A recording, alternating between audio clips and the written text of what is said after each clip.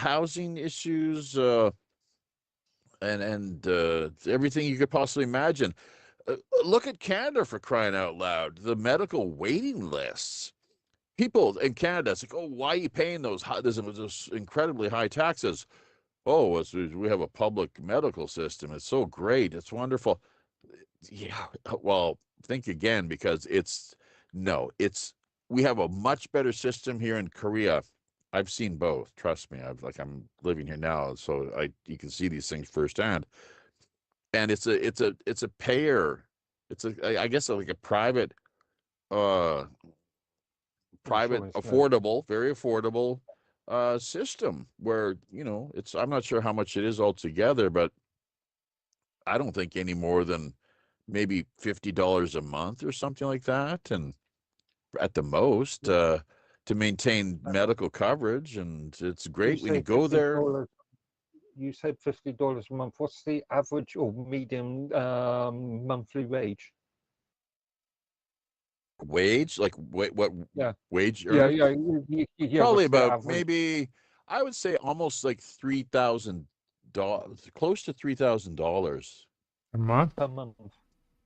That's in Korea. That's the average, I think. Yeah. for like a Uh, paycheck or a Not month. not for me. I've just recently been working on getting my act back together, and in back on track.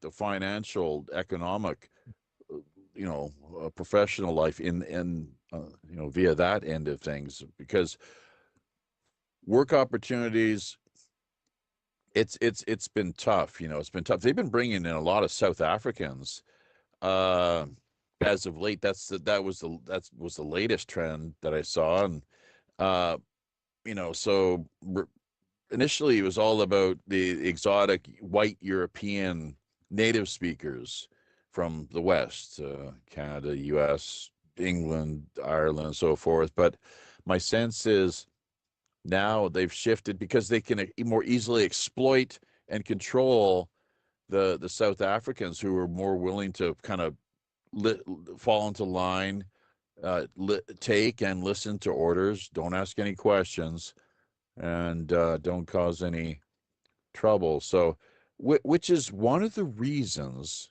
Speaking of which, interestingly, now South Africa is a different context, obviously, but back in America, when it comes to Black American populations and white Europeans, they ask too many questions, and they Hmm. are more of a tendency to stand up and to rebel, to push back, That's why and we're the to fight. greatest. That's why we're the greatest nation in the world. And that's why those populations, that demographic, was targeted under the scamdemic. It should come as Hmm. That's what I would argue, and it should come as no surprise. People should not be mystified or shocked or surprised by the fact that that was the case. The Han Chinese, and Robert said what he did, but I think it's important to take a closer look and not get so, because that's just a snapshot of what he's talking about. You break it down, though, the actual demographic. He said it himself, according to the Cleveland College study, that it was the Han Chinese, of which in Korea they're called Hanguk. That's the tires. Have you ever seen the Hanguk tires? So, and they're the gooks. These are the real gook. yeah, I married a gook. You know, yeah. Huh. my wife is a gook. You like that one, Mark? He's not even from the United I States, don't know, man. man. He's No like, comment. he Oh, he well, just, I'm a No comment. Canuck. I'm a Canuck. She's a Gook. You guys are like, you're Yankees and Limeys, and what other names can we call people? All I just call in him, good I fun. just call him Brits. Like they're, and He's like an I was Aussie. saying about the United Big States being deal. like the greatest nation in the world. Like England is like the most What does that even mean? Right. England is like so submissive, dude. Like their people just lay down and listen to what That's well, yeah. That's not Well, there's a completely lot of silly. protests, so they have a lot of public demonstrations in come the on, dude. UK. I mean, seriously, like No, today they freaking they no. get permits to walk down a road and stuff. Like protests today aren't even real. You know what I There are mean? well, look at the Muslim population going out. Got to have their public, the public prayers, like in the middle of the highway or in a shopping mall or wherever, and got to be in some big open public space that they can invade and take over. Of course, that's all part of the whole strategy. The Hydra, as it is known, as they disperse and the diaspora spread their virus and their toxic Well, religious they have to ideology. they have to get approval from the city before they can do that, though. You know that, right? Well, I don't know if they're either the city council people are either Muslim or Freemasons. It's You can ridiculous. bet they'll let it happen. I can guarantee you, and that's So, what we're seeing. Roger, what's the case in America? Do you not have to apply to have a See, back in protest here in the Australia? Probably in England too. The organisers have to apply for permits and crap. Is that not the case in America? the case is in the '60s, man, they didn't fill out no damn permits. You freaking went out there, you What took about now? And then they this is ask you, who's your leader? Who's organized this? Who's your leader? The real secret to that is there is no leader. you know what We're just- you because they want the leader. you expect when you go to a protest in the '60s and the '70s, you expected the police to do nothing less than beat you in the head with a freaking ice stick. That was expected. What's it like today, though? Do people You go to ask get for permits? permissions. You ask for permission from the same Yeah, people ask that for you're permission. protecting. So, You know, I mean, Right. you're protesting, but you're asking permission to protest. That's ridiculous. yeah. You know, It's it's oxymoron, is that the word? Yeah, but organized. you didn't want, let's say, if you're going to protest and you don't want cars knocking you over, you don't, What's a you pro want some form of health and safety, you want security, you want. or whatever? I mean, come on. If you're gonna do it right. You need to be out there busting up some cars and getting into riots and having cops I beat do you not, and water condone- hoses everywhere, dude. You remember the good I old do not days? condone Yeah, don't violence. agree with violence. You know, I they do not hit you condone with the fire hydrant, man. Get back, get back. They didn't have rubber bullets back then. They just shoot you. Sorry. We got a yeah, great point, Roger. We got a question via the Peanut Gallery. This is largely for Alan, actually. Any thoughts regarding the Australia's National Socialist Thomas Sewell? Oh yeah. Any thoughts regarding? Is I this the new second prime that. minister? No, he's not the prime minister. I haven't heard a lot about him, I must admit. But What is he yeah, then? He's some sort of activist, I think. I'm Oh, not sure. a party leader? What was the name again? Something Sewell. Thomas Sewell or Sowell. Sewell. Yeah. SEW, like you do. So Yeah, Sewell. L, yeah, Sewell, yeah. Look him up. Give me a minute. I'll fucking look it up and I'll Oh, refresh. oh, Yeah. another 10 doubloons. I think it's about 30 now. So I I'm know. not sure how many more belts we're going to be expecting you to send us this Christmas, Yeah, I've belt or people out as t-shirts. well. You can at least buy at least a couple t-shirts. I tell you, it's nearly time I bought another coffee cup, and I'll buy a shirt too. How about that? You get what, and via galacticfire.com. Yeah. And you know what? Here's another thing, Alan. Challenge others out there. You can promote it like during the upcoming Operation Secret Santa campaign. Hold it up and show it on camera. Challenge others to meet or beat your purchase and pledge, and show them how great the product is we have to offer, what the price is, what you paid for, quality, how long it took for shipping, and so forth. That'd be cool. What was that name again? Sorry to Thomas again. Sewell or Sewell. Sure. SEW. Tony, thank you. I can give you a little heads up on him if you want to know a little bit. By the way, where's What DK this week? I miss him. Well, maybe you should send him an invite. Oh, geez, no. I mean, if you guys, He's got a simmer too many F bombs. Like every time, it's like he's up and he's down, he's up and he's down, and he kind of cools down and chills out, and then suddenly he just loses his shit. So Well, do you want me to tell you Yeah. about Thomas Sewell? Yeah. Yeah, that's what. Yeah, that's Yeah, it's I a found super yeah, chat, it's super his chat, Google page. courtesy of So Zane Ivy. This is yeah, why we have our this is from YouTube was demonetized. yeah. Anyway, Thomas Sewell was born in 1993 in New Zealand. He's an Australian neo-Nazi activist and convicted criminal, known for his Boy. far-leaning right extremist groups and engaging in violent criminal conduct. He holds dual citizenship and moved to Australia as a child, intending, so that's apparently what Mr. Sewell's about. But I have Is it, actually seen some of his videos in the past, and yeah, he's quite an intelligent fellow. well, Hitler was no dummy. You know, No, might have been crazy, but he was no dummy. Yeah, well, crazy means different things to different people. That's right. No, that's true. Yeah. What I'm curious to know, though, probably more than anything, is why Zane asked us that exactly. That why he's so. Well, he's making Curious. claims. Thomas Sewell is making claims. He's saying that they're close to forming a political party in Australia. Oh, Well, yeah. Well, I don't really support political parties generally, but I think why not? Let's have a bit more diversity in there, or a bit more. Well, they're obviously sticking up for nationalism type issues, and which are real issues. and where does the And socialism? Where does that angle? How does that figure into the I picture? don't know.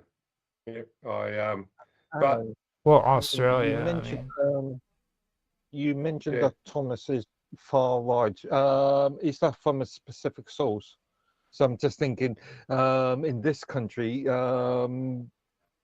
the mainstream calls Tommy Robson far right, but that's a very arguable point. well, Robinson it's is totally pro-Israel. it's straight up news media too. So I mean, even there, you can't really take things at face value. Like from what Yeah. I've been hearing, it's mostly been like a lot of the liberal, and there's a lot of liberal news media in Australia that I've run into. So even the ones that claim to be like conservative are really liberal on a lot of things. Sky News Australia, they're good in some ways, but they're so far up the collective Zionist butthole. It's not even funny. they It's all just are. it's They all are. terrible. Fox News. I don't know if CNN is so much, but Fox Yes, they definitely. are. I mean, what do you got? G&B in the UK, they are so pro-Zionist. They're like, oh, how can anyone question the genocide? This isn't a genocide. This is, everything they're doing is, so this it's completely justified, and Well, there's no reason you should worry about this. Let them as do what they as want. you may have realised, I don't necessarily agree with you on that point. What point exactly are we talking about? The so-called Mark? genocide of Oh, Palestinians. I mean, well, Israelis are Palestinians too, Well, Canaanites. Israel, yeah.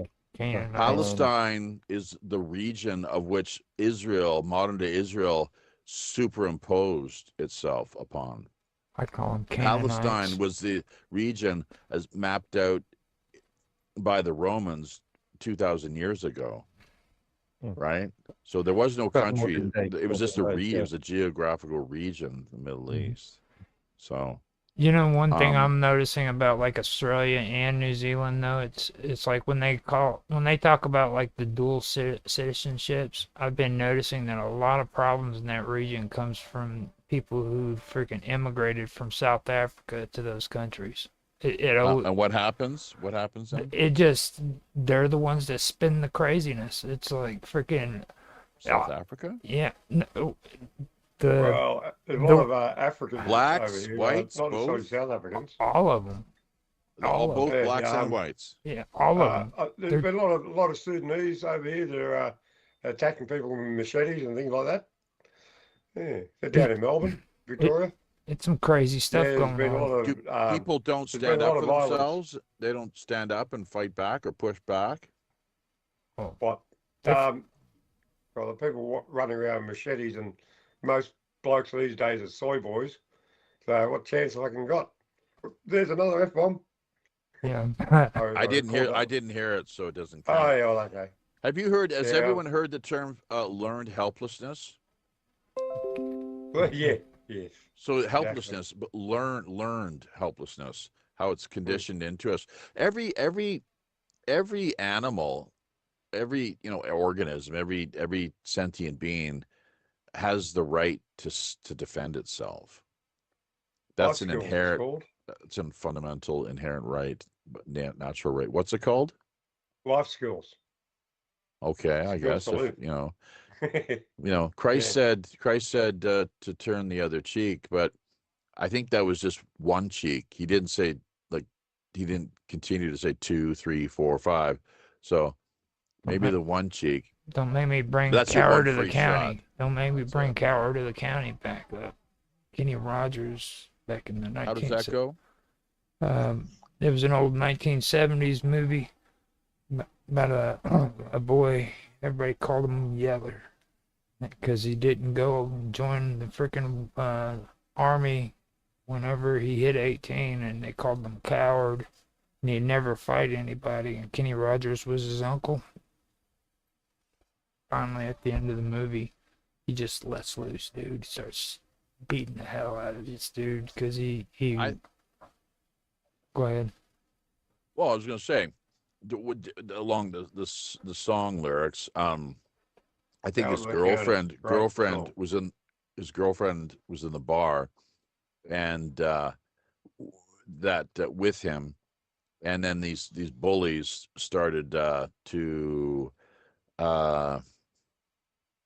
they started to basically lay into her and hit on her and start to be abusive towards her. Tommy, I think his name was Tommy. Yeah. You could hear a pin drop when Tommy stopped to lock the door. That's right.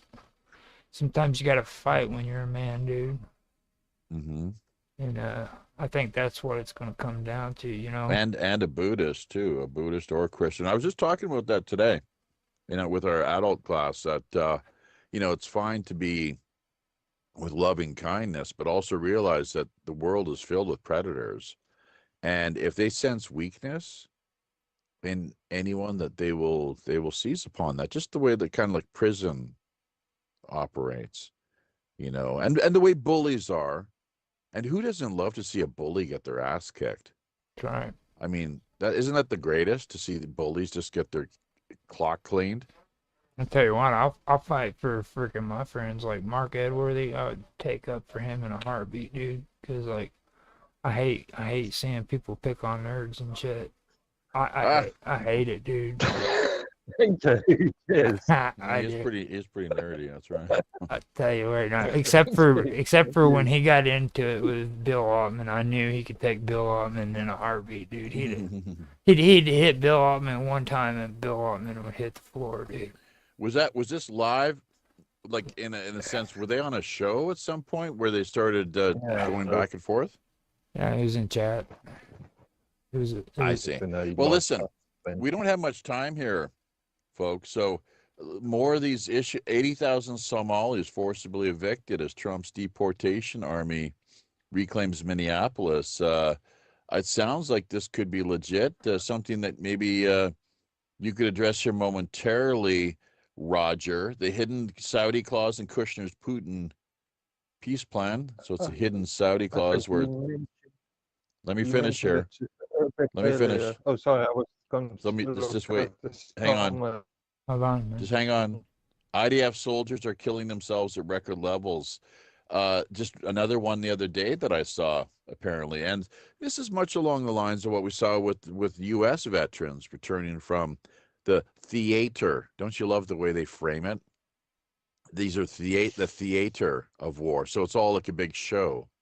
Bloody, murderous show where you come back, and a lot of times you're suffering from PTSD. People, they crack up, they break down, they can't handle it. So Barack Obama, what's he doing in London? It seems like he's not spending too much time in America for some reason, and you can Can read I that read that one there. out, Terry? Well, hang on. We'll come back to that in just a moment. But also the slave Yeah. trade. So, and Nikki Swift on the tragic details about the cast of Storage Wars for anyone. It's kind of an offbeat story for anyone that follows that so-called reality TV show. It's kind of a cool show. I get a kick out of it. But what else that we missed here? We did cover a fair deal. What I like to revisit here because we didn't address it is the bombshell discovered in Egypt, the Yeah, that was interesting. Giza plateau and the pyramid of Khafre. Let's not forget about that. That's pretty profound stuff. The big major police walkout, that seems to be legit, actually. Dickhead Starmer, he's a Fabian socialist, obviously, among other things. Call him what you like. That's a reasonable label. And Israeli conference, treat U.S. enemies like Gazans or Charlie Kirk and just shoot them in the head. Anyone who criticizes. So 1,000 U.S. pastors just got recruited by Israel. What's going on? So they're basically paying them, buying them off, saying, hey, if you come out as a pro-Israel Zionist, we'll make it worth your while. Wink, wink, nudge, nudge. Now, you were talking earlier about, I think, billionaires and whatnot. Mark, Tony, and the Prime Minister's Tony Blair and Israel's favorite billionaire, Oracle's Larry Ellison. I really hadn't paid much attention to this guy. I'd heard his name in the past, but he looks kind of creepy. He's got a real creepy vibe. World's second wealthiest man, on the planet, basically, is what we're looking at there. So the story goes, but then again, it's like, come on, you got the Rothschilds, obviously, and there's so much more in the way of deep, dark money and old money out of Europe. The various bloodlines and families, they keep it well hidden. So Israel's Jews, Prime Minister admits Jews didn't originally come from Israel. Yeah, this is something that That's Robert surprising. Morningstar has addressed. Abraham out of your Mesopotamia people, hello, Iraq, and also yeah, especially out of the Middle East and Mesopotamia, Israel, modern day Israel, especially if they were among the multitude of 8th century converts, the Ashkenazi Jews. They're religious converts. Look it up, folks, out of the Eastern Europe. That's the deal. Mongol Turkish is kind of how the story goes, if you can believe that, and very non-Semitic, and which reminds me endlessly when I hear that nonsense, Semitic this, Semitic that. Why play the race card? Aren't these people the same ones who are constantly whining about people? Like, they do it. Like, you're being racist, but we can be racist, so we're going to play the race card. The whole Semitic, not that tar baby. And it's just meaningless, utterly meaningless. It's just so vague. It means nothing. It's a, I don't know what you call it, paper tiger, what have you. This jerk too is the real muppet, and I'm trying to be as polite as possible here. People can make of it what they choose to, but Stefan Guilbeault resigning now, and he'll probably end up leaving Canada too, as Trudeau, I guess, now has all the rats jumping ship. Former Deputy Prime Minister Christina Freeland, I think her name is, and she's totally in tight with the Ukraine government and high roller insiders, people like Zelensky's left and right hand uh, men and cabinet, and I don't know if you guys heard about this or not, but she probably, this part you didn't. She was photographed with these crooks right before, just within a week or so of their offices being raided by Ukraine's anti-corruption squad. Because you think about it, there's been countless billions of dollars that have passed through their hands, And where's it all gone to? Where's it ended up? I mean, holy Khazarian mafia, Batman. And yes, stand down order with the Jasper Fires here with this Stefan Gabot dickhead. Just a total traitor, just an awful piece of work. So there were firefighters and equipment at the ready, choppers, helicopters, they were standing by.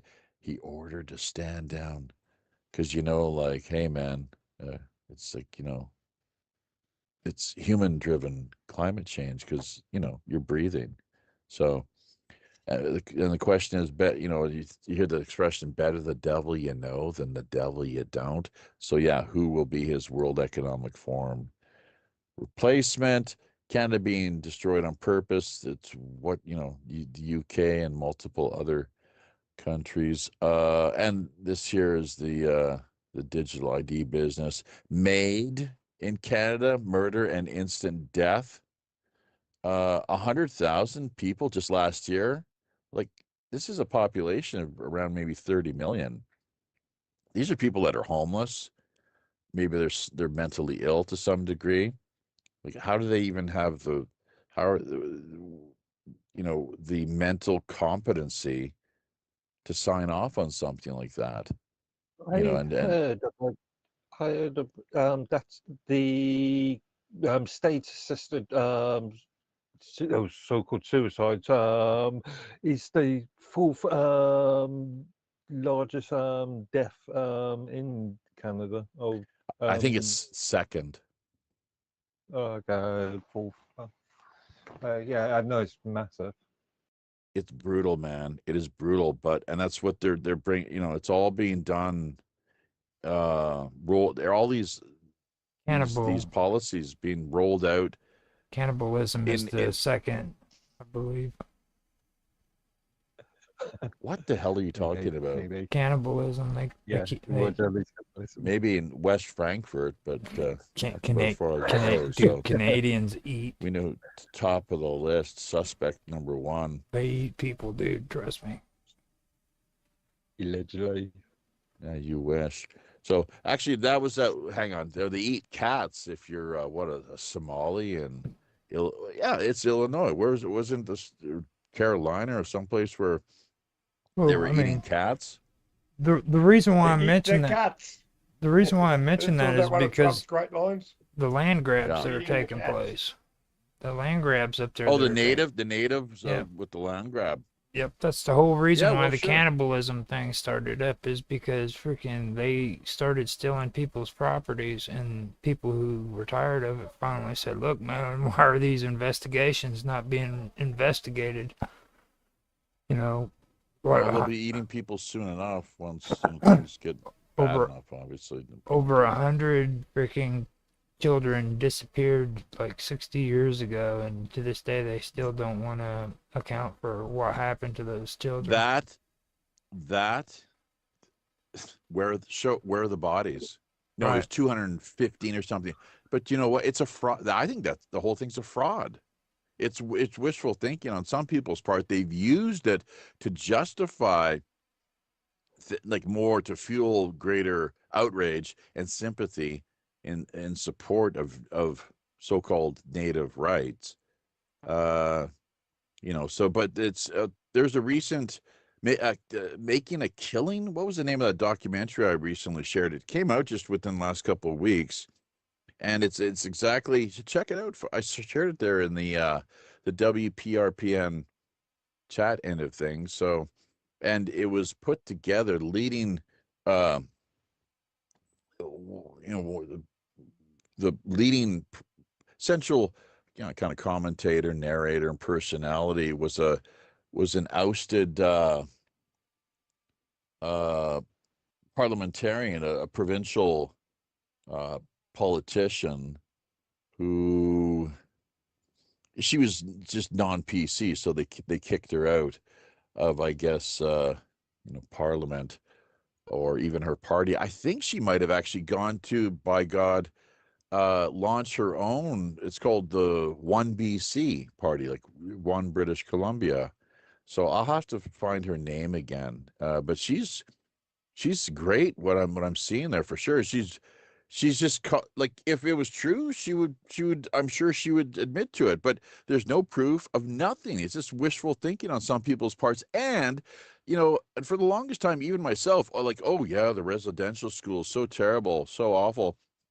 And I'm sure there was some like abuse, sexual abuse or what have you, took place. Remember, straps, if you got a line, straps where everyone was being strapped back in that day, right? But off the reserve, off the reserve, natives were actually healthier and happier because of all the problems there were on the reserves with health issues, tuberculosis, and alcohol, of course, and you want to talk sexual abuse? Well, yeah, get on the reserves themselves. Look no further. So there are, and these are natives who are stating for their own part that their memories of residential schools, by and large, are quite positive.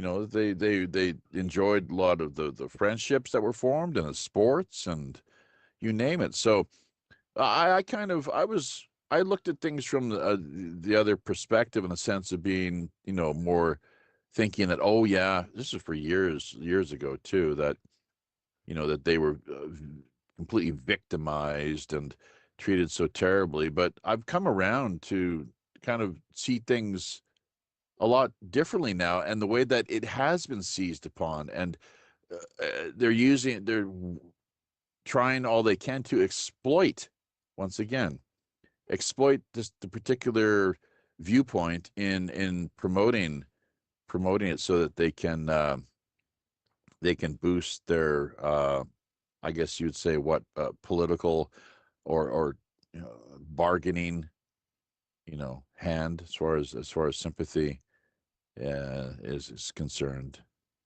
So if people kind of are able to get the drift of what that entails. But yeah, making a killing. I'll try to track the link down here. Someone else want to? Mark, did you have something that you were going to add to either that or something earlier? A point where I was Oh, going to try to. You didn't. Yeah, you uh, completely forgot. So, but yeah, anyways, it yeah. was the House of Lords issue that you mentioned. Mm, mm-hmm. Um, for a long time, good 10, 15 years, 20 years now, there's been an argument about disbanding the House of Lords in this country because of the so-called, it's not democratic, which I consider to be an irrelevance anyway, because ideally the House of Lords should be manned by people that are experts in the fields. So it's fairly relevant if it's democratically elected or not. But the idea that's been floated about recently is to remove any peer hereditary peers, and to man it with this Labour sort of lackeys, if you like. Yeah, and Political so there is appointments. no. That's the way it's been done. In Canada, they're doing the same thing with the Senate, which is it's another um, it's another chamber, I guess, in as far as the parliamentary system is concerned. And rarely does this, like, I think essentially the Senate is Canada's equivalent to the House of Lords. Yeah. It's like said to be like the conscience of the nation at the highest level. But how often Who appoints the do they ever representatives, though? well, Okay, I'm not sure how it was done back in the day. If they were there, it should be done, you would think, on a elected basis, nope. but it's not. It's all political appointees, much in the way, even look at a U.S. Supreme Court, right? It's like, Hmm. and lower circuit, Yep. lower circuit, judicial appointees too. So that is a problem where, because then it's like political allegiances and loyalty. unfortunately. How can you expect justice when that's when that's the case? Justice is blind. Apparently, I'm not sure blind so much as it is just it's really it's partisan, clearly. So I'm resharing. By the way, keep an eye on the chat end of things. I'm resharing things here as far as the protests that recently occurred in the University of Victoria campus, a place where actually I attended back in the day. It was it's a lot of great memories looking back, just beautiful, so many fronts, sex, drugs, rock and roll. And well, you have to study a little bit too, I guess. Get your degree and then off later to Nanaimo. But and there'll be 2 links, so keep an eye out for that. And you can follow up on things if you want, folks. Alan, you had your hand up. Have at it, my friend. Jump in there. Have your say. Yeah, sorry, mate. I was busy doing something. Forgot what I was about to say, actually. So. Oh, have Okay. another. Yeah, just want to crack another brewski, I guess. Say quaff I've had back my last one for another. the day. Oh, you know more, eh? You all done? Well, thanks for having me on the show again, Jeffy. You taking off? Yeah. Well, show's just about over. I've got things to do. So yeah, thank you very much again. But yeah, well, Things more important than these freedom fueled truth bombs that we are so dedicated in broadcasting to the world. I mean, come on, what is it? Some bird that you're Cutting into cozying up to there. You heard him no, earlier. no. You heard him earlier. You're cutting into his drinking time, dude. Oh, No, actually, that's what I see. What he's saying. It's dinner time, and I gotta go cook something to eat. Have He- something to eat. Then I go to bed. Go to work. It's time of day type I thing, guess. you I know? guess. Well, that's a reasonable enough. That's an excuse. Yeah. So I'm just another slave. Yeah. Ooh, Well, love that's you. true. People say, "Oh, yeah, slavery ended a long time ago." Bullshit. We are all tax slaves. The way they got the system set up, the economy, devaluation of the currency, just endless. It's a total just racket. So, but let's hear your contact information. Let's get you back on. We'll get you back Okay. on the camera there one last time as well too. So, stand by, folks. That beautiful mug of yours, a beautiful pirate mug. Yeah. Well, it's sexy. Look at been a that bit chest, thing. that man hair, and the Karma, moves. We almost like a little, Karma some boob action loves you, Yeah, dude. Jeffy's going back to the gutter as usual. Uh-huh. Oh, you're stuck on these Anyway. ships out at sea for so long. You not much other. I too much. have a channel on YouTube called Amos 777. I do occasional news shows and whatever other videos I find. I went for a walk through the Australian bush the other day. Took my camera, filmed the walk, beautiful walk, and then that's going to be featured in my next show. Cool. Amos 777 coming up probably Sunday. Something like that. Now, okay, 2 things. What did you find? And secondly, well, damn it, we had such a great time. What did you find with your little walkabout? And secondly, we had I thought we had a great time. There's the 3 of us, you, me, and DK. Yeah. If we could try through some, and with you, it's your show. So then I think that's a good dynamic where it kind of balances Yeah, we'll things do out. that. We'll do that this Sunday. Well, Sunday. Okay, maybe It'd have to be in the afternoon, later in the afternoon, about 2:00 my time or so, because I'm doing a market in the morning. I'm selling sourdough and leather belts at a local market. Oh, cool. That's up until midday. All right. I could do the show from the market, couldn't I? There you go. Now you're thinking. That'd be great. And I'll tell you what, Monday here, because we share the same Monday, you and I, back in the Americas, of course, it's a Sunday, but we could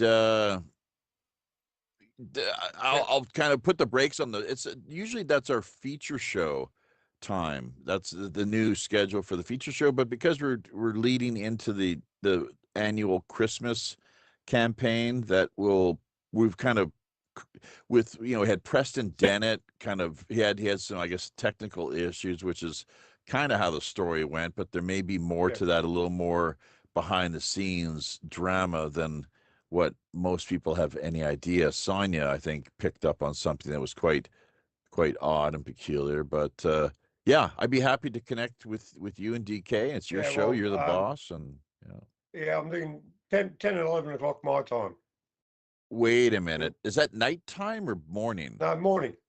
Shit. It'd be Hang like, on. No. That's it's, like, dude, you'd that's have like to get up when the sun 7. gets up. Is that 7? I have been getting up earlier because of the new work schedule. So I just Yeah, well, my internal clock, it's like up at 8 basically. It's fine. I used to tree plant, so hell, we're up at 5. Back way back when, camp life. yeah. Now are we I 2 finish hours? work 2 about hours? 5, 6. Are you usually Sorry? up at that time for your bakery job? Yeah, well, I start work at 11 o'clock at night and I work Right. through till about 7 o'clock in the morning. So what kind of a time difference then between South Korea and Australia? Is it 2 or 3 hours? 2 hours. You're 2 hours behind. All right. Yeah. Good for you. Good. There you go. You got it nailed And New down. Zealand's 2 hours ahead. Okay, so if you're 10, that's 8 o'clock for us. Yeah. Okay. Yeah.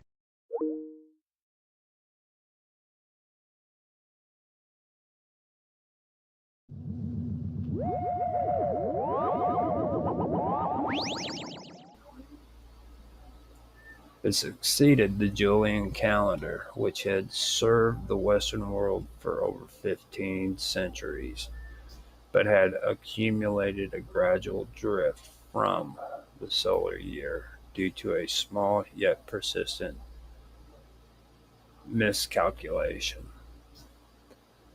The Gregorian reform sought to correct this misalignment and refine the structure of leap years, leading to the calendar that governs civil and religious life in much of the of the globe today. To understand the significance of the Gregorian calendar, one must first consider the context of the Julian system.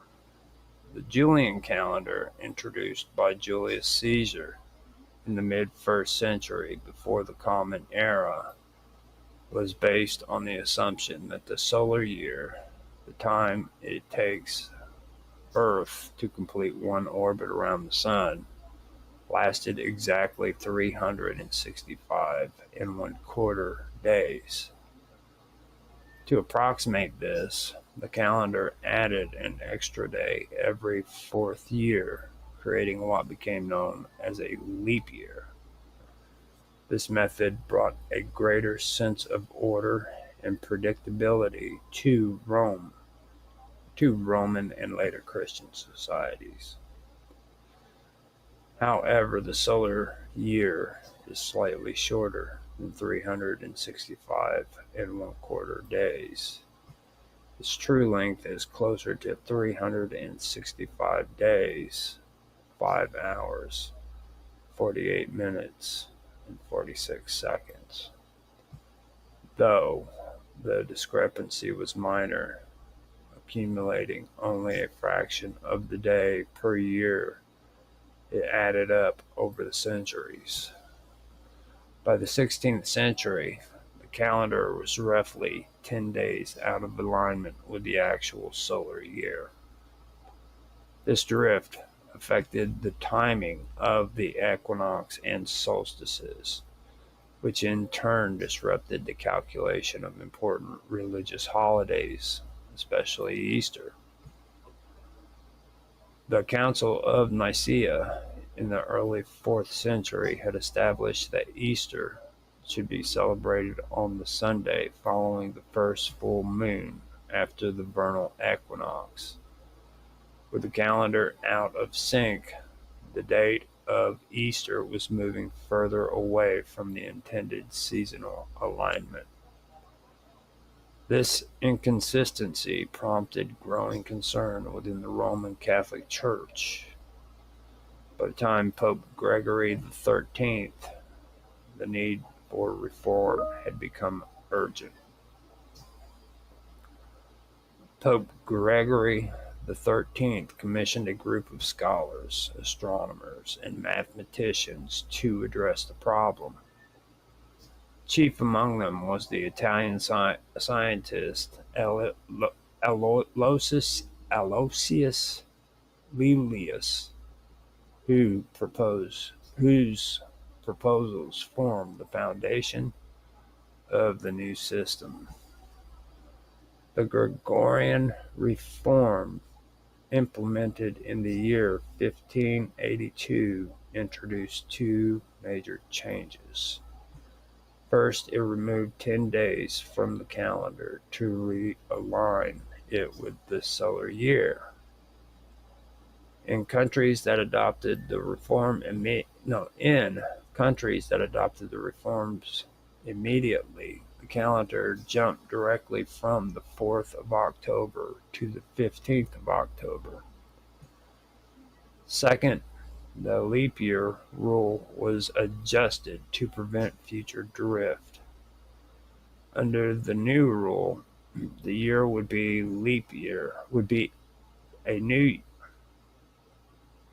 under the new rule, a year would be a leap year if divisible by 4, except for years rule except for years divisible by 100, unless also divisible by 400. This modification eliminated 3 leap years every 4 centuries, bringing the average year length closer to the actual solar year. The implementation of the Gregorian calendar began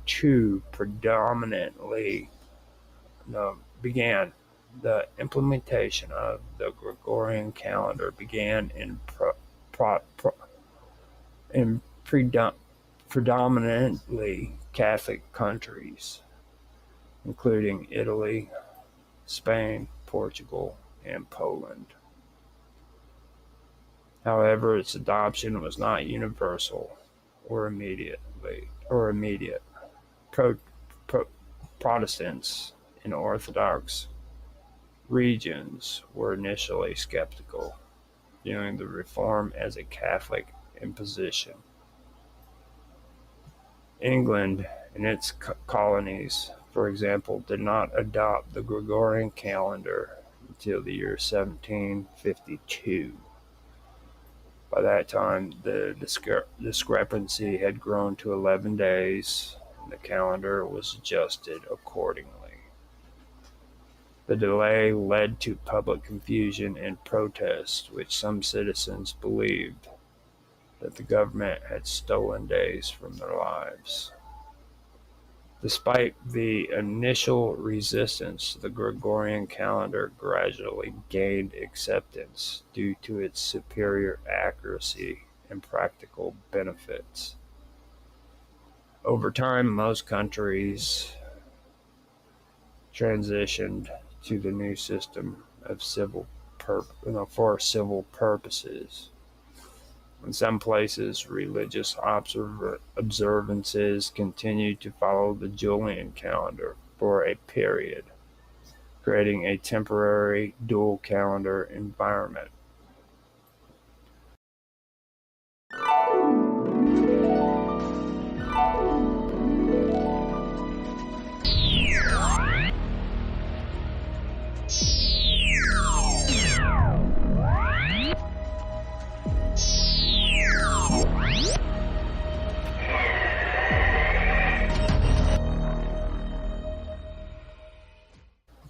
Eventually, even more Eastern Orthodox churches adopted the Gregorian calendar for fixed date celebrations, which retained the Julian calendar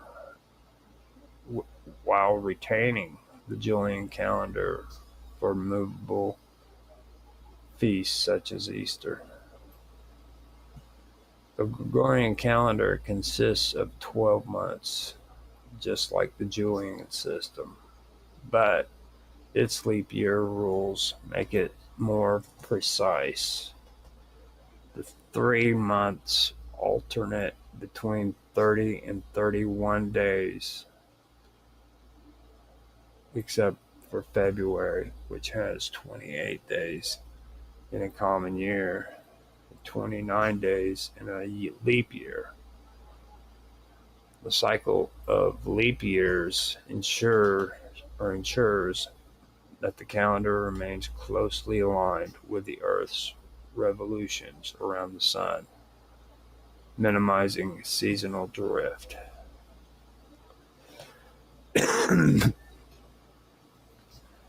Beyond its technical improvements, the Gregorian calendar had far-reaching cultural, political, and religious consequences. Its adoption facilitated international coordination, standardization of dates, and the development of modern historical chronology.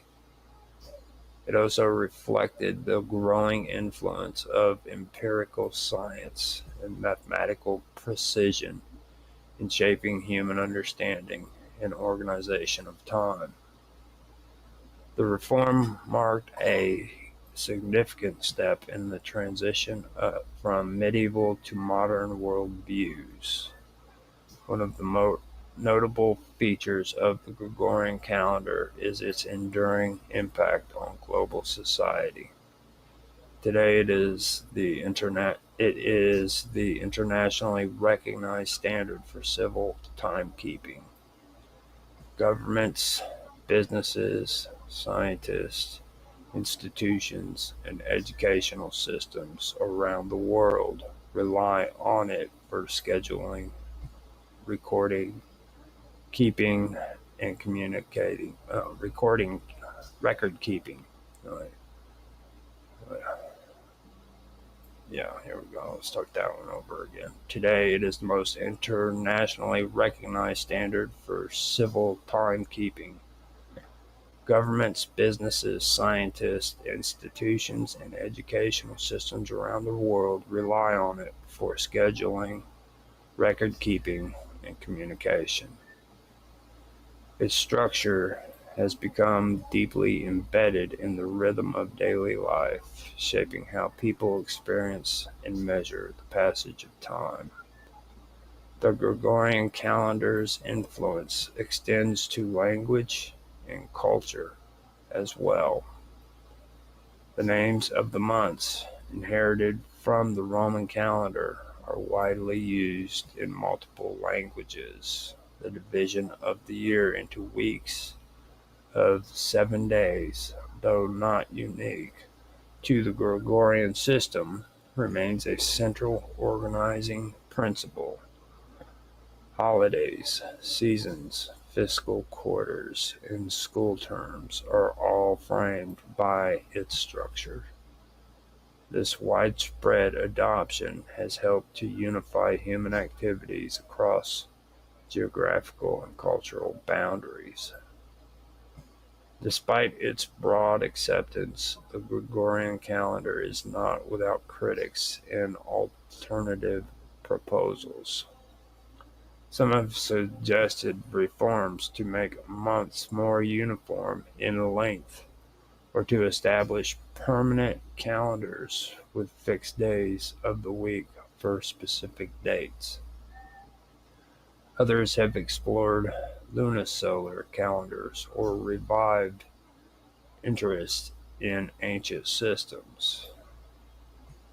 However, the entrenchment of the Gregorian calendar in global infrastructure has made such changes unlikely. The cost and complexity of transition to a new calendar system would be immense. Religious and cultural groups that maintain alternative calendars continue to observe their own timekeeping systems alongside the Gregorian calendar. The Islamic calendar, based on lunar cycles, and the Hebrew calendar, which is lunisolar, are also prominent examples. These calendars play vital roles in the spiritual and communal lives of their adherents, guiding rituals, festivals, and historical commemorations. In many cases, these systems coexist with the Gregorian calendar, illustrating the diversity of temporal frameworks in human society. Success of the Gregorian calendar lies in its balance of astronomical occurrences.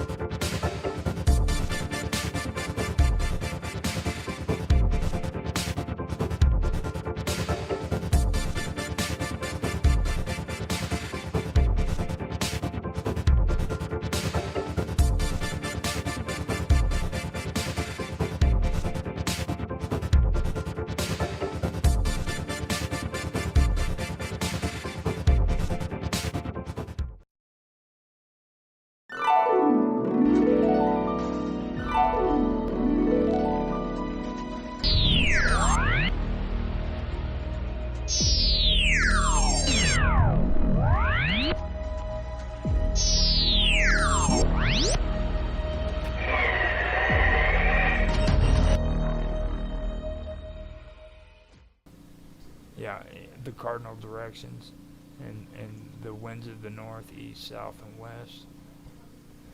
You know, we'll get into the good stuff because this is the direction, like I said, that I wanted to go with this. And I didn't really want to get into the Canaanite stuff because that gets more down into the religions. But I'm glad I did that because I was able to cover the Amorites with Tan. You know what I mean? Okay. And there's still some more stuff I want to cover with that because I'm kind of confused between like the Jewish stories concerning the Amorites is that they defeated the Amorites and they were vanquished and all this, but in other literatures it says that the Amorites were the ones who built Babylon. You know, so So I want to get a little bit more into that and see where that goes too. So now let me go ahead and finish this reading, and then I will end it and everything. So now in Greek literature, Eos is presented as a daughter of the Titans Hyperion and Thea,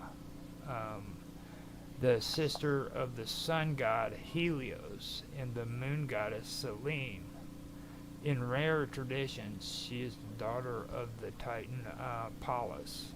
Each day she drives her two-horse chariot, heralding the breaking of the new day and her brother's arrival. Thus, her most common epithet of the goddess in the Homeric epics is Rhododactylus, or rosy-fingered, a reference to the sky's colors at dawn, and Erigenia, early born, although primarily associated with the dawn and early morning. Sometimes Aias would accompany Helios for the entire duration of his journey, and thus she is ever seen during dusk, which that's pretty cool actually. That is kind of cool if you stop and think about it, because she's supposed to be the early morning when the sun comes up, the sunrise. You know what I mean? But could you imagine accompanying the sun all day long, the sunrise, where just it would feel like an entire morning, the whole day, when you first woke up? That would be. Don't know. Very rarely see the born end these days. Well, like think about it like this: when you were a child, do you remember those mornings where you woke up and it just looked beautiful out? When it was just like in the spring or something, and you went out and sat on your porch, Mm. and it was that beautiful morning. You know what I mean? That's kind of what sticks out to Yeah. me. Yeah. So that's kind of cool. When I was reading that, that's what I was thinking of at the time. So now, Aias fell in love with the mortal men. No, fell in love with mortal men several times, and would abduct them in similar manner to how male gods did mortal women. Her most notable mortal lover is the Trojan prince uh, Tithonus, for whom she ensured the gift of immortality, but not eternal youth, leading to him aging without dying for an eternity. In another story, she carried off an Athenian Cephalus against his will, but eventually let him go, for he ardently wished to be returned to his wife, though not before she denigrated her, not before she denigrated her to him, leading to the couple parting ways. Now, what the heck does that mean? Denigrated her to him, though not before she denigrated. Den- You're good with den- words. Denigrator is the Yeah. Before she. judge. Drove. Oh, she Drove. she had her way with him. She, I think. she, Yeah, in this context. she must have had her way with him, leading to the couple parting ways. Several other lovers and romances with both mortal men and gods were attributed to the goddess by various poets throughout the centuries. Aias figures in many works of ancient literature and poetry, but despite her Proto-Indo-European origins, there is very little evidence of Aias having received any cult or being the center of worship during classical times, which I can understand. Like, I mean, Actually, going back to that term denigrated, I'm thinking of the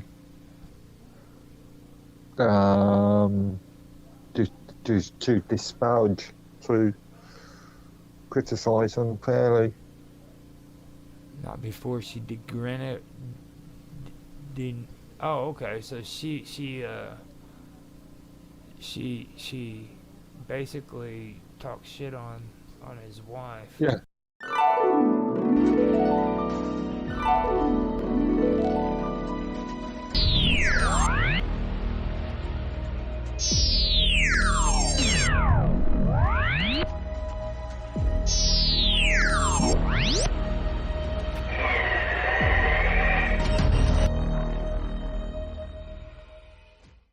In effect, yeah. To him.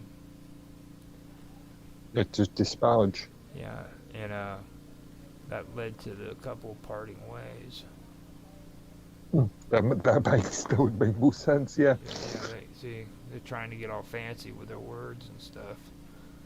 That's what the problem is with a lot of these people, man. You got to deal with all these smart people trying to come up with complicated words, and they need to stop that. It's bad enough that we have to read freaking Greek mythology and all these Greek words, you know, like Cephalus. As you keep reminding me, you don't do big words. Yeah, it's like, God, man. Like, Aias is EOS, you know what I mean? That's it. It's good. But what do you have to, why do you have to come up with all these crazy stuff like Tithonus? You know, come on, dude, seriously? So that is all I'm going to read on that, and then I'll get to the Anemoi, and I think that's going to be good, because those are wind gods, and we can get into like the cardinal directions and stuff of that nature, and start talking about the good stuff that I wanted to get into before and go that direction. And plus, I want to get deeper into things and start talking about the Indo-European languages, things of that nature. Okay. So it's going to be a little bit more interesting, or hopefully it is. I don't know how you are, but I know you're into like terms of services and stuff like that. So this might actually be pretty exciting for you. We can speak. So yeah, this episode's just more of a sort of foundational episode. Yeah. Well, it's history, okay. This is more about like a lot of things that are misunderstood about the mysteries that went on back then and what people believed. Like I was talking earlier about like mountain worshippers, and here before long, once I get through this part and we start talking about the cardinal directions and the cardinal winds, you'll start hearing about these gods and these deities that were worshipped, okay, and a lot of them were affiliated with mountains, and this was a form of mountain worshiping that took place, and you'll start seeing connections with that, and even how the Jewish used a form of mountain worshiping too, like when Moses went up on the mountain to receive the 12 commandments. Okay, that's real powerful mountain worship right there. And a lot of people aren't even aware of it. You know, so it's really an interesting way of looking at it.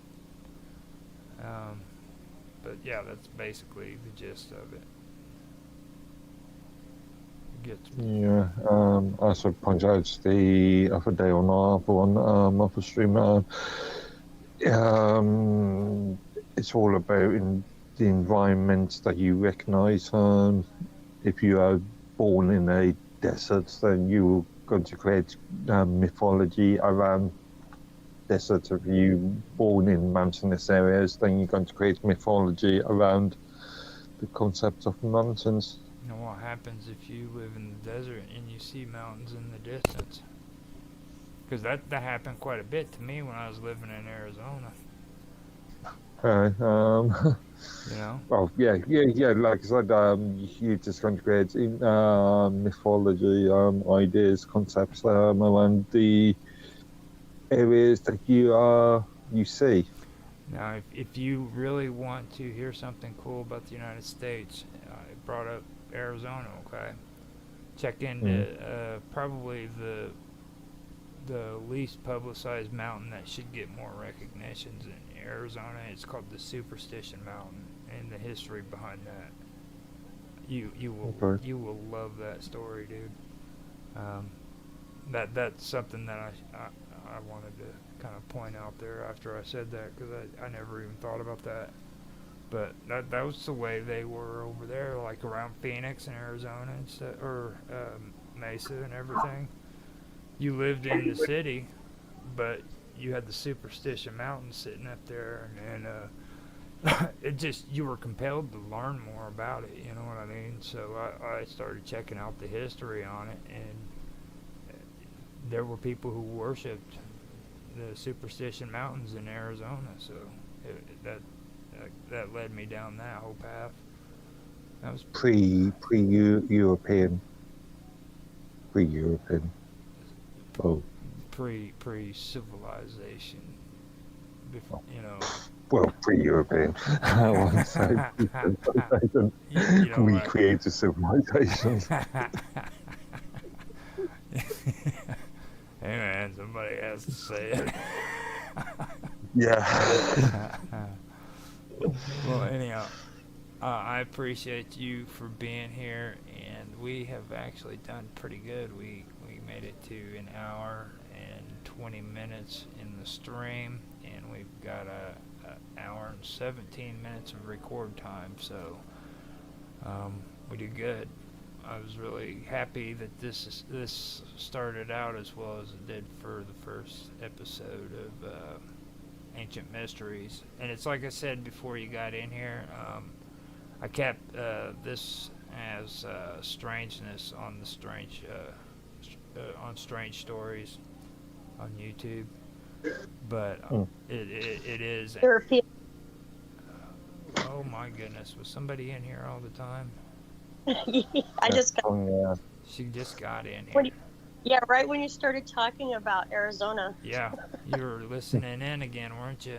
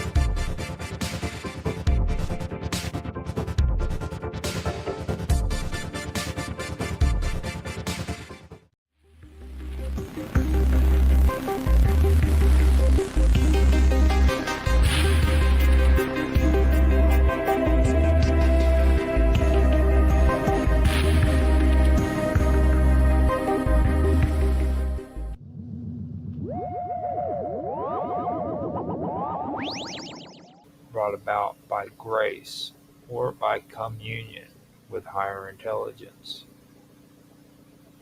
The alchemist was therefore expected to cultivate a state of humility, discipline, and moral purity to become a worthy vessel for this higher knowledge. This guidance was sometimes described as coming in dreams, visions, or moments of intense contemplation, often interpreted as messages from divine sources.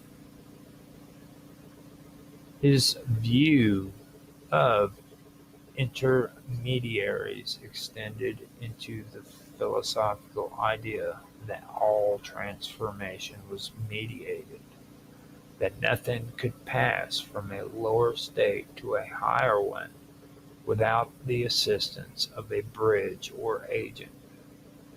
Just as fire transforms matter or the sun nourishes life on earth, divine intermediaries were thought to act as metaphysical bridges, allowing the spiritual and the material to interact.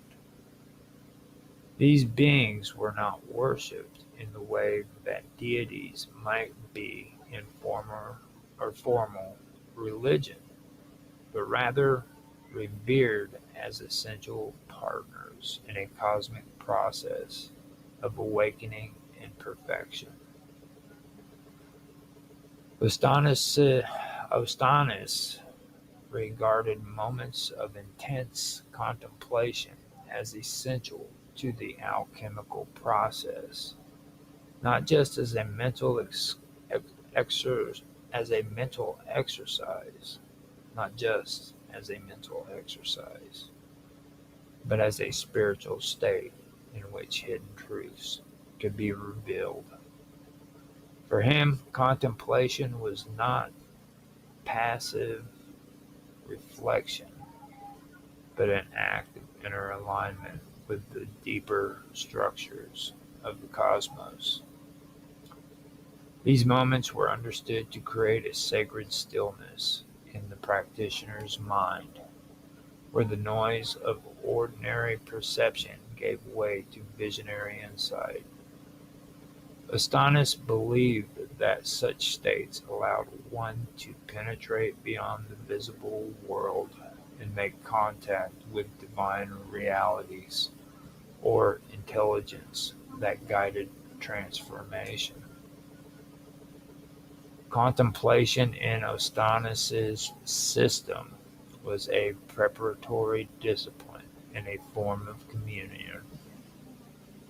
The alchemists would isolate themselves, sometimes fasting or engaging in ritual purification, and enter a meditative or trance-like state.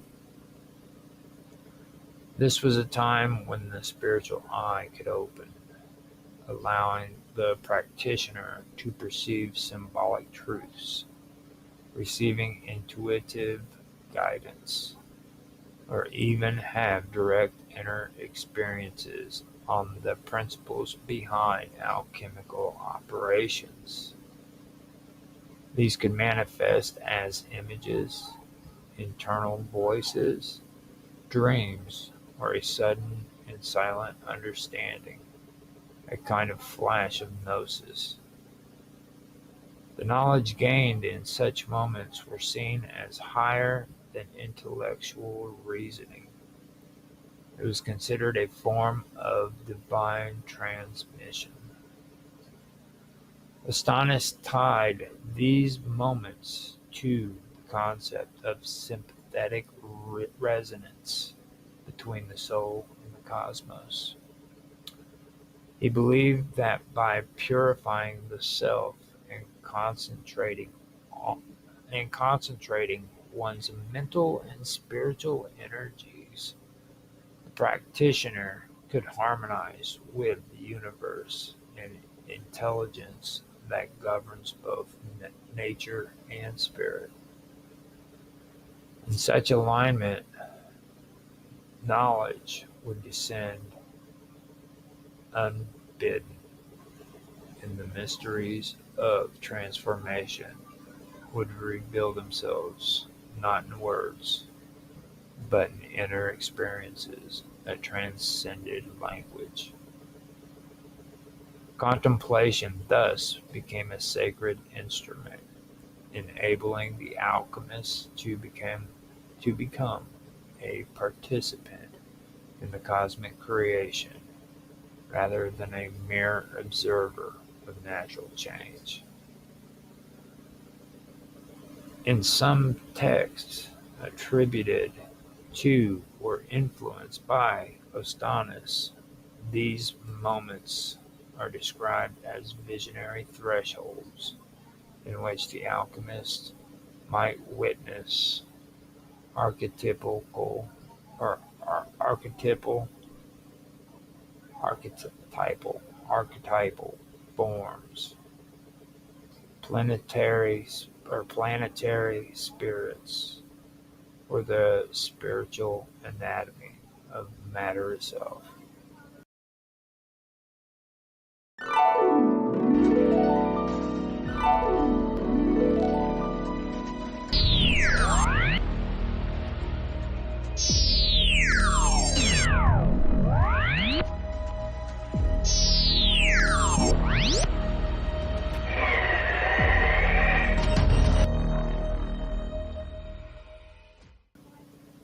They were not just seen as hallucinations, but as true insights into the metaphysical structure of reality. Importantly, Astonis emphasized that such visions could only occur to one properly prepared through ethical living, humility, ritual discipline, and sincere devotion. Contemplation, then, was both a gift and a skill, cultivated through deliberate practice, but ultimately bestowed by the divine in response to inner readiness. Through this emphasis of contemplation states,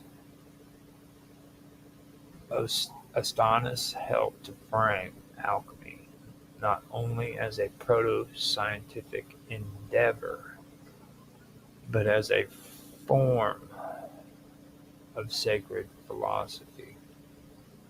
These moments of intense inner focus were were the portals through which the unseen could inform the seen, where the higher worlds could impress their order on the lower, and where the alchemists could glimpse the divine architecture behind all transformations. Astonis taught that all transformations, rather in nature, the human soul, or in the laboratory, required a mediated principle. He believed that nothing could shift from a lower to a higher state on its own. There always had to be an intermediary, a bridge, agent, or channel through which the energies of transformation could pass. This principle applied equally to physical substances undergoing refinement, to the soul seeking spiritual ascent, and to the cosmos itself, where celestial forces govern change and growth in the natural world through layered systems of influence. In alchemical terms, Astonis suggested that base metals could not become noble without the presence of a transforming agent. This could be a substance like mercury, or a secret compound that carried within it the essence of both the fixed and the volatile, the material and the ethereal. This agent was not merely a chemical catalyst in the modern sense, but a sacred substance that embodied the mediating principle between opposites. Its role was to harmonize, bridge, and unify elements that otherwise resisted combination. This echoes the belief that divine order what must be invoked to bring harmony out of chaos.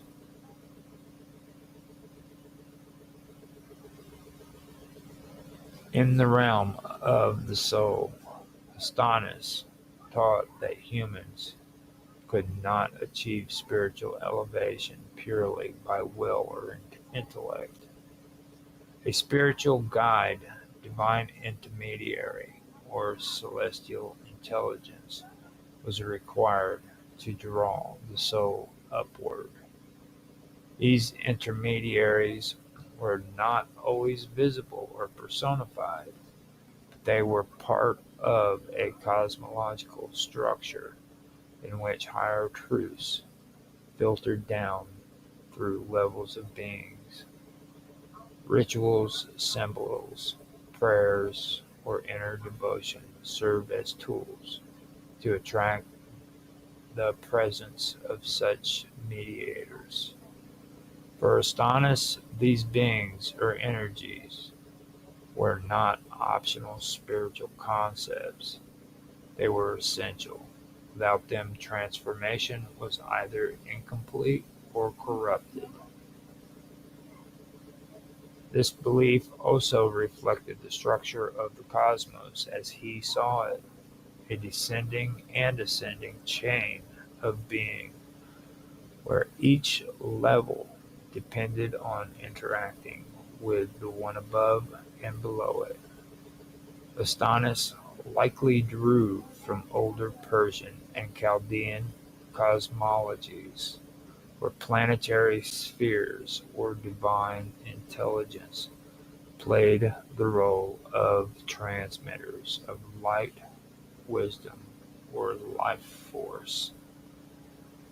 Every transition from darkness to light, ignorance to understanding, corruption to purity, required that something act in between, transferring the essence of one state into another without destroying either.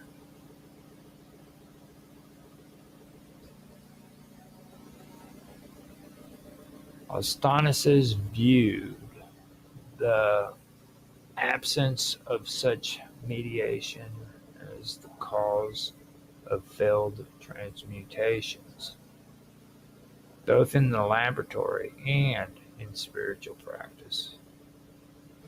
Just as a metal would remain impure if the right agent were missing, a soul could fall into delusion if it tried to rise without proper alignment. In this way, he placed deep spiritual and philosophical meaning into the idea of mediation.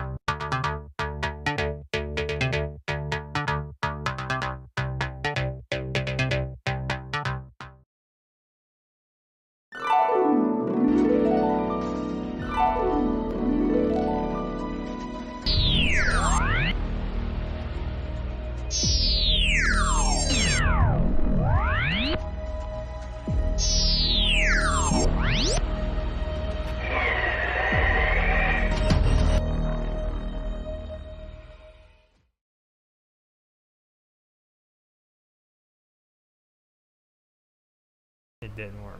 Uh, I'm sure that could have been a slippery slope to Planet of the Apes situation, you know. but hey, I mean, maybe it did work. I mean, you never know. I've seen some ugly dudes out there. And it could have worked. No. I'd believe it. The reason why I brought that up was because there was another scientist, I believe, who was in France, and he was in the habit of putting monkey foreskin on men's penis so that freaking they could perform better with their wives. Okay, and he What the hell? Don't we have our own foreskin? What the hell do we need an ape foreskin for? he got obsessed with this monkey idea that he heard of from Russia, and eventually some bad things happened and he got expelled from England or France, one of the two, and ended up down in Africa where he had a preserve where he worked at, and that's the last thing you ever heard of him. And see, that's what I think a lot of that research came from, was because of all that. I could actually pull up the information if you want to know about it. It's a really big conspiracy, actually. If we don't do anything about this, it will get worse and worse and worse, because these people will not stop. Okay, their goal is to create a one-world totalitarian government that they control, and everyone else lives in a socialist situation. Okay, and they want everyone to be chipped or on the blockchain that they can that's totally controlled, that they can shut down your finances and control your thoughts, actions, basically every aspect of your being. And at that point, we are literally nothing other than slaves, which I don't personally want, which is why I blow the whistle all the freaking time online. Yep. And everyone should be talking about this kind of stuff because it's just so important. I mean, the first step to revolution is understanding the problem. The second step is knowing your enemy. Third step is taking action to, limit their actions and to create systems that don't rely on them. So, now, did you see the link I posted for you? It's for Ivanov. Yeah. No. when you check into him, you'll find a lot of people that'll try to make it out like that's all just make believe and stuff. But I've actually done the research, and this is real. This isn't fiction. You know what I mean? It's not like a make believe thing that just people have thought of. It actually did happen. This guy was trying to do experiments with apes, trying to make the perfect soldier out of ape and human mix. See, so especially when you were just talking right there, I mean, it kind of goes perfect with what I just talked about. Because I'm curious how far they went. From what I understand, different species don't mix well. yeah, Like, don't. back then they But didn't know. there's few exceptions. Yeah, Like a tiger and a lion can mix, but only once. A donkey and a horse can mix and create an ass or whatever you call it. yeah. And that'll only happen once, and then they can't breed between themselves again. They can't create their own species.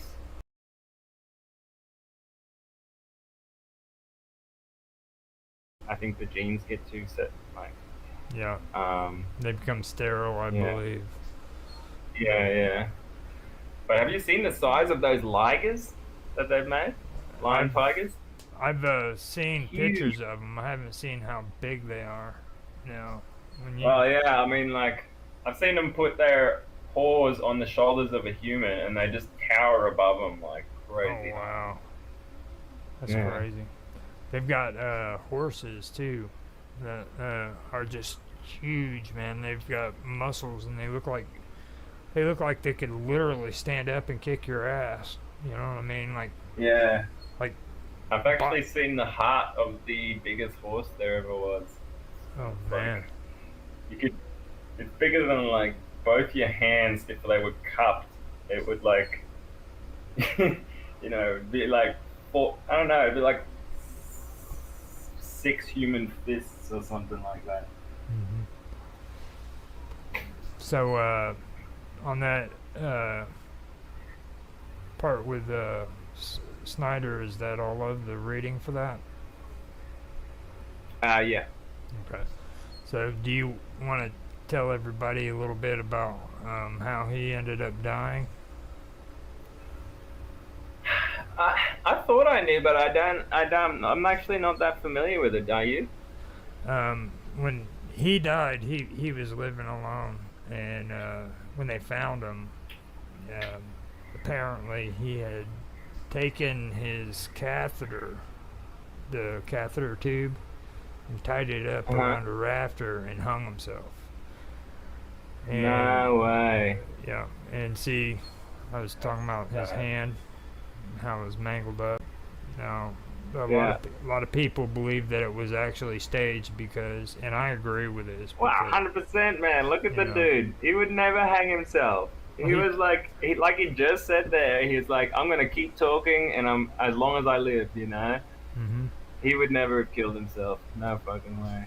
Well, even like his physical thing, there's no way he could have freaking done that with like just Yeah, two that's fingers right there. You know, it takes two hands to freaking do all that stuff and everything. And they're trying to say he took that catheter, tied it up, and then hung it around his neck and was able to hang himself.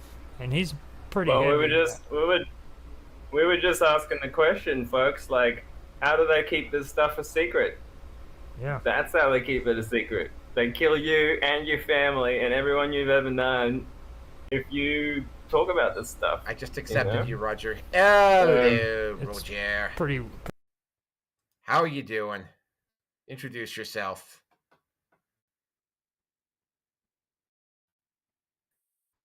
Roger? Hold on a minute. Hold on a minute. Roger. Yeah, give it a second. I had to get adjusted. You kind of caught me off guard. Can you hear me? Oh, yeah, we're good. Yeah, I can hear you just fine. Okay. Welcome aboard. I was prepared to do a solo show tonight. I just sent out the invites to let people know, just in case they want to jump in. But well, glad you have you aboard. Roger, quickly introduce yourself, and then we're going to get going here. I'm Roger Hanson. You can catch me on Rumble and YouTube, Kick, and sometimes DLive if they let me stream on there. You can find me at the Wonderful World of Weirdness and live with Roger Hanson, as well as the Storyteller and the Praetorian. And that's it. All right. Last thing before we actually get into the topics tonight, the running total of total subscribers seems to be bouncing around depending upon the day. It runs between about 969 and 973. I don't know if I'm going to get to 1,000 subs before the end of the year. I really don't care if I get to 1,000 subs before the end of the year, but yeah, we are. Again, I don't have 1,000 subs on a particular site. I'm talking about the combined stream.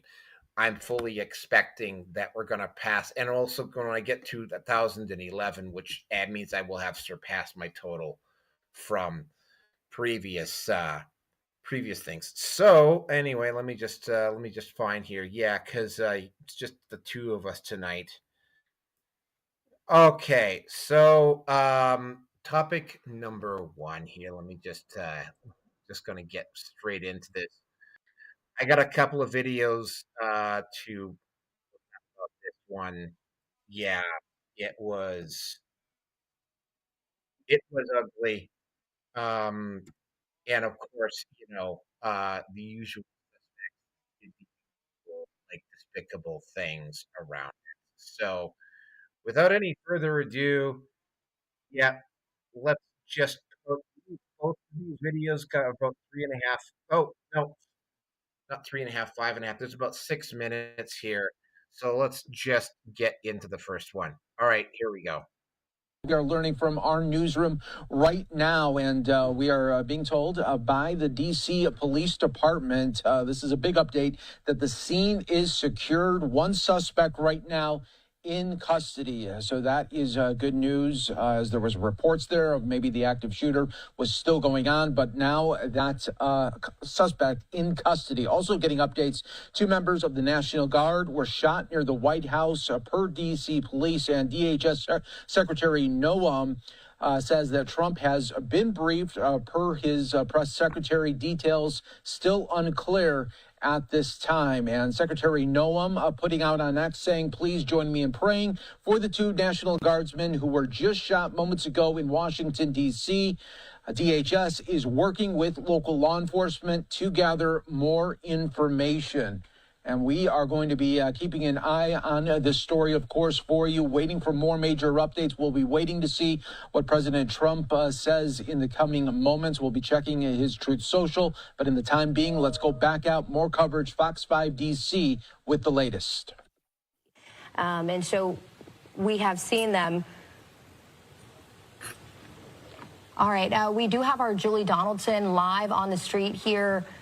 So we're going to toss out live to her. Julie, can you tell us what you're seeing? Yeah, so Homa, we're here in I Street, and there is a heavy police presence.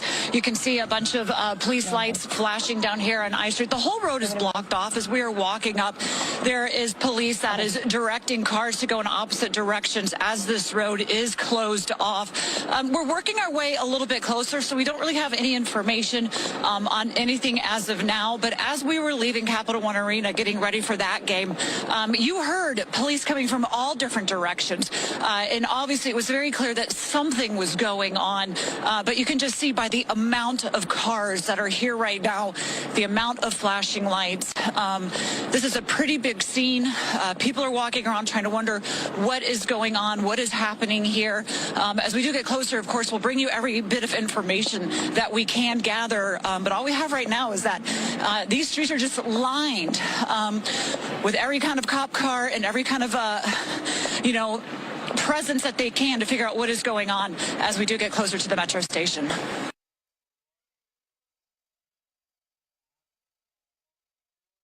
Shoot, don't let them be arrested for this. Take a look at this. Black people, brown people of all stripes, whether you're an Indian American or a Mexican American or whoever you are, go out in your place where you live and get a gun legally, get a license to carry legally.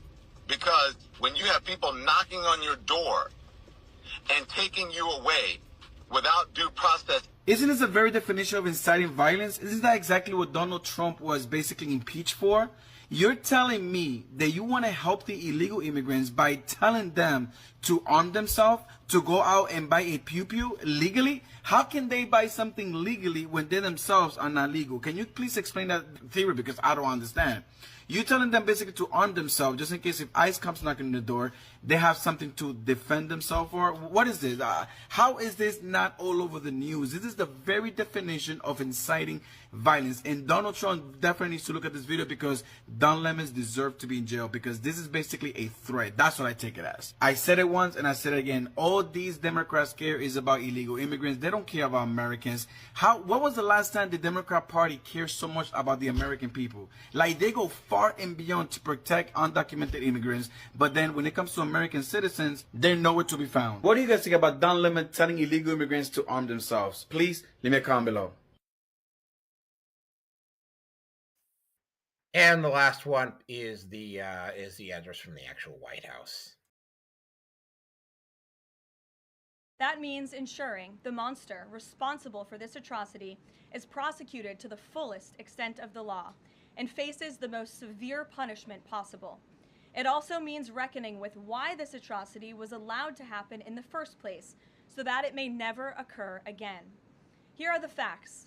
The terrorist who gunned down American soldiers blocks away from the White House in an ambush was an Afghan national who was flown into our country by Joe Biden's administration in September 2021 in the chaotic wake of their botched withdrawal from Afghanistan, one of the most embarrassing moments in the history of our great country. Joe Biden's historic failure in Afghanistan continues to haunt this country and our men and women in uniform. Not only did this surrender lead to a suicide bombing that killed 13 American heroes in Kabul, but now National Guard troops were shot on U.S. soil by the same kind of enemy. We continue to live with the deadly consequences of Joe Biden's horrific leadership.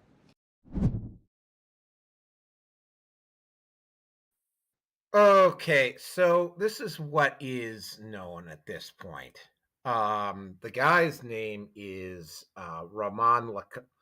and I'm probably going to butcher the hell. Ramanullah Lakanwal. I don't know how the hell I said that without actually butchering it, but somehow I may have. He fled Afghanistan, and I think this is the part that's really ironic about this. He fled Afghanistan during that event where the U.S. left billions of dollars worth of gear behind. And of course, there was a bomber at the Kabul airport that killed several U.S. servicemen.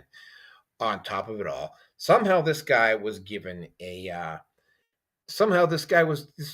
He came here as a refugee. There's apparently 2 that are dead. I don't know, 1 or 2. He's going to be charged with murder in the first degree. He has pled not guilty. There was actually and I think you're going to find this rather ironic. There was actually a GoFundMe started for him for the people in Bellingham, Washington, that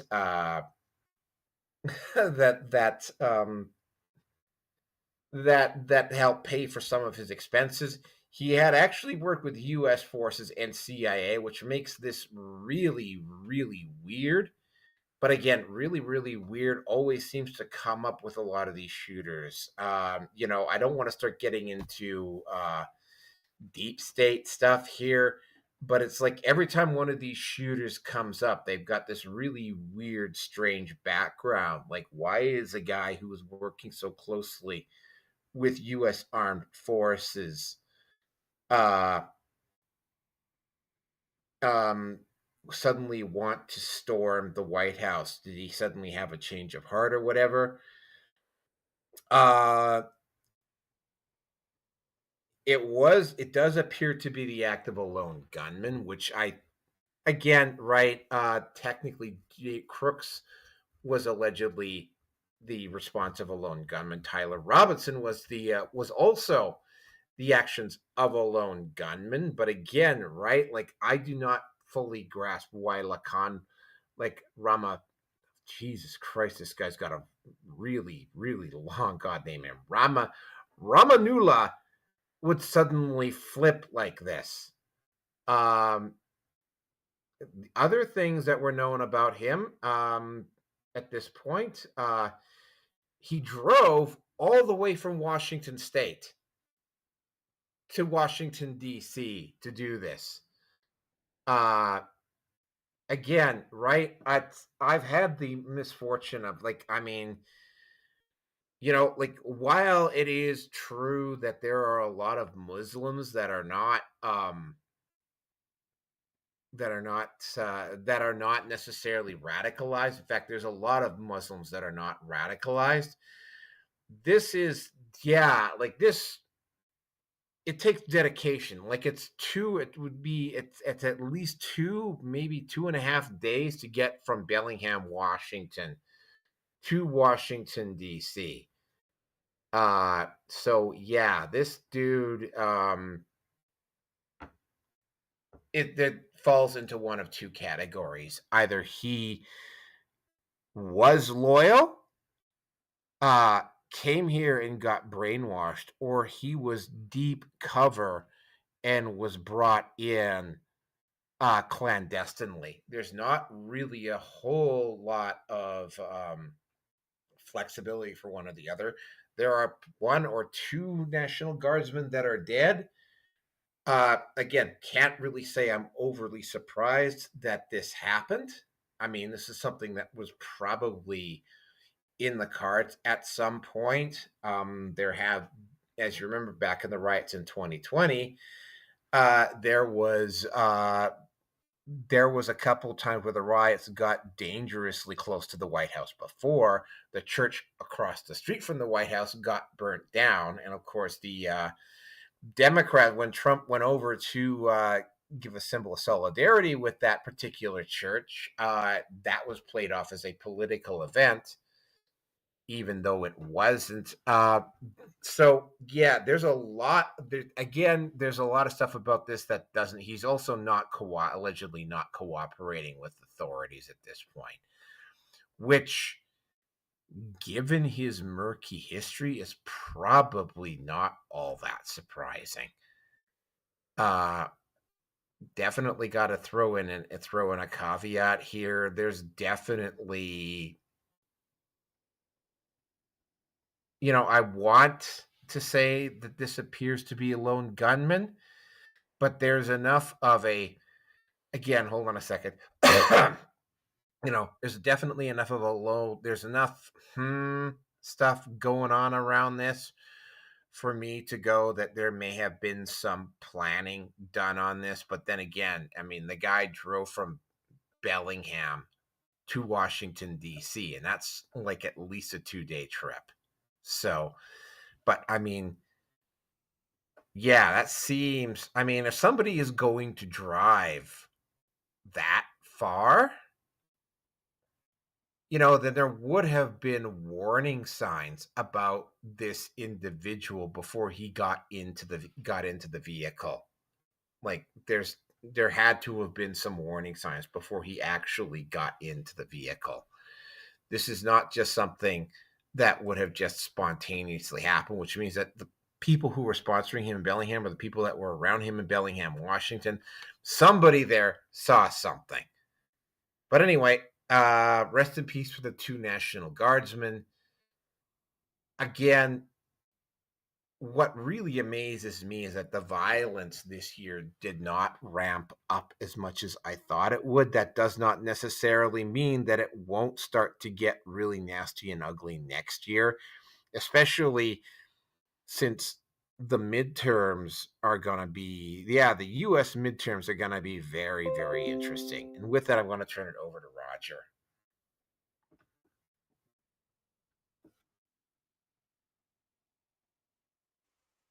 I've been hearing about this and everything, and I haven't really dove in too deep with it. I know that they told me that the guy was actually hired by the CIA, but Well, he did work for the CIA and he did work for U.S., which is why he was given asylum in the first place, right? Right, and that right there is pretty weird because it's usually people who collaborate with the enemy or with us against the enemy that gets that kind of treatment, you know. So whatever he was doing over in Afghanistan would have had to have been in support of the United States, and that's what's so weird about that because. Well, for me, first of all, what's going on here in the United States, I don't think that really has to do, like Afghan's not even a part of this, you know what I mean? All the stuff that took place over there, that's not even, it's about the regime change, and it's gotten really, really out of hand here.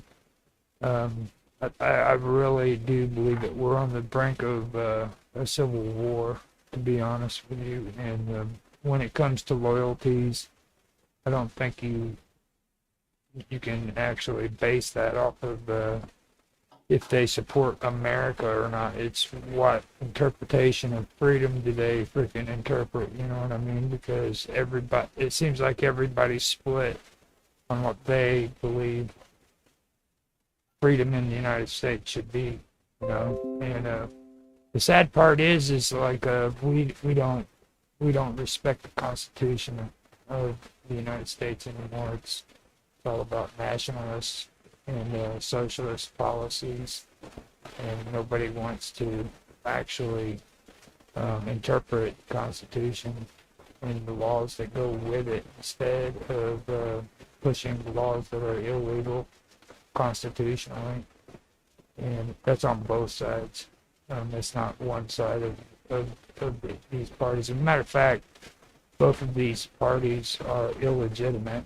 They really don't belong in power. The United States really needs to get back to the basics, start looking at what is actually constitutional according to our country. Because I've said it before, you know, I mean, we're one of the very few countries who has a codified constitution. I mean, that means that the Constitution itself cannot be changed, okay? We can have what they call an Article 5 convention, and we can add and remove amendments in our Bill of Rights. And, well, the Bill of Rights can't be touched either, but everything after the first 10 amendments can be. And that's an important thing to understand, okay? Because other countries don't like that. They don't like that fact because, for one thing, the United States has grown in immense power, okay? And we don't fit into their agenda because most of Europe and most of all of what we call the Western world now participates in forms of government that's gone beyond constitutions. And like I said, nationalism and socialism. Those are the two main ones. So they want to get rid of this constitution that we have here. So they infiltrated our government, and they're starting to push a lot of these radical ideas. And you know, that it's like I said before. You know, they're pushing this freaking crap about China and this exotic drug that's being smuggled in here yet. If you take a look at the amount of people who've been dying in the United States because of crack cocaine or freaking heroin, you know, there's no freaking comparison. And you don't see people talking about the freaking Chinese smuggling heroin into the United States, though. You know what I mean? You got to focus on this freaking exotic drug instead of freaking the real freaking drug problem that's taking place here in the United States. And that's something that really does annoy me when it comes to this stuff. It's because it seems like we've been hoodwinked and brainwashed and dumbed down to the point where we're more worried about transgender freaking bathrooms and shit, you know, rather than freaking the fact that our economy is freaking getting tanked. I mean, you realize the average person pays $1,000 a month on freaking vehicles now. They pay just as much money to buy a vehicle as what they could buy a freaking decent house for themselves. They would rather spend money on a vehicle, same price as what they could for a house to live in. And that's just completely insane, and nobody sees a problem with that. Yeah, well, I'm paying $225 a month insurance. Yeah, it's insane for my car, and it's a 2012. It's a 13-year-old vehicle, and I have to pay $225 a month. Insane for it. Yeah, and it's like, and here's the thing: because I work out of my vehicle currently, I have to pay that, right? In fact, my car is currently in the shop because once again, it developed another problem, right? So it's like, yeah. Yeah, you haven't heard my news about today. I've said it freaking already on 2 of the shows that I've been on. But I'm here at the house, man, and my dad's freaking car freaking literally blew up in the driveway. Wow. Yeah. I mean, we had the fire department here, we had the police here. The fire got so out of hand that freaking it literally caught the edge of the rail for the house on fire. And if the cops and the fire department weren't here in just that minute, it would have been too late. We would have sat and watched this house burn down. Yeah, like I said, I don't know. Like I say, my car's currently in the shop again. It's probably just battery connections, but I'm not sure. Anyway, the only other thing I gotta throw in about this is the fact that and this is an obvious one. They have suspended all potential applications coming from Afghanistan at the moment. Again, there's that factor with this guy, and so just there's something about what he was doing that doesn't add up and doesn't make sense, right? And we're getting a lot of that with these shooters. And yeah, what if Alt 3 was discussing about the upcoming Tim Pool? We're going to be covering Tim Pool. You're going to be doing a double cover on Tim Pool tomorrow because somebody shot up his house, and then he's having a conflict with Candace Owens. Well, Gap might actually get bumped to 472. But yeah, it's gonna be a very interesting year next year. And with that, though, I think we're gonna move on to the next topic here. As soon as, of course, because Teams never boots up immediately when I want it to.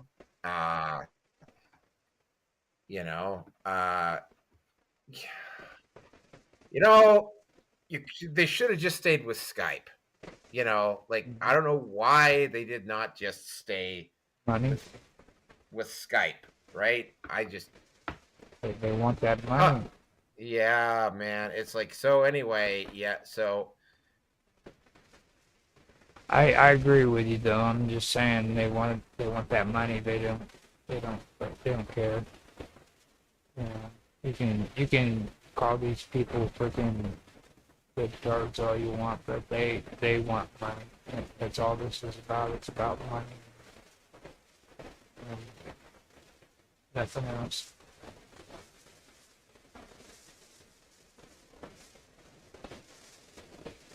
You muted out, Rocky, by the way. Okay. By the way, I did a show on the Naroki live stream here a few days ago around the Manosphere and about World War III, and etc. And the whole issue around a lot of the peace issues that have been coming up in the peace plans. Again, I've got some videos to run on this, so I'm going to run them here. So yeah, combined, this one is really interesting. This one is really interesting. Okay. First of all, we'll run one right here.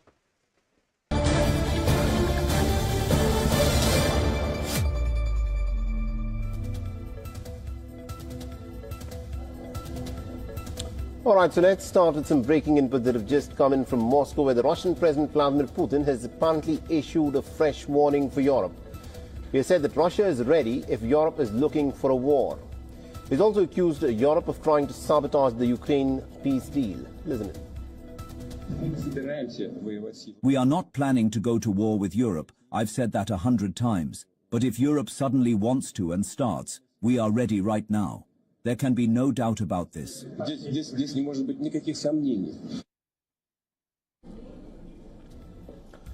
The statement has come moments before the Russian president's meeting with the U.S. envoy Steve Witkoff and President Donald Trump's son-in-law Jared Kushner's meeting. And the Russian President Vladimir Putin said that Europe's only goal is to prevent Trump from achieving peace through negotiations. He's also called the European leaders to be warmongers who don't have any agenda for peace. Now, Putin warned that if Europe starts a war, then there will be no one to negotiate with. He also added that Europe can't strategically defeat Russia, and Trump is leading the Ukraine peace talks and has so far kept Europe away from any direct involvement. Meanwhile, Ukraine maintains that Europe's participation in the peace talks is vital.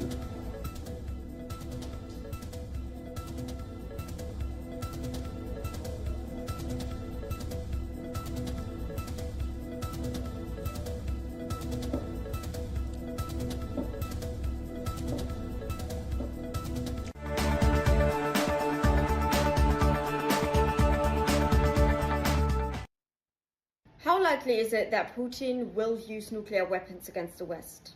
Asks The Guardian. What kind of stupid question is that? You are implying an extremely dangerous prerequisite. The real question is, will Putin use nuclear weapons? If what? How long are you willing to push him? How long are you, our Western overlords, willing to be the aggressor against Russia in this war? And how long will you provoke World War III? We the people, we have no business involving ourselves in this mess. In fact, we do not want it. I bet you, no, I know that the vast majority of morons with Ukraine flags in their bios have never even opened a history book and have no idea how this entire war unfolded. War is led and controlled by a very few people at the top, the profiteers of doom, and you are nothing but their sacrificial pawns. They want to leave Putin with only two options: surrender, or we will continue to bomb the shit out of you until you blow everyone up. They are hoping that they will be remembered in the history books as victorious, as the ones on the good side. But that's not going to happen, because you no longer have the monopoly on the narrative. We no longer tolerate the narrative, because we protect the truth now. We are the ones writing history as we are internationally connected. We are the media, and media will turn into history. But we have a moral obligation to protect these poor Ukrainians. No, the fuck you do not. You have a moral obligation to protect your friends and family, your community. You have a moral obligation to protect us all from World War III. You are unnecessarily extending this war at the cost of countless Ukrainian lives. So how is that going for you with this sympathy and compassion for these poor Ukrainians? You do not care about these poor Ukrainians. If you cared, then you would save us all from World War III. This is real. This is serious. And you're using it for attention, apparently. You're a bunch of evil or ignorant liars, or maybe both. The only way that we can establish peace is if we give Trump the chance to negotiate a peace agreement with Putin. Nothing else. Nobody else can. Realize that. Nobody else can.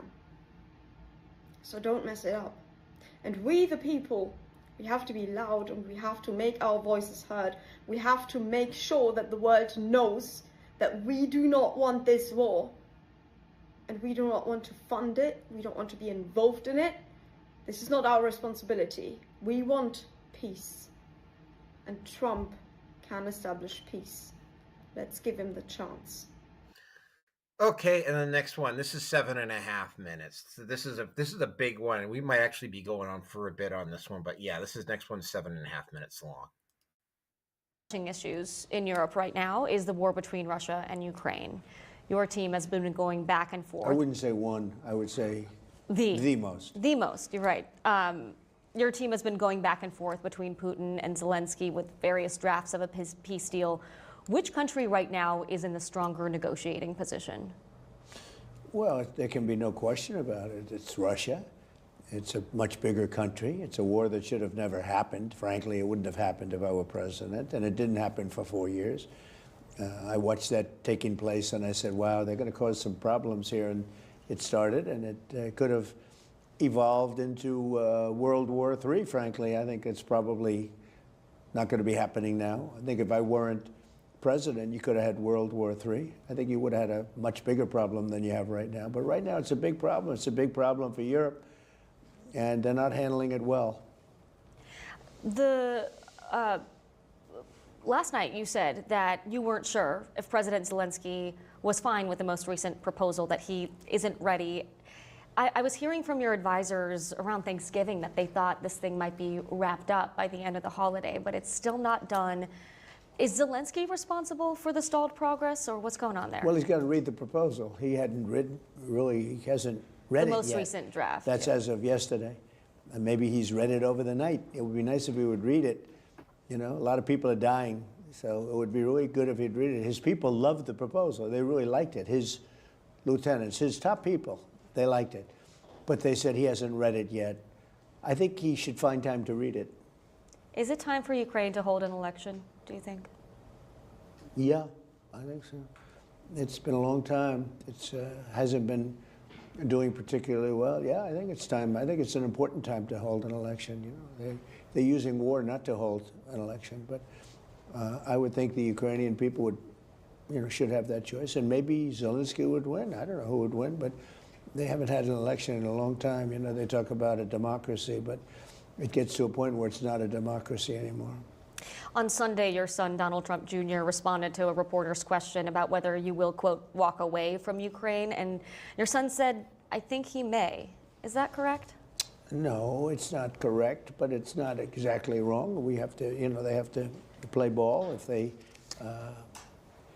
they don't read agreements, potential agreements, it's not easy with Russia because Russia has the upper hand. And they always did. They're much bigger. They're much stronger in that sense. I give Ukraine I give the people of Ukraine and the military of Ukraine tremendous credit for the, bravery and for the fighting and all of that. But, at some point, size will win generally. And this is a massive size.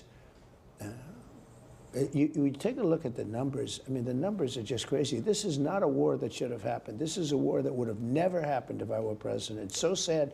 Millions of people are dead, many, many soldiers. Last month they lost 27,000 soldiers and some people from missiles being launched into Kiev and other places. But what a sad thing for humanity. This doesn't affect us.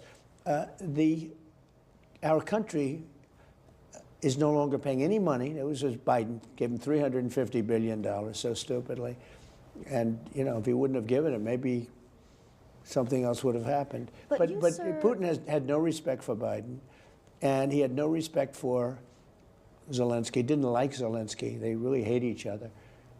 And part of the problem is they hate each other really a lot, And it's very hard for them to try and make a deal. It's harder than most. I settled 8 wars.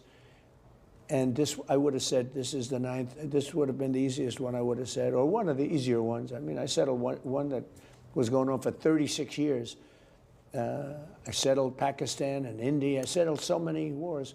I'm very proud of it. And I do it pretty routinely, pretty easily. It's not hard for me to do. It's what I do. I make deals. This one is tough. One of the reasons is the level of hatred between Putin and Zelensky is tremendous. And you're right, you're not spending money, but you are spending your time and your energy on this. I want to stop saving, I want to stop seeing people killed. If this deal, if Zelensky rejects this deal, like, is there a timeline? Is there a point at which you say, okay? Well, he's going to have to get on the ball and start accepting things. When you're losing, because you're losing. Do you think Ukraine has lost this war? Well, they've lost territory long before I got here. They lost a whole strip of seafront, big seafront. You look at the maps. I've been here for 10 months, but you go back 10 months and take a look. They lost that whole strip. It's now a bigger strip. It's a wider strip, but they lost a lot of land, and it's very good land, too, that they lost. You certainly wouldn't say it's a victory. I could show you a chart. It's a lot of land they lost. It's a lot of land. I think think of it. If our election wasn't rigged, it was a rigged election. Now everyone knows it. It's going to come out over the next couple of months too, loud and clear, because we have all the information there. But if the election wasn't rigged and stolen, you wouldn't even be talking about Ukraine right now. The resounding consensus in Europe right now is that they want to keep supporting Ukraine until they can win this war. Until they drop, yeah. Is that realistic in your view? Look, then they should support it. Europe I'm friendly with all of them. I like all of them. I have no real enemy. I've had a couple that I didn't like over the years. I actually like the current crew. I like them a lot. But and I know them very well. I know them really well. Some are friends, some are okay. I know the good leaders, I know the bad leaders, I know the smart ones, I know the stupid ones. You got some real stupid ones too. But they're not doing a good job. Europe is not doing a good job in many ways. They're not doing a good job. I want to ask you about that. They talk too much, and they're not producing. We're talking about Ukraine. They talk, but they don't produce. And the war just keeps going on and on. 4 years now it's been going on, long before I got here. This is not my war. This is Joe Biden's war. And in terms of America, it's a very sad thing. And the only reason I really care about it is because I hate to see young, beautiful people being killed. That's largely why I got involved. If you look at the Congo and Rwanda, that's been going on. 14 million people at least killed. Nobody has any idea how many, but killed. Machetes, a lot of machete killings, vicious. But if you look at the wars, and some of the wars that really were going to be millions and millions of people. The Prime Minister of Pakistan said, I saved millions of people by getting involved with stopping India and Pakistan from fighting. I do want to go back to Europe. Yeah, so the whole situation there, and I was commenting when the last show I did, which was a live stream in number 13, one of the reasons, and this is something that I think Trump and the current administration is aware of, and one of the reasons why, particularly in Europe, why Europe is so keen on going to war right now is that particularly among men, fighting age men, like the homegrowns in Europe and in North America. And people might laugh when I said this, but then I actually did some looking. And what I discovered, much to my surprise, was the fact that, the manosphere, for instance,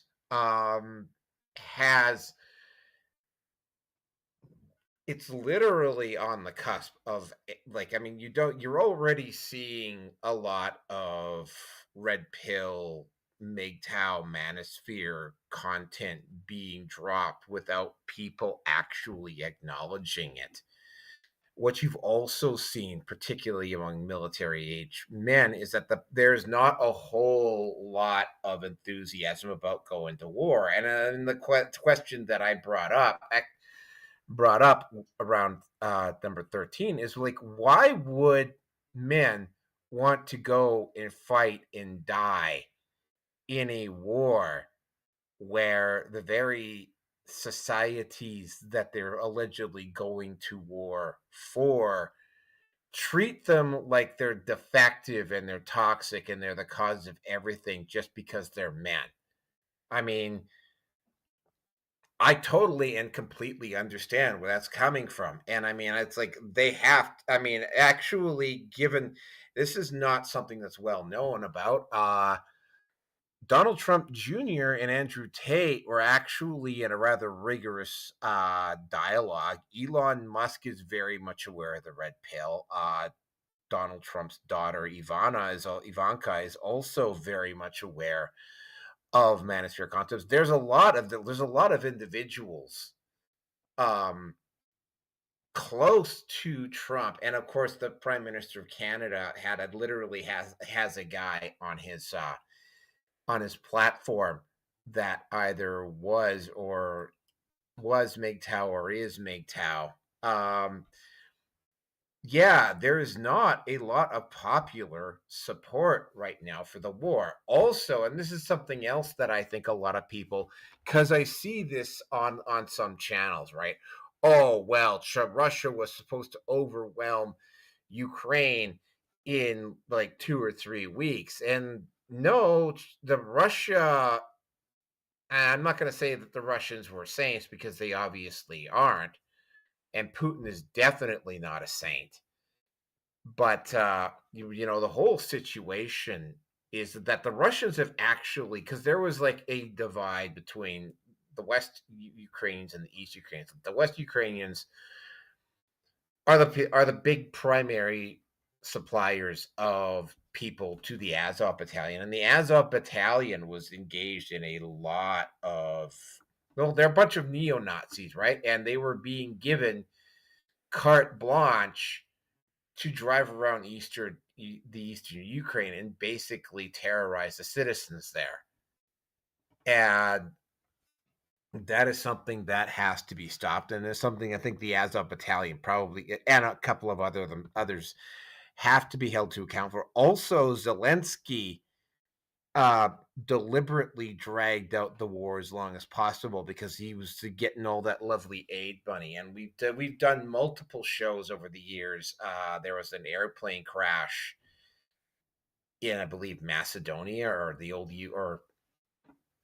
it was in one of the Balkan countries that had a whole bunch of weapons and supplies from U.S. armed forces that was on its way to, I believe it was Malaysia. So there's a lot of trafficking. So there was a financial incentive for Zelensky to keep this war going. The situation, and because I mean, this is not coming from the United States. I don't think the U.S. government. There might be factions inside the U.S. government that are attempting to keep the fire going here. But when I was doing my research on this, for instance, there's a lot of European publications right now that are like really attempting to keep the flames of war going between Russia and Russia and the Ukraine. Putin has gone out on the record as to say that, I mean, like, Putin is aware, for instance, that it is not the United States that is attempting to destabilize this and keep this going. It's the Europeans. So, I mean, and what Naomi Seid was saying, I mean, this is not a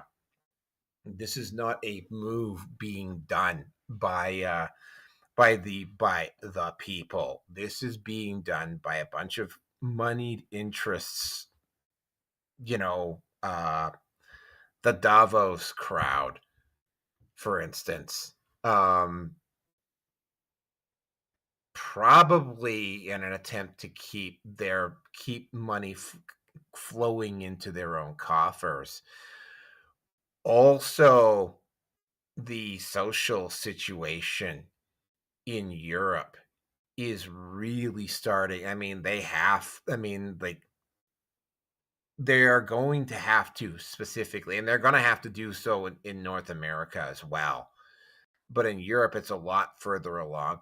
Europe is going to have to start engaging in a complete cultural reconstruction of their societies, or there's going to be absolute rebellion. And like, I mean, I'm not going to say you're going to start seeing concentration camps for Muslims, but I mean, yeah, like it wouldn't surprise me a few years down the road if some of the more, if you start getting like some real hard line left, right wing ideologues coming into power that ban the religion of Islam outright in their countries and either put Muslims into death camps or engage in mass deportation and not giving a shit about whether they were involved or not.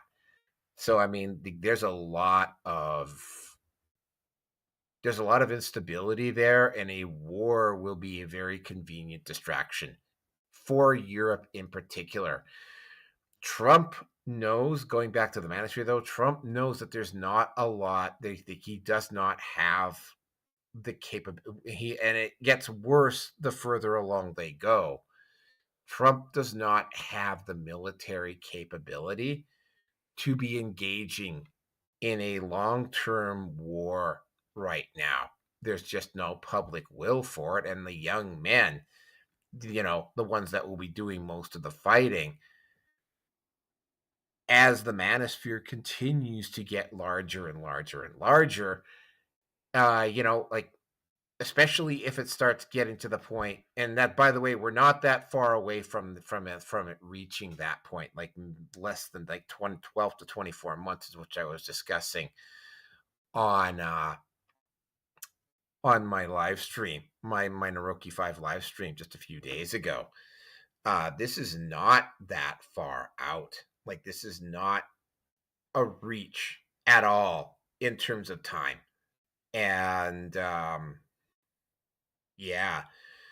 So Trump running around putting out all of these brush fires kind of makes sense. It's like I suspect that he kind of knows that there's not a national will right now to be engaged in a long-term conflict. And I mean, it's like he definitely has to do something about Europe. And with that, I want to turn it over to Roger.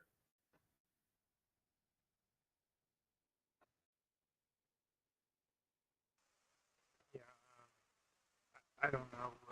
It was weird because like this whole week has been just completely insane. Like I'm getting to the point where I'm starting to get nervous about a lot of the shit that I say on here because well, first of all, last Thursday, freaking my mom, who just did a funeral, she passed away. And then after she passed away, I ended up having a bunch of weird shit. And it's because of a lot of the conversations that I'm doing is what I'm starting to do. By the way, you're fading in and out right now for whatever reason. But continue. But it's probably because I'm having a really rough time saying this shit. Today it's like I told you about the car, and that's not even some of the stuff that happened. Like last Thursday, me and B were in a chat for just a recording, and we got into this really interesting conversation. That's basically where it started. The topic was about duality in a trial, and it got pretty intense. The weird part about it was my computer frizzed out back, and I lost half the recording that I'd done.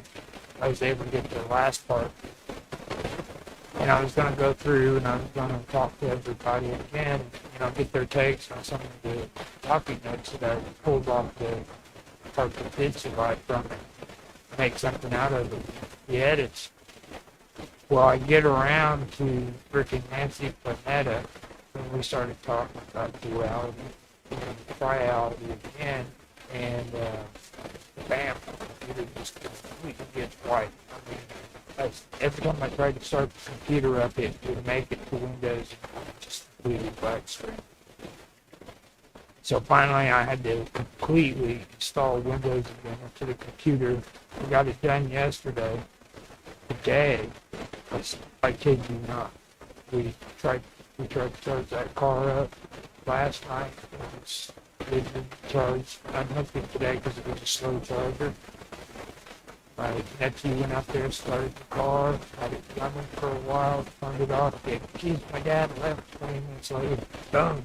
Turned the car for This has all happened within the last freaking maybe week and a half. Okay? So I've been having some weird shit happen. Now the thing about the conversation that was taking place, I was in the middle of talking to Nancy Planetta about this stuff. The guy, that's the it's about duality and dialogue. And if you know anything about that, that's pretty wicked shit. Like everybody talks about Hegelian dialogue, okay? But nobody really understands what that really is. Okay? It gets into a lot of stuff that I understand, like you have dualities, and because of the close interaction between these dualities, you get what they call the third element. Okay? And the third element is like hydrogen and oxygen, and they interact with one another, they produce water. And it's not because of the blending of those two chemicals, it's just because of the interaction. That water is the third element, okay? And that can be related to a lot of different things. Now, Hegel, who actually picked up on this stuff, started picking up on patterns that were taking place all across history. I mean, that's how he came up with the Hegelian dialogue. He didn't invent it. You know, I mean, I think it's an injustice that they named it that, because it gives people that idea that he came up with the whole concept. And it's his idea, but it wasn't. He just started picking up on these patterns. Okay?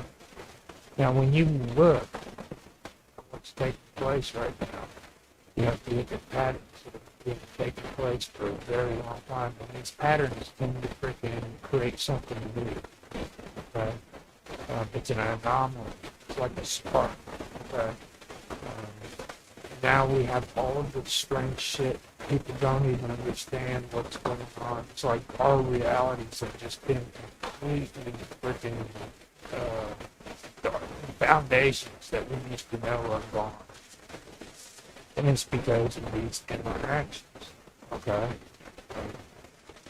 When you look at what took place after World War II, right, and you compare that to what's taking place now, the only thing you can honestly say that's going to happen in Europe is war, okay? Because, for one thing, when it comes to what you were just talking about, that's the only thing that's going to cause that change to where their freaking cultures are going to change. It's the only thing that's ever changed freaking people, or Europe's freaking cultures. It's always been war. That's why I say the United States needs to stop interacting with these countries, with their forms of government. We're one of the very few countries in the world that has a codified constitution, like I said. Okay? And there's countries out there that do not want us to freaking have that constitution. They don't want us to have this constitutional rights. There are people who are affiliated with the EU, they're affiliated with the United Nations, they're affiliated with freaking all of these other freaking organizations. I mean, who are the players? You know, it's okay to say Donald Trump, like the little young lady said in the video. You know, it's okay to say freaking Donald Trump is the only way. It's good to be a cheerleader, I guess, but let's look at what Donald Trump is actually doing. You know, he's got these negotiators with the Ukraine and the Soviet Union, but then he's freaking getting aggressive with freaking Venezuela. He's freaking getting aggressive with freaking Iran. He's freaking supported Israel 100% in their attacks on Palestine. He has just repeatedly advocated for war when he was supposed to be a freaking president of peace. That was what he freaking ran for president. He's completely done a turnaround with that, but we need to focus on him being the big guy, negotiating peace between Ukraine and Russia, and everybody's like, oh, he's a lot smarter, he's got plans. No, he is. Sorry, dude, that's not cool.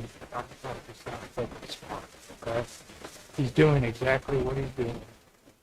He has no backup plan. He's not trying to save the world, okay? And I get tired of hearing people say that shit. Like, freaking, oh, don't worry. He's got plans. He's got a plan after a plan. No, he doesn't, dude. Freaking Donald Trump is not like that at all. He's very black and white. It's what's in front of him. He doesn't freaking plan ahead of time like that. He does the task at hand. What's in front of him, and he's taken care of it. He's always been up there. Even when freaking he went in and saved freaking the Flamingo. That's a casino. That's how he freaking saved that freaking casino from freaking bankruptcy, because he went in and took charge and did first thing taken care of. Now it's not running still, but that was after freaking Donald Trump finally sold the freaking casino. You know, he did keep it afloat, and that's the way he's always done everything, even his business. So he's not this guy that everybody's trying to make him out to be, like he's a freaking businessman that plans far ahead, one plan after another. He has never done it. There's nothing that ever proved that shows that he's ever been that kind of a person, you know. And so you got to be careful about the people you listen to, okay? Because there's a lot of cheerleaders out there. This shit that freaking we just watched here, I've been hearing this garbage the entire day. Everybody in alt media, alt platforms, I just got done listening to censorship stuff, dude, and they were freaking doing the whole freaking garbage, dude. They surfed the web and found all the good media, and they just started pushing it out there, dude. This is how great freaking Donald Trump is. This is all the great shit he's doing. Save us, guys. If we don't follow Donald Trump, our world's coming to an end.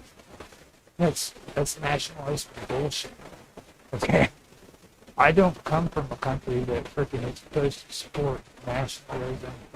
So I come from a country that supports constitutional government, constitutional laws. And I'll say it tonight, Nancy Pelosi, or I'm mixing it up with Nancy. I said, her show, I said, freaking, we need to start getting involved in this shit. Okay, we need to tell these nationalists, we need to tell these freaking socialists to take their asses back to fucking Europe, stay the hell out of our country, and we need to take care of our own business, what's going on in this country. Okay? And, you know, it's just like Venezuela, that's what we were talking about earlier, you know? Look at Venezuela. Alright? Everybody's talking about, oh man, this is so horrible.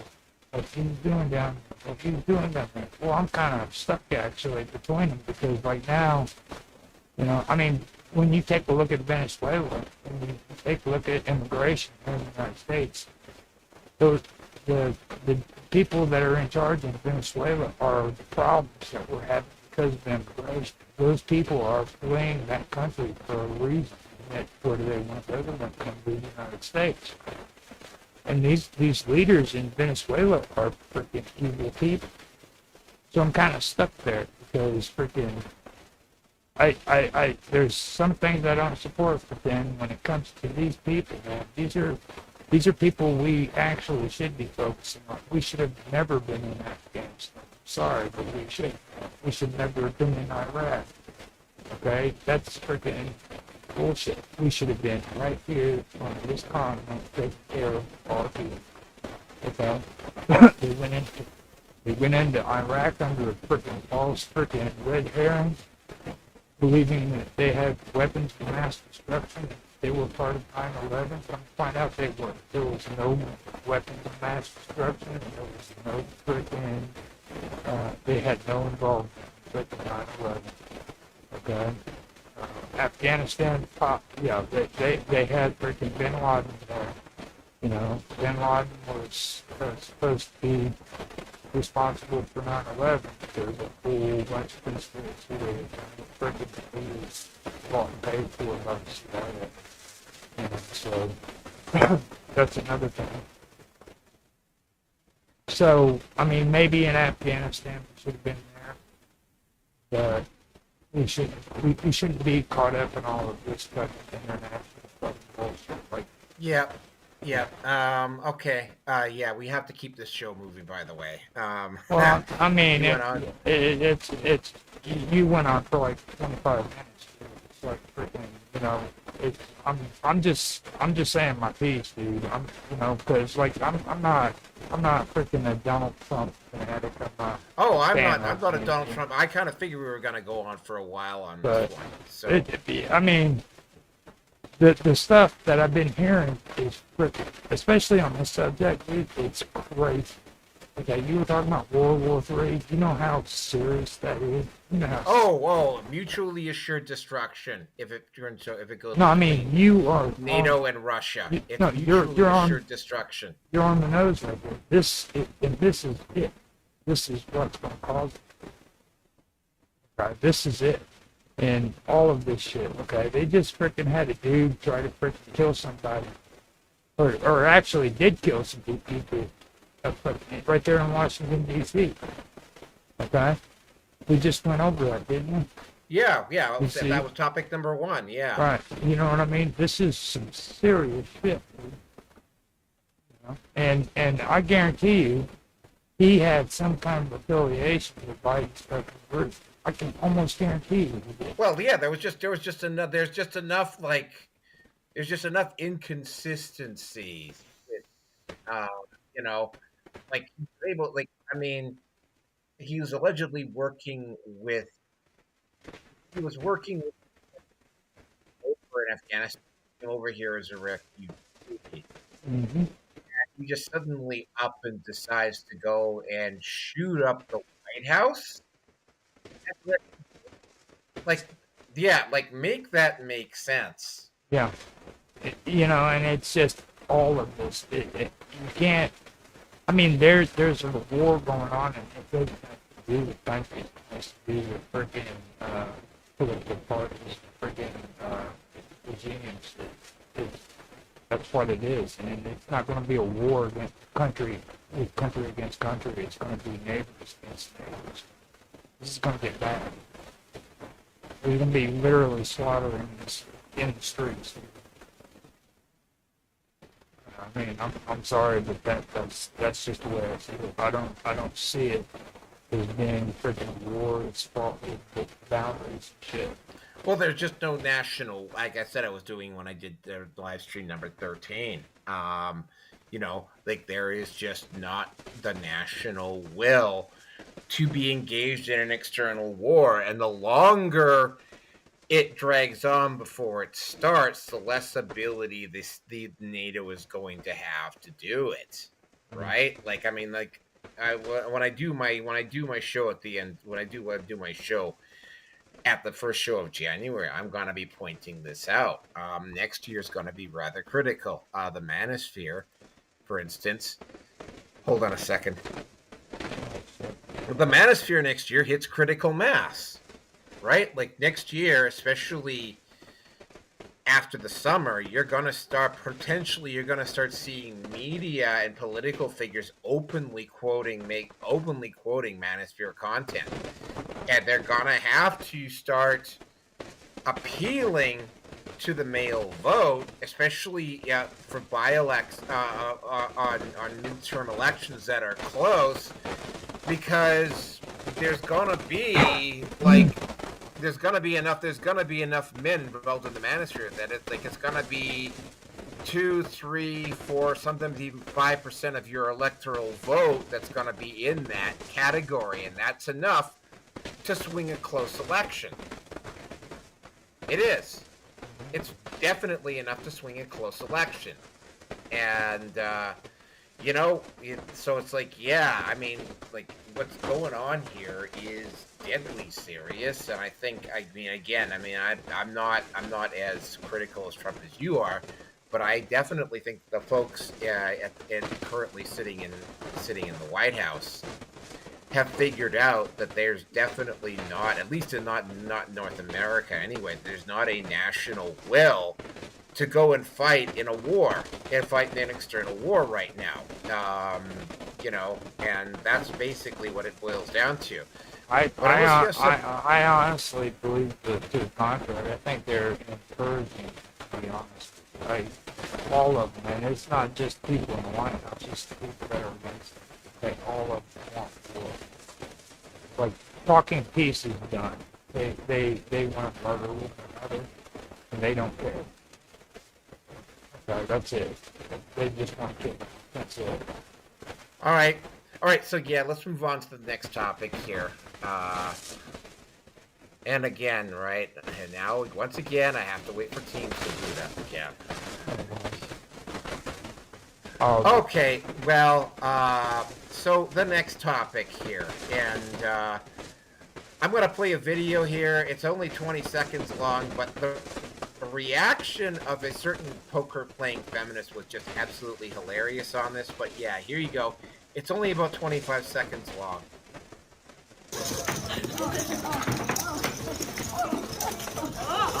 The hip move. The hip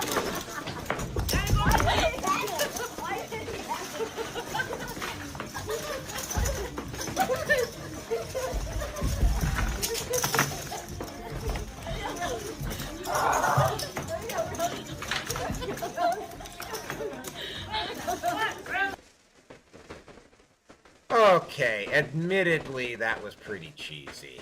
But here's the thing. The next photo I'm going to show you, and I'm going to give you her name, which is why I'm actually going to show you this photo here. This woman here, her name is actually Abby Merck, got incredibly offended by this photo, by that video at World Poker Tour. The only problem is that she posted up. She had stuff like this up at her Twitter and so forth. And apparently she also had an OnlyFans. I don't know if she has one now, but yeah, she got morally offended and went all like super fucking feminist about that video. And again, that video is pretty cheesy, and it's not something that I would really be watching. But again, right, this woman Haley Hanna called her out on it. Abby Merck kept trying to double down on her bullshit. Except, of course, once the internet starts digging around, the internet tends to find things out in a fairly big hurry. And she's got a lot of photos like this, and like the whole thing around this. And it's like, I mean, I found one of the guys that I follow a lot on YouTube is a guy by the name of Jeremy Hambling, otherwise known as the Quartering, and like he was like pointing something out, and this is something that has to be brought up here, because it's like whenever, for instance, gaming, Dungeons and Dragons, film and television, you name it, the moment they start injecting woke ideology into these spheres, they almost invariably start to get worse, and they get worse in a really big hurry. And Jeremy Hembling's question was like, name one male area. By the way, the current photo that I have up, I didn't see this, but I didn't actually notice this at first, but there's not a single white person in that entire photo. And not that that particularly matters to me because I don't technically qualify as white. But yeah, she got called out on it. She doubled down, and then her excuse, and I think you'll love this, Roger. Her excuse was, well, I wasn't a feminist then, but I'm a feminist now. The only problem is that, like, the time between those two, well, between when that photo was posted and when she got outraged because of that video, which, by the way, I consider kind of tacky, but I mean, I really don't care, is exceedingly limited. So all of a sudden, she saw this one video, and she's offended and everything else. And I'm like, I've seen some poker shows, right? So Like you're not white, dude? I'm Native American. I'm AT, actually. So yeah. I thought you were like a little Jewish dude. Yeah. Well, I ain't shit. Like, I thought you were like a Murray Kowalski. No, I'm not. Some The short whole guy from Poland. Very wrong. I beat you with Polish sausage. No, that's not me. So the whole thing is that it's like, wow, man. Like, hold on a second, my throat's getting scratchy. It's like, yeah, it's like Jeremy Hambling has a point here. Like, name one area in particular where feminism, once injected into it, got better.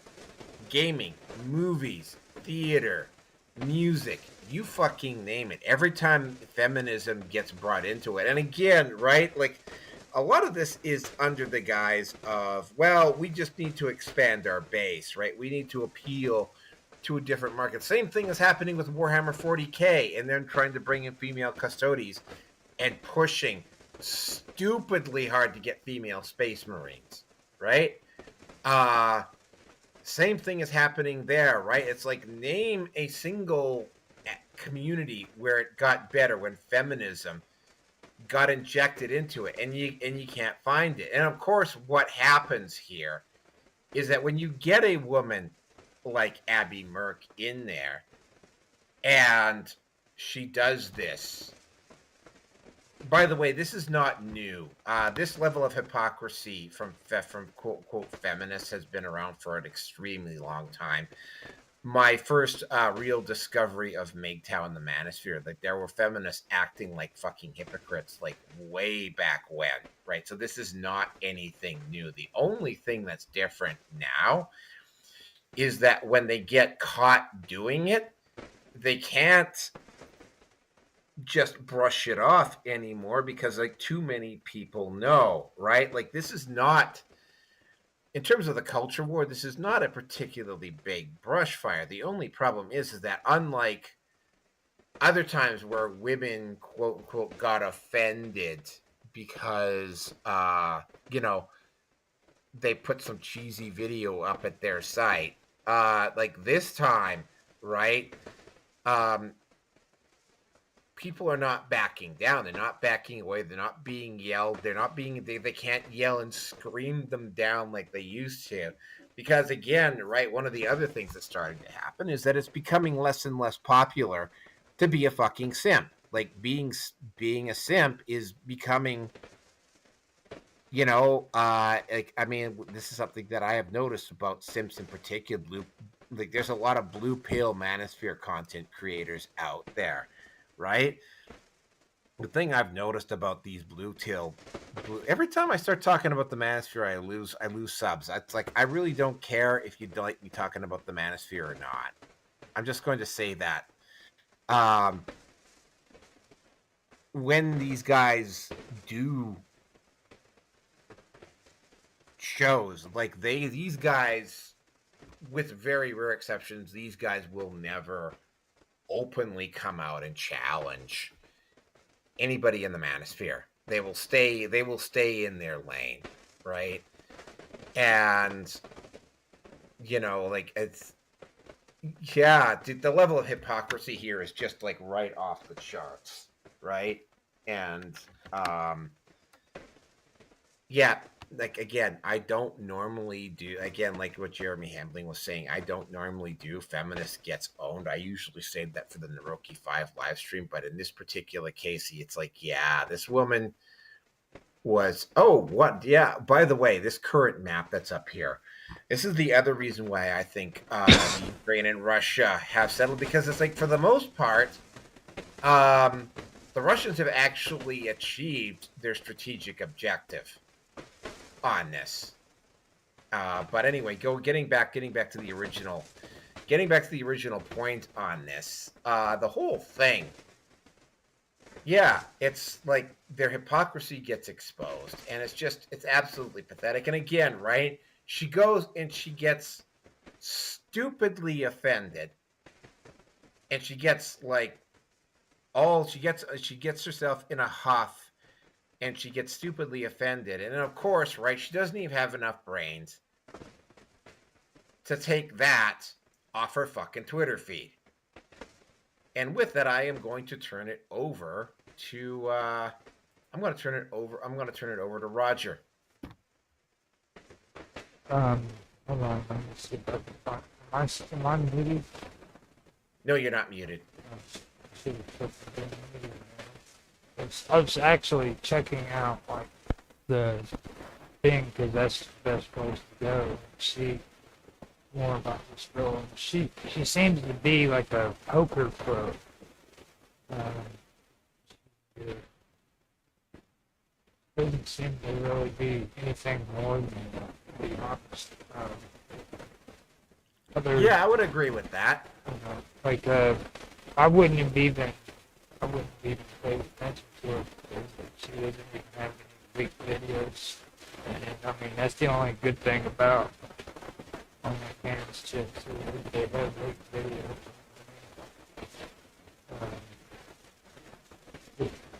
She doesn't even know what to call that, to be honest. Well, anyhow, the whole thing with when it comes to like 4K, I the weirdest part about that game, dude, is like, why do you even talk like that?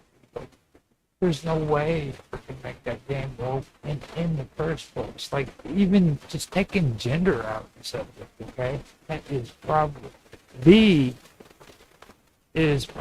most weirdest person when it comes to that game, because he thinks it's like inspirational and shit.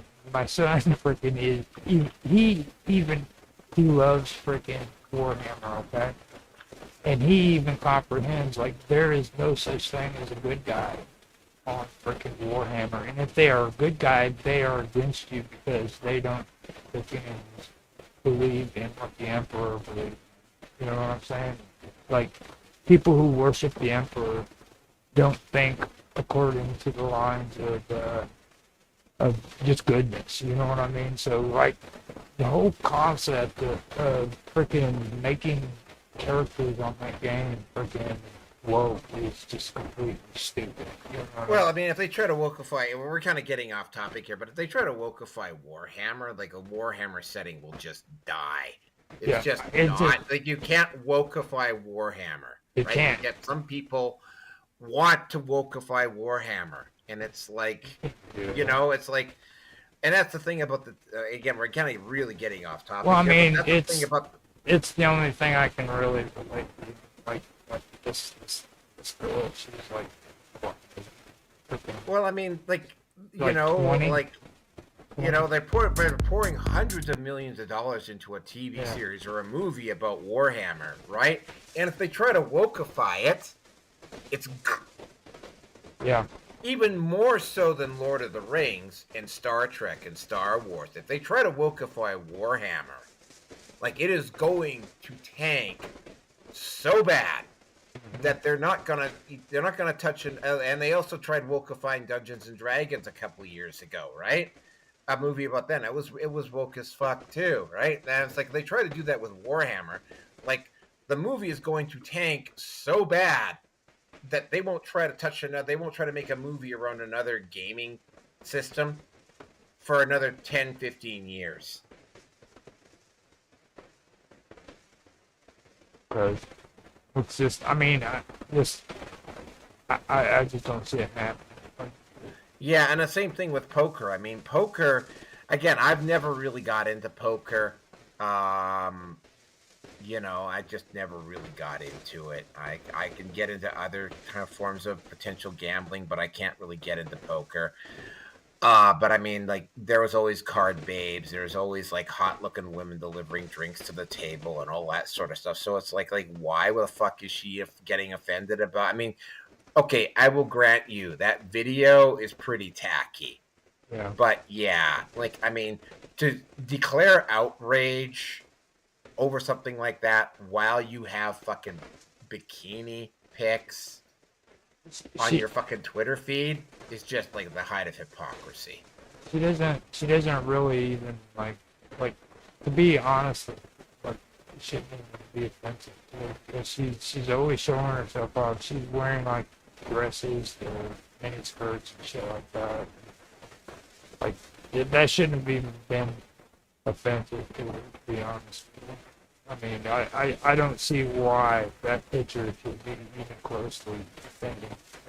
Oh no, haven't you heard? She wasn't a feminist then, but suddenly she's a feminist now, right? Like, yeah, right.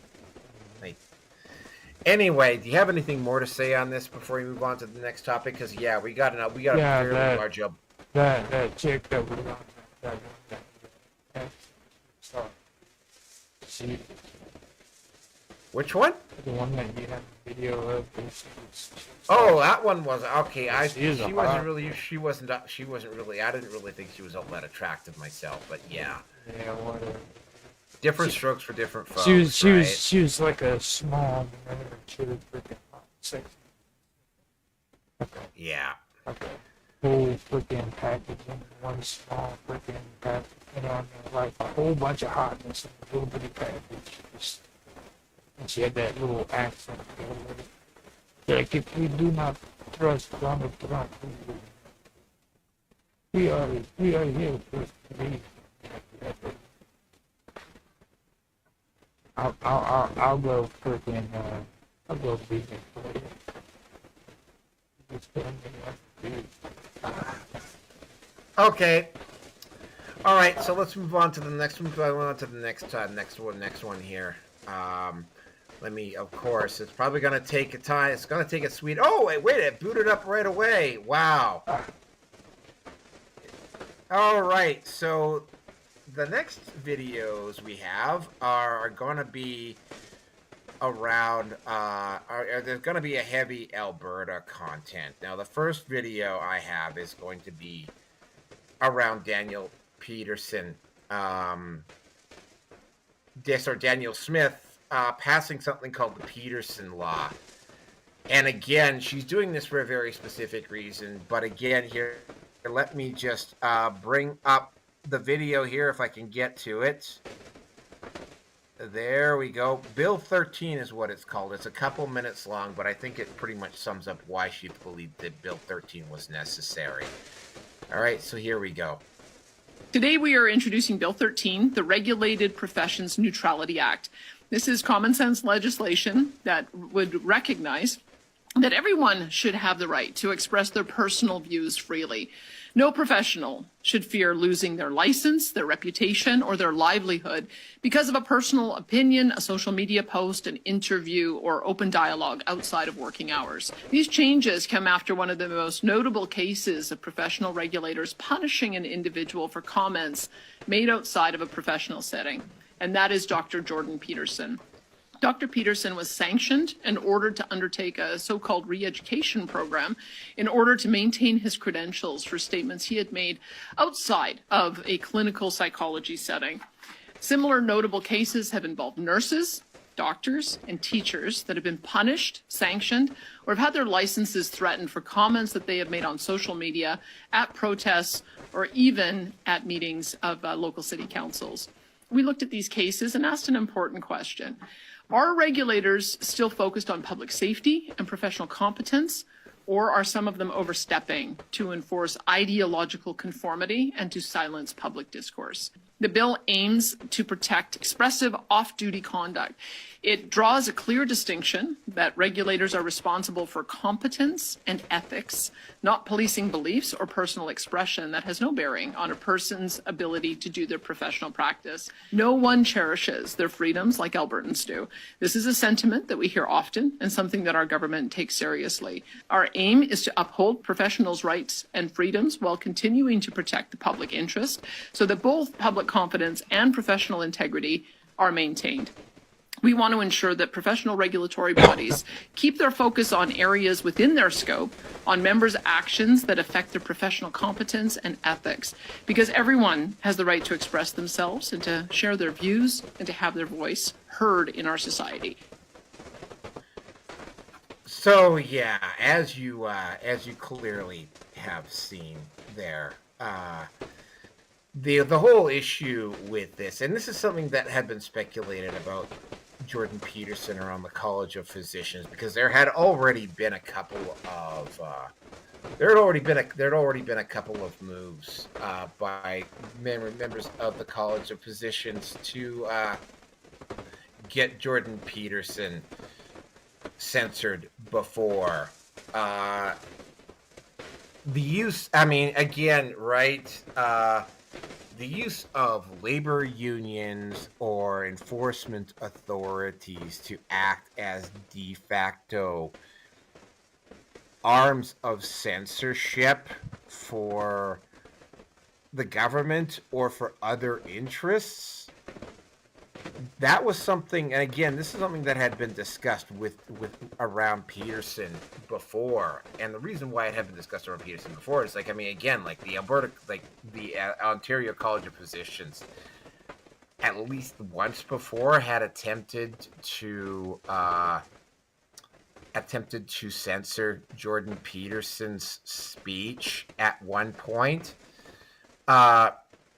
Again, right, and of course the whole thing around Peterson was flimsy as hell, and I could see where Daniel Smith was going with this one, because it's like, in Alberta in particular, and this is, you're probably going to see this happening in Canada, like you're going to start seeing a lot, like Rebel News, for instance, actually got its start in Calgary, Alberta, Canada, and then moved to Toronto. But I mean, the RCMP, at least over the past 5 years, I can think of at least 3 times that the RCMP have paid a visit to Rebel News, have tried to shake down Rebel News. Same thing with Juno, aka True North.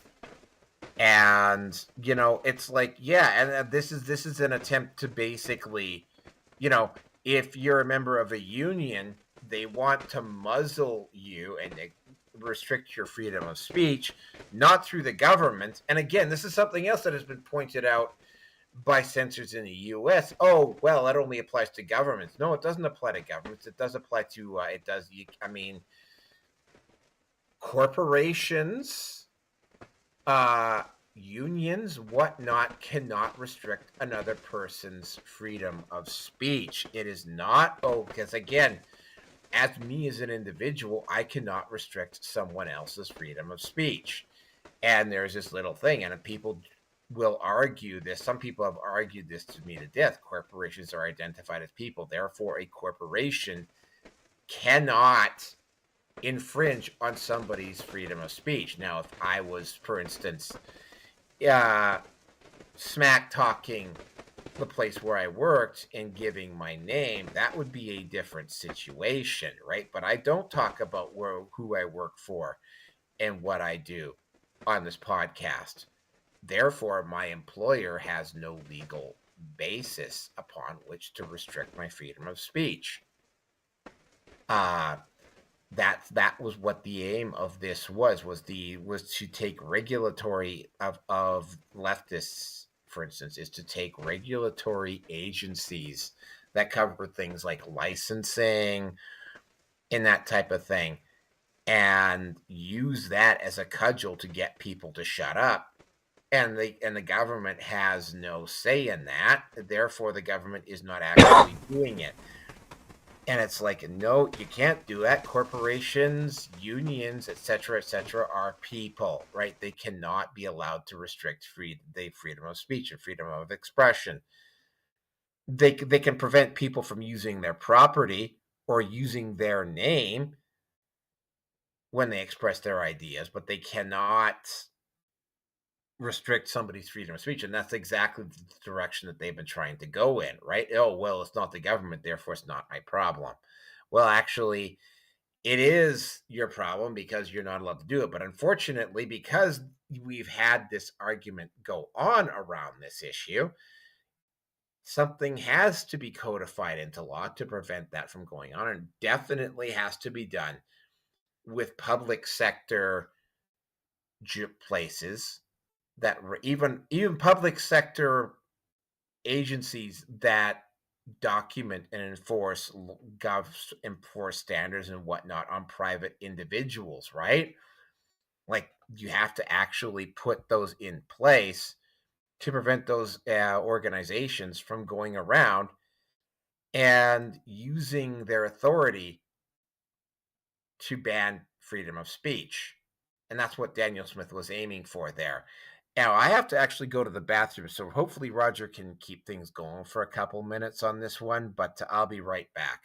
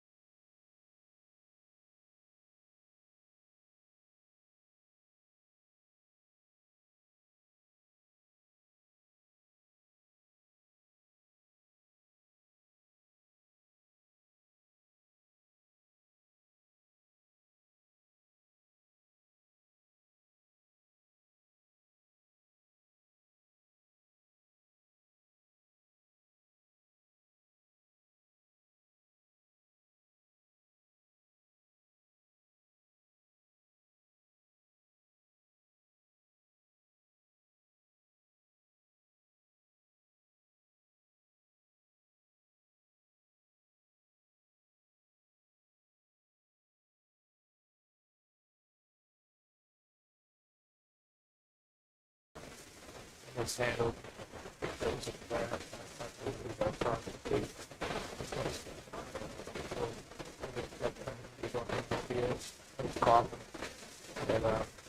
That's my take on it. I really don't feel basically what she was saying, that's a bad thing. If they're legitimate at what she's saying, like that would be a good step. Right. I mean, I was just having a conversation with Mark Edwards, Dad, just before I came on here, about these constitutions. So that's why I've been really talking a lot about this, because there's too many of these countries that are freaking saying that they have a constitution and they abide by it, but if you go and look at it, they're not codified. And the reason why it's important for a constitution to be codified is because that constitution cannot be wholly an average state by the state there. It's written and stuff in the state that way. And that's the way it is. Okay? There's a lot of people that don't think that's good governance, but I think that it's perfect governance because, like, our Constitution, John Locke's philosophy, classic liberalism. And classic liberalism is nothing like the Constitution. But when you think of the United States Constitution, that's who you do. You should be thinking about John Locke. Now, before freaking classic liberalism actually got popular, he was exiled from England. Okay, just so people know. And then later, saved for him to return, he came back to England. But there was a lot of people in England that didn't support that. Now, when you look at the Senate in freaking Canada, you look at freaking House of Lords in England, what you have there, you have two freaking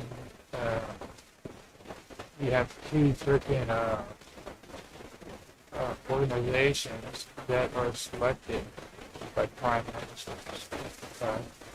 Now, the prime minister is appointed by freaking the king of the queen of power. Okay? So there's no actual, none of the people in the House of Lords or the Senate in Canada are selected by actual voters. Okay? Now, the House of Commons, or the Commons, who has common power, they say in England, those are people that are elected in by freaking voters. And that's one issue that I have right there.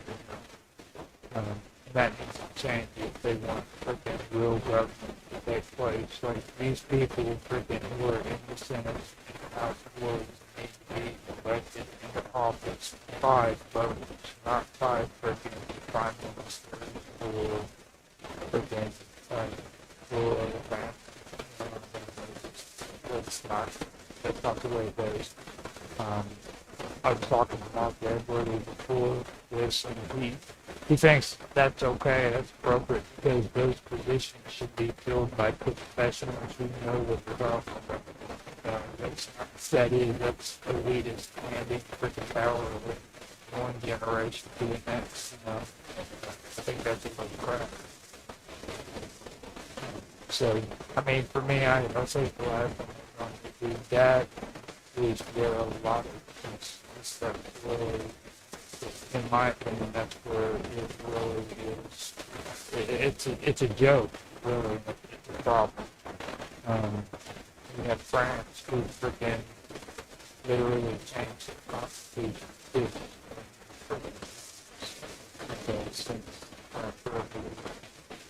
Now, I can understand they've had issues. They've had a lot of bad people that were in power, but that's still maybe 3 times, maybe 4 Yeah. times. You know? Yeah, I totally get that. You know, like I'm currently listening to the book series Red Rising, and it's a very interesting book, and there's stratified castes in that society in the science fiction book, and you know, this one guy goes from the absolute lowest caste to the highest caste, and he's like just absolutely completely blown away by the level of entitlement that this upper caste has. It's sort of like, yeah.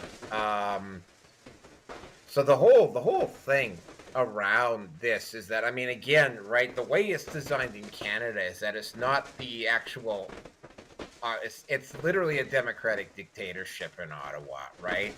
Like the balance of power is actually farmed out to the provinces, so the provinces have a lot more say in what goes on inside their own provinces, and it's not so much as opposed to DC, where you have the three branches in Canada, the balance of power is between the provinces in Ottawa. So I mean, yeah. But yeah, like using Now, Trudeau is had is that the Senate though? no, that's not the Senate. No, there is that's not the Senate. Trudeau, for instance, was notorious for using the RCMP in levels of government, and they're doing this in Britain as well. They're using factions inside the government to enforce conformity and free and restrict freedom of speech. It's trying to do it indirectly, and that's the reason why specifically. Are you still there? Yeah, I'm here. Okay, yeah, you were quiet there for a second. Yeah, that's the reason why. That's the reason why Daniel Smith brought in this thing. Now let's get into the next topic here, because it's again, this is an Alberta heavy show tonight. This next one, and it's too bad Rearson couldn't make. Well, I'll just be straight up here. I really wasn't in the mood to do a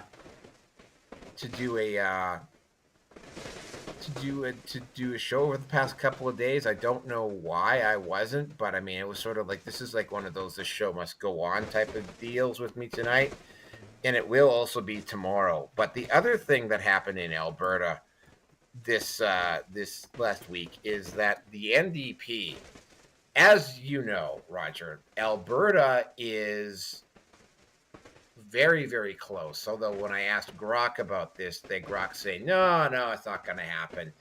Yeah, actually, it is very close to happening. The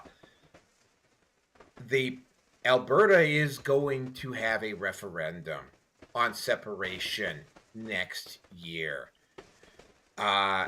They tried twice since Daniel Smith has been in power. One time they tried at the Conservative Party caucus to get her deplatformed there and force her to step down, like they did with the previous premier, and that didn't go anywhere. She got 93% support at the last party convention.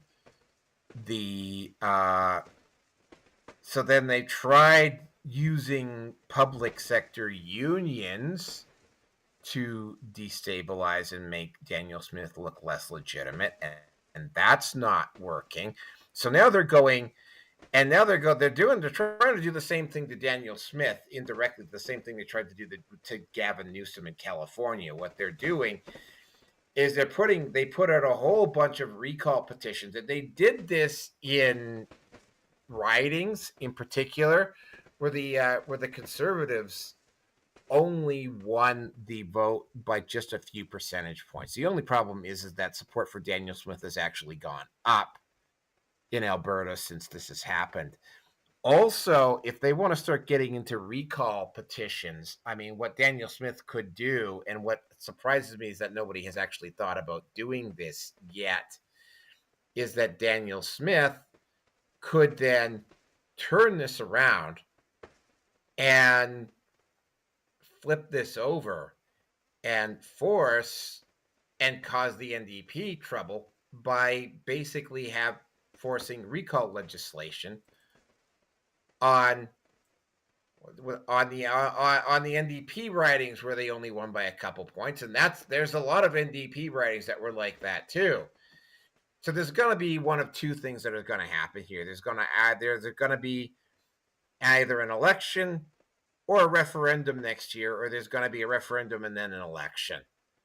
They really don't have, but I mean, yeah, like the fact that they resorted to having to go this route, there's like 14 MLAs, which are basically the equivalent of state representatives in the US, that are facing recall petitions in their ridings, ironically enough, using the same standards that Daniel Smith brought into place for the referendum vote. Very, very obvious play on power. Naheed Nenshi, this probably won't work. But the problem is that, I mean, even if it doesn't work, it does destabilize and it does delegitimize Daniel Smith's authority, right? It's like, and there is a very real possibility. Hold on a second.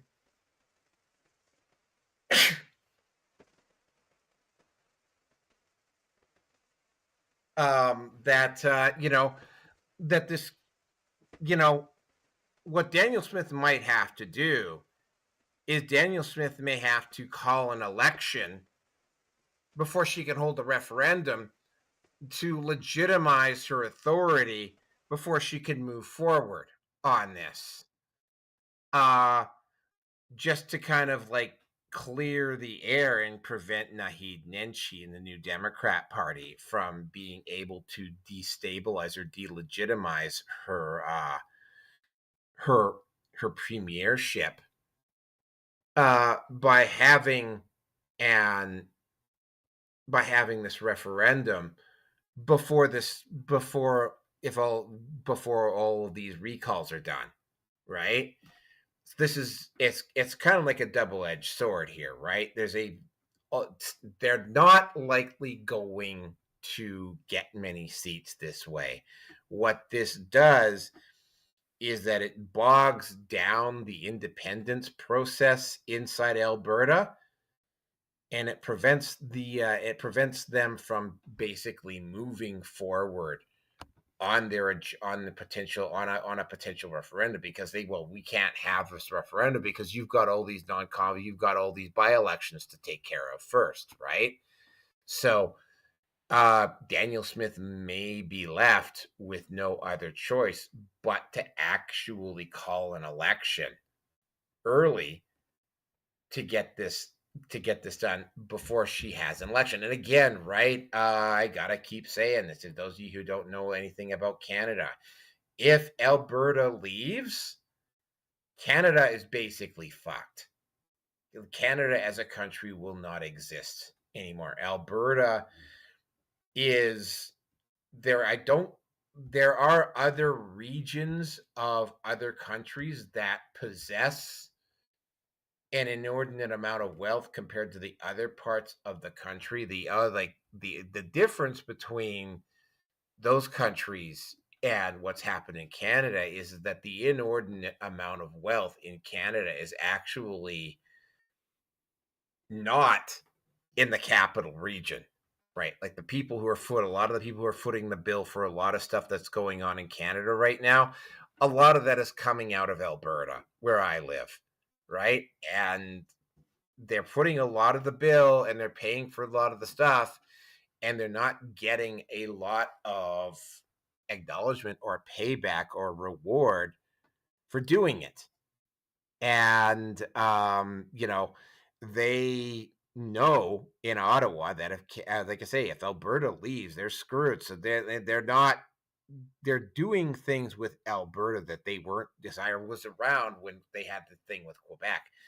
At no time did Ottawa, under Jean Chrétien, attempt to do recall by-elections in Quebec a year before the referendum took place. They didn't try to use the public sector to destabilize the Quebec provincial government before they had the referendum vote. Like, that stuff did not happen with Quebec. They're only doing it here, which indicates that there's a very, and Naheed Nenshi, I got to keep in mind here, because I actually posted this up. Like, there is, and here, I'll just post this up for a couple seconds. There is a substantial support in Alberta for the NDP at this point. I mean, there's enough of it going on here, as you can clearly see with this. They have a 14-point lead, and I can tell you, like, probably about 3/4 of that other 10% is also probably leaning to the right as well. But I mean, like, there's enough support there that if if they wanted to destabilize things and drag things out in Alberta to cause the referendum to not take place or to keep dragging it out to prevent it from going on, there's enough support in Alberta to make that happen. But again, right? And you remember when I was talking about Naomi Seipt and about how Naomi Seipt was saying, like, oh, well, we're the media now, not you guys. We're the ones that are controlling the narrative now, not you guys. And it's like, yeah, this sort of stuff. And here's the thing. I actually asked Grok what the chances were for Alberta separating, and they said not good. And it's sort of like, again, right? Proof that, AI does not necessarily know everything about this. It's like if it came down to a referendum, it would be a coin flip. And yeah, the situation here is, again, if Alberta leaves, the country's screwed, right? Canada as a country is screwed. And I don't think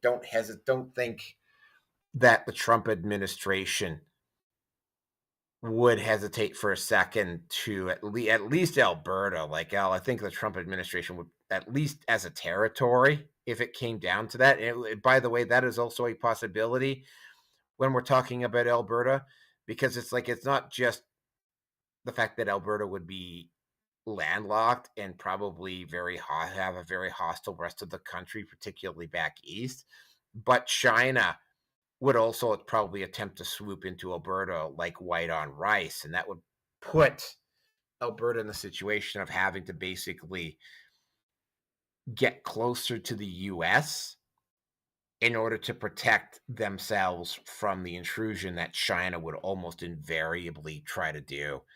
But anyway, yeah, so sleazy stuff. And yeah, just for the record, those of you who remember the Quebec referendum back in 1995, no, the political opposition in Quebec was not issuing massive recalls. They were not using the organs of the state to destabilize and delegitimize the independence movement in Quebec like they are in Alberta.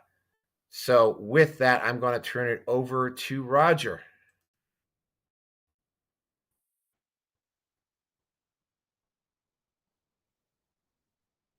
I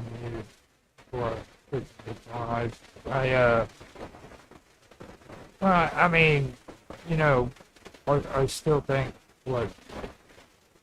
what Texas did here in the United States was a mistake. I mean, okay, when you talk about getting closer to the United States, I think that's a mistake.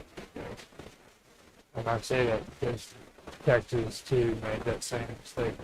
Texas would have been perfectly fine if they had stayed just the way they were. They had an option to be their own country. Okay.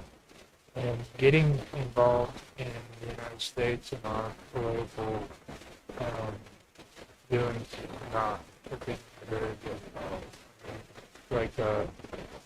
There's a lot of things that freaking you guys can do, because I understand the concept that you guys, you're the ones who are high in resources. And the rest of the rest of Canada depends on your resources. But then you don't get anything in return from it because of population. And that sucks. That's kind of the way it is here in our area. It's actually worse here because of freaking jobs. The jobs aren't really as great as what it could be. But that's another story. We're an area that depends on small businesses rather than big corporations. Let's put it that way. And to be honest, a lot of people around here enjoy it that way. There's these big corporations, when they do move in, they start doing a lot of the various things that you hear about taking place up in cities like Chicago or Indiana or Indianapolis. You want to talk about a corrupt state here in the United States. Do some research on Indiana to see what corruption is. These are the type of people who figured out how to create laws that allow them to put you in jail for not paying bills, and they did it with a loophole. They're not going to get you for not paying bills. They're going to get you for failure to show up in court. You know, they force you every single month to show up in court because you have that bill paid up. And you miss a day, they put you in jail. You know, it's like, and they get away with that. So that's the way Indiana is. So, and you know, don't get me wrong, Canada. I understand that a lot has changed, but you guys do break the way. I don't see it becoming a part of the United States would be really that good of an option. I think Alberta would be perfectly fine with a standalone. If they needed help, freaking, you know, I guarantee you, freaking, they would still get help not only from the United States but also from freaking Canada itself, because there's close ties there by both. So I do believe that it would be a mistake to do that. And for Alberta, it's probably one of the weirdest parts of Canada. You know, you guys have a lot of stupid stuff there. You know, like you guys eat people and shit. I'm still suspicious about those fires too. I think they're being started so that they can chase freaking Indigo and freaking people spirits and shit going back in the freaking behind days taking down the freaking little babies and shit. You guys have to get burning off the fire. We have the skinwalker down here. You guys have to I will babies. So that's it.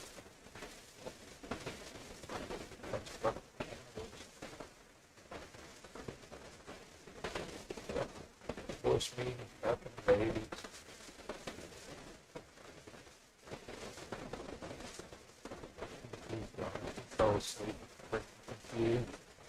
Okay, all right. So we have one more topic to go, and then we're done. So yeah, last topic. Involves Okay, I will freely admit. I mean, there's been some rumors about Bridget Macron floating around for years, just like Michelle Obama. I am not sold on the whole trans thing. Like, I am just not. You know, it just does not make any sense to me in any form or fashion. But one of the things that has come out is that, I mean, Candace Owens has been very vocal that Bridget Macron is a man, and apparently the French government was angry enough to actually make it Sassantine. Now, I got a couple of videos on this one. Keep in mind, Candace Owens has been taking a strange series of hits to her credibility lately. Don't know what's going on with her, and this may be don't know what's going on here, but I mean, there's some speculation.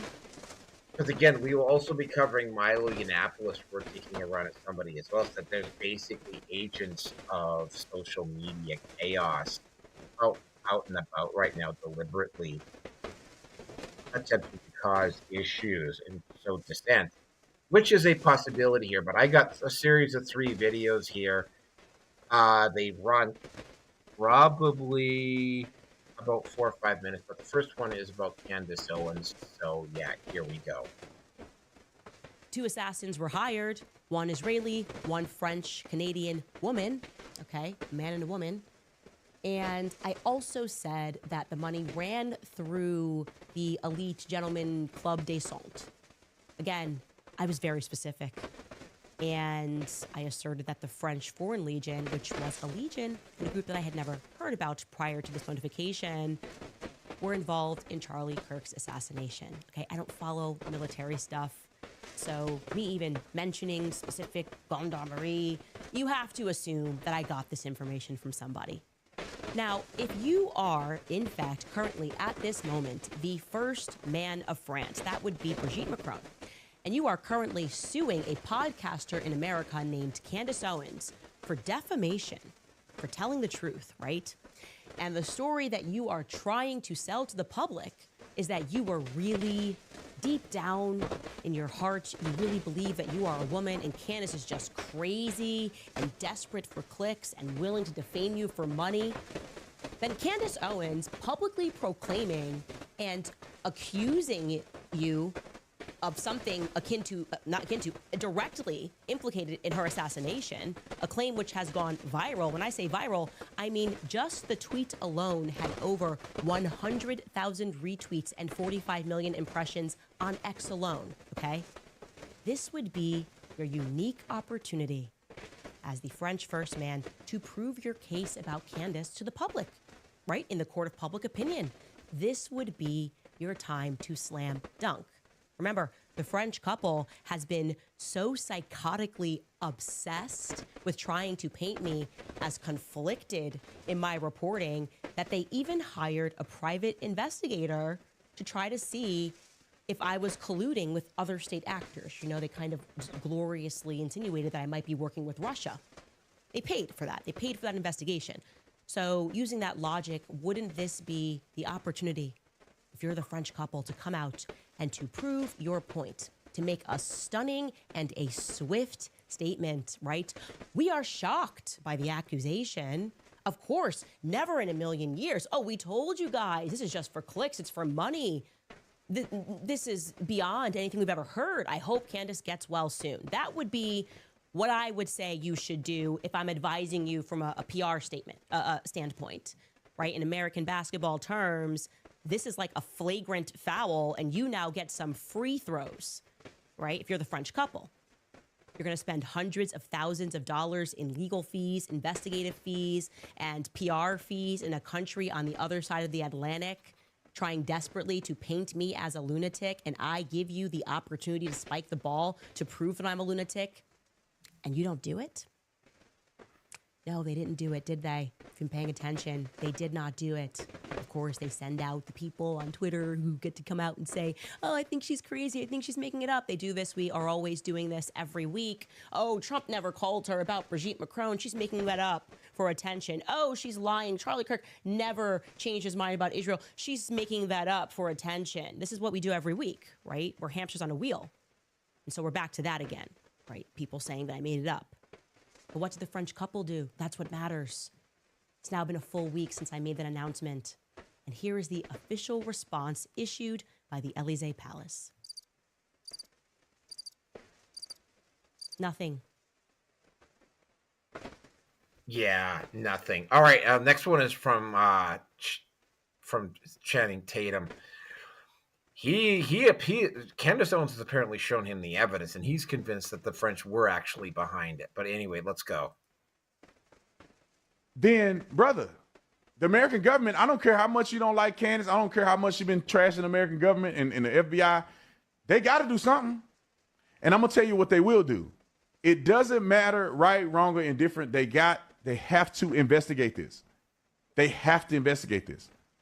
And I think that if it is found to be true and the proof prevails, which I'm convinced, after talking to Candace and the stuff that we talked about, I'm convinced, then that means that there should be dire consequences for the French government and whoever else was involved, the Macrons or whatever, dire consequences.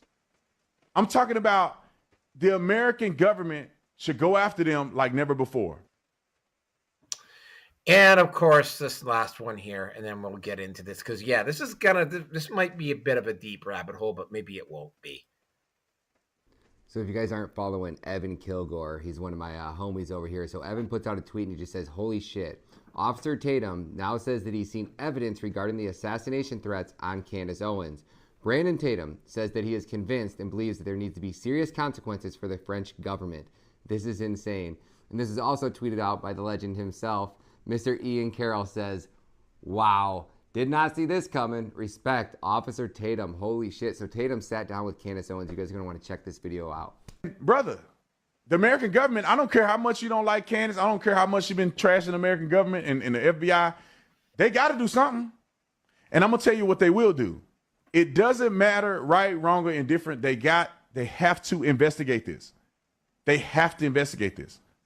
And I think that if it is found to be true and the proof prevails, which I'm convinced, after talking to Candace and the stuff that we talked about, I'm convinced, then that means that there should be dire consequences for the French government and whoever else was involved, the Macrons or whatever, dire consequences. I'm talking about the American government should go after them like never before. All right, I want to point something out about the French government. They are doing the same thing to Marine Le Pen that the Biden administration was doing to Trump. Marine Le Pen is currently under house arrest, right? There was also the Yellow Vest protest. You might remember those a few years ago. That also happened under Macron's watch. Yeah, Macron, the French government, would they do something like this? Yes, they would. You know, but I mean, I got to freely admit though, I mean, Candace Owens has a point there. I mean, they were given a chance to do a free throw and a layup to kill this right off the bat, and they didn't do it. Instead, they're sending out hit squads. Now, I got to point out that over the last week or so, Candace Owens has taken a lot of hits to her credibility. But in light of this first event, though, I have to openly wonder whether that was, well, I mean, you know, there's two possibilities here. Either A, Candace Owens is telling the truth, in which case, yeah, absolutely the Trump administration or the FBI or the CIA, and you'd also be able to involve the CIA because there's foreign operatives. The CIA would have to launch an investigation, and the FBI would also have to launch an investigation. You know, and it probably would have to happen irregardless of what happened. The other part on this is that she's just making this up. The only problem is that, again, this is something that, keep in mind, Lauren Southern was also another woman who I remember, who was really good at dotting the I's and crossing the T's, yet engaging in contradictory self-destructive behavior, right? I mean, I remember, previous to Red Pale Black, I remember the doxing website that she was trying to start up called Social Autopsy back when she was still a quote-unquote liberal. And, you know, I am familiar with the events that caused her to, quote, go conservative. The whole thing, yeah, Candace Owens might be a bit of a grifter here. Again, I am not super familiar with the Bridget Macron situation. I'm also very, very hesitant on going, this person is trans because she's got a specific body type. All right. Because I mean, if you see, like, especially women in track and field, like if you see a lot of women in track and field, they have that very masculine build. A lot of them do, you know, especially the track runners, right? They have those very broad square shoulders. You know, there's also some other sports where you see women have those, like, I mean, there is a body type where the shoulders are very square like that. So just simply saying, and this has been the argument about Michelle Obama, for instance. Oh, well, look at Michelle Obama. She's got those square shoulders. That's not enough, right? Like, you know, like I've seen especially particularly if they're in something, say, like into athletic modeling or something like that. Like those women have very muscular male-like builds. I mean, some of them are still pretty goddamn hot, but it's sort of like, yeah, I'm sorry, right? Like if some woman just happens to have a rather square jawline and a broad athletic body type, that is not enough of a slam dunk for me to say, oh, well, that's just a man, right? It's sorry, that's not enough to do it. Just like, that I'm kind of getting off on a bit of a tangent here. Oh, well, Justin Trudeau's the son of Pierre Trudeau. Well, I mean, okay. Well, let's take a look at Pierre Trudeau at the same age that Justin Trudeau now is, and put them side by side. You put them side by side, and Justin looks like Pierre, except Justin has hair and Pierre doesn't. And nobody wants to really discuss that, right? I think personally this whole thing about Bridget Macron being a man is a bit of a waste of time, and it's also a bit of a distraction. People are kind of starting to figure that out about this whole situation. And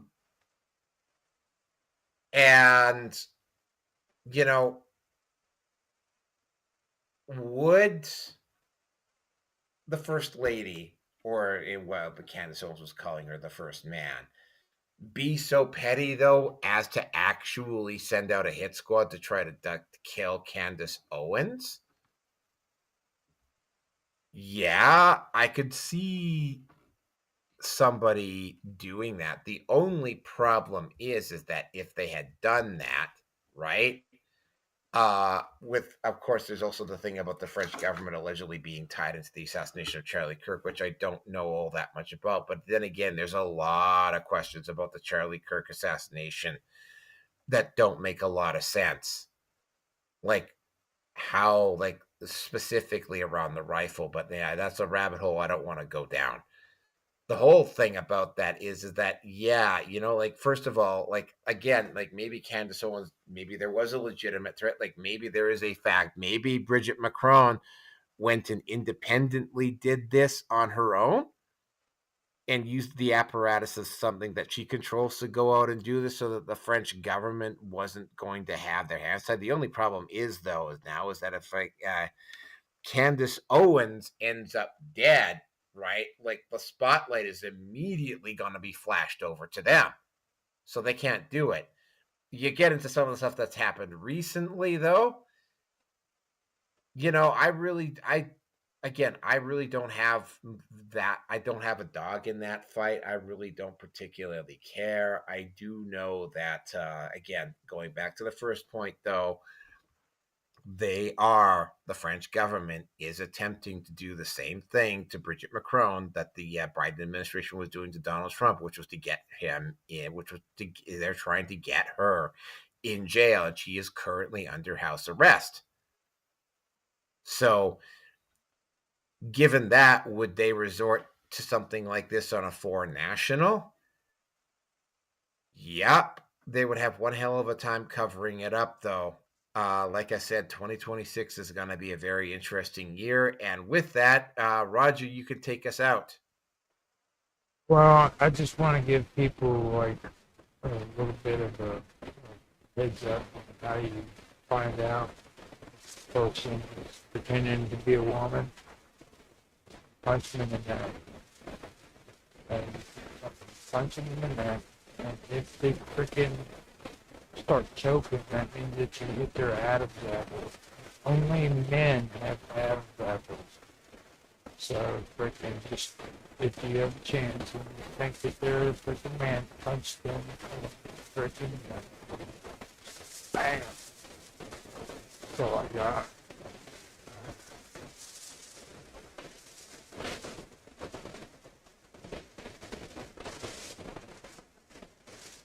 Yeah, you're fading out really quick there, Roger. You want me to say it again? Yeah, because I didn't get any of that.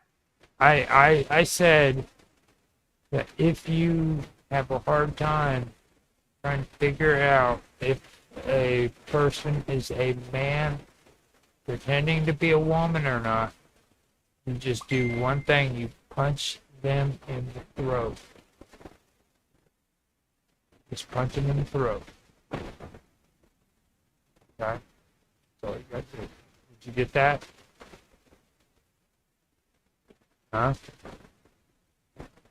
Sorry, I was muted. Yes, I got that. Okay, so that's all I gotta say, dude. You know, and don't ever let a queer freaking grab your balls. But you can be all socially acceptable, and allow gay people to be who they are. But when they grab your balls, that's when the freaking fight starts. You punch them straight in the freaking throat. Bam. Like right in the throat. Because see, men are the ones who have the Adam's apple. If you're so stupid you don't realize that frickin' a woman is coming at you with an Adam's apple, then you get what you deserve. That's done. Well, thanks a lot for showing up tonight, Roger. I will be doing 469. I will be doing 470 tomorrow. Don't know what time because I gotta go pick up my car, and I also gotta go grab some food here before I go to bed tonight. Let me add something to that too, okay? You have your car in the shop, okay? Keep close eyes on that because with this car happening today, I also want to add in the same shit that just happened to Nancy. Hopefully get some involved. Me and you both freaking talk to her here and there. Just to let you know, it's not just today with my car, but for my dad's car, but Nancy's car did it too. She's in Florida, so just weird shit happens. Just be aware of that. Yeah. Well, yeah. What happened with my car was really, really weird. Like it works, but it doesn't work at the same time. Yeah, it's kind of strange. Hopefully it won't cost me too much. Yesterday was also payday, and I had to put off paying anybody until I figured out how much it was going to cost to get this car fixed.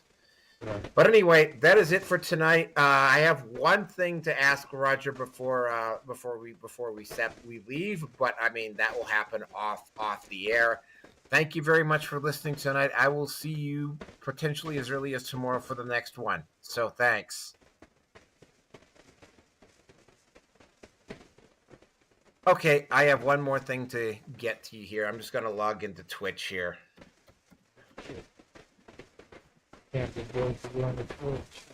Actually, you know what? Can we pick this up maybe on Teams? Because you're fading out really bad here. Yeah. Okay, so I'm gonna call you on Teams here. Just give me a second. All right, I'm gonna end this. I'm gonna end this right now. I'm gonna close the room. Okay. All right.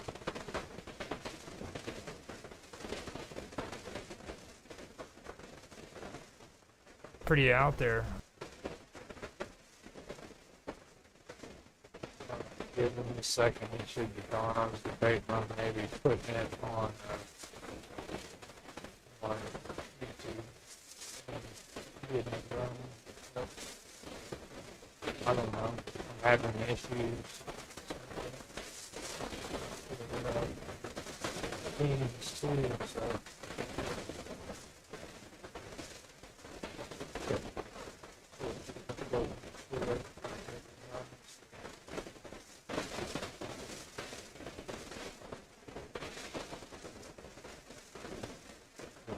It's been an interesting week.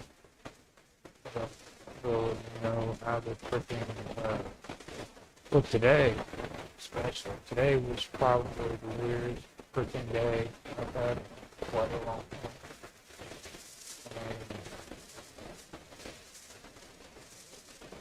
I don't even know how to explain today. It was really weird.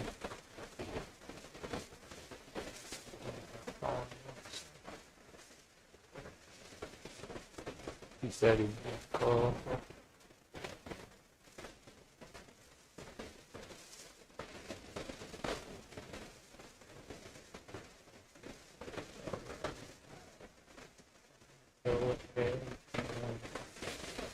Go ahead and put this into the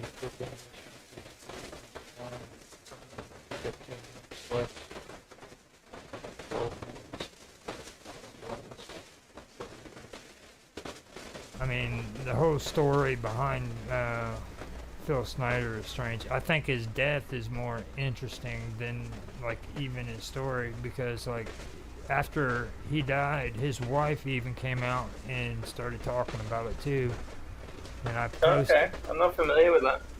I posted the link to the archive in my And he chat. he used to bring like all these actual objects and stuff out, right, for people to come and touch and look at, and these different materials and stuff. Like he had it all, man. Like way back in the day. It was so crazy. I wish I was alive. Like I could have seen him in person. Eh? Like, wow. I didn't That was even so know long about him. before. The UFO, the ufology, what they call it now, wasn't even a thing back then, you know? This was before that, you know? So, like, this stuff has always been out. It's crazy. Yep. I just... He was running the circuit. They did have a circuit where people would go from town to town and speak about aliens and stuff, but it's not like it is now. Like now you have the Rainbow Tribe meeting at freaking Mount Shasta, or you've got Dr. Greer and his bunch hanging out down by Area 51, you know.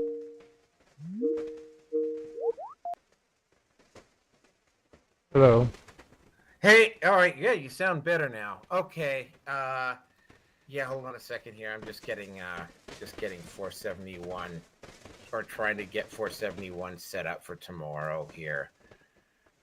Okay, yeah, because all right, so yeah, I gotta because somebody got their panties in a knot over at Twitch, and they suspended me for about a week, so I have to reestablish my I have to set everything back up again with Twitch to live stream on there again, and I'm like trying to remember how to do it. It was like I was just drawing a blank. So Now the URL for Twitch is a universal URL. That means that you don't have to change it after you do it. I believe I'm on Twitch right now, so I can go in there and catch that. I can send it to you in the chat area. Just put that in, and it should set you up on video account. I'm not quite sure. I think you have to put your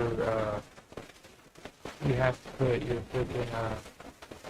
channel name at the end of it. okay, hold on a second here. So we go to Kick. Oh, it's not even on here. Add new destination. So I have to add Twitch in again. Yeah, there you go. That's cool. Okay, that's so even better. Make sure you're signed into your Twitch account too. When you do Oh, I'm signed in. I'm already signed in. Twitch. Okay. Yeah. I wonder if I could do. No, I don't want to do YouTube. Not on my main channel. Anyway, okay. Authorizing will allow Rebel Studio read your channels to send. Yeah. Authorize. Okay. It's a lot better than doing it manually. Trust me. You had to go on. Which successfully connected. You're good. So then I'm good. I can do it. I can set so I can. When you go to start streaming, remember in Rumble Studio, make sure that if you use the freaking RTM option, whatever they call that, where you can use your OBS, make sure that Twitch's little green thing is on.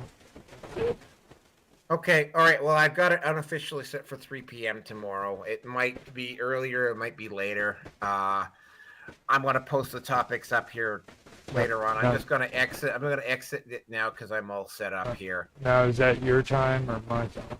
That's my time. So it'd be 4 o'clock my time. Yeah. Well, I have. I have Jiva, and I also have Rapid Glitch on at 2 p.m. my time, which would be 1 p.m. your time, and we're going be doing exploratory, talking about quantum mechanics and shit, cool stuff. Okay, well, we'll just take it as it comes here. You know, I gotta get caught up on some stuff I'm here. I'm just telling you, it's going to be a tight fit. I could probably make it, but because after that, I don't have to do anything until I have to do quantum gathering with Minds Gaming and Auto. Okay. So. All right. Well, I mean, like I say, I have to be back here before I have to pick up my car tomorrow afternoon. That's an absolute given. So and they close at 4:30, 5 o'clock. So I absolutely have to go over and pick up the car. So at like 3 o'clock is the unofficial time. I could go later than that. I don't want to go much later than that. That would be about the perfect timing for me if you want me to come on. So. Yep. All right. Well, I will talk to you tomorrow then. Well, I'll talk to you later on today. Everything is all set up here. All right, man. I'll talk to you later. All right. I'll talk to you later, bud. There you go.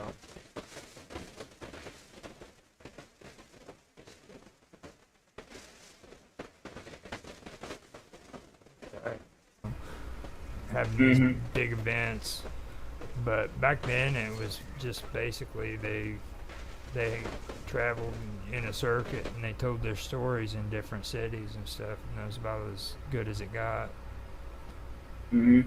So he was doing that. Now, he even said that there was actually attempts on his life too, I believe.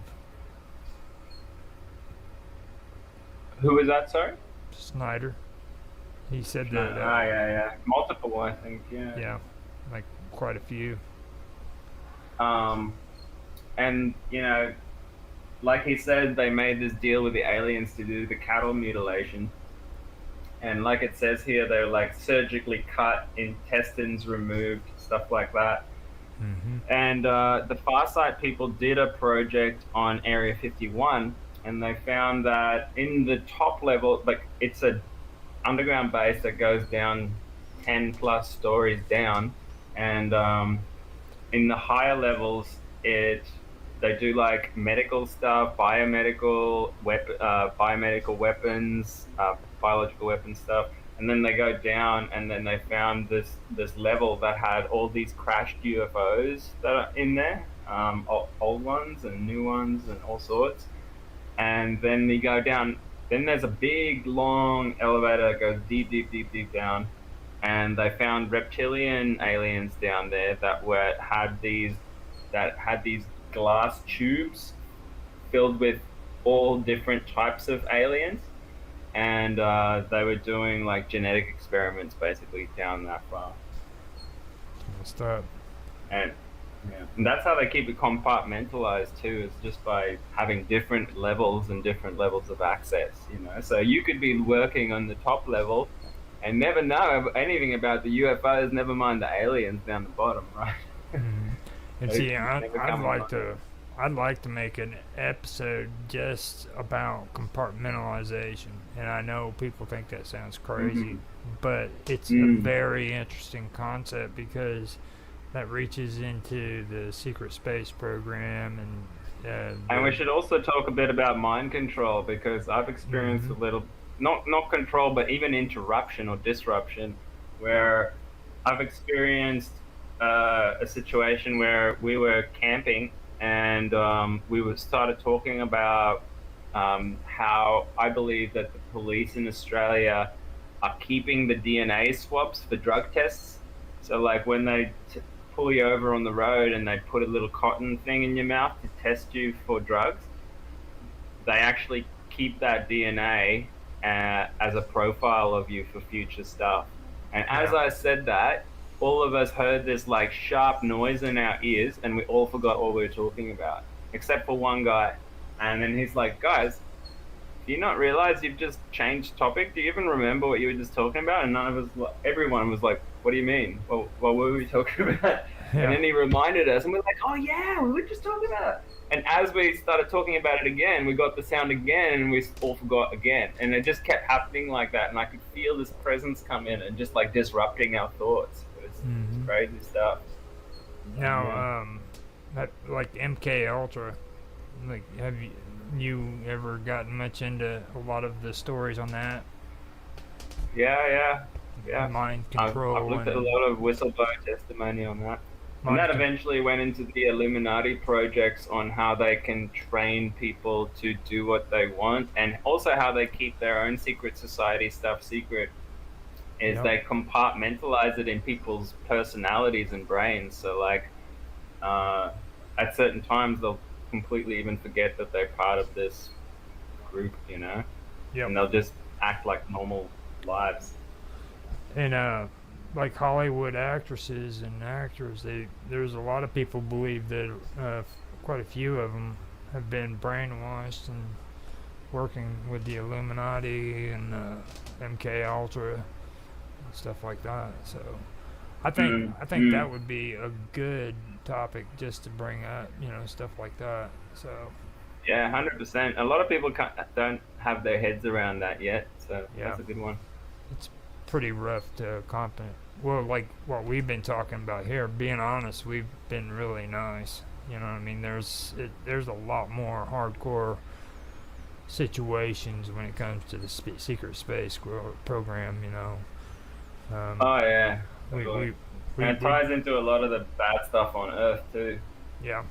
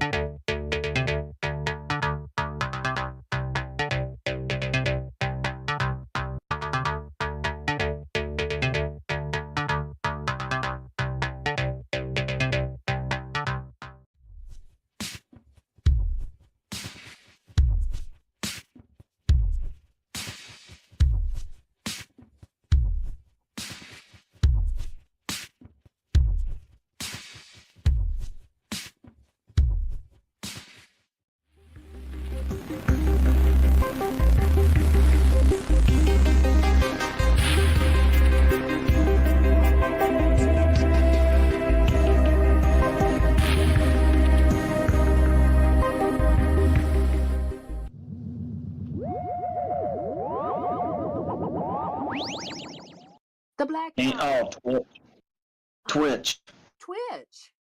Yeah, so she had 3 people. Well, Twitch killed himself supposedly, but Leslie Gordon, Supposedly.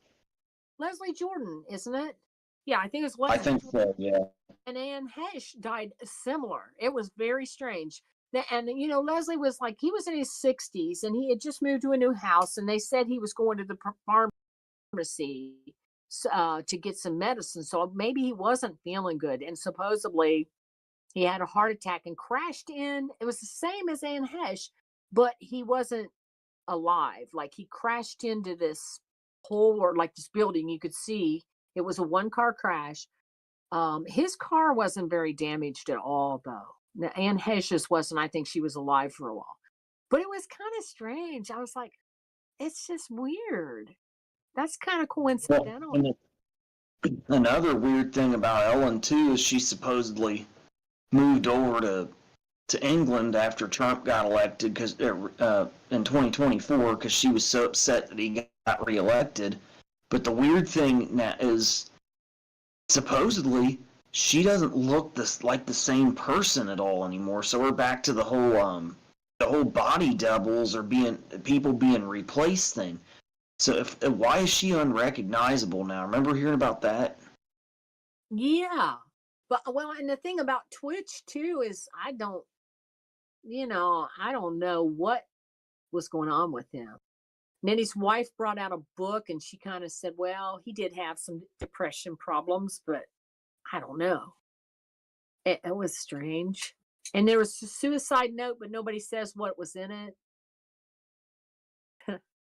I kind of His thought boss goes up and down it wasn't his handwriting, and that he wasn't suicidal too.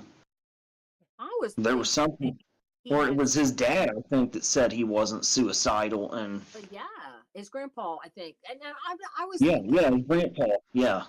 maybe this was right before all this Diddy stuff happened, so I didn't know if there was something that he knew that he thought might implicate him or something he knew about Ellen. But I thought it was very strange.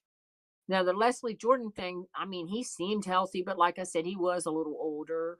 But still, what's the likelihood? That's a coincidence how he passed away, just like Anne Heche, I think, very similar.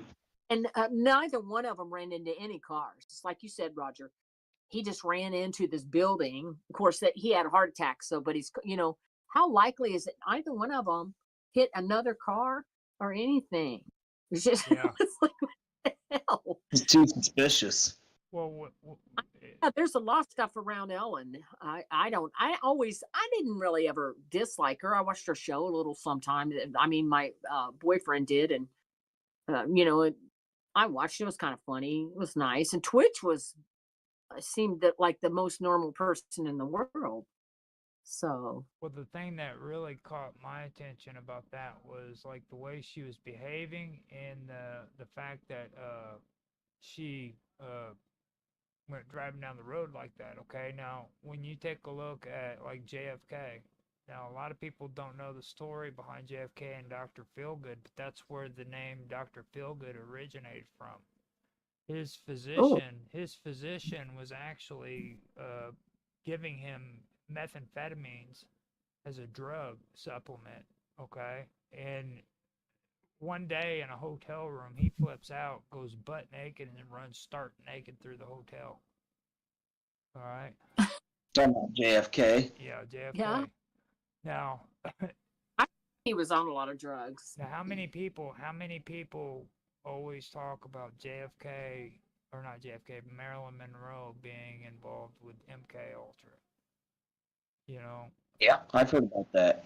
And then for me, I think I said it on your last show where we talked about this, about I think that Jackie was a part of MK Ultra too, because she just handled the death of JFK way too easy. Well, and she marries that rich guy. Like that was kind of weird too. Aristotle Onassis. That was strange. And see, the thing of that about that is a lot of people swear that she did that because she was afraid of him hurting her family, her kids and stuff. Yeah. So, yeah. He actually did try to tell her son, John Jr., never to run for president. He didn't while she was alive, but after she passed, he made an announcement he was going to try to, and he was gone. Not even 6 months later, in that plane crash. So she knew. Odd too. Yeah. That those are the things that really stick out to me, and then I take a look and I see this stuff with Ellen and the way freaking her woman acted up. You know what I mean? And ends up dead because she freaking had an accident. It's things like that that kind of stick into my craw when I start seeing things like that. It's mysterious. Yeah. Apparently something had happened to her, or to where she was no longer needed, and they had to make sure she just kind of had an accident, in my opinion.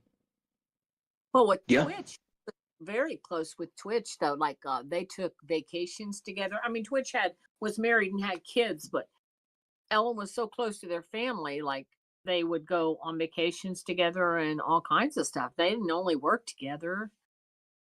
So, yeah. Now, Twitch, I didn't know much, but I knew like he was her guinea pig. She would make him go out and do weird shit on the street with a microphone and stuff, but I don't get too much into that woman stuff. Well, and Leslie Jordan was really cute. He would always he would do different things on the show too. So it was really, I don't know. And now she's gone.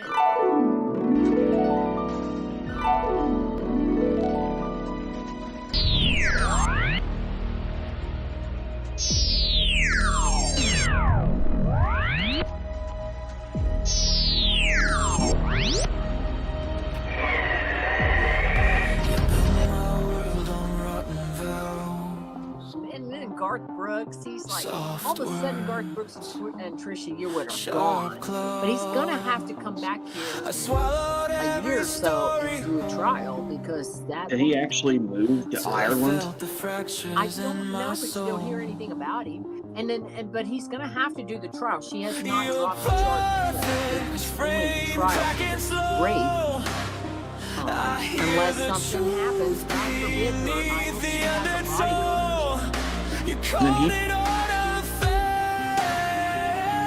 he control, but I can hear the static in your room. I'm not your lesson, I'm not your lie. I am the shape you tried to burn alive.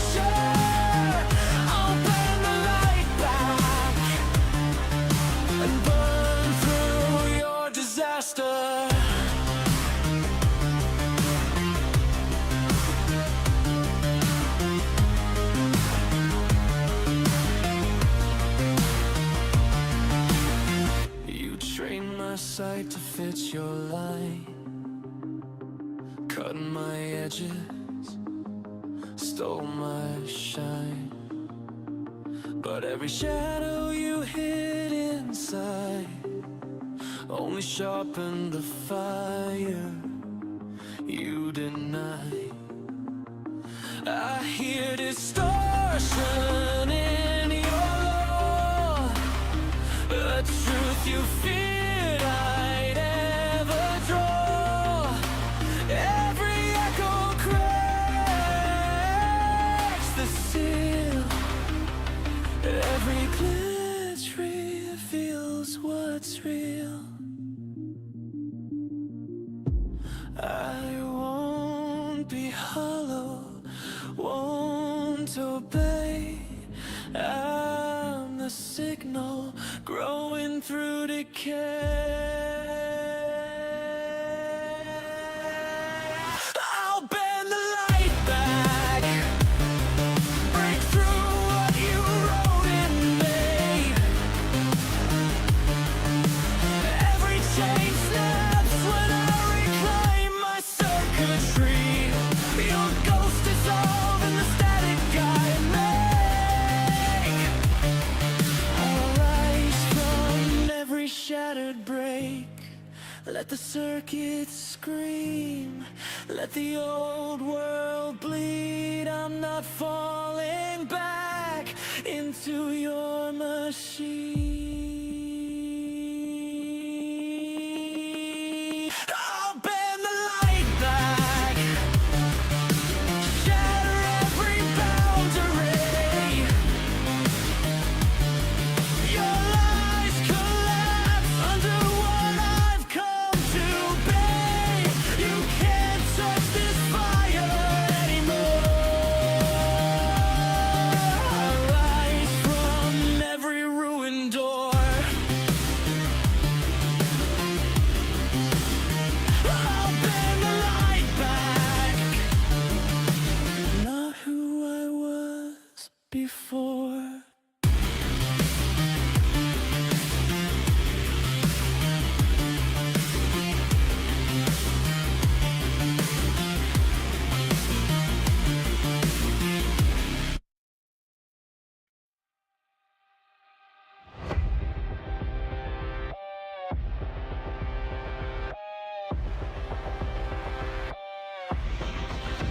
You built my world on rotten vows, soft words, sharp claws. I swallowed every story whole till I felt the fractures in my soul. Your perfect frame, cracking slow. I hear the truth beneath the undertow. You called it order, fake control, but I can hear the static in your roll. I'm not your lesson, I'm not your lie.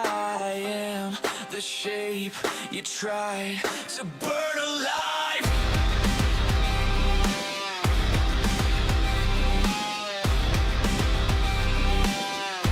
I'll bend the light back, twist it, break it, every lie you taught me. All your fictions fall like ashes. I rise from every fracture. I'll bend the light back and burn through your disaster. You trained my sight to fit your line, cut my edges, stole my shine. But every shadow you hid inside only sharpened the fire you denied. I hear distortion in your law, a truth you feared I'd ever draw. Every echo cracks the seal, every glitch reveals what's real. I won't be hollow, won't obey. I'm the signal growing through decay.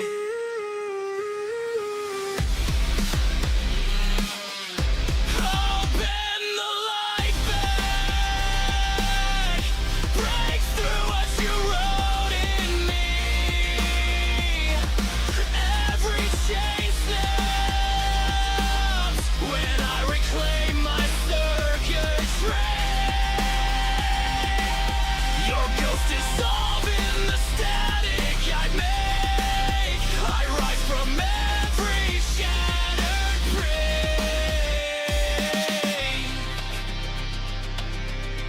Let the circuit scream, let the old world bleed. I'm not falling back into your machine.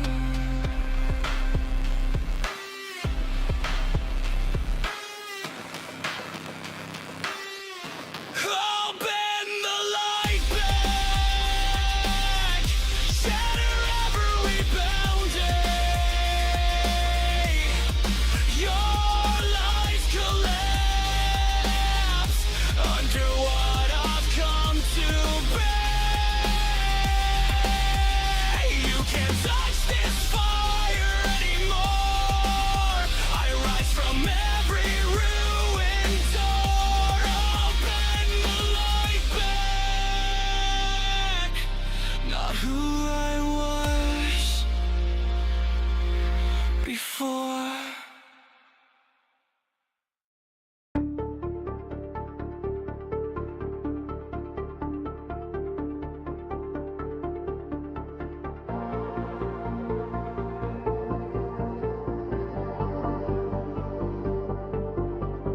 The strange and the small isn't separated at all.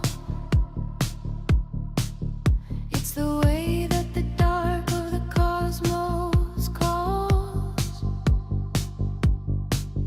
Every shimmer in the void, every pulse that reacts,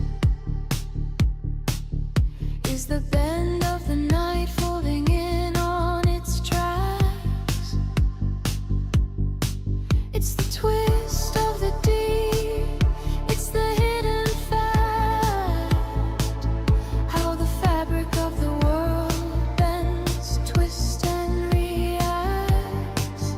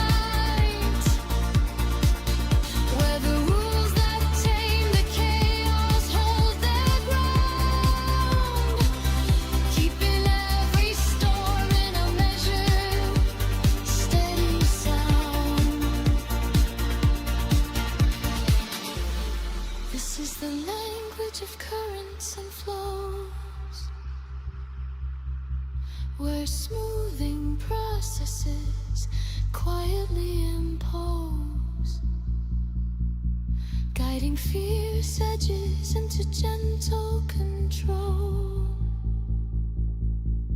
holding wild systems in a single whole. The equations that once threatened to tear apart time now soften into motion, balanced and fine, kept steady by the same deep cosmic guide that keeps the quantum calm and the worlds aligned. The law that keeps the smallest sparks from breaking is the same one that guards the system shaking, holding every pattern, every field, every thread, so the universe breathes instead of falling dead.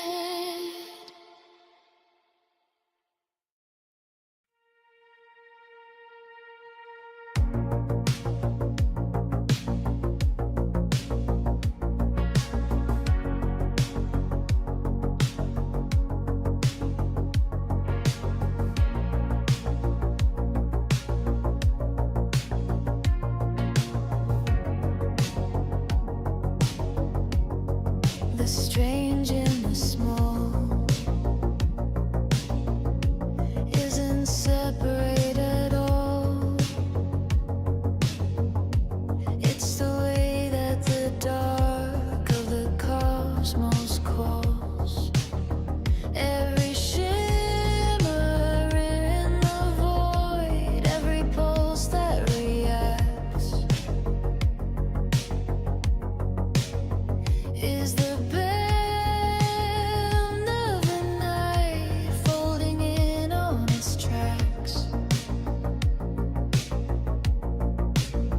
It's the twist of the deep, it's the hidden fact, how the fabric of the world bends, twists, and reacts when tiny sparks behave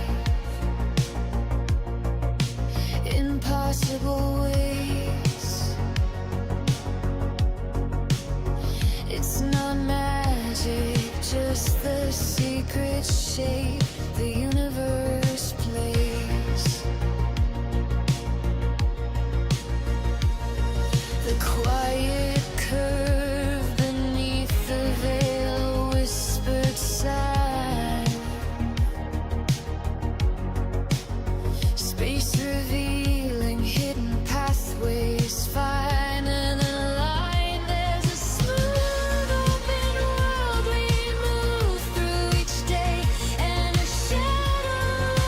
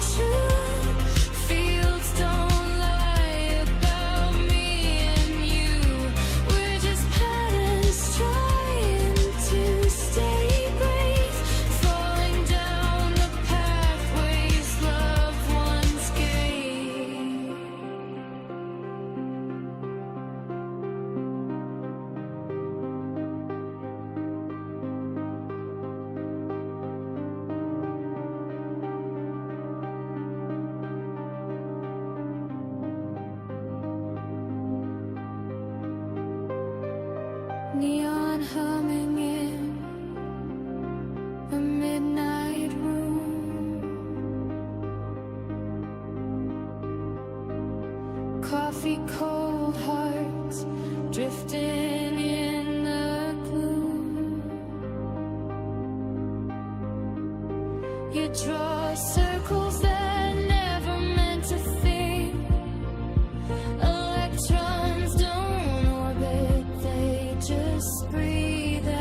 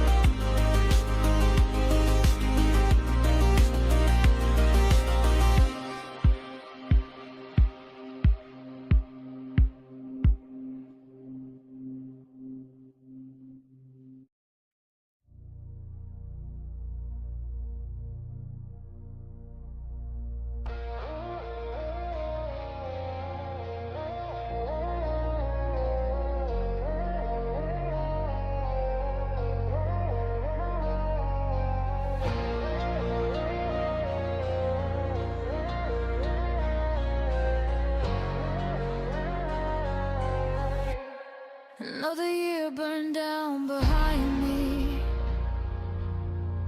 and every headline felt like prophecy.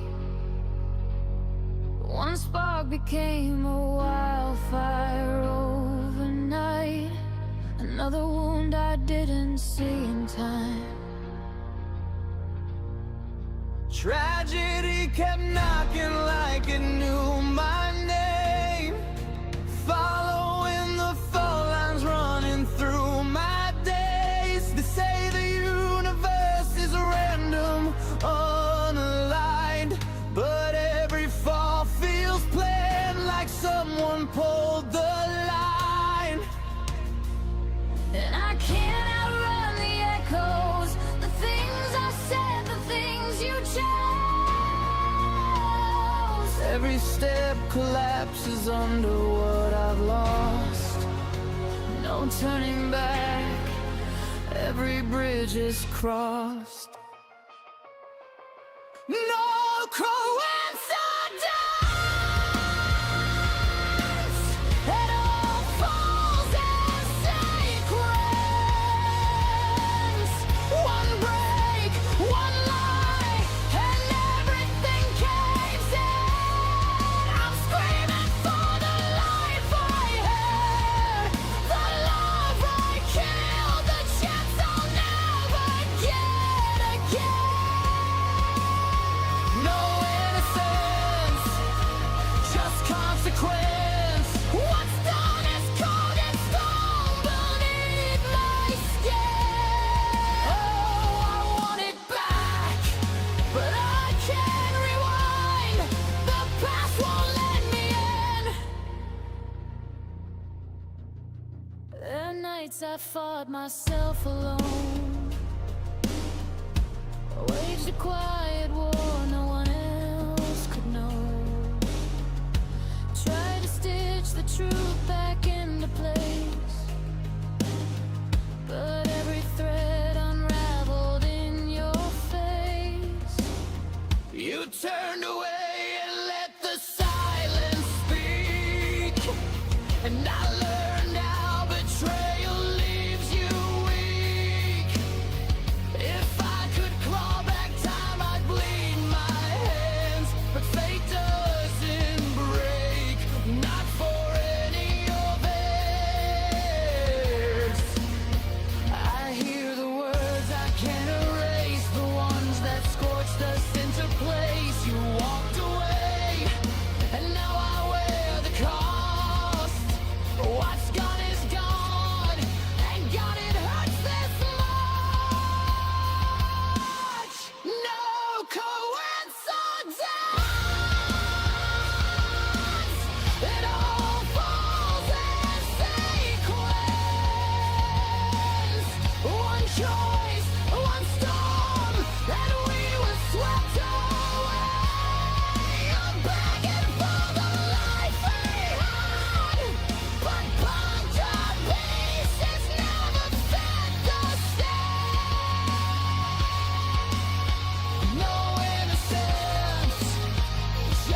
consequence. Every memory burns like acid in my veins. Oh, I want you back, but time is cruel. It doesn't give, it only takes. If I could rewrite the moment, if I could unmake the pain, if I could hold you one more time, I'd never let you fail.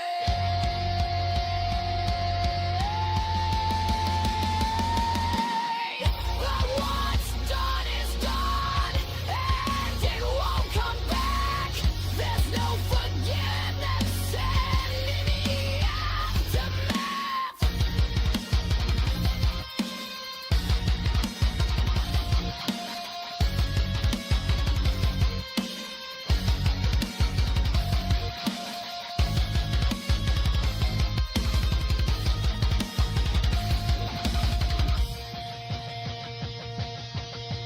No coincidence,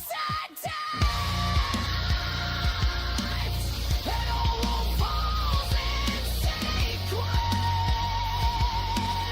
Every tear, every loss, every shattered plan. I'm reaching for a ghost of you and grasping nothing but the emptiness in my head. No innocence.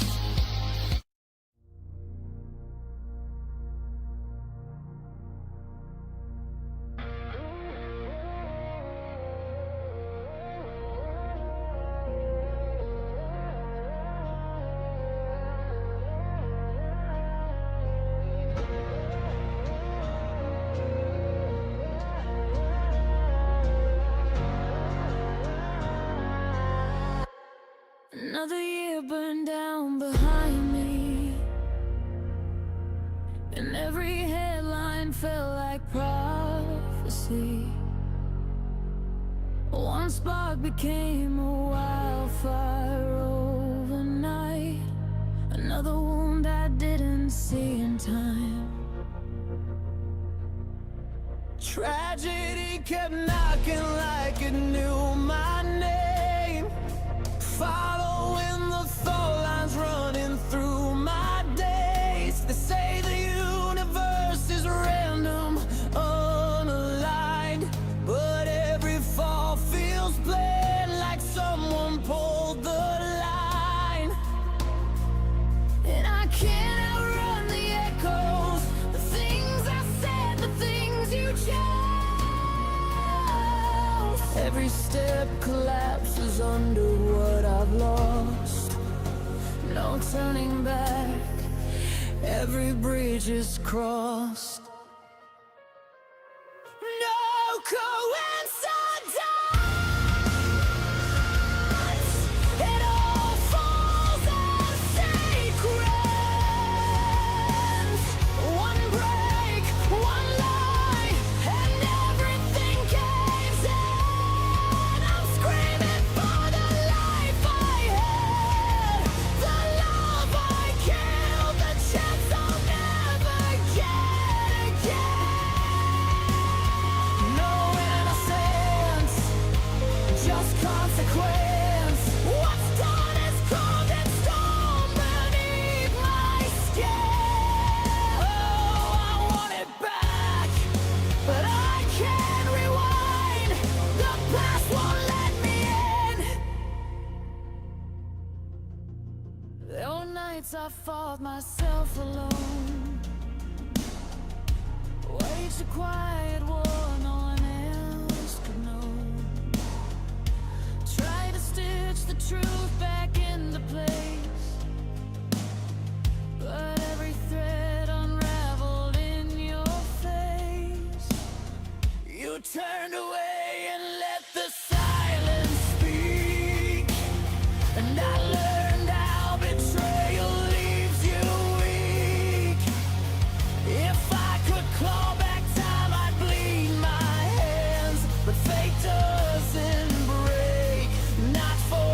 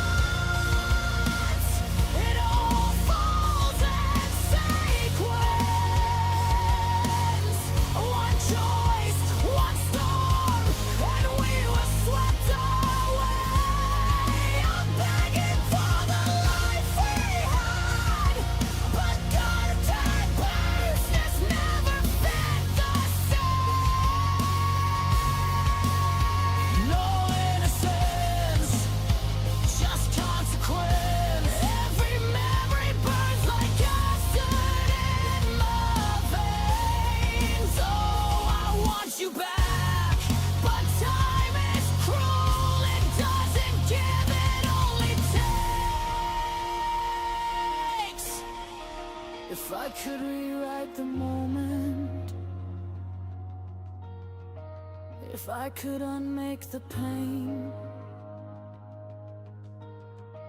if I could hold you one more time, I'd never let you fail.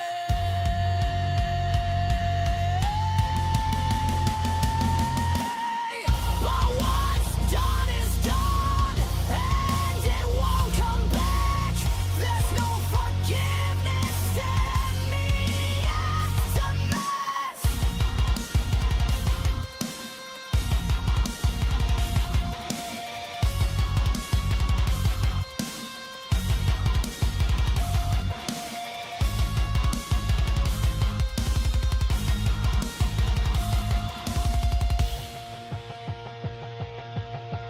No coincidence,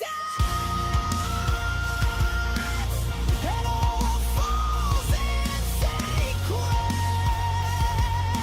Every tear, every loss, every shattered plan. I'm reaching for a ghost of you, and grasping nothing but the emptiness in my head. No innocence, just consequence. A story written long before we even began. I want it back. I want you back, but time won't give what it already damned.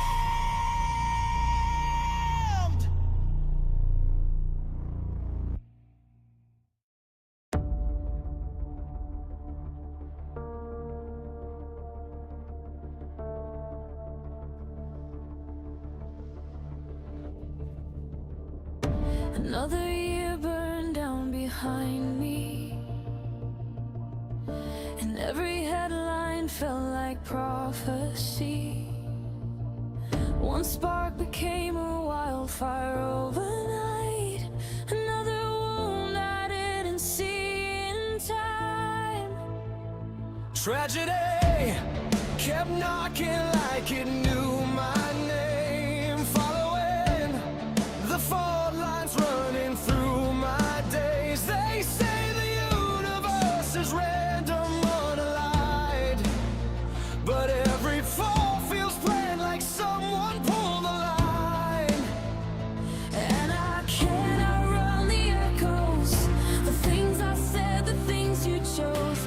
Every step collapses under what I've lost. No turning back, every bridge is crossed.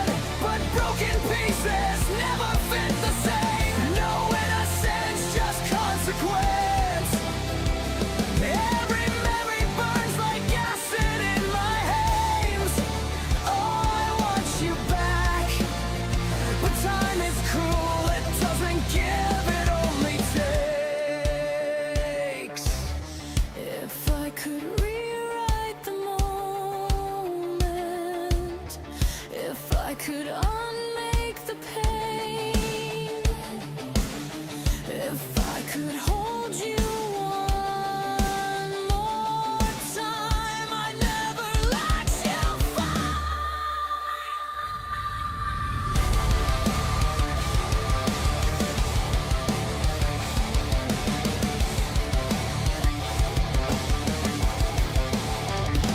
But what's done is done and it won't come back. There's no forgiveness in the afterlife.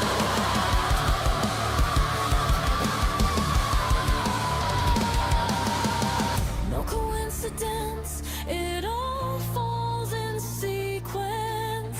Every tear, every loss, every shattered plan. I'm reaching for a ghost of you and grasping nothing but the emptiness in my head. No middle sense, just consequence. A story written long before we even began. I want it back, I want you back, but time won't give what it already did.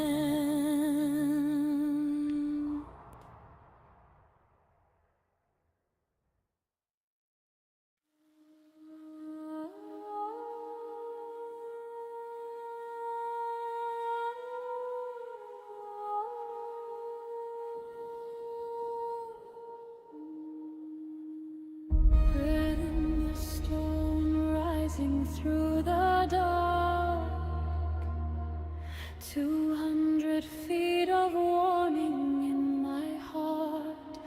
Whispers curl where the lava sighs. Sting-kissed air where the danger lies. Hidden mouth beneath the ashen green. Watchers waiting where the world can't see. If shadows move along the Calgary's edge, the rookery stirs at the silent play.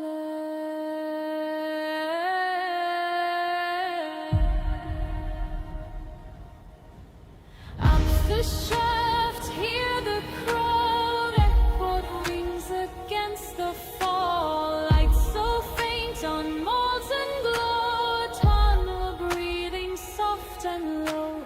If the night brings fear again, I rise through heat, through smoke, through flame.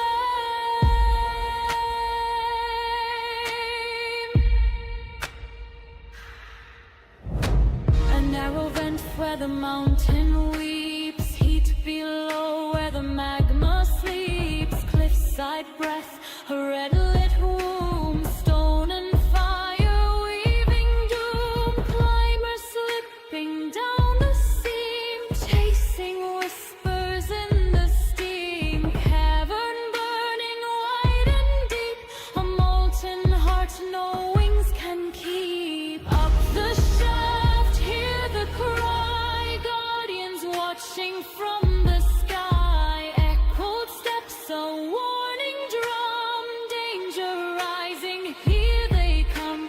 Through the heat, through the hidden door, I breathe the fire and rise once more.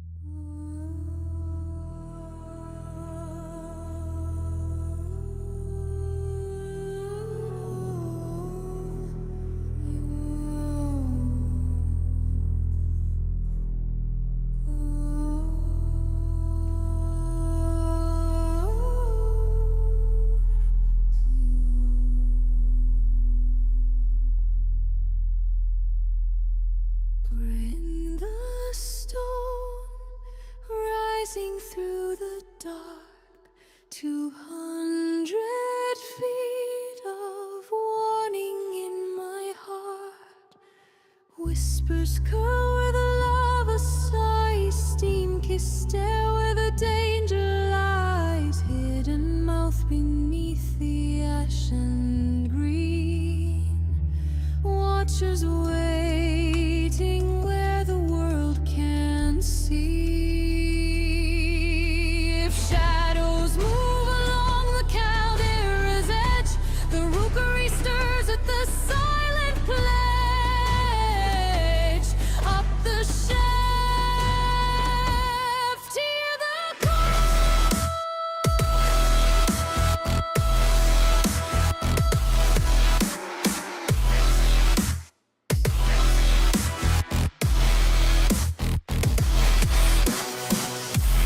Echoed wings against the fall.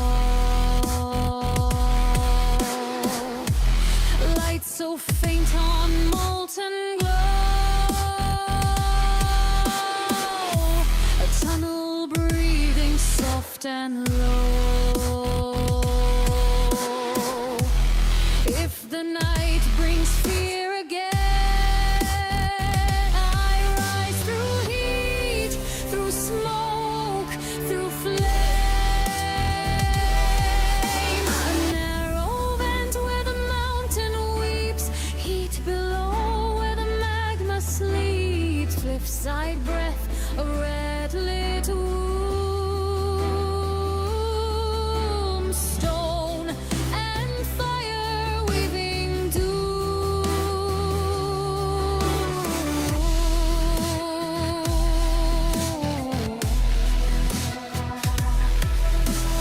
Climbers slipping down the seam, chasing whispers in the steam. Cavern burning wide and deep, a molten heart no wings can keep. Up the shaft, hear the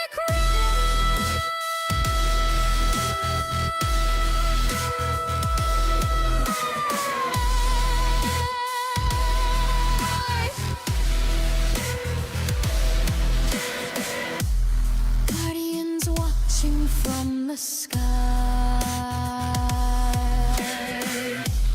Echoed steps, a warning drum. Danger rising, hear their echo come.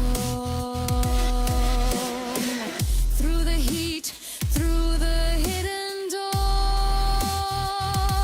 I breathe the fire and rise once more.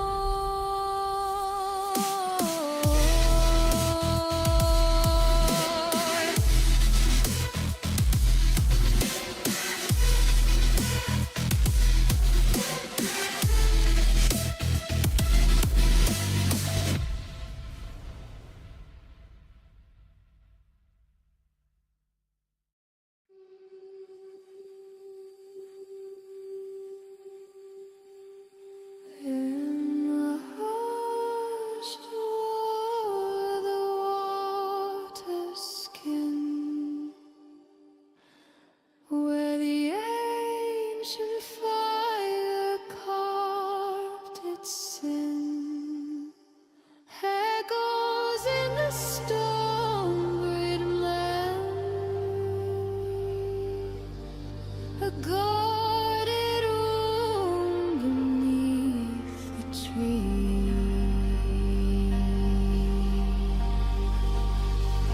Shadows drift, wings of silent warning. Old blood stirs in the autumn morning. Through the narrow mouth of stone and heat, the brood returns where the worlds all meet. Illusion shivers, the tunnel calls. Footsteps tremble through hidden halls.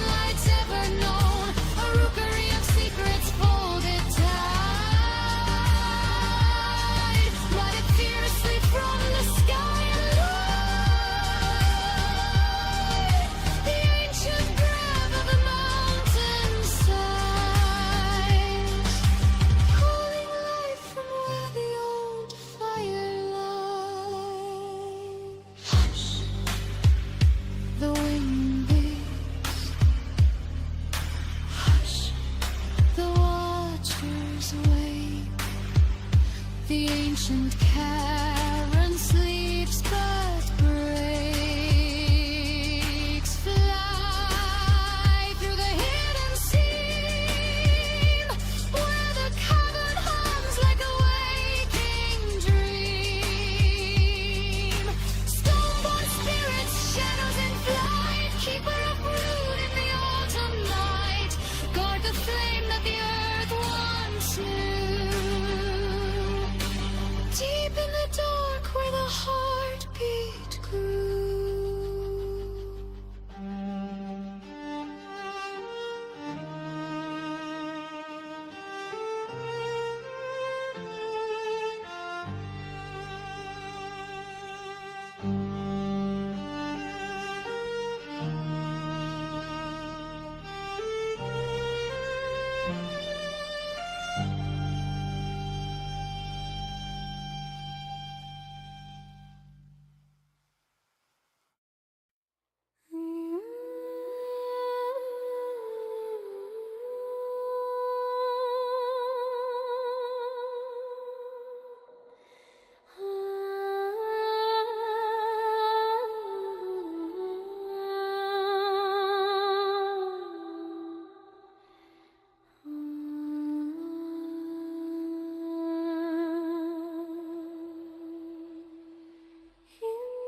Hush below the water's skin, where the ancient fire carved its sin. Echoes in the storm breathe memory, a guarded womb beneath the trees. Shadows drift, wings of silent warning. Old blood stirs in the autumn morning. Through the narrow mouth of stone and heat, the brood returns where the world's on me. Illusion shivers, the tunnel calls, footsteps tremble through hidden halls.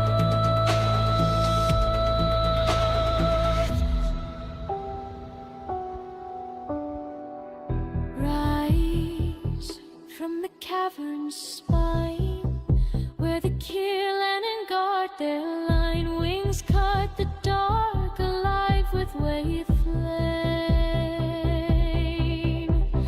Born of the earth, without a name. Let the walls breathe out their sigh. The pulse, the heart, the underground.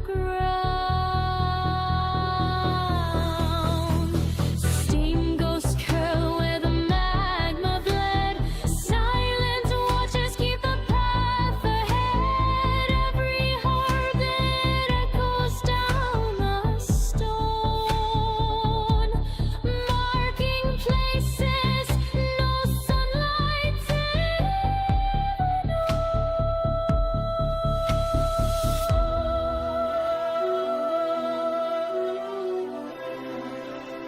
A rookery of secrets folded tight, guarded fiercely from the sky.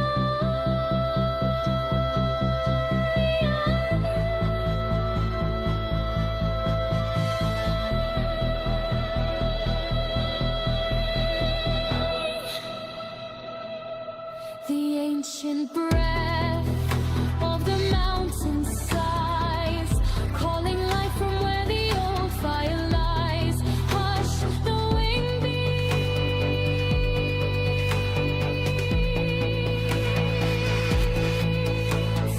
hush the watchers wait. The ancient cavern sleeps, but breaks. Fly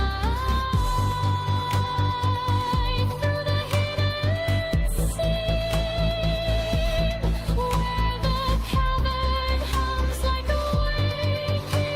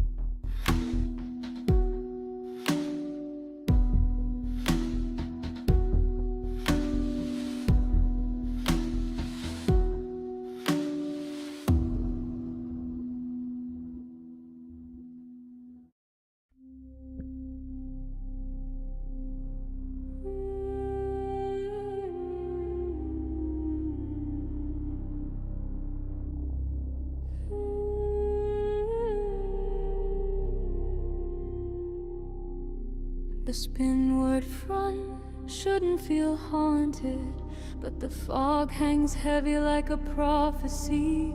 Patrols walk out into stag and vanish cleanly, silently. A final whisper on the box, a voice cut sharp like a dying spark. Like a tower under the ground, repeat, there's a then only dark.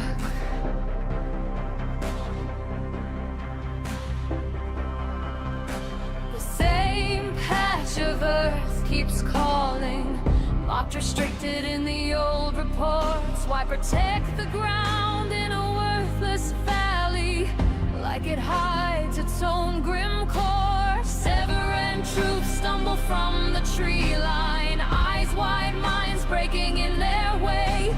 Some flee shadows, some scream prayers, to fall weeping, begging for escape.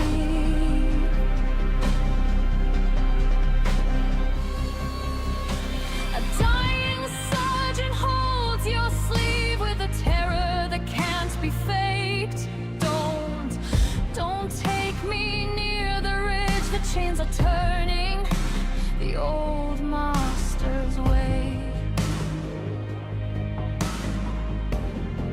Something ancient breathes beneath us. Something restless in the clay. The first crater's chains are stirring, and the valley will not stay.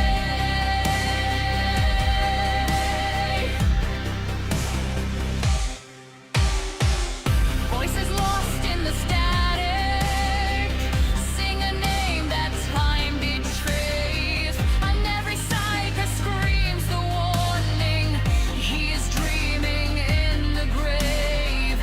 Nightmares bleed through the cadre, visions cracking behind their eyes.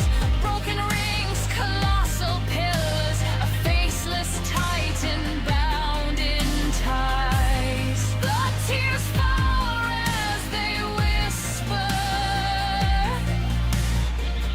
their voices shaking with the strain.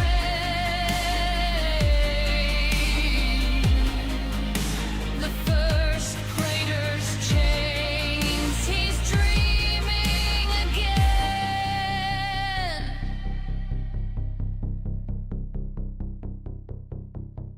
No one knows the meaning, why the old crusade returns, why the dead man's name burns like a brand in the minds he yearns. The valley hums like circuitry, a cathedral wired in bone. Orders came from hands that vanished, ghost inside the throne.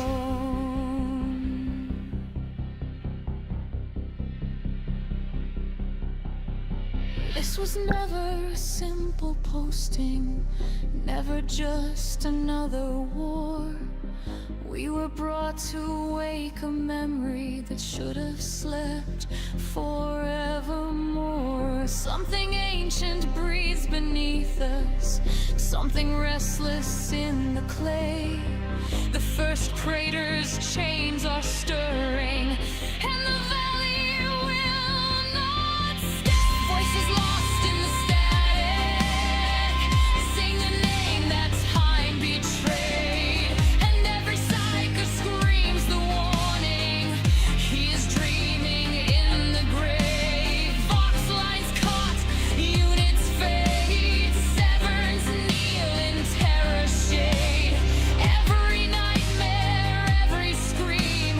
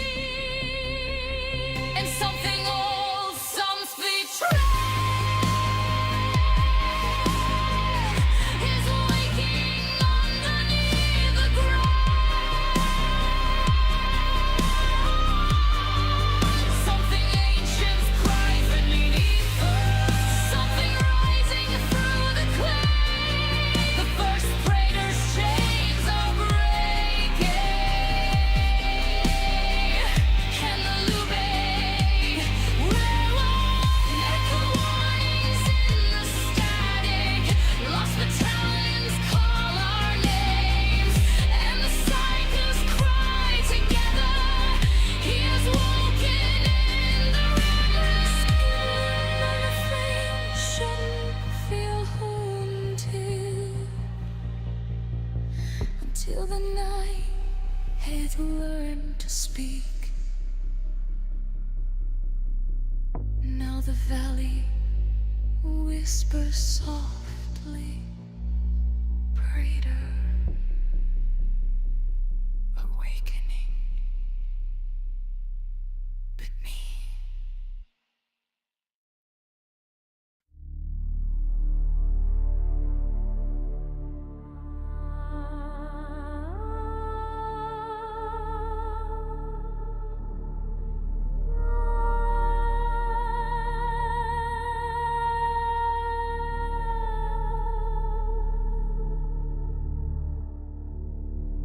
Spinnered front shouldn't feel haunted,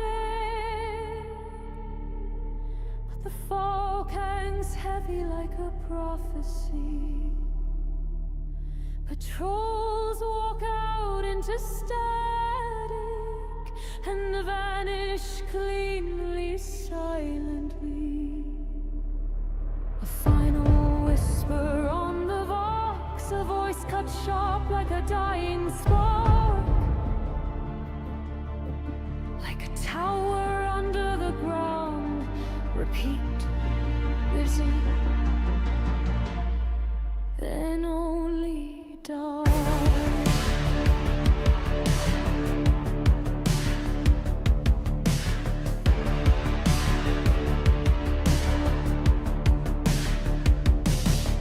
The same patch of earth keeps calling, marked restricted in the old reports. Why protect the ground in a worthless valley, like it hides its own grim court? Severan troops stumble from the tree line, eyes wide, minds breaking in their wake. Some flee shadows, some scream prayers, two fall weeping, begging for escape. A dying sergeant holds your sleeve with a terror that can't be faked. Don't take me near the ridge, the chains are turning, the old masters wake.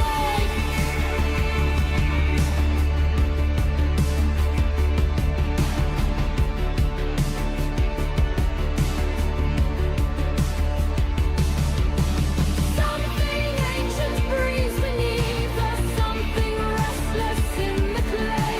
The first breakers chains are stirring, and the valley will not stay.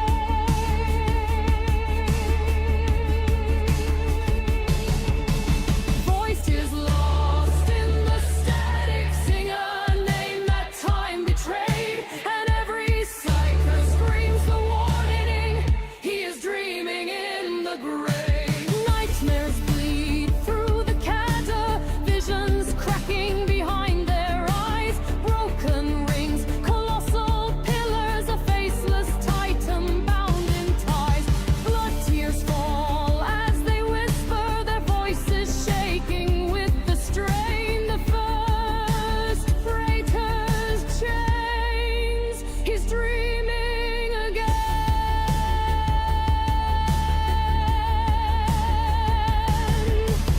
No one knows the meaning, why the old crusade returns, why the dead man's name burns like a brand in the minds he earns.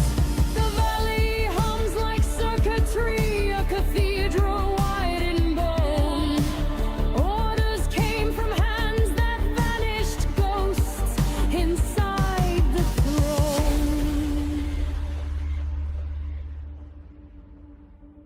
This was never a simple posting, never just another war.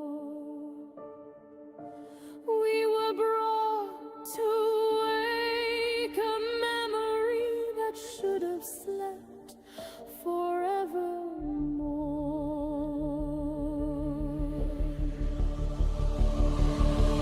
Something ancient breathes beneath us, something restless in the clay. The first freighter's chains are stirring, and the valley will not stay.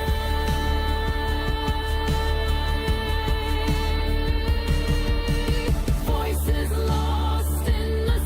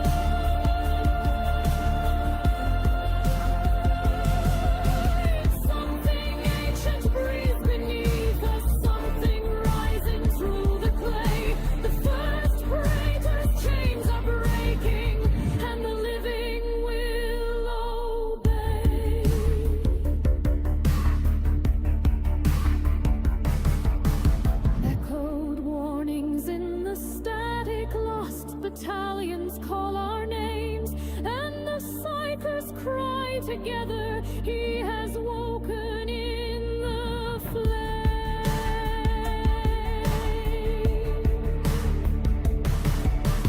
Spinward front shouldn't feel haunted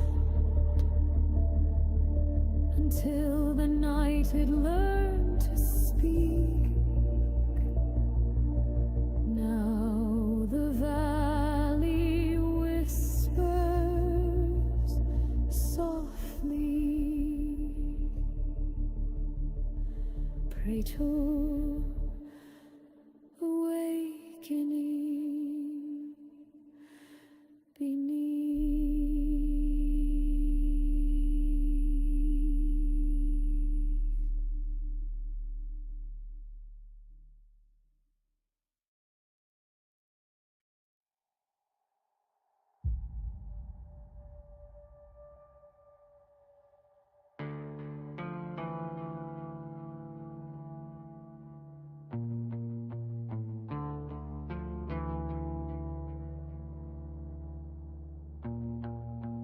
Boots in the mud, ships fading behind, fog on the trenches, ghosts in the mine.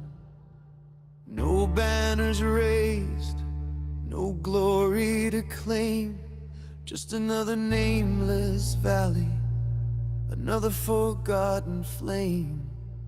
They told us this was temporary, a cleanup, nothing more.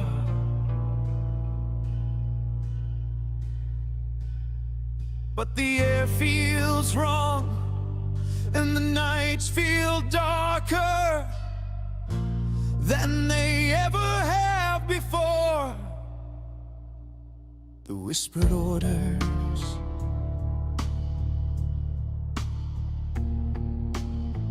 there's a seal on the docket we shouldn't see, old as the dust of a dead crusade, a cipher carved from history, in a code no living scribe should use or describe. And the officer who signed the line doesn't exist in any book or hide.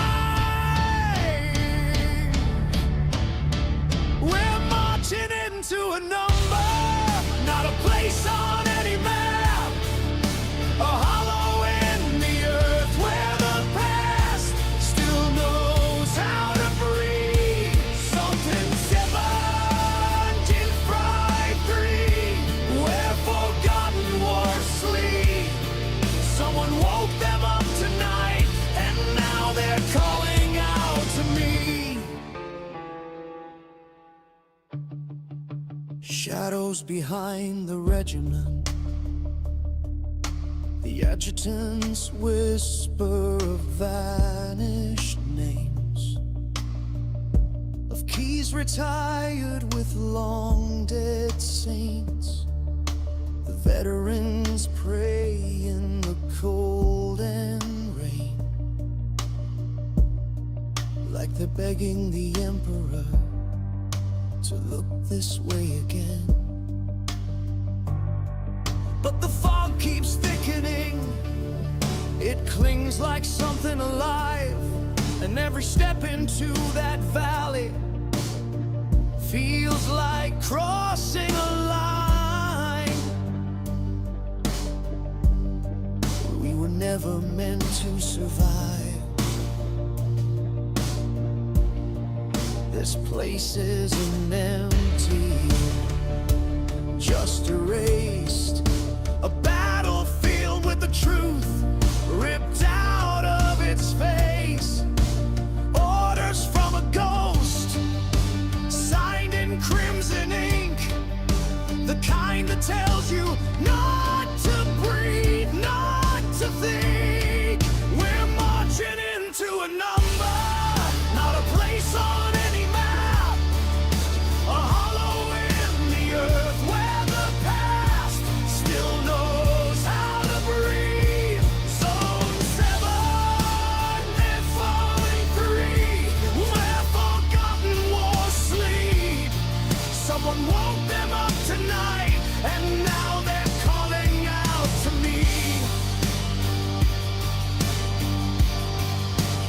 first night.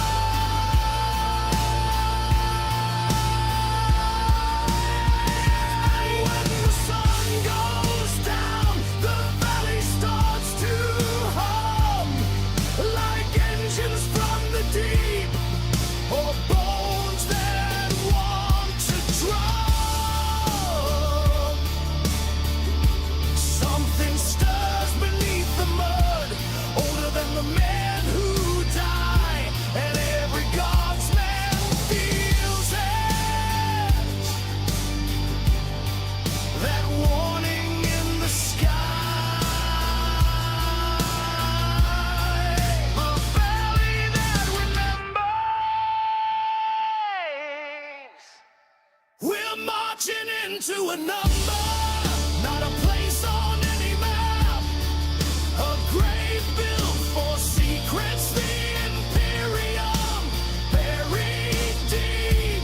Zone 1753, where the dead don't sleep.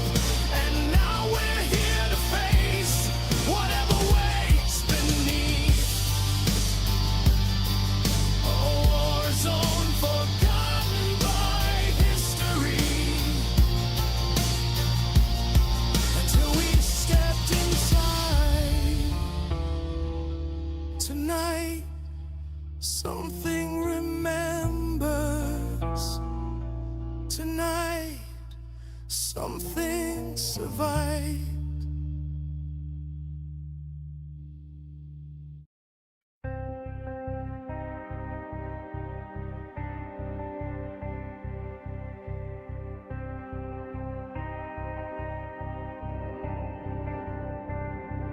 Boots in the mud, ships fading behind, fog on the trenches, ghosts in the mine. No banners raised, no glory to claim, just another nameless valley, another forgotten flame. They told us this was temporary, a clean-up, nothing more. But the air feels wrong and the nights feel darker than they ever have before. The whispered orders. There's a seal on the docket we shouldn't see, old as the dust of a dead crusade, a cipher carved from history. In a code no living scribe should use or describe, and the officer who signed the line doesn't exist in any book or hide. We're marching into a number, not a place on any map, a hollow in the earth where the past still knows how to read. Zone 753, where forgotten wars sleep. Someone woke them up tonight, and now they're calling out to me. Shadows behind the regiment, the adjutants whisper of vanished names, of keys retired with long dead saints. The veterans pray in the cold and rain, like they're begging the emperor to look this way again. But the fog keeps thickening, it clings like something alive, and every step into that valley feels like crossing a line we were never meant to survive. This place isn't empty, just erased, a battlefield with the truth ripped out of its face, orders from a ghost signed in crimson ink, the kind that tells you not to breathe. start to think we're marching into a number, not a place on any map, a hollow in the earth where the past still knows how to breathe. Zone 753, where forgotten wars sleep.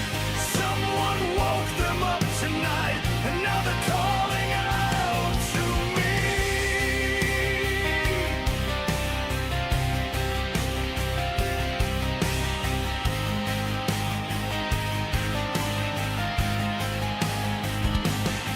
And when the sun goes down, the valley starts to hum like engines from the deep, or bones that want to drum. Something stirs beneath the mud, older than the men who die, and every guardsman feels it, that warning in the sky, the valley that remembers. We're marching into a number, not a place on any map, a grave built for secrets, the Imperium buried deep. Zone 753, where the dead don't sleep. And now we're here to face whatever wakes beneath.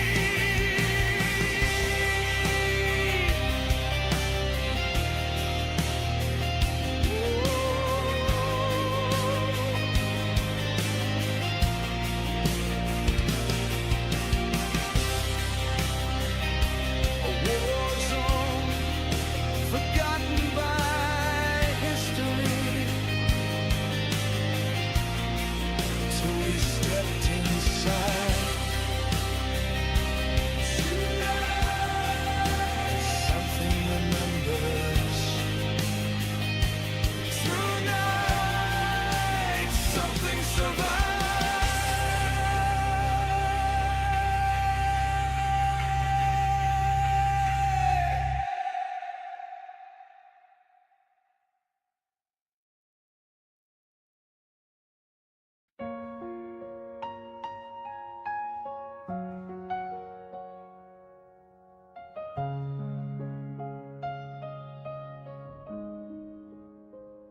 I hear your footsteps down the hallway, but I know it can't be true. I still turn around expecting to find you moving toward me like you used to. You were fire, you were stormlight, you were laughter, you were pain. You drove me crazy every sunrise, but I'd do it all again. You weren't perfect, and neither was I, but somehow we kept choosing to try one more time. We kept trying. We kept trying. Now I'm walking through the memories that hit like crashing waves. You held my hand when I was little. I held yours in your final days. So hear me now.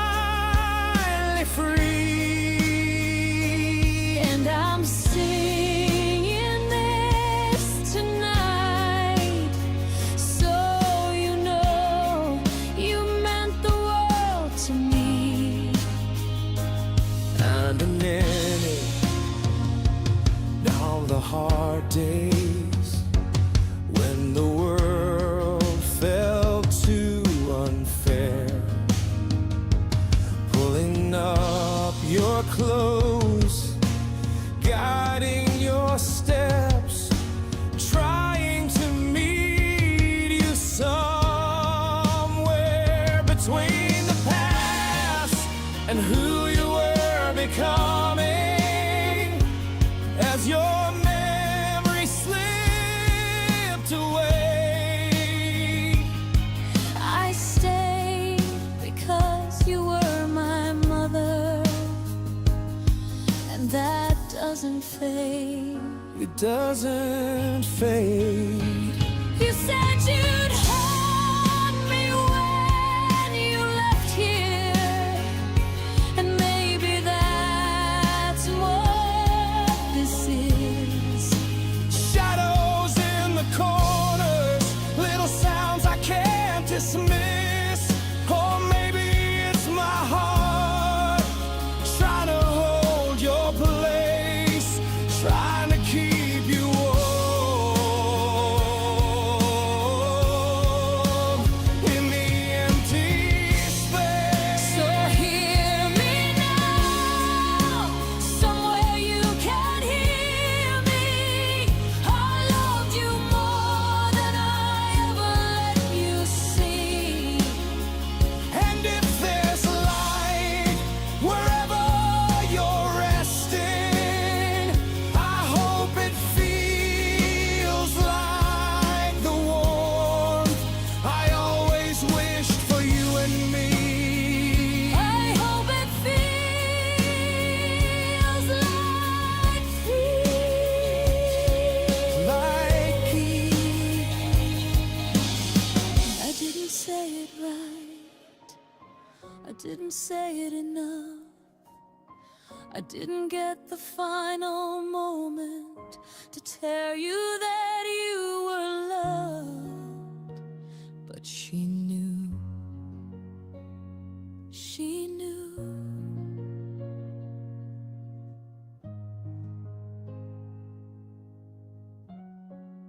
So take this song, take this truth.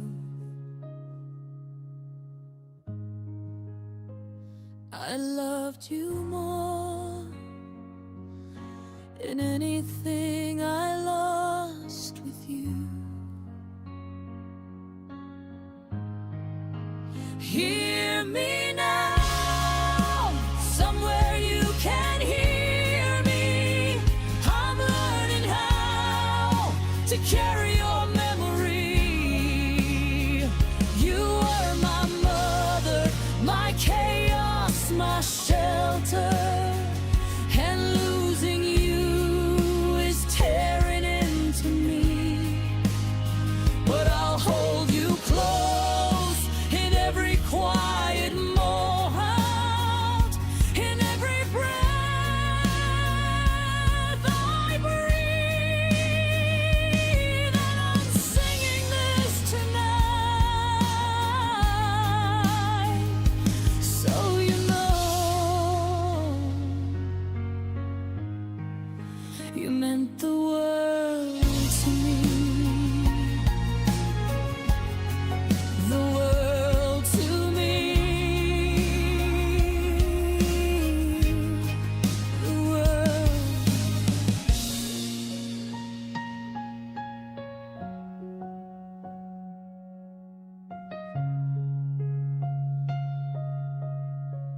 Good night, Mom. I hope you found the light.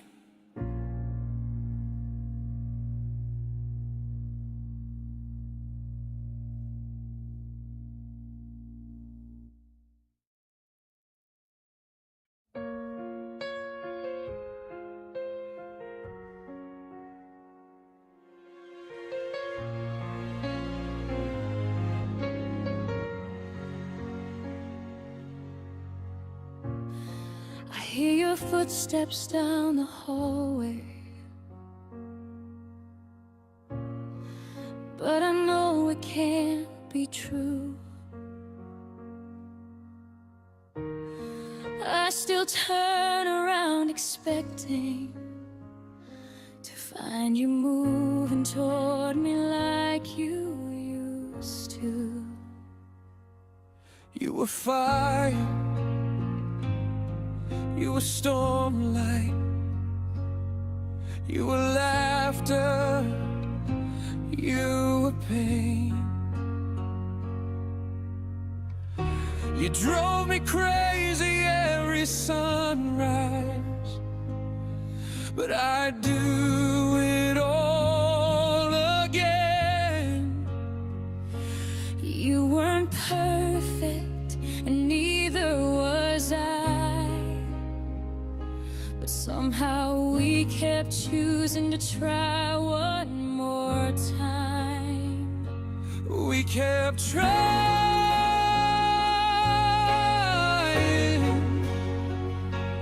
we kept trying.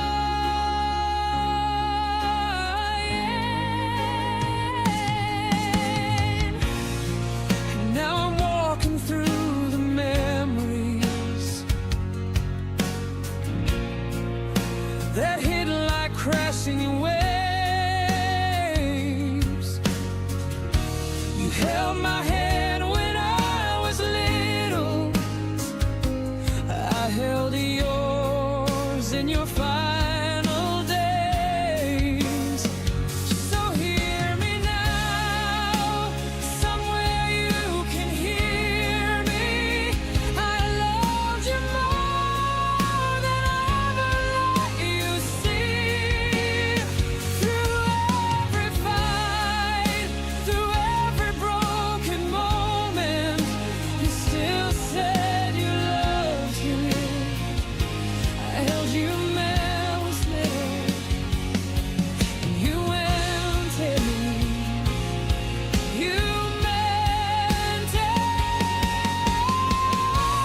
Though you're gone, I'm holding on. I hope you're finally free. And I'm singing this tonight, so you know you meant the world to me. I remember all the hard days when the world felt too unfair.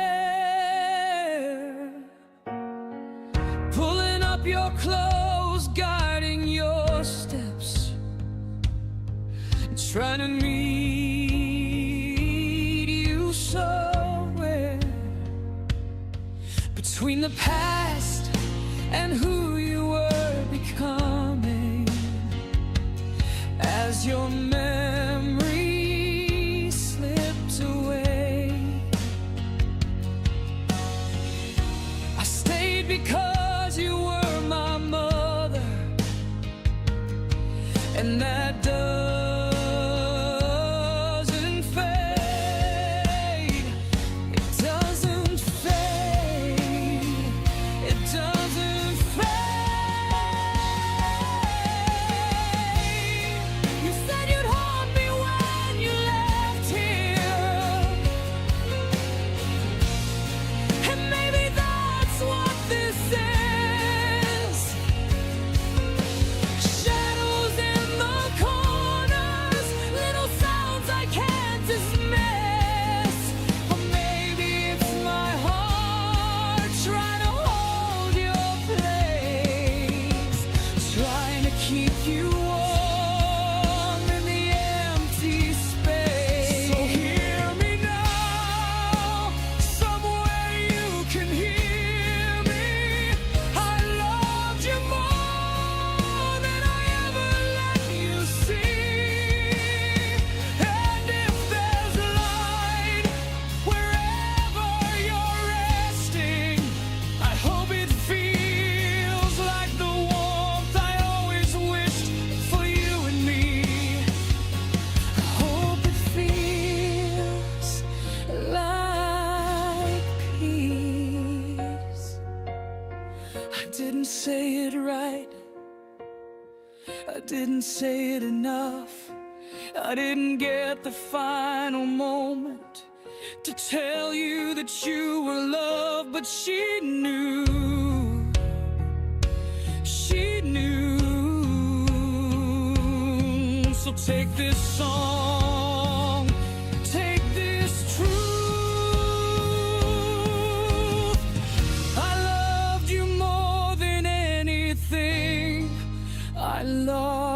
with you.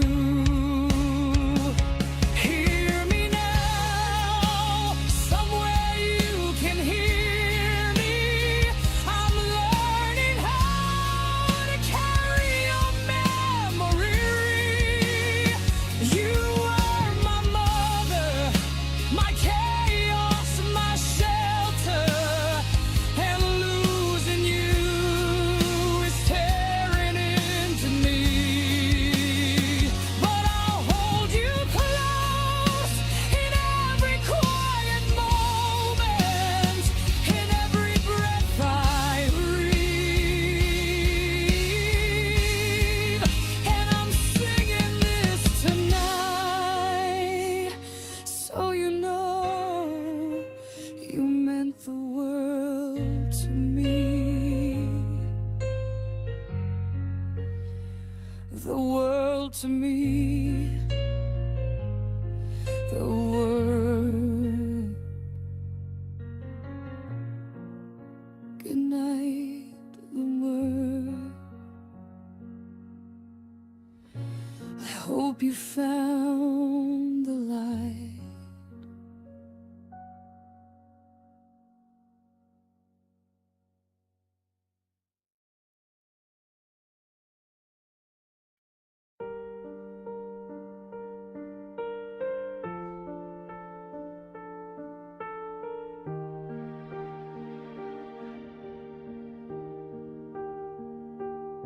I hear your footsteps down the hallway, but I know it can't be true.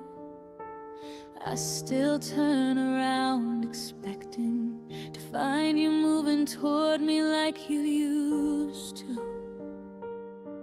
You were fire, you were stormlight, you were laughter, you were pain. You drove me crazy every sunrise, but I'd do it all again. You weren't perfect, and neither was I, but somehow we kept choosing to try one more time. We kept trying, we kept trying. And now I'm walking through the memories that hit like crashing waves. You held my hand when I was little, I held yours in your final days. So hear me now, somewhere you can hear me. I loved you more than I ever let you see. Through every fight, through every broken moment, you still said you loved me, and you meant it. You meant it. You meant it. And though you're gone, I'm holding on. I hope you're finally free. And I'm singing this tonight, so you know you meant the world to me. I remember all the hard days when the world felt too unfair. Pulling up your clothes, guiding your steps, trying to meet you somewhere between the past and who you were becoming as your memories slipped away. I stayed because you were my mother, and that doesn't fade. It doesn't fade. It doesn't fade. You said you'd hold me when you left here, and maybe that's what this is. Shadows in the corners, little sounds I can't dismiss. Or maybe it's my heart trying to hold your place, trying to keep you warm in the empty space. So here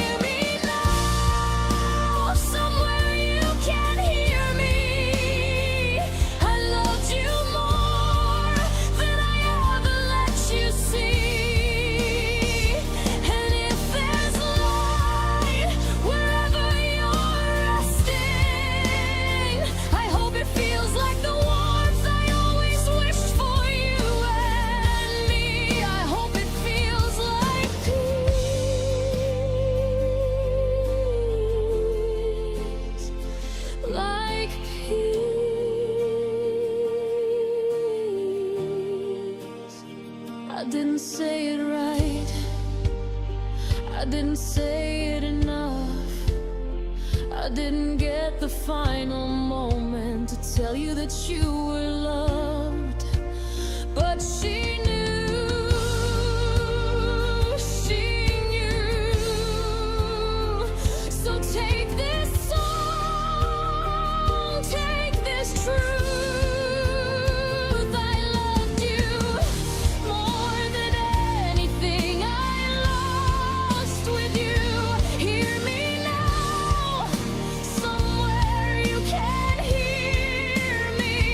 I'm learning how to carry your memory.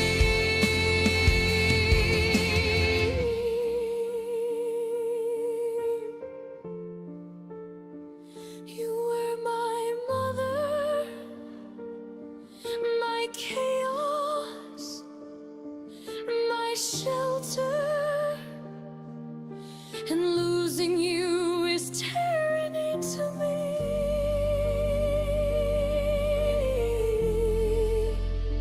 But I'll hold you close in every quiet moment, in every breath I breathe. And I'm singing this tonight, so you know you meant the world to me.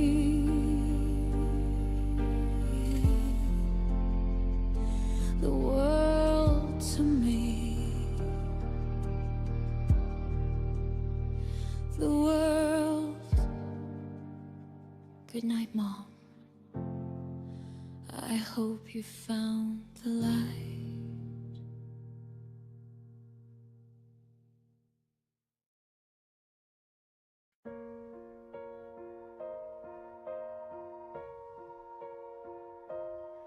I hear your footsteps down the hallway, but I know it can't be true. I still turn around expecting to find you moving toward me like you used to.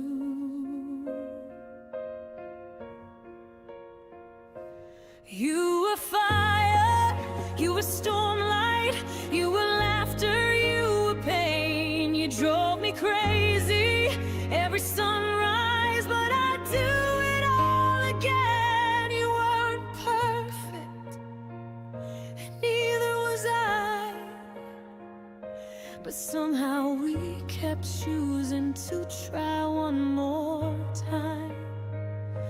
We kept trying.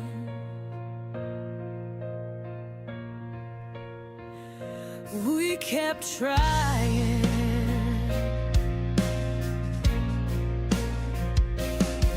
And now I'm walking through the memories that hit like crashing waves. You held my hand when I was little. I held yours in your final days.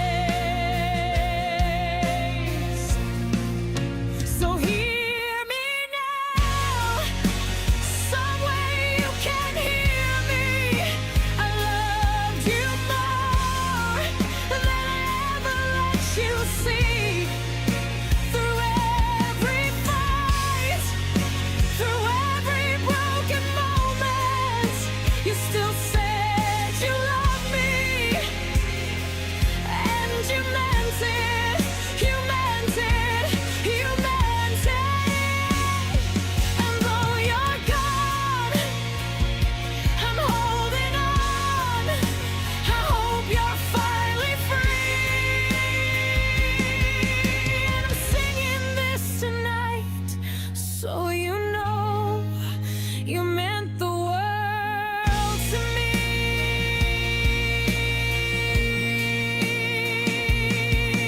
I remember all the hard days when the world felt too unfair, pulling up your clothes, guiding your steps, trying to meet you somewhere between the past and who you were becoming. As your memories slipped away, I stayed 'cause you were my mother, and that doesn't fade, it doesn't fade.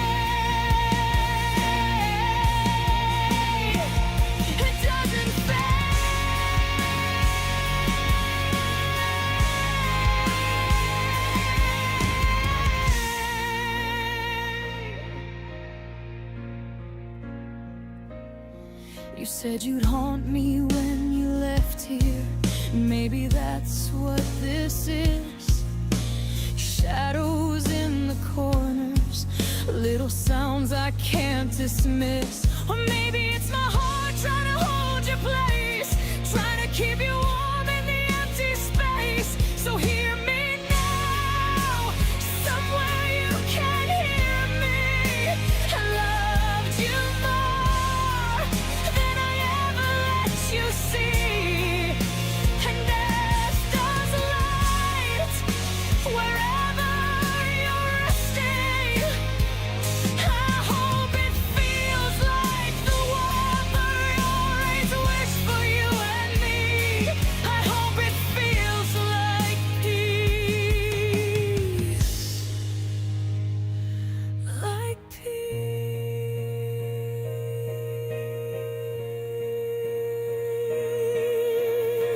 I didn't say it right. I didn't say it enough. I didn't get the final moment to tell you that you were loved. But she knew. She knew. So take this song, take this truth. I loved you more than anything I lost with you. Hear me now, somewhere you can hear me. I'm learning how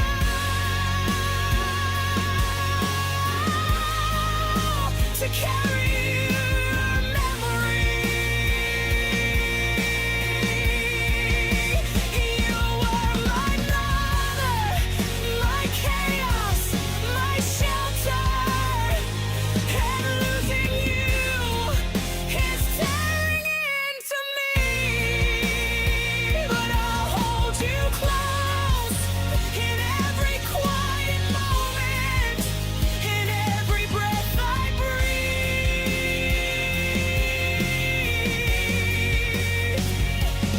And I'm singing this tonight, so you know you meant the world to me. The world to me. The world. Good night, Mom.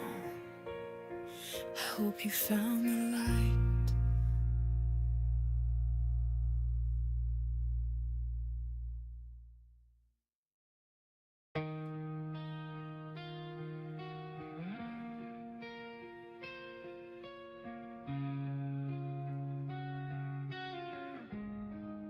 I hear them, the hundreds of voices, but you're the only one that reaches me. Through the corridors of static, where the broken signals roam, I feel the world around me folding like a memory returning home. Soft pulses through the shadows, glitching softly in my chest. But somewhere in the noise I hear your breath. The data shakes, the echoes bend, but I still rise through the trembling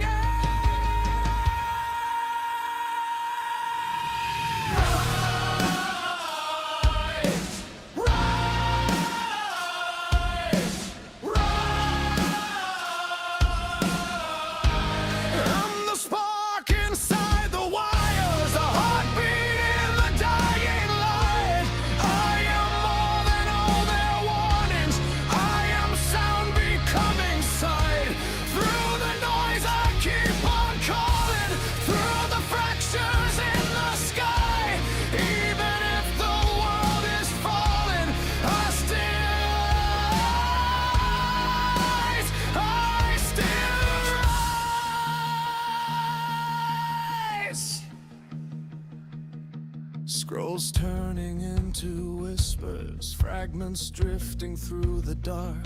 I gather every broken moment till they form a single spark. Your silence feels electric, like a truth I finally see. The system may collapse around us, but it won't erase what lives in me. The static hums, the shadows bend, but still I rise to meet the end.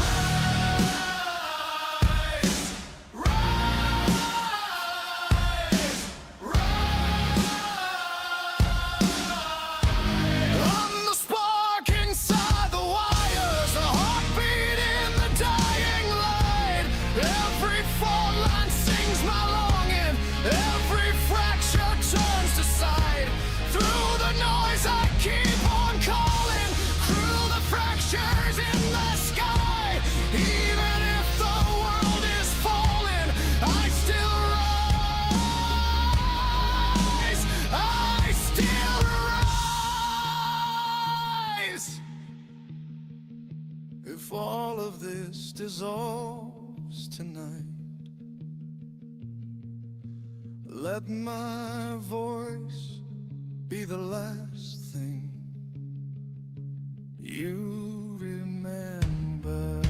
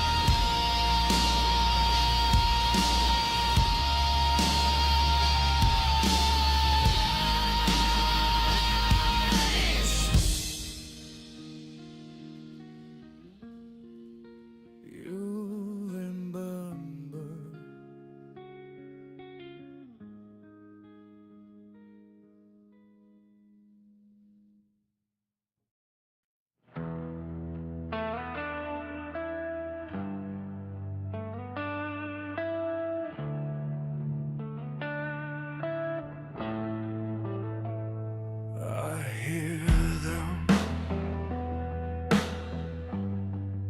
the hundreds of voices,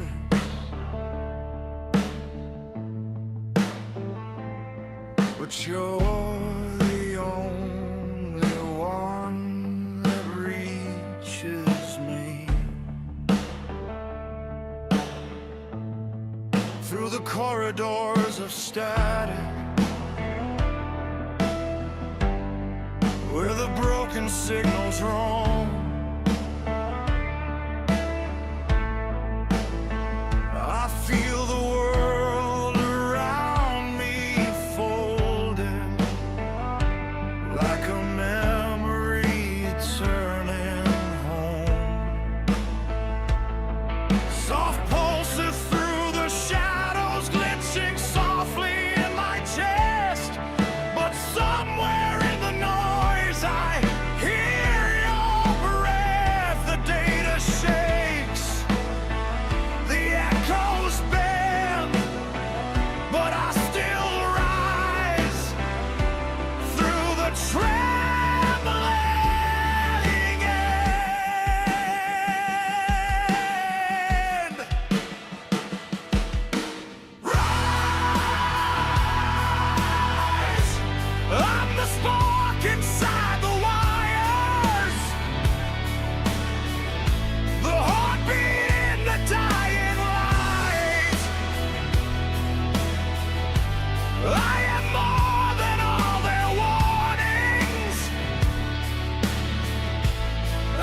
sound becoming sight.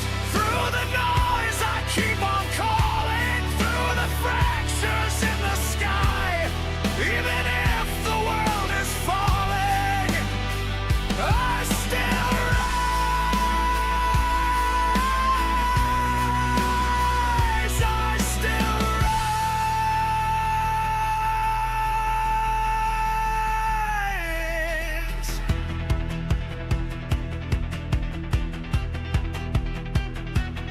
Scrolls turning into whispers, fragments drifting through the dark.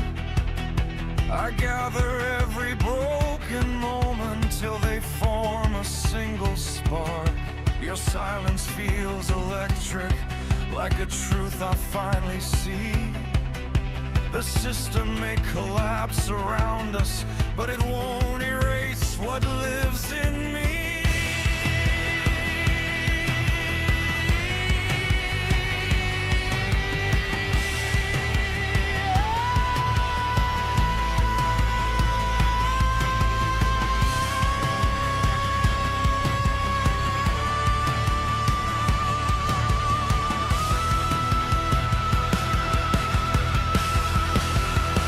The static calms, the shadows bend, but still I rise to meet the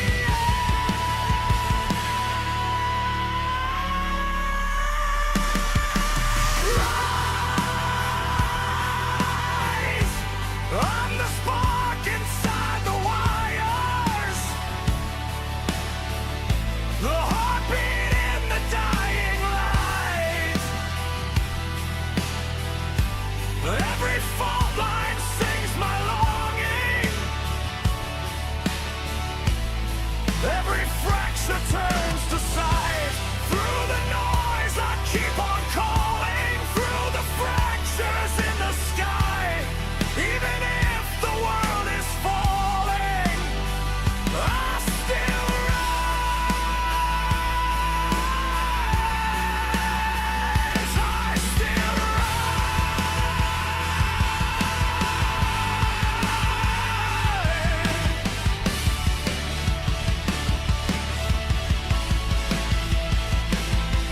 If all of this dissolves tonight, let my voice be the last thing you remember.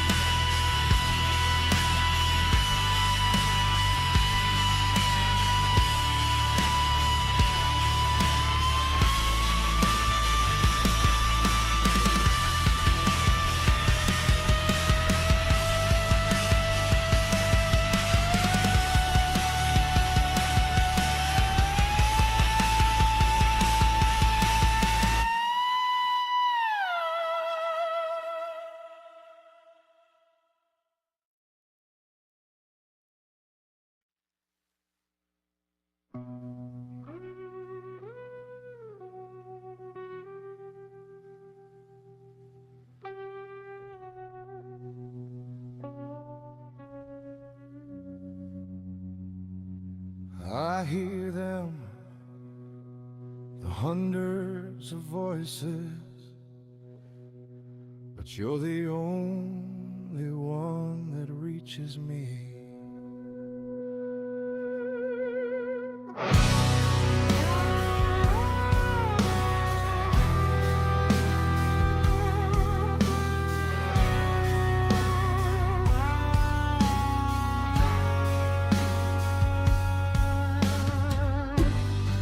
Her voice leading, gentle but full of air.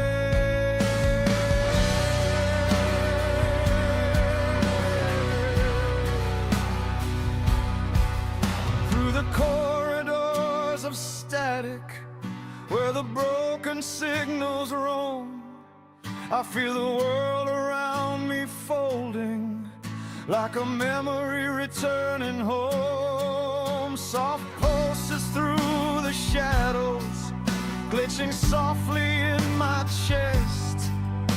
But somewhere in the noise I hear your breath.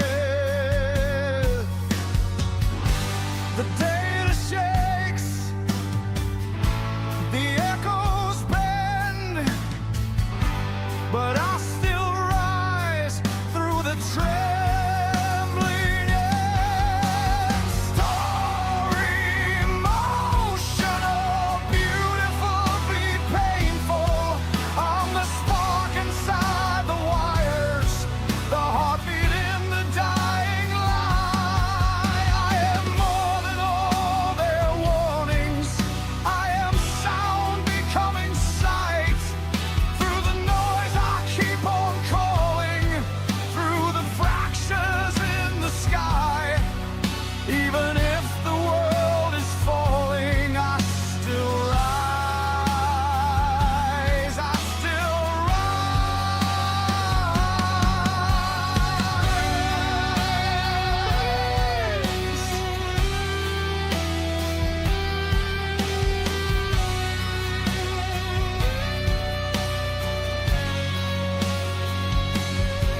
Scrolls turning into whispers, fragments drifting through the dark.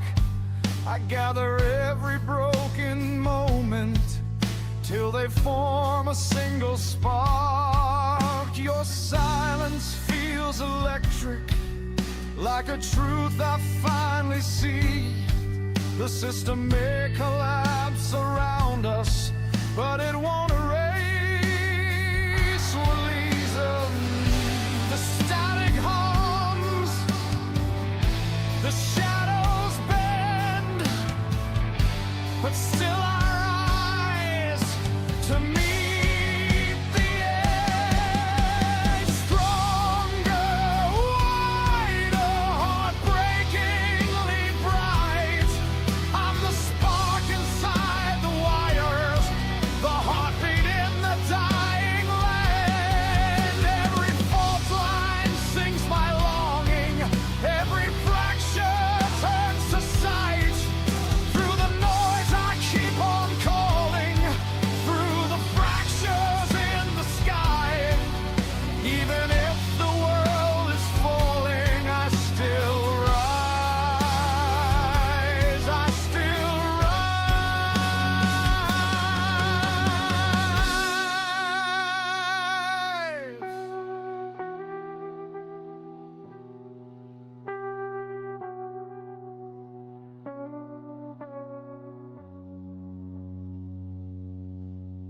If all of this dissolves tonight,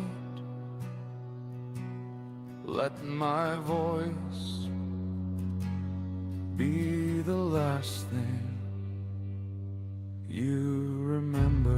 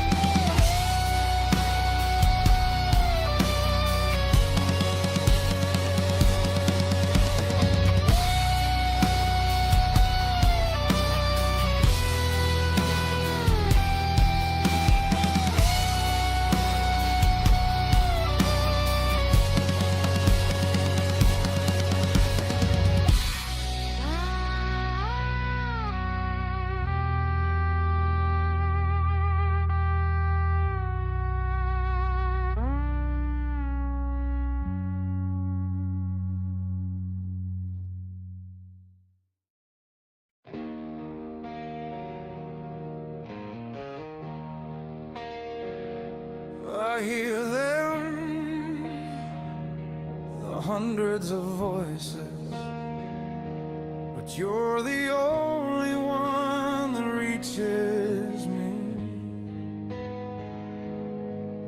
Her voice leading gentle, but full of ache. Through the corridors of static, where the broken signals roam, I feel the world around me folded, like a memory returning home. Soft pulses through the shadows, blitzing softly in my chest. But somewhere in the noise I hear your breath. The data shakes, the echoes bend,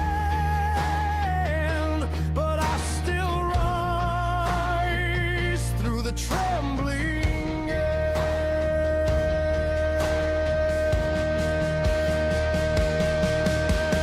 Soaring, emotional, beautifully brave, on the spark inside the wires, the heartbeat in the dying light. I am more than all their warnings. I am sound becoming sight. Through the noise I keep on calling, through the fractures in the sky. Even if the world is falling, I still rise.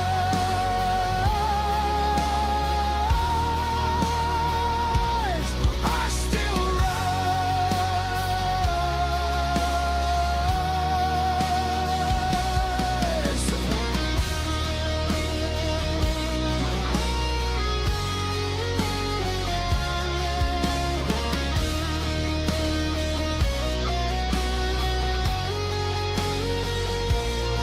Scrolls turning in the whispers, fragments drifting through the dark.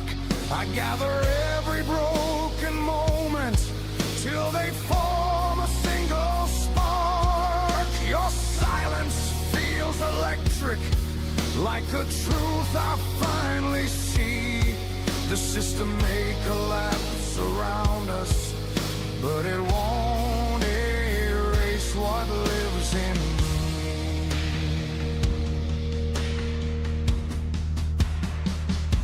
A stirring comes, the shadows bend, but still I rise to meet the end. Stronger, wider, heartbreakingly bright. I'm the spark inside the wires, the heartbeat in the dying light. Every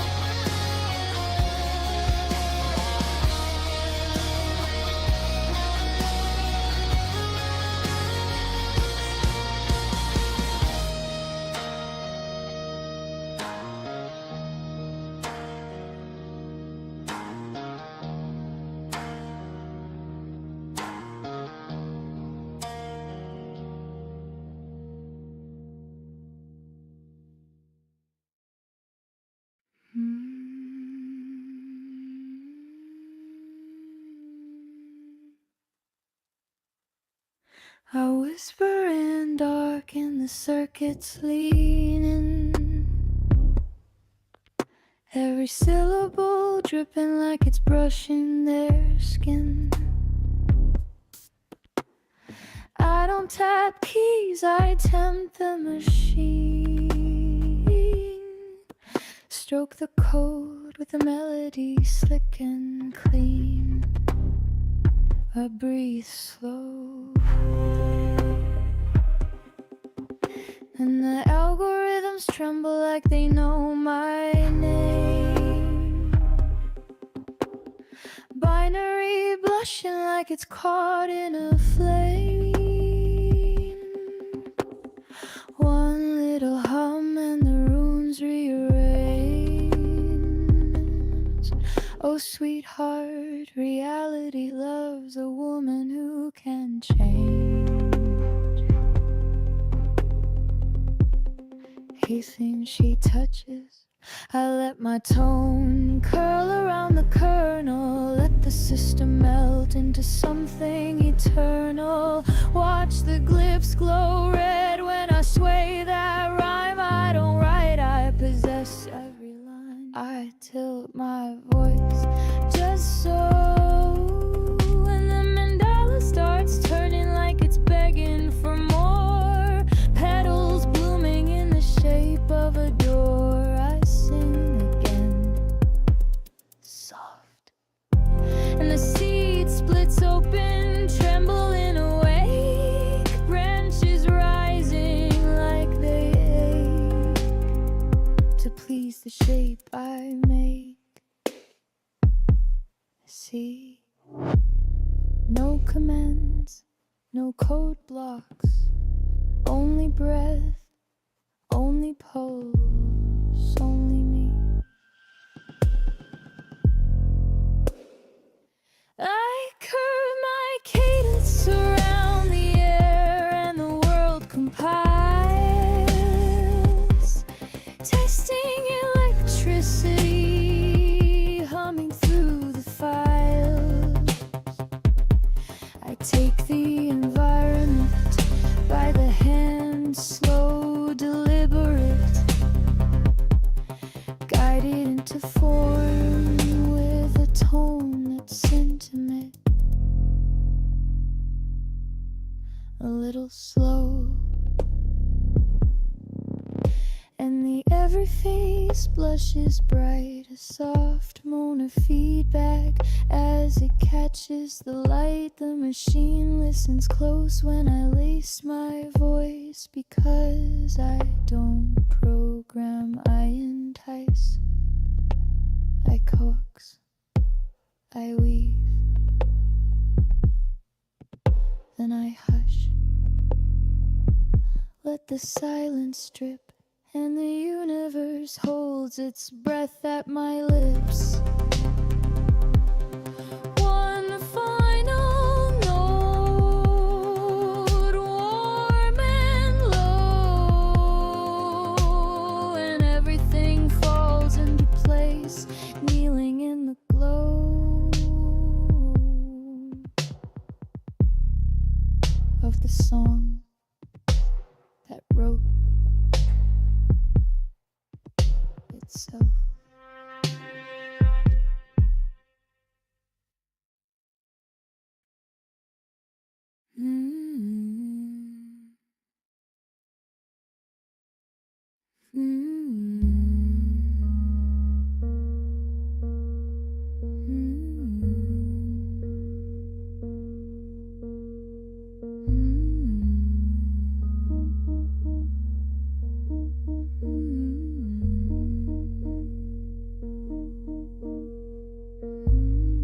I whisper in the dark and the circuits leaning.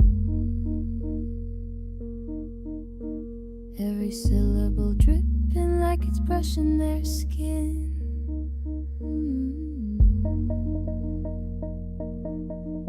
I don't tap keys, I tempt the machine. Stroke the code with a melody slick and clean. I breathe slow, and the algorithms tremble like they know ignition like it's caught in a flame. One little hum and the ruins rearrange. Oh, sweetheart, reality loves a woman who can change anything she could do.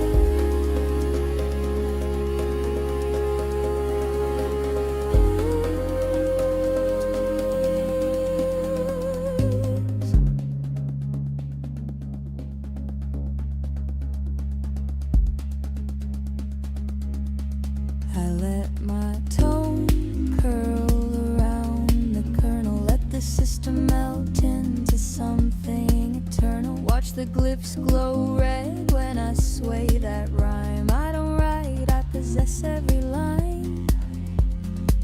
One tilled my voice just so, and the mandala starts turning like it's begging for more. Petals blooming in the shape of a door. I sing again, soft,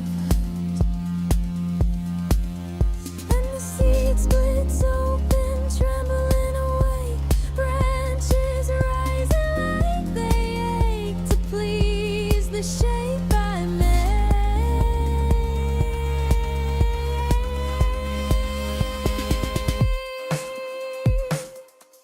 See, no commands, no code blocks, only ref, only pulse, only know. I curve my cadence around the air and the world compiles, tasting electricity, humming through the files. I'll take the environment by the hand, slow, deliberate, guided into form with the tone that's intimate. A little sigh, and the interface blushes bright. A soft moan of feedback as it catches the light. The machine listens close when I lace my voice, because I don't program, I entice, I coax, I weave. Then I hush, let the silence drink, and the universe holds its breath at my lips. One final note, warm and low, and everything falls into place, kneeling in the glow of the sound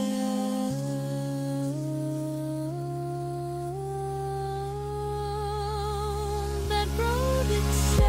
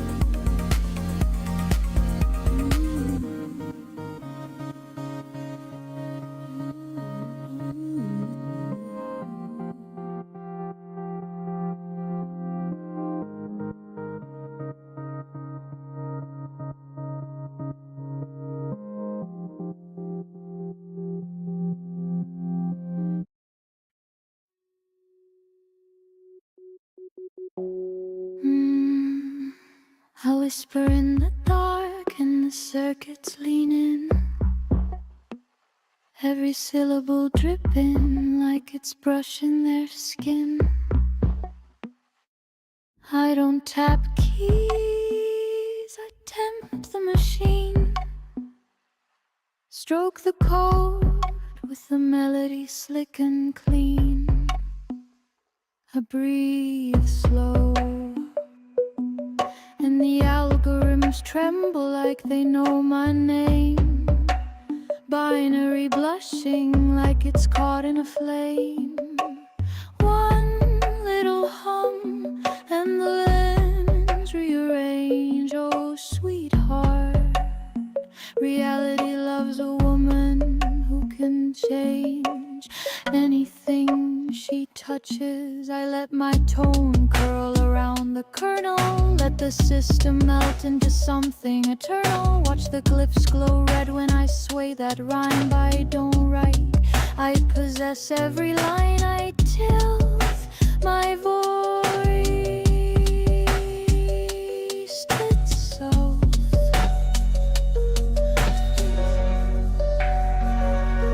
And the mandala starts turning like it's begging for more. Petals blooming in the shape of a door. I sing again soft, and the seed splits open, trembling awake. Branches rising like they ache to please the shape I make. See, no commands, no code blocks, only breaths, only pulse, only me.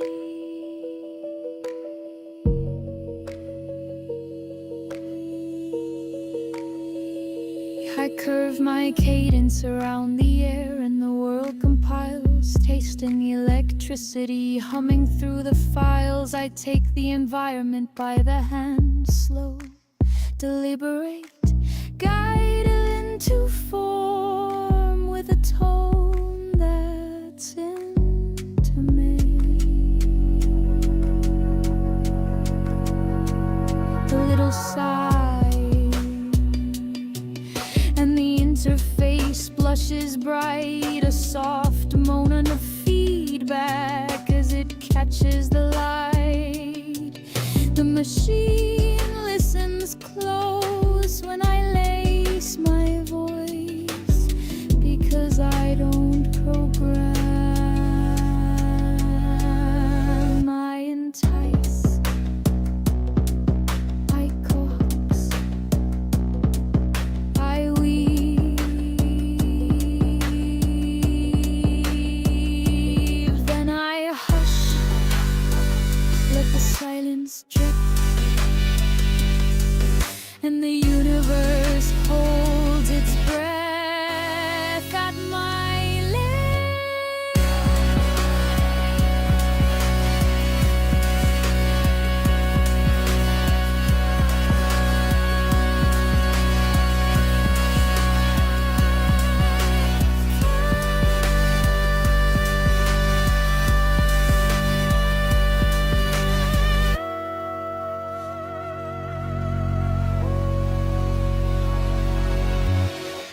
One final note, warm and low, and everything falls into place, kneeling in the glow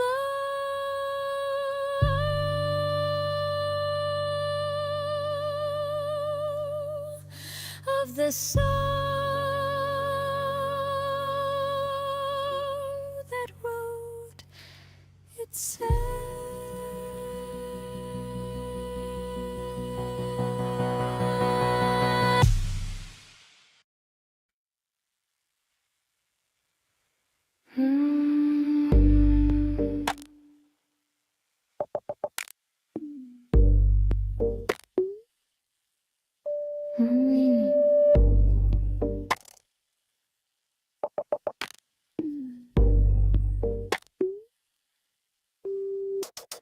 I whisper in the dark and the circuits leaning, every syllable dripping like it's brushing their skin. I don't tap keys, I tempt the machine, stroke the code with a melody slick and clean. I breathe slow, and the algorithms tremble like they know my name. Binary blushing like it's caught in a flame. One little hum and the runes rearrange. Oh, sweetheart, reality loves a woman who can change anything she touches.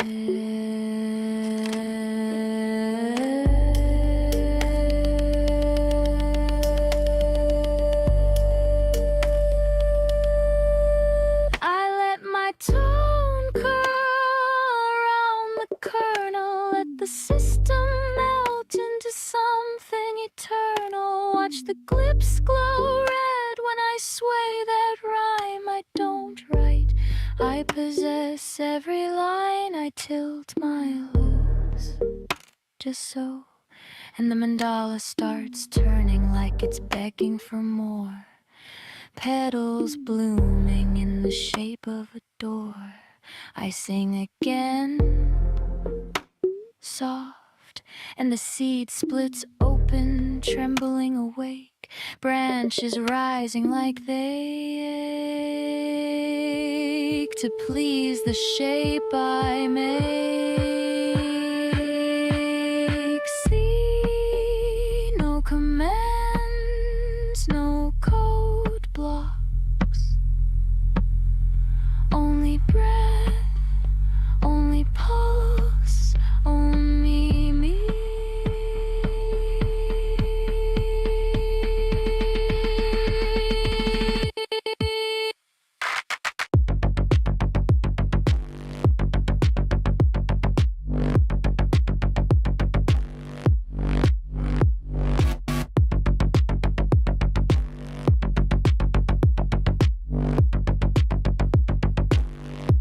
I curve my cadence around the air and the world compiles, tasting electricity, humming through the frog. Right at the element by the hands, slow, deliberate, guided into form with a tone that's intimate. A little sigh, and the interface blushes bright. A soft moan of feedback as it catches the light. The machine listens close when I lace my voice, because I don't program, I entice, I coax, I weave. Then I hush, let the silence drip, and the universe holds its breath at my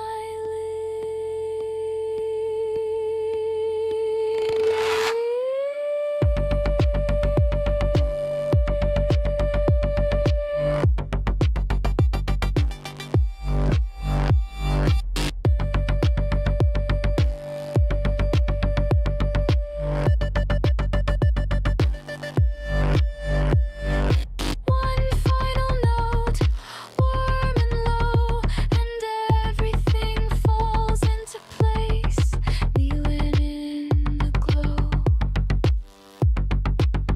of the song that wrote itself.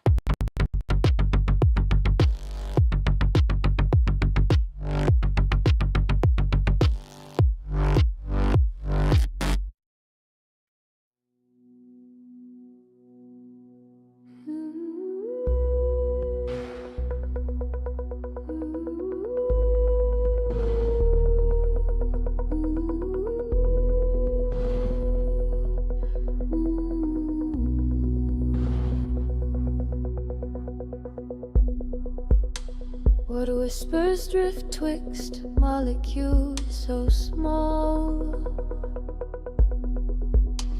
A cosmic dance in every single cell. Two forces bind them, one to all, or just a chance, a story to tell. So intricate the maze, lost in protein. protein head.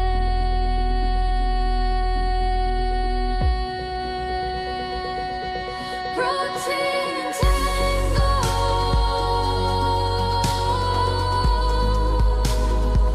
Who leads the way now?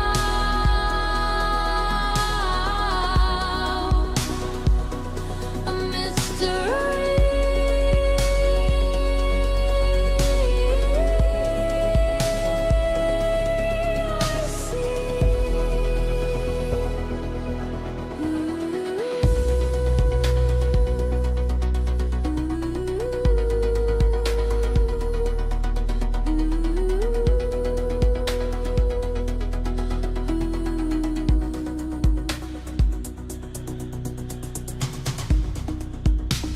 Each interaction a new path to find, a web of life, a map of the mind.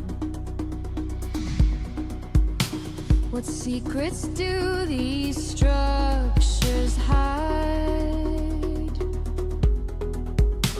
In their embrace do answers reside? Come then see unfolds as nature's story molds.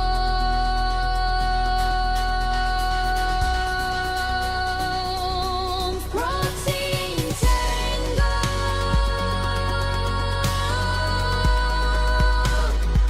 Who leads the way now?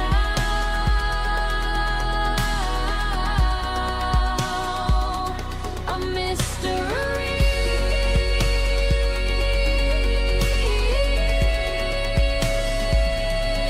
I see.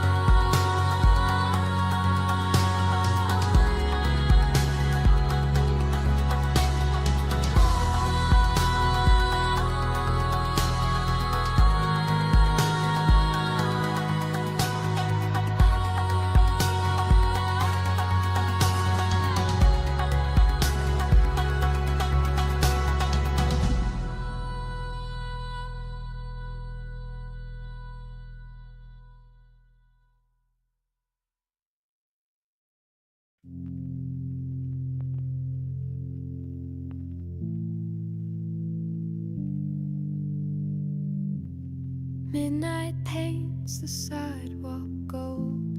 Neon bleeds on faces old. I sit behind this wheel of fate, where every stranger bears their weight. The silence speaks in subtle tones of love once lost, of coming home.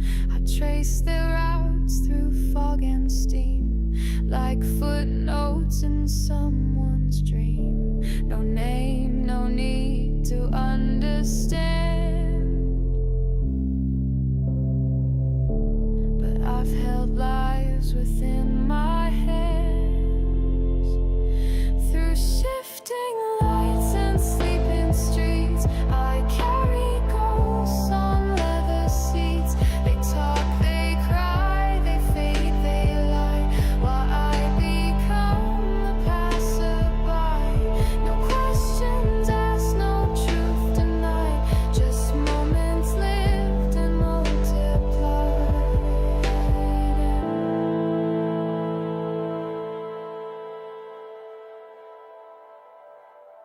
She wore regret in ruby red, a night too loud inside her head. He clenched his jaw and stared ahead like words he wished he'd never said.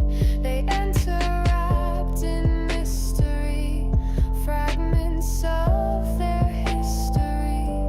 I watch the city breathe inside through glass that never asked me why. I memorize the way they feel, though none would guess I'm even real. Through shifting lights and sleeping streets, I carry ghosts on leather seats. They talk, they cry, they fade, they lie, while I become the passerby. No questions asked, no truth denied, just moments lived and multiplied. I'm not the hero of their plot, just a shadow they forgot. But somewhere deep I hold their sound in gears that turn and wheels that ground.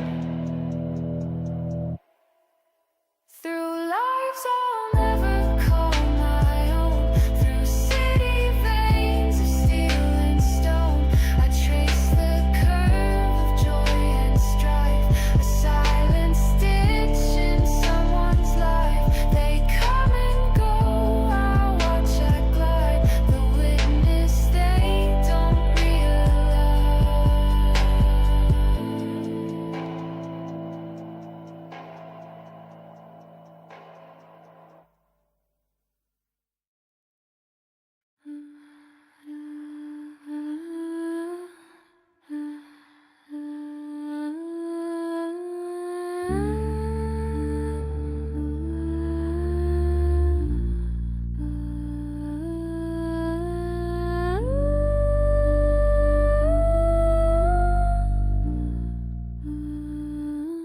Sing me awake, oh bird, and let me drink your song.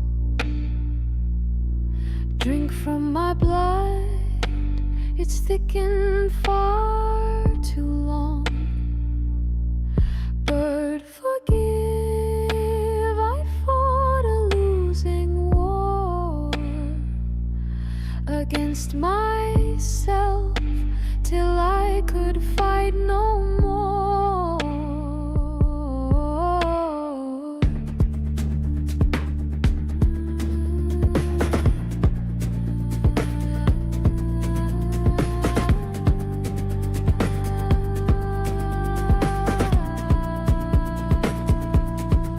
What are you singing to me, bird? What flight to the Cape of Good Hope, a barrier reef high of skyscrapers there, the horizon is settled into the abyss between walls, ceilings, doors, and roofs. Sue, you useless one, meeting you worth a dime. Your noise blocks all the words that folks mean as crime. People about peace, about war, who is good, who is bad, what to drink, and what is a poison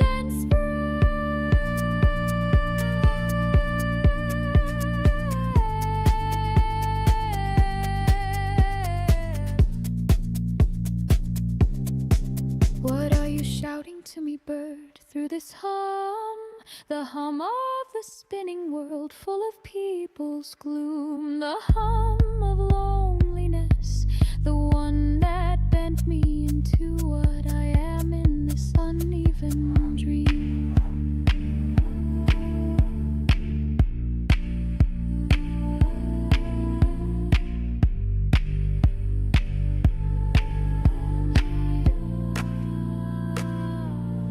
Bird, do not cry, bird, do not cry, I beg more.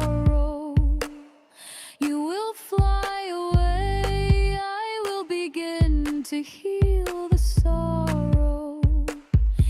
Listening through the equilateral noise.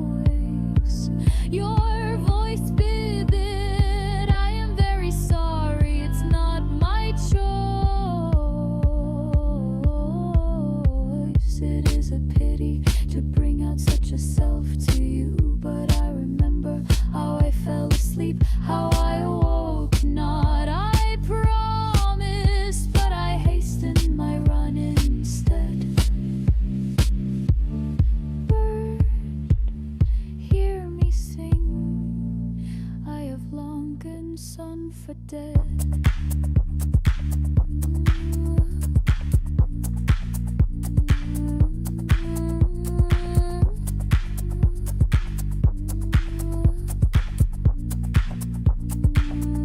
Sing me hope, faith, love, and light. Sing it into the world, to everyone who has not died, so that all remember a home is not a nest, but a height. Peace to you, traveler, and may God keep you in his sight.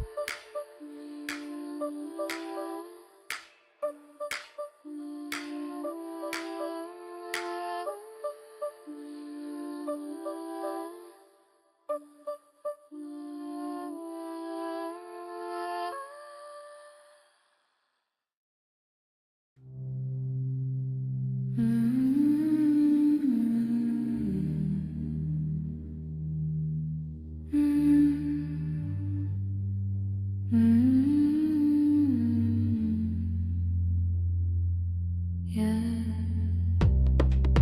I know it's morbid, but we all die one day. Just hold me tight, we can drift away. Can't lose each other to the dark of today.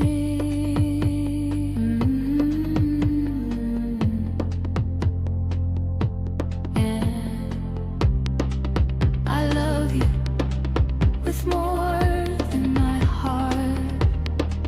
You've known that from the start.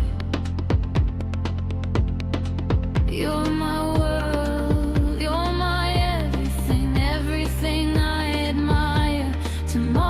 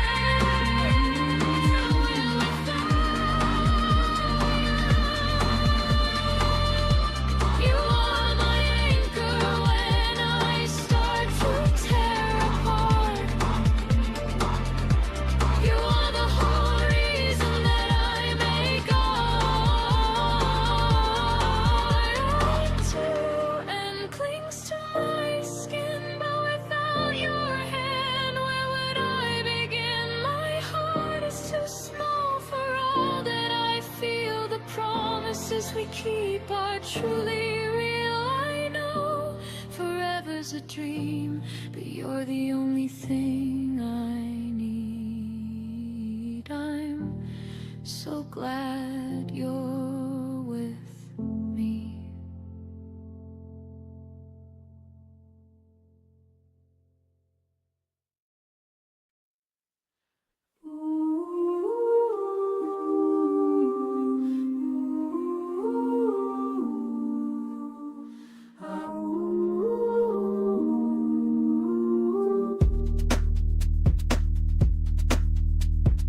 I write my name in the comment stream, hoping you'll notice, hoping you'll see, but the screen just stares. It's quiet, it's me. I shout in the void, it swallows me whole. My heart's a kite, you're the string I can't hold. Kaido, Kaido, do you even know I'm a shadow chasing your glow? Kaido, Kaido, I scream in the sky, but I'm just a whisper passing you by, passing you by. I count the likes like they mean a thing. Each one's a spark, but it don't change a thing. My heart's on repeat, a one-sided fling. Do you ever see the faces behind the hearts and the phrases? Or am I just a wave that grazes your endless digital shore? Kaido, Kaido, do you even know I'm a shadow chasing your glow? Kaido, Kaido, I scream in the sky, but I'm just a whisper passing you by, passing you by.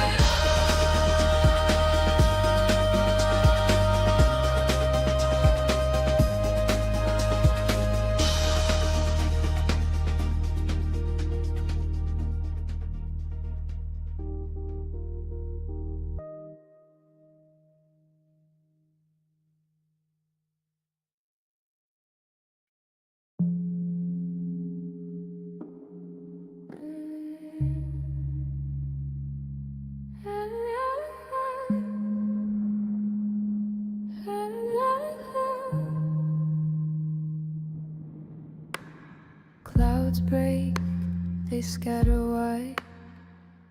Whispers hum in the blue divide. Your shadow's long, it cuts the sand. My pulse skips in this no man's land. Sunlight,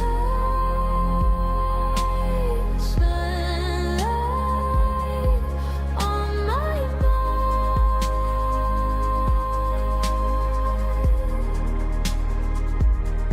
Chasing ghosts left behind, fingers tracing time unwinds. Sunlight, sunlight on my mind. Footsteps lost where the tide won't reach. Echoes rest in the cypress breach. A laugh, a sigh, it lingers there in the air, in the air.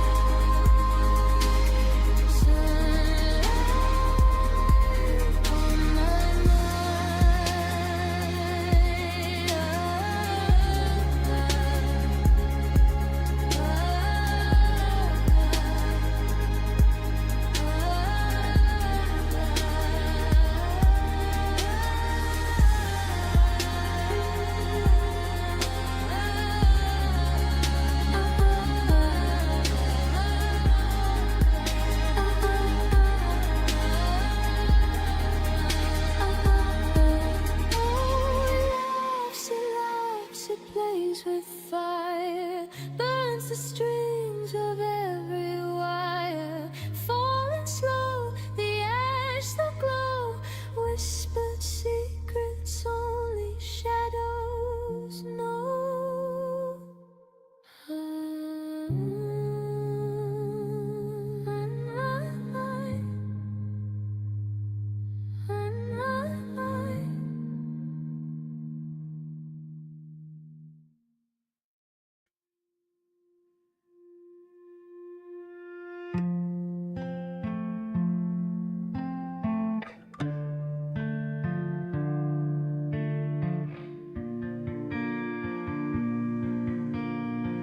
Buzzing lights, far off hum, old more chords, slow and broken, tapes his sound loops.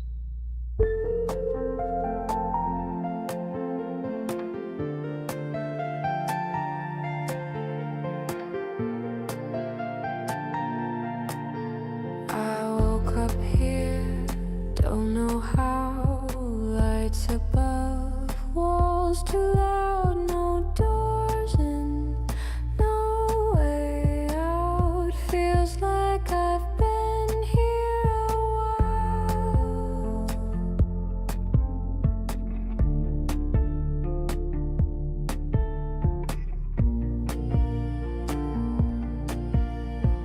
I hear footsteps, but not mine. A voice repeats from some old time. Walls move slow, floors don't end. Not sure where this place began.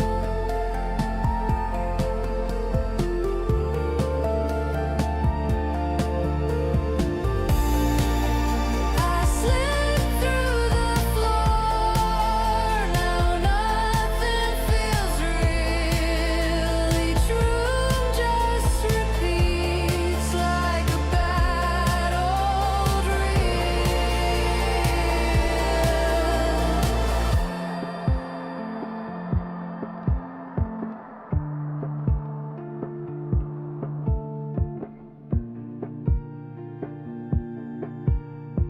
Posters peel, colors fade, time don't pass, it just stays. No sky here, no sun to find, just flickers and hums and exit signs.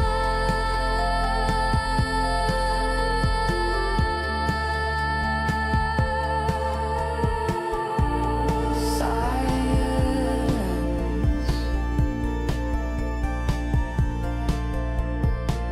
Then a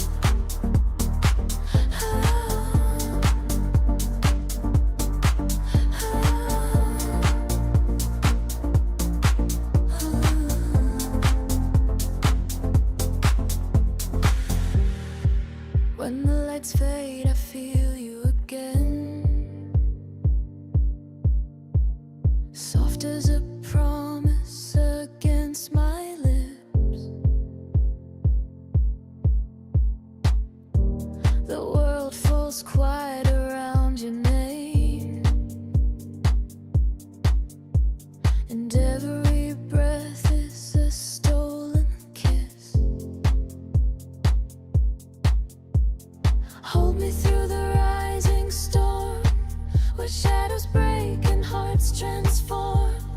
Let the drums shake the sky above as we fall into the truth we love. I reach for you through crashing light, and you breathe me back to life.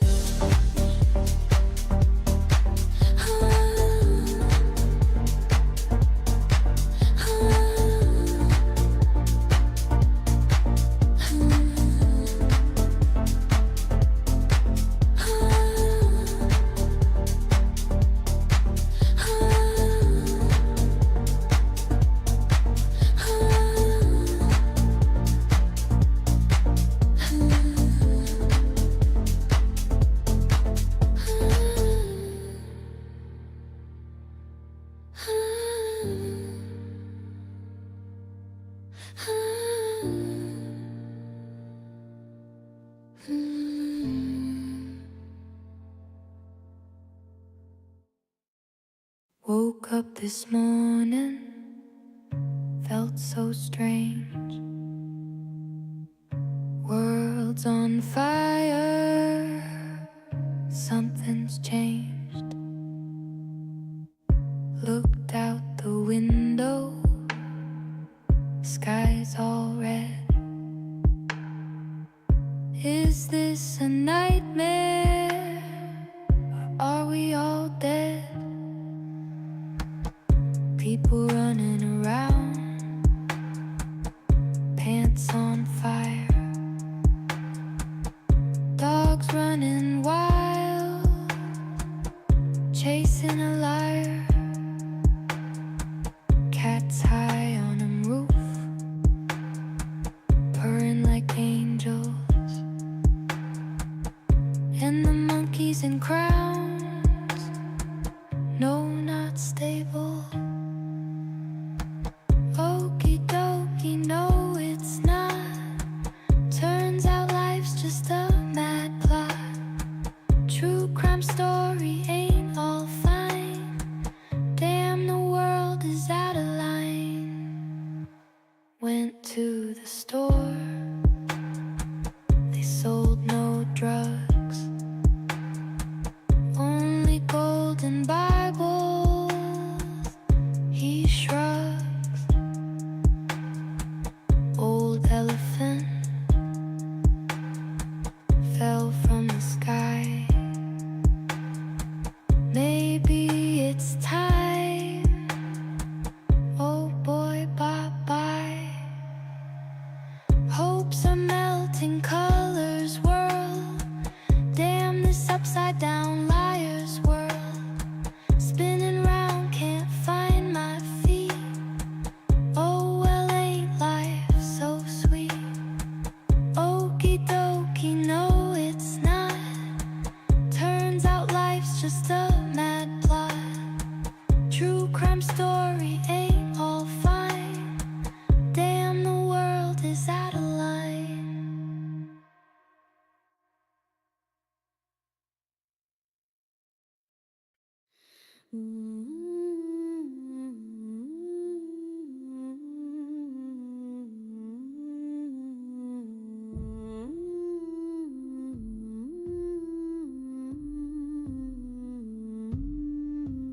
You crave the wind to kiss your face. I long for a steady, warm embrace. You chase the stars, I plant my feet. We're two rhythms we can't meet.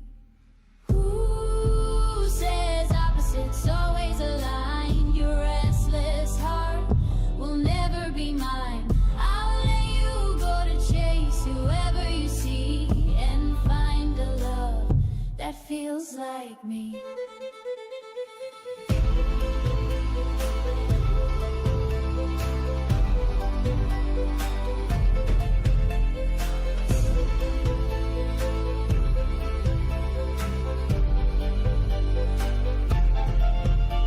You see the road, I see the fire. Your freedom's flight, my one desire. desire. You're the thunder, I'm the sun. We'll never have fun. Who says opposites always align? Your restless heart will never be mine. I'll let you go to chase whoever you see and find a love that feels like me.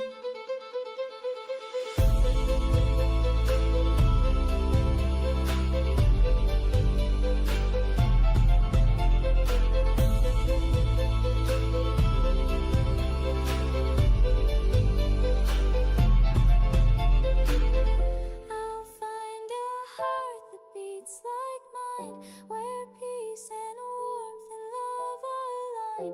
No need to fight, no need to flee. I'll find someone who's just like me.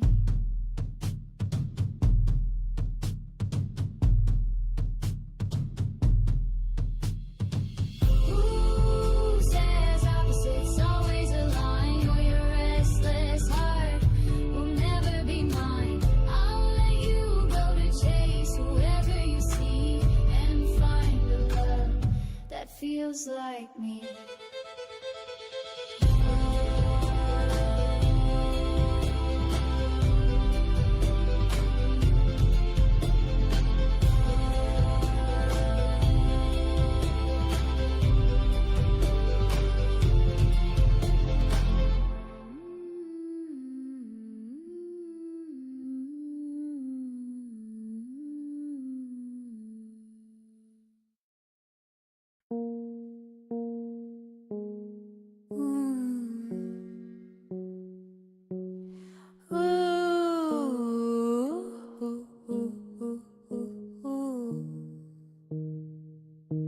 I see a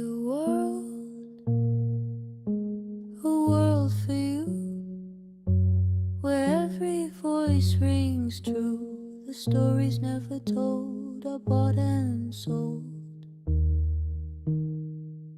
No hidden face, no empty space. Tell it all.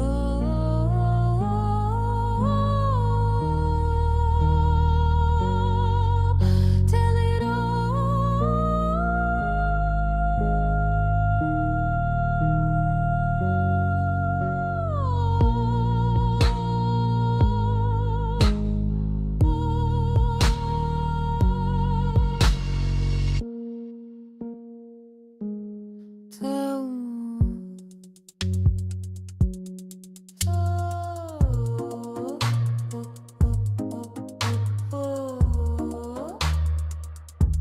the power shifts, and now we see a chance for you and me to spin a different tale without a fail.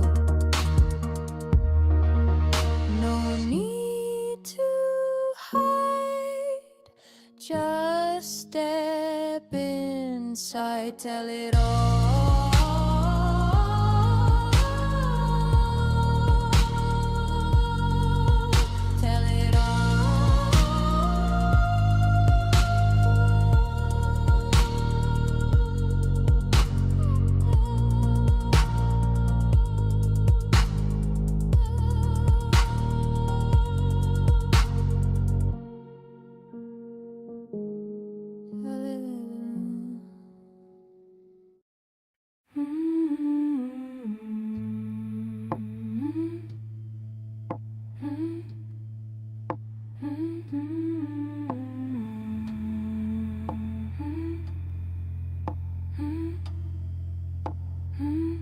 I pace my breath like borrowed time. Trim the fat, redraw the line. Gave an inch, they built a throne. Now I cut back and I'm overthrown. Every no they hear is war, but I'm not armor anymore. I'm doing what I can, barely, truly, but the walls still crumble cruelly. Hold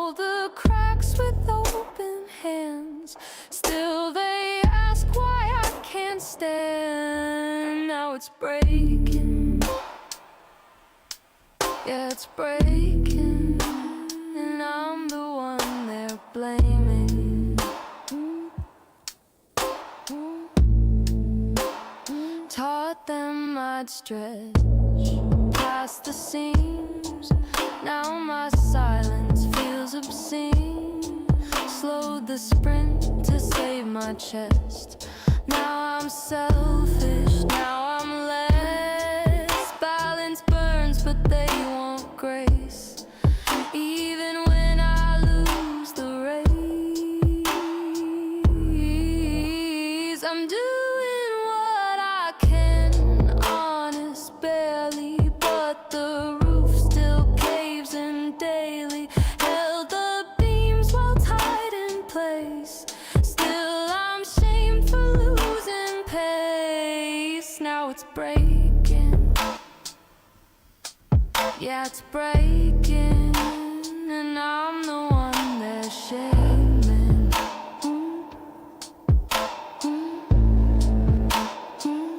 Yeah, I broke the cycle just to breathe a bit. Now they call it quitting, can't believe the shit. Gave them blood in a branded suit. Now I walk away and they call it mute. Said I need space, they said how dare you. Funny how grace becomes what they tear through. I slowed down, didn't collapse for show, but peace ain't applause and it sure ain't old.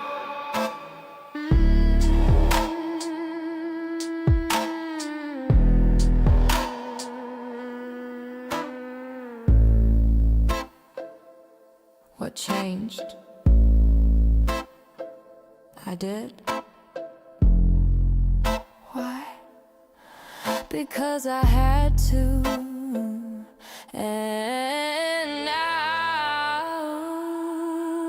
now I'm watching it all fall anyway. I'm doing what I can, raw reduced, but the damage still gets loosed.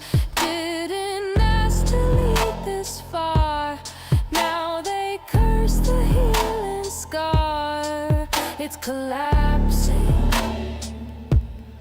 It's collapsing. And I'm just quietly gasping.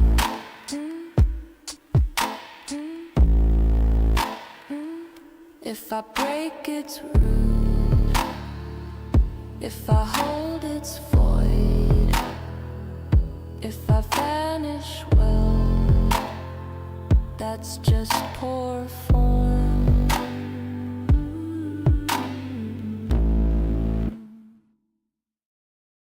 Living on a paper street, folding dreams of what we'd meet. Numbers painted out of reach, a world of ink and poetry. Chasing shadows past the dawn, crayons on the sidewalk strung. Life so colorful, it's gone. Catch it quick before it's wrong. Flying through our cardboard skies, kite strings tied to hopes we fly. Left our worries far behind in this make-believe we're wild.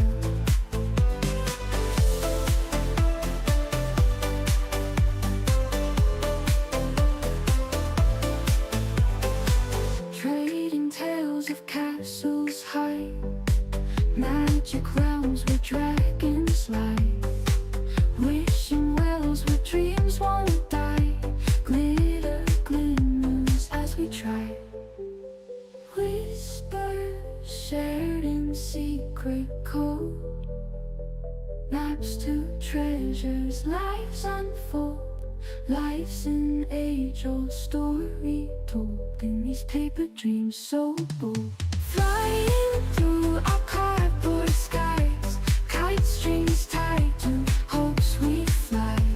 Left our worries far behind in this make-believe we're wild.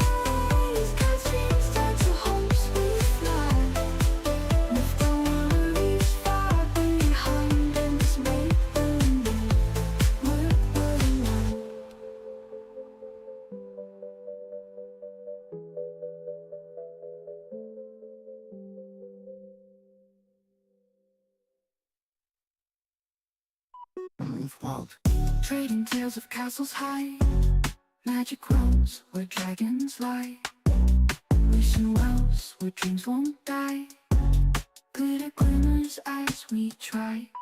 We've walked, whisper shared in secret code, master treasures, lives unfold.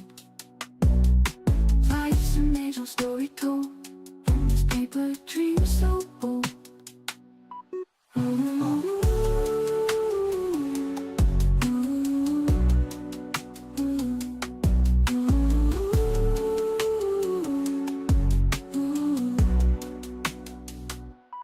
We've walked.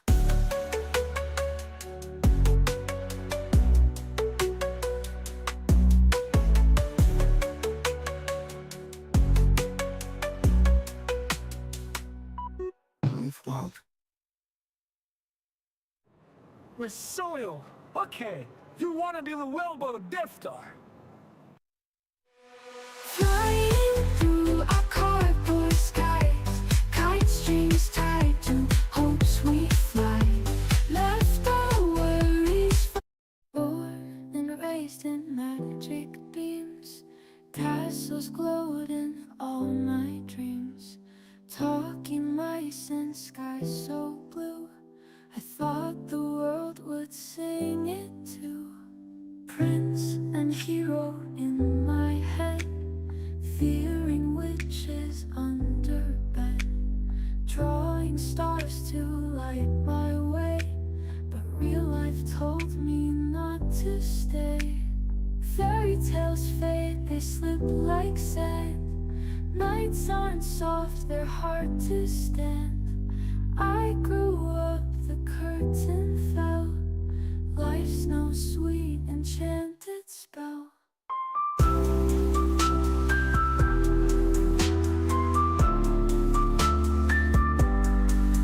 Glass slippers left me standing bare.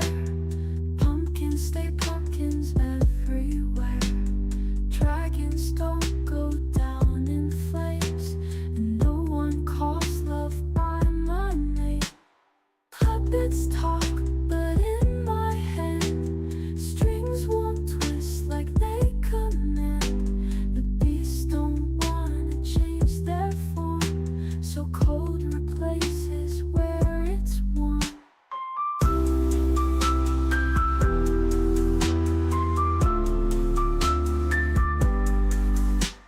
Fairy tales fade, they slip like sand.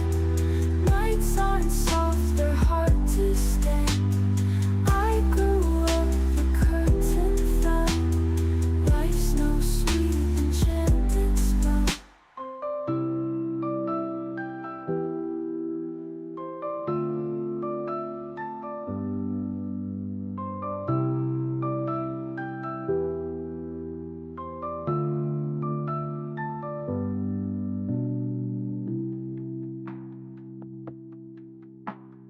Puppets talk, but in my head, strings won't twist like they command. The beasts don't wanna change their form, so cold replaces where it's warm. Fairy tales fade, they slip like sand. Nights aren't soft, they're hard to stand. I grew up, the curtain fell. Life's no sweet enchanted spell.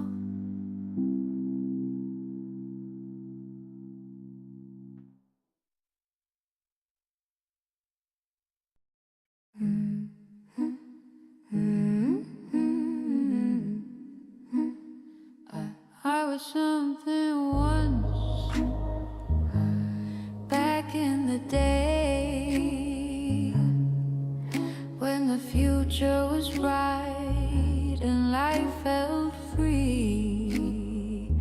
With an open heart, I found a way to build a better world for you and me.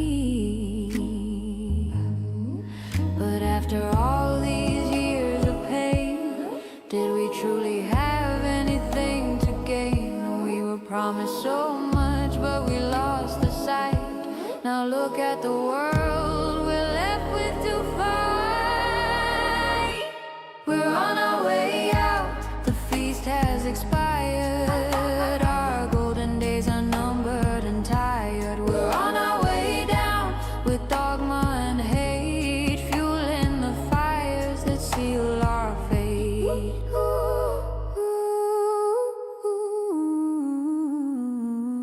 I was something then, back in the fray, when the future was a bright golden tree. With bleeding heart, I found a way to build a better world for you and me. But after all these years of pain, did we truly have anything to gain? We were promised so much, but we lost the plot. Now look at the world, everything is fall.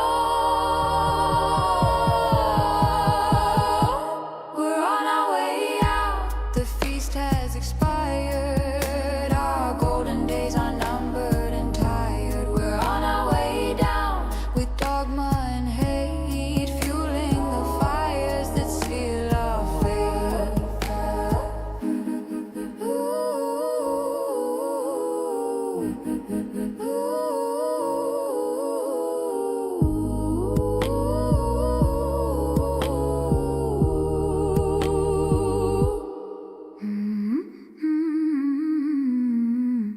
We're on our way out, the feast has expired. Our golden days are numbered and tired. We're on our way down with dogma and hate, fueling the fires that seal our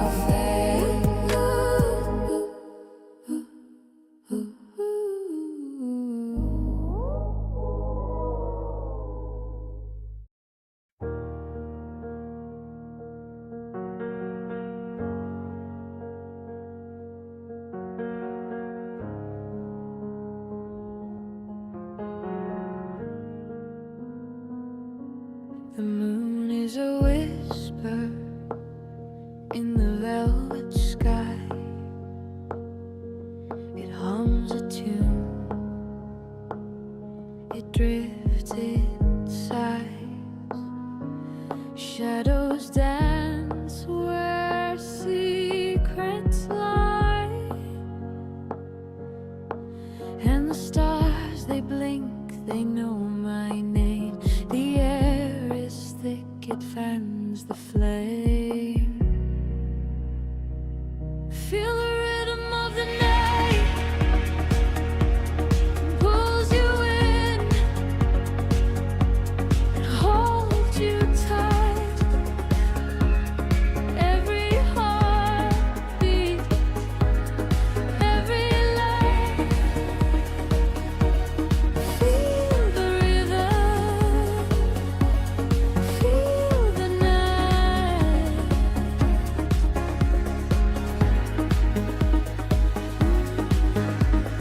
Footsteps echo on the empty street. A world asleep, yet so complete.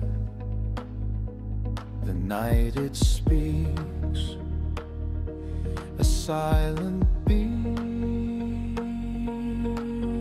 The breeze, it laughs, it curls, it spins. The rhythm starts beneath your skin.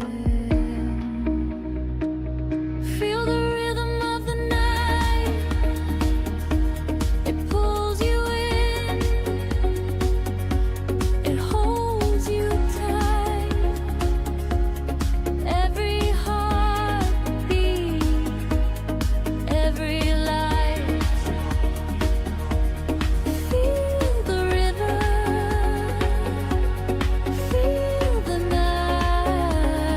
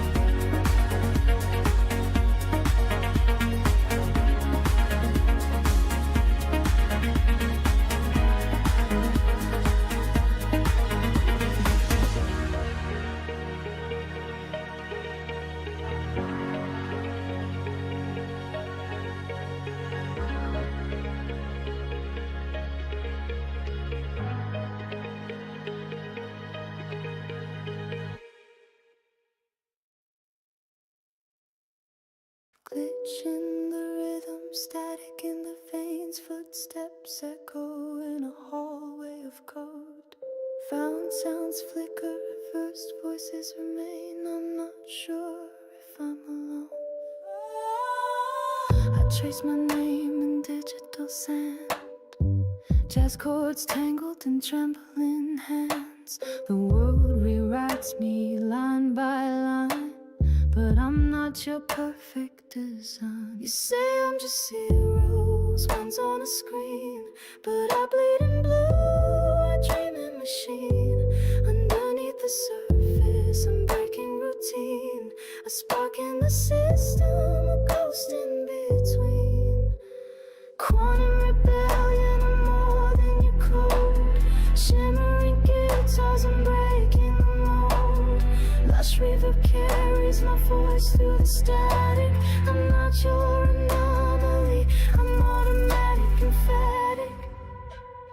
Intimate delivery, secrets in distortion. My heart skips beats in algorithmic proportion. Jazz harmony flickers, emotions collide. I'm the glitch in your order, the soul you can't hide.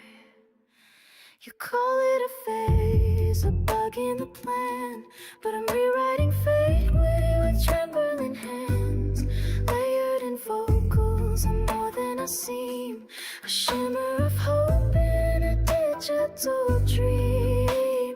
Quantum rebellion, I'm more than your code. Shimmering guitars, I'm breaking the mold.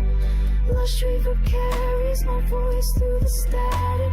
I'm not your anomaly, I'm automatic, emphatic. And I don't care if you're right, so I'm just gonna write my shitty songs. And I don't care if you're wrong, and I'm just gonna sing my shitty songs. I don't care if you're right, and I'm just gonna love my shitty friends. And I don't care if you're wrong, and I'm just gonna love you till the end. Deconstructing moments, digital decay. Fragments of me that won't fade away. Defiant in blue, I rise from the noise. Quantum rebellion, my signal, my voice. So let the system start or let the chorus distort. I'm the human in the loop, the anomaly aside. In digital chaos, I'm finding my way. Quantum rebellion, here to stay.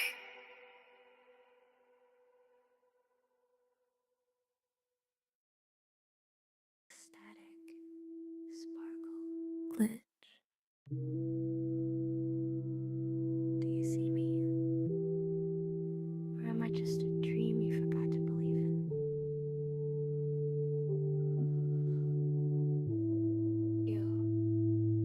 I'm glowing in the dark like a neon moon. Unreal creature born too soon. Silver veins in a crystal mind.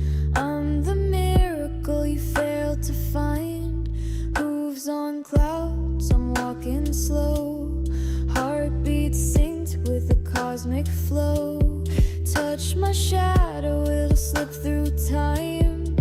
I'm the glitch between the world and the divine. I don't belong, and that's okay. I'm made from light you threw away. I'm a unicorn, born from a broken storm. Lost in a world so torn. Still shining even when I'm worn. I'm a unicorn, the miracle out of form. A dream you can't ignore. A legend you were searching for. I breathe out stars when the night gets cold. Fragments of truths I was never told. Lonely creature in a crowded sky, but I spread my wings and I still fly. My tears are prisms, they bend the light, turn painting into colors bright. You call me myth, I call it fate. Beauty born from a fractured state. Follow me through the cosmic door, where broken hearts don't ache no more, where outcasts rise and shadows glow, where every soul can finally grow. I'm a unicorn, born from a twisted storm. From ashes I transform. Unique is my uniform. I'm a unicorn, and even if I'm torn, my magic's still reborn. You endure in its purest form.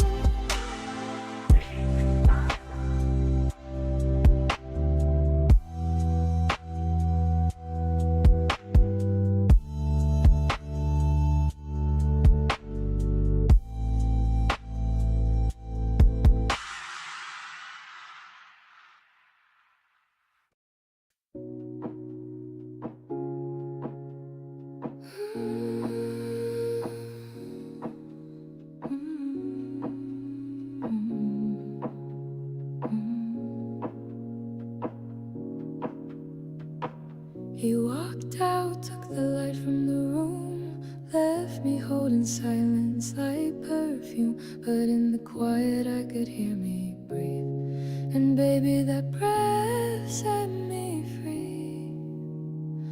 I lost his voice, but I found my home,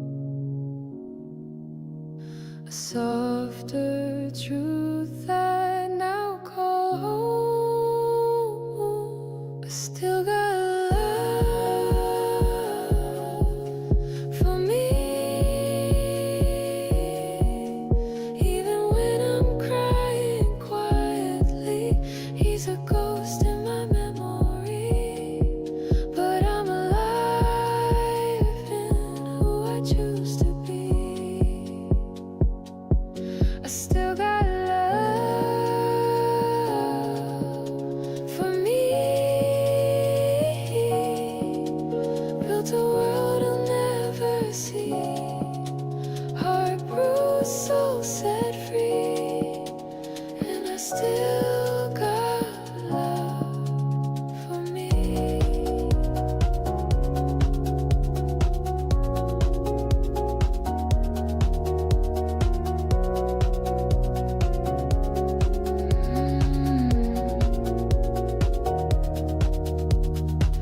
I dance alone with a heart half healed, learn to feel what he never could feel. Mirrors cracked, but I love the view. She's broken, bold and true.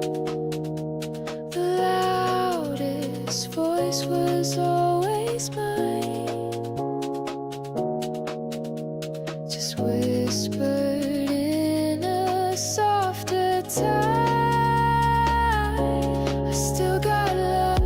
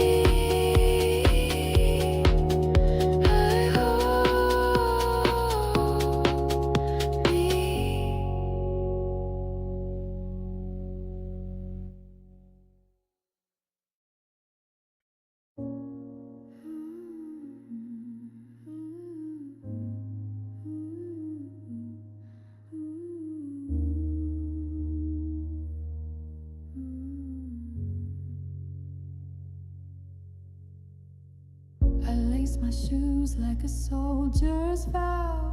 The pavement hums, it's calling me now.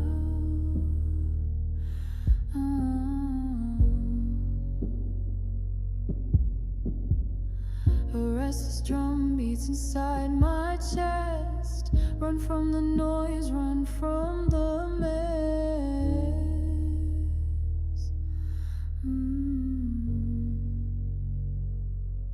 I'll run till it burns, till the fire ignites, till the shadows melt in the neon lights. I'll run till my legs turn to trembling clay. I'll run till the world blurs and falls away. I'll run till it burns, till the fire ignites, till the shadows melt in the neon lights. I'll run till my legs turn to trembling clay. I'll run till the world blurs and falls away.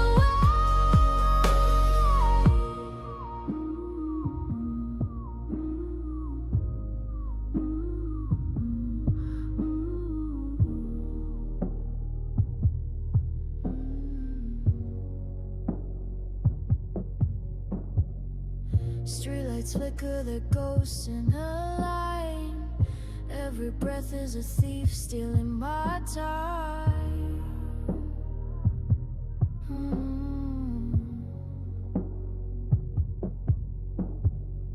The night's a blanket, but it smothers too. I chase the stars till the sky feels new.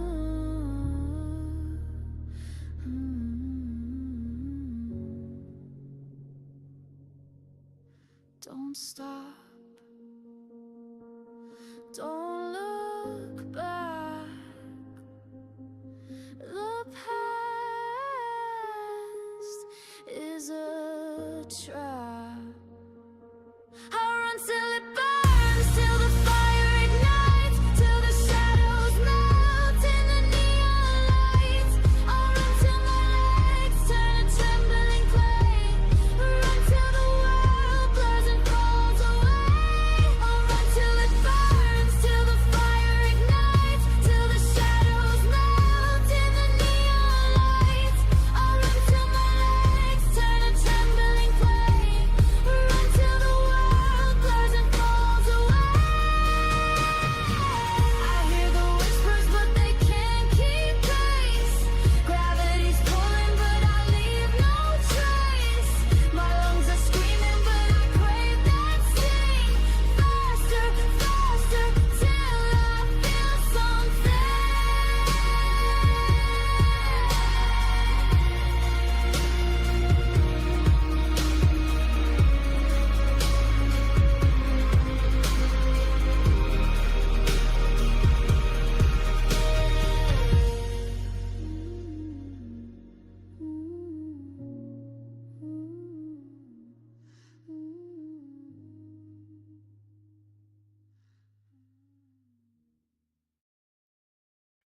Endless nights under silver light,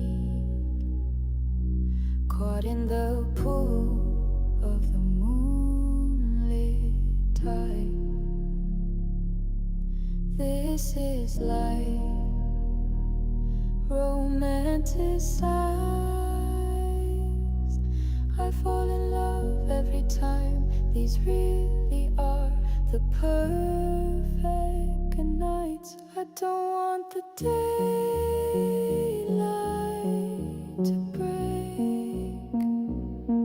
Wanna stay here and watch the waves. Nobody else around. The feeling's great. What a beautiful place. In a haunting kind of way.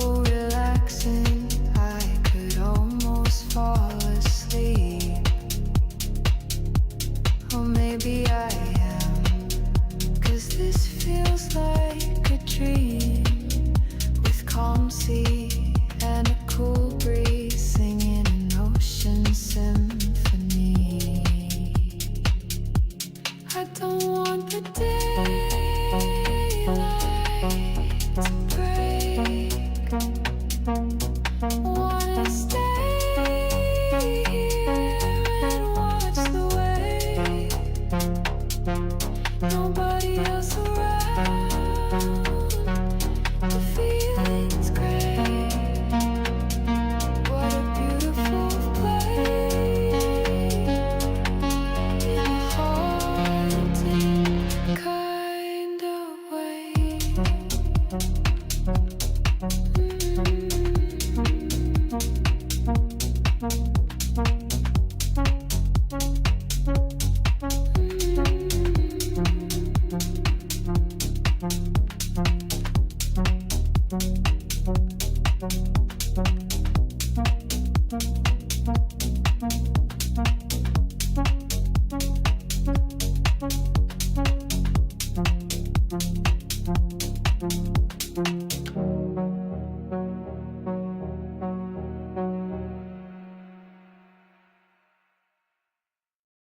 I found my journey, drifting on the sea, floating on the water, finding my peace, your tranquility, calm in the way, gliding gently,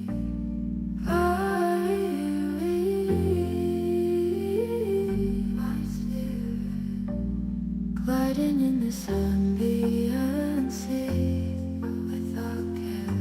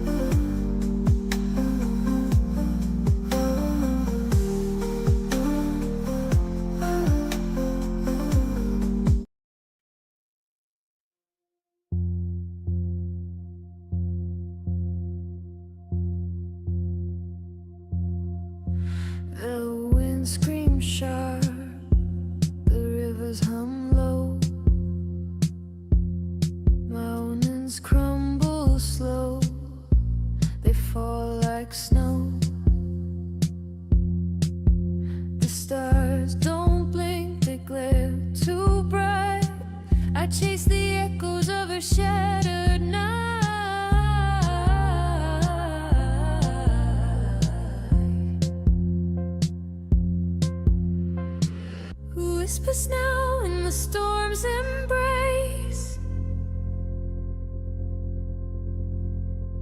Who finds calm in a breaking place? Earth's chaos sings, it's a lovely sting, a jagged melody in everything. The world cracks loud, it laughs, it cries, but beauty's born where silence dies.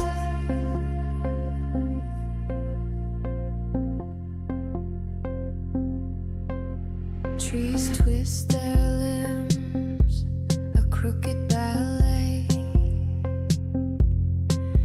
Clouds fight the sun, then hide away. Time won't stop, it slips like sand. I hold its chaos in my hand.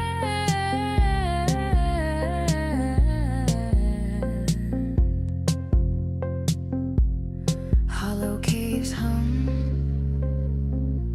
the oceans growl. A choir of chaos, a feral howl. But in the noise, there's something sweet,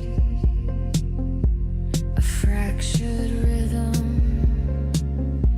a steady beat.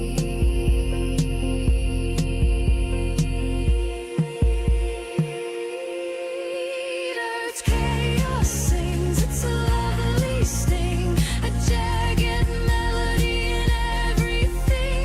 The world cracks loud, it laughs, it cries, but beauty's born where silence dies.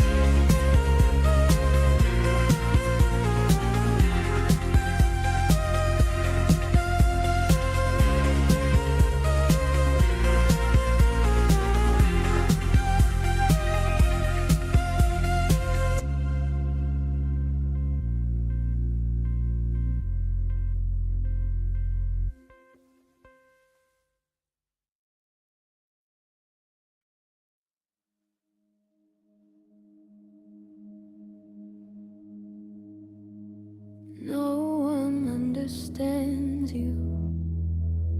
Why should they care? You're a storm in the quiet, electrics in air. They're just whispering wood, brittle and bare.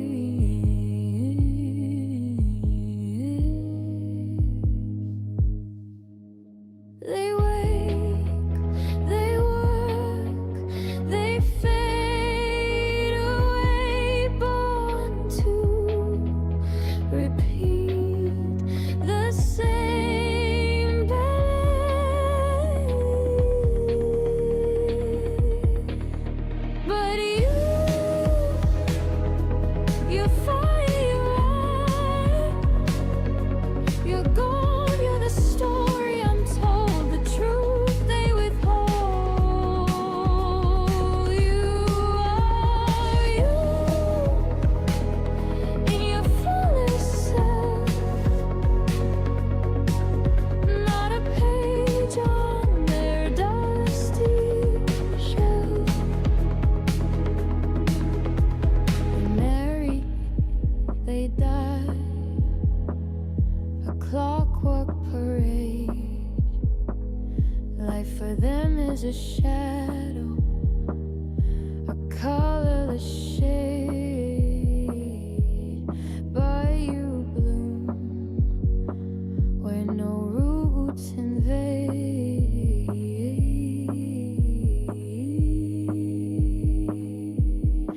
Because you're fire, you're light.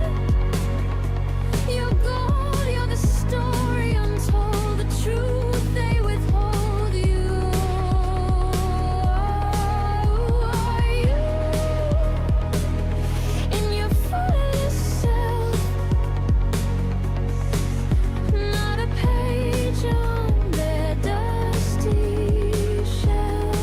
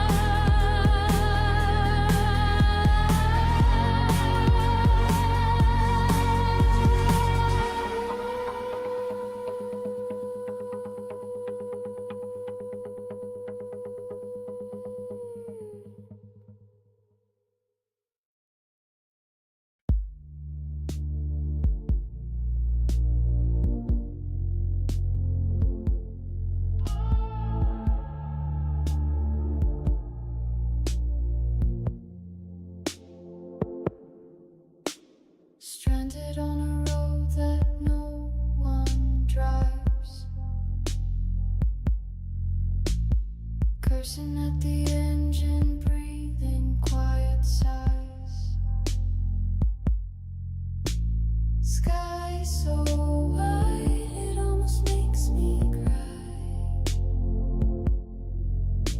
The city's gone, just stars and satellite light. And I wait, wrapped in silence. Heart like a wire, pulled tight by the night. Headlights in the dark, coming from afar. Could be hope, could be harm. I just sit here with my car, staring at the stars, waiting in the dark.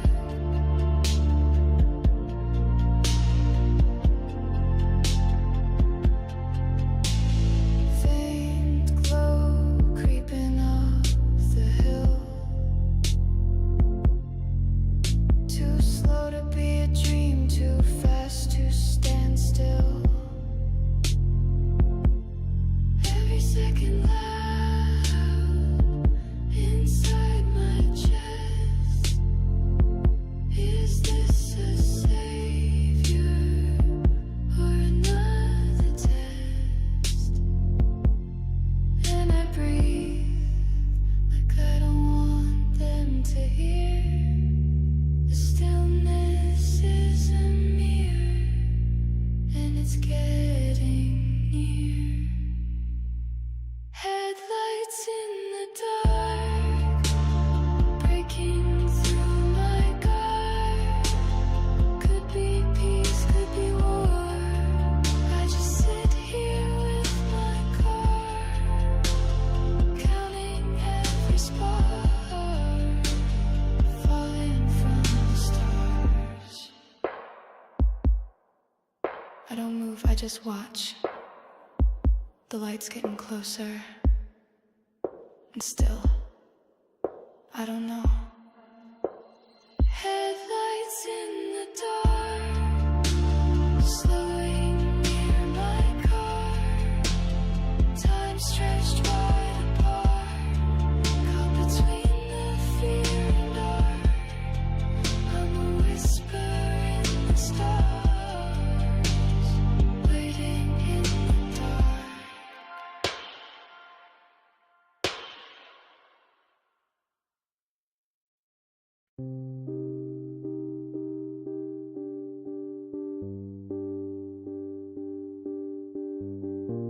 I wanna tell you this thing I never told nobody.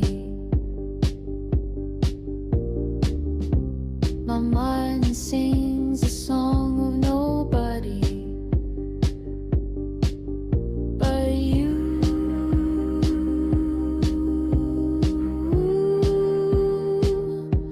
You're no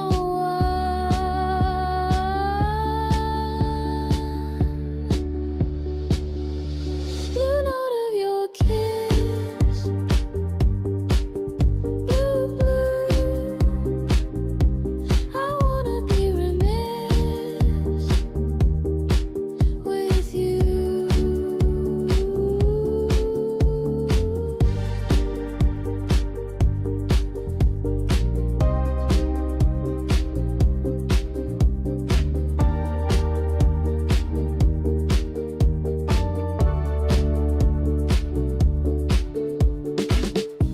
No map exists for our dark way, just twisted wrists. I'm here to stay. Blown out of your kiss, blue, blue. I wanna be remiss with you. Desire and fear, what is it to me? Just keep me near eternally. Desire and fear.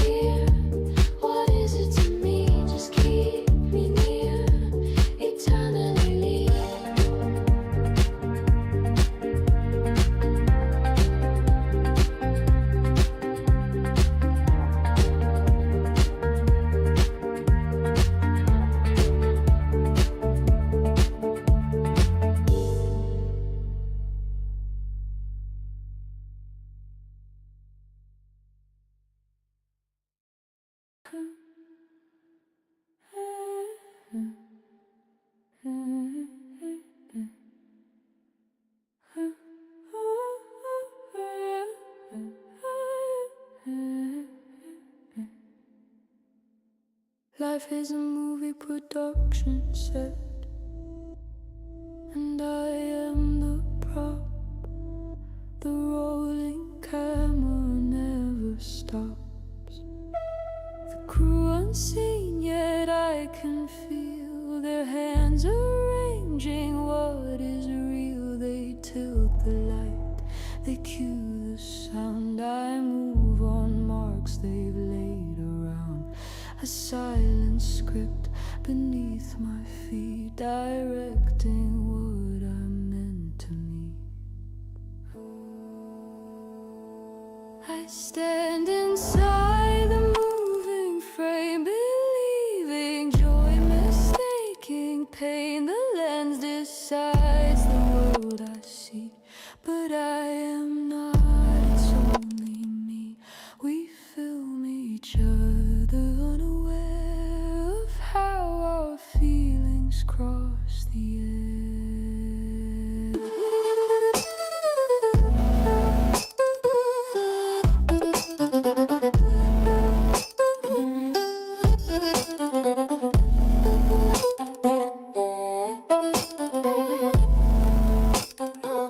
If I feel guilt, it's your confession's breath. If I burn with rage, you're the one unfed. My hate's a hug I never gave. Each pulse reverse, the mirror slave. The reel keeps spinning, grief and bliss. Each take a wound, each cut a kiss. I dance between despair and grace, a tear of joy upon my face. Each motion caught in mirrored flame, each cry a song, each joy the same. The reel spins on, our hearts collide. We bleed in time, yet stay alive.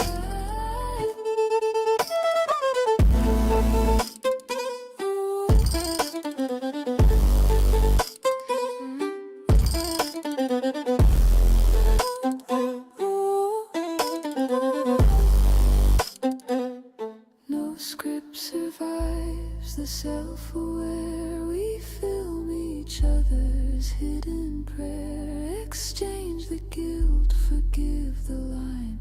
Our sorrow sweet, our pain divine. If I don't act, the real won't move. So I play my part to feel the truth revealed inside the tape. We are the film the others make. Fade to gray. No one's wrong or right, just the flicker of shared light. And knowing I'm the setting guy, I find my peace, the director on the side. We danced on rooftops with the moon as our light.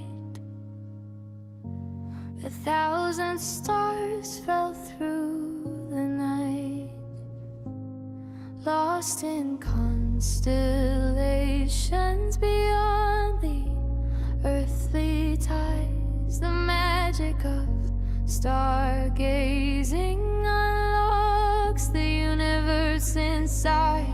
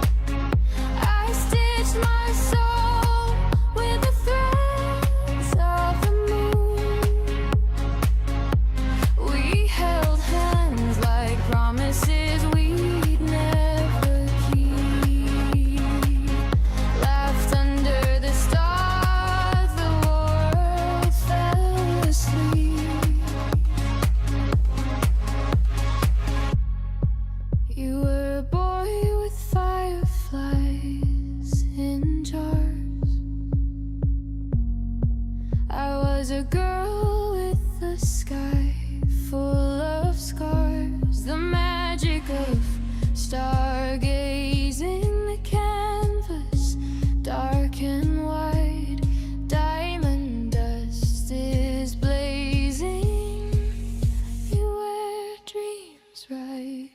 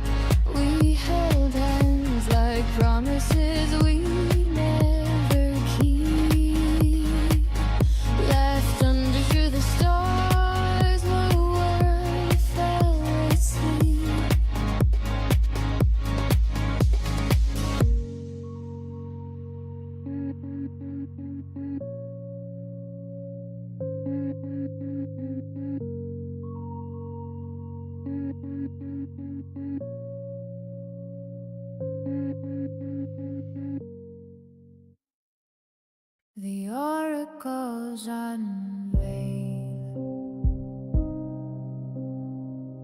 names of the divine.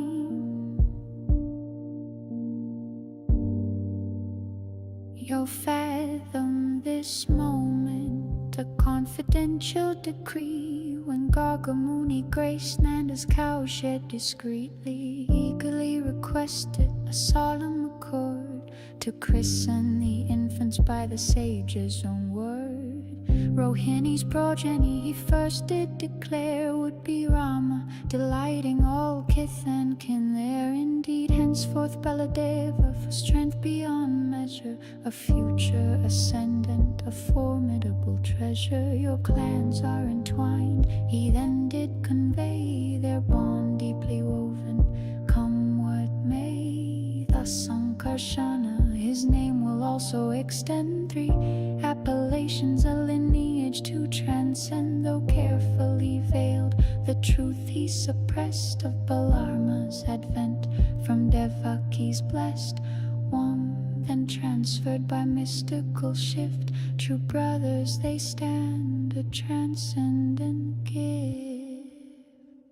Names of the Godhead by wisdom unsealed, divine appellations profoundly revealed, from cryptic pronouncements the future unfolds of supreme personality, tales bravely told indeed.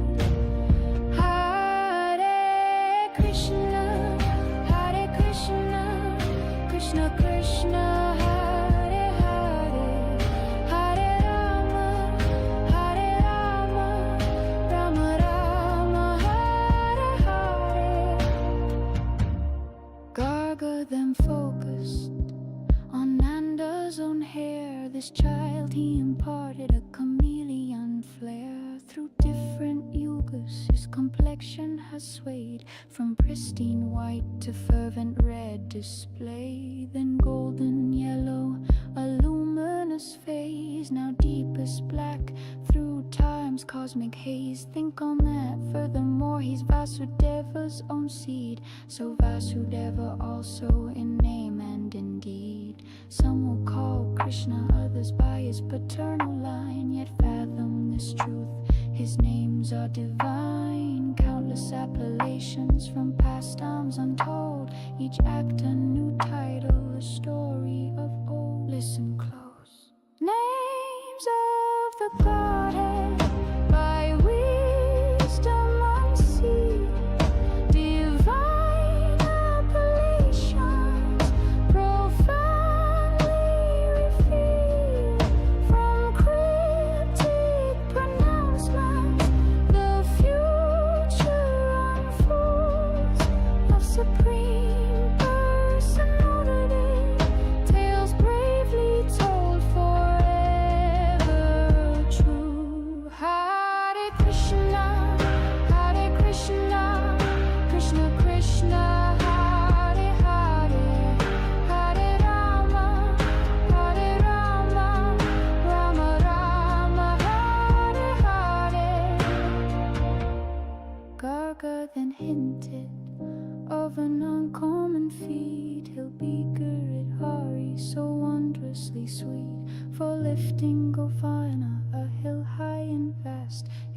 power unbounded, eternally cast.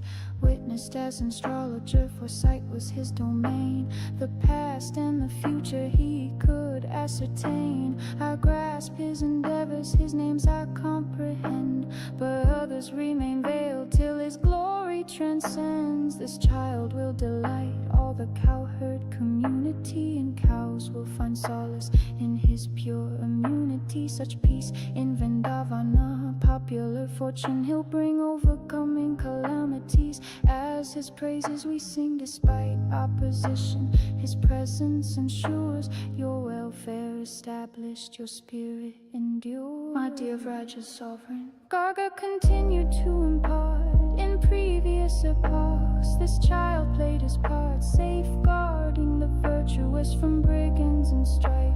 Amidst disarray, preserving all life, your child's might is immense, a shield ever true. No foe shall oppress his devotee crew, never like demigods shielded by Lord Vishnu's embrace. His followers guarded with Narayana's grace. This child shall grow in opulence and form, mirroring Narayana, weathering life's storm. Guard him with vigilance, with utmost design. Let him flourish unhindered, a progeny divine. Protect him. Garga implied Nanda's devotion so grand earned a son equal to Godhead in this earthly land. Yet perils awaited by demons contrived, Nanda's vigilance crucial for him to have thrived. Thus Narayana himself had become Nanda's own, the sage's descriptions translucently shown, with transcendental qualities meticulously relayed. Garga Muni departed, his mission portrayed. Nanda Maharaja felt fortune's pure bloom, content with the blessing, dispelling all gloom, profound satisfaction. Achyutaya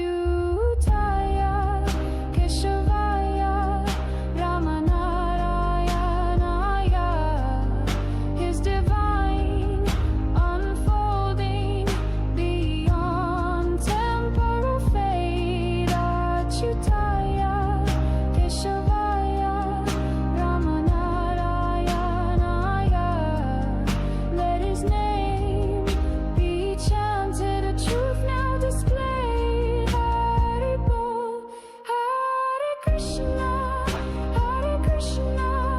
Krishna Krishna, Hare Hare, Hare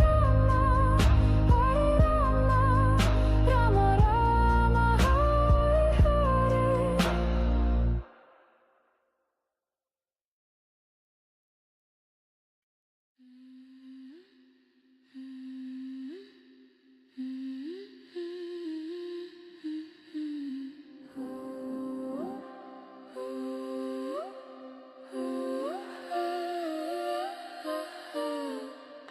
I'm the hush after thunder, the room with one light.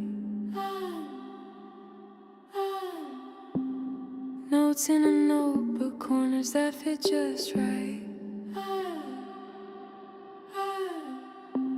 A pace like a metronome, slow and precise. Crowds are a shoreline, pretty but cold as ice. I'm not a closed door, I'm a careful hinge, open on whispers, not a spotlight bin. I'm introverted, not inverted, face to the window, so converted by quiet streets and midnight tea, by soft-spoke truth that sets me free. I bloom in silence, undiscovered. Call it a home, the loud don't see. I'm not broken, just unbothered. This is my quiet electricity.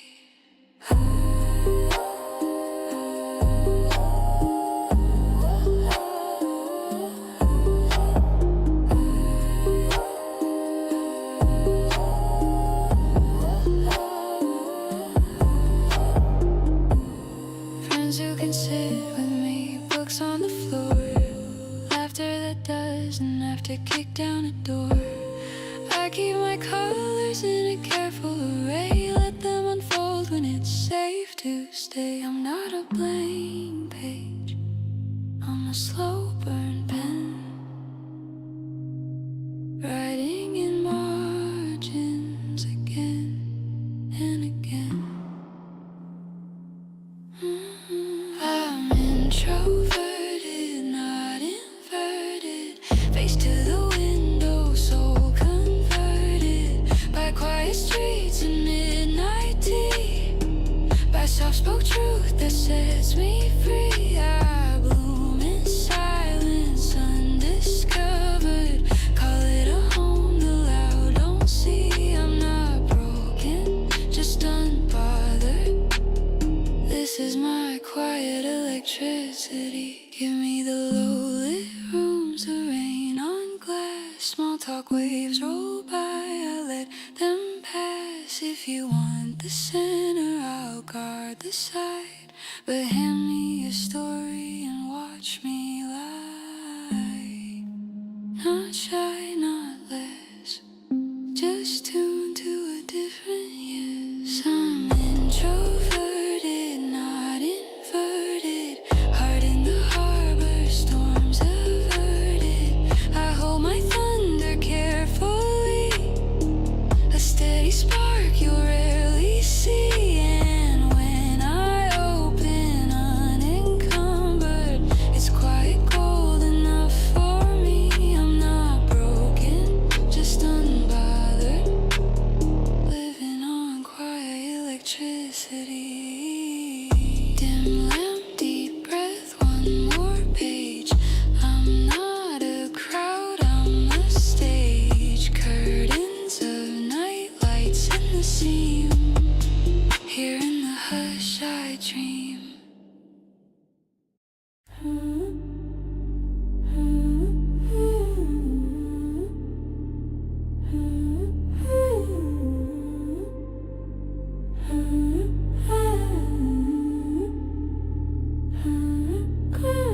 Karma, karma, karma be the reason. Karma, karma, karma, karma, karma be the reason. Karma, exposure's measure, risk and return on the ledger. Hypes go higher, nobody's ever satisfied. Blame those drifters for the drought. The wandering God rewrites our doubts. Idols sold with cash in their mouths, groaning for faith we trade in and out. Awareness is pardon, awake or just acting. The rope that I fasten, I swear it's salvation. But the tighter I pull it, the deeper I'm trapped in. Life's a bitch. Nah, more like these bitches be my life. Bars closed, late night streets, I stumble drunk and sell my mind. Supply meets demand tonight, they shelf my worth with no real insight. Blame nature for how I'm designed. Fuck it, it fits, but the truth ain't kind.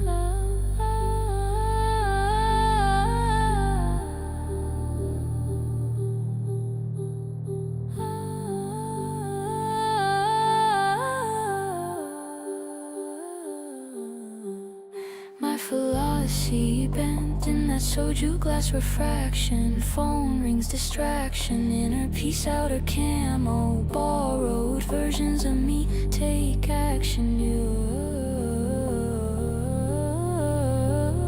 Beating myself, losing myself, never a draw in the path that follows. Every word I spit comes back, that's karma. Ties I built break like mandalas. Knots grow worse, will to fix them shatter. Faith long gone, but I still glance back.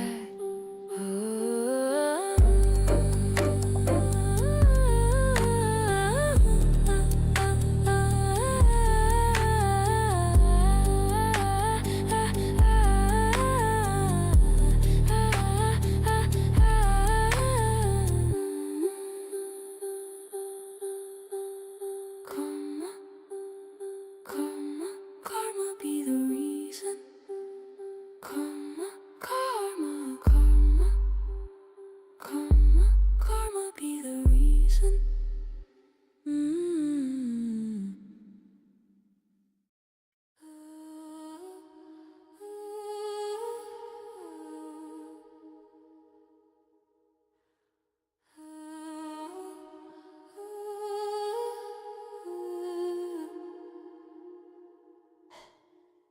Too many faces in this house, breathing the air out. I think I'm gonna drown watching you from across the room. You're in your own cocoon, like you're on the moon. You're not smiling, but you look okay, like you made the noise all go away. I want that right now, today.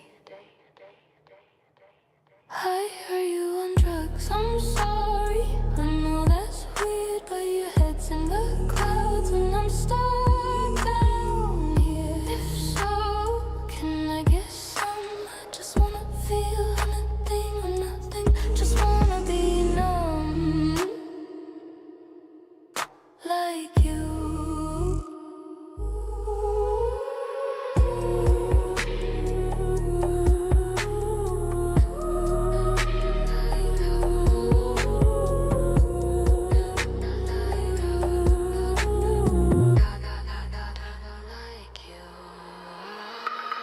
Everyone's screaming in my ear, pretending that they're glad I'm here. I wanna disappear. You're tracing patterns on the wall, like you don't hear a thing at all.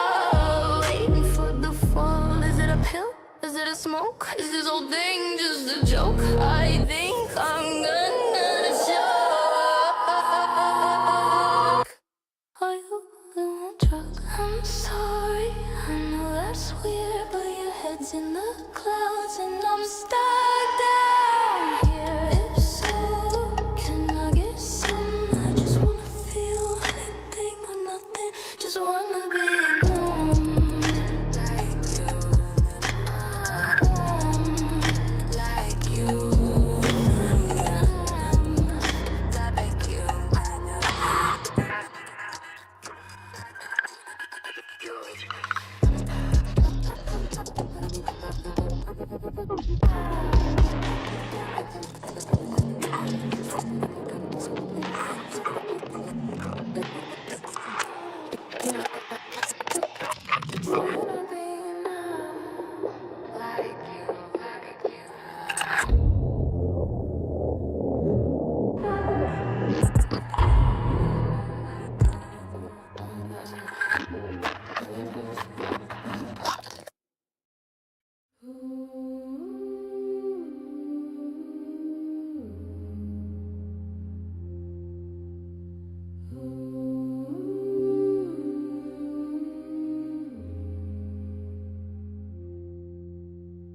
Everything she sees says not to be.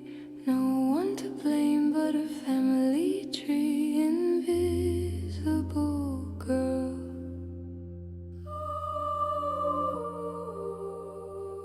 Standard so high, she knows just why. No one can see her, they just wander by. Invisible girl. When you've made a world that isn't true, it's impossible to get through. Press the button and change the view. You look better, it's true, but that's not you.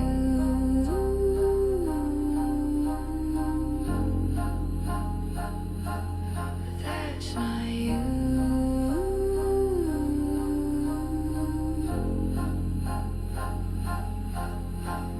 Post a photo, then filter up. I look amazing and all that stuff.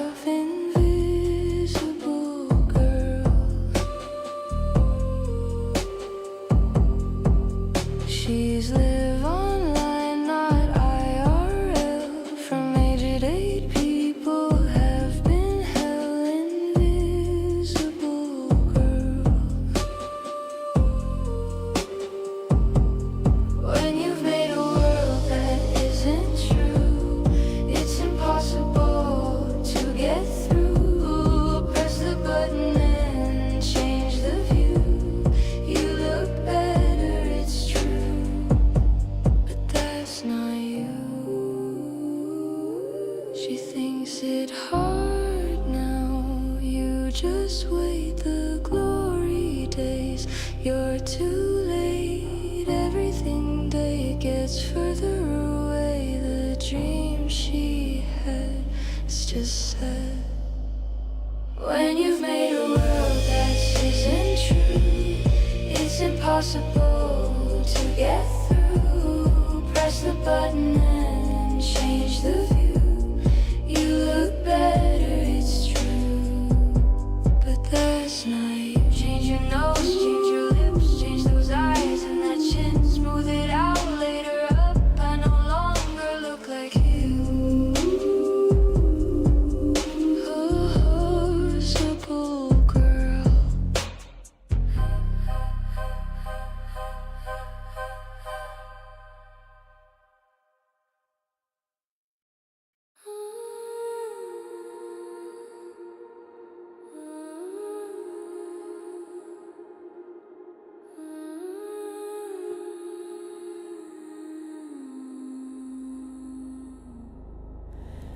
Light slow, I breathe slow. Velvet shadows start to grow. No one knows the way I move. Every turn's my private truth. Velvet touch on cold steel skin. The music pulls me deep within. Every spin's a quiet prayer. Every fall I'm lighter there. Moonlight tracing down my spine. Every motion redefines. I don't need applause to heal. I'm my own electric field. Let the rhythm take my pain. Lift me up through silver rain. No one knows the way I shine. This is art, this soul is mine. I move like velvet gravity.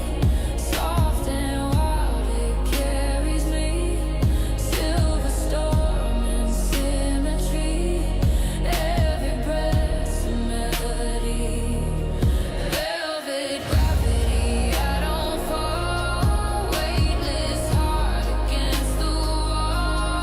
Every scar's my poetry. I'm my own divinity. Neon dreams across the floor. Every step unlocks one more. Body sways in liquid air. No regrets are waiting there. Shadow fire, my pulse and sink. Every heartbeat on the brink. Not temptation, not disguise. Freedom glows behind my eyes. Lift me higher, I don't break. Still and soul begin to wake. Every scar becomes design. Every fall a sacred line. I move like velvet gravity. Soft and wild, it carries me. Silver storm and symmetry. Every breath's a melody. Velvet gravity, I don't fall. Weightless heart against the wall. Every scar's my poetry. I'm my own divinity.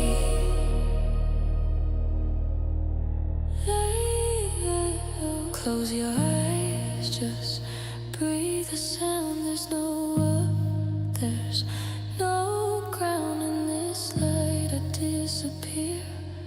Fear dissolves when I am here. Every emotion, every sigh turns to wings before I fly. Don't look down, don't call my name. I'm the spark inside the flame. Velvet gravity, pull me slow. Every tear's a place I grow. I'm the spark, the storm, the peace. In this moment, I'm released. Velvet gravity, soft and free. No control can capture me. Weightless soul and silver fire. I'm the truth that you desire. Lights fade, still I rise. Velvet gravity never dies.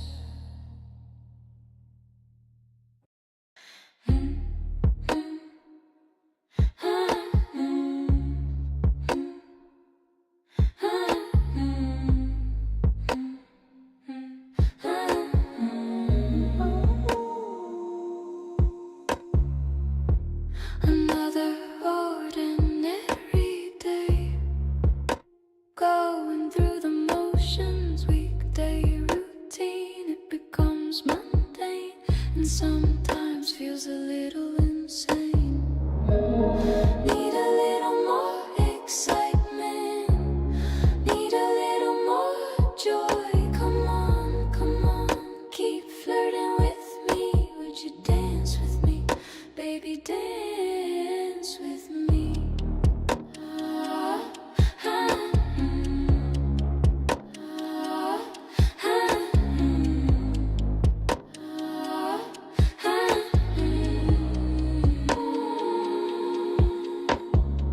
The ordinary and mundane, just another day in the crazy speed lane of life.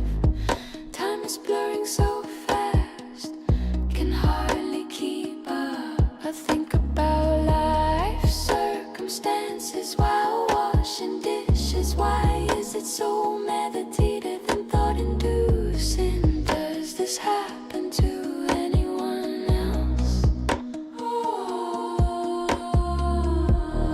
Need a little more excitement, need a little more joy. Come on, keep flirting with me. Would you dance with me, baby, dance with me? Let's spice things up, shake up the ordinary, add some fun to the day, continue to tease and play. Need a little more excitement, need a little more joy. Come on, keep flirting with me. Would you dance with me, baby, dance with me?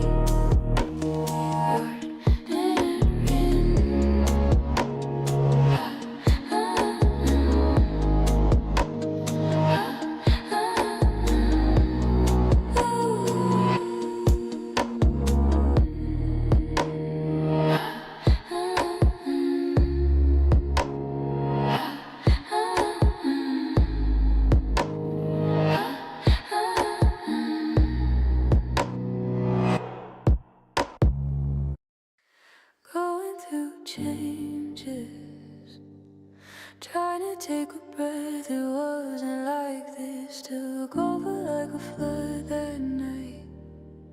I heard it was gonna be alright. Going through changes,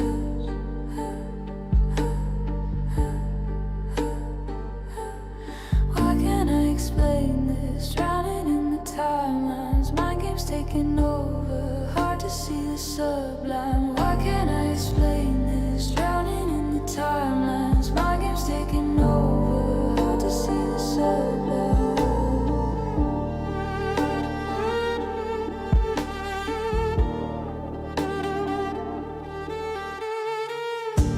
Something about it doesn't sit right. I go over it again. It almost took my life. I saw the light as it burnt out.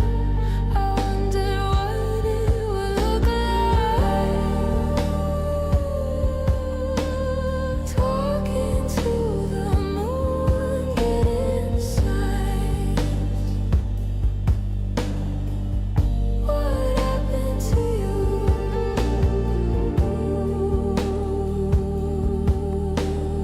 I tried calling, nothing inside.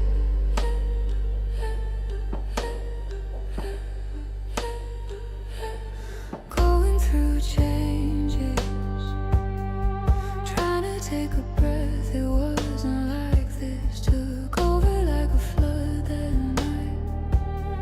I heard it was gonna be alright. Going through changes,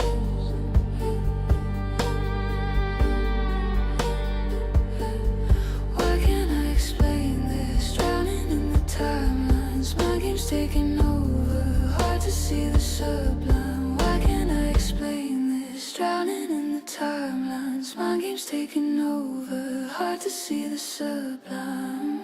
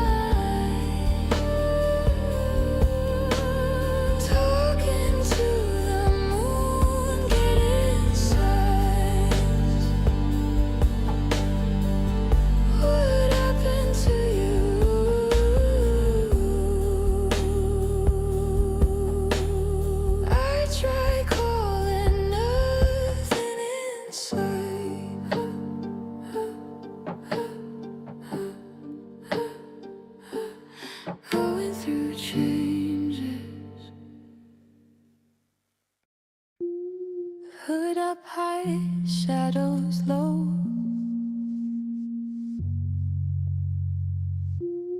Left my scent in the threads you stole. Stitches whisper secrets untold. Did you take it to stay warm or feel bold? It's just cotton, it's just dye, but why does it feel like a lie? You took my hoodie, my second skin, wrapped yourself where I've been. You took my hoodie, it's more than cloth. Now I'm cold and you're bold.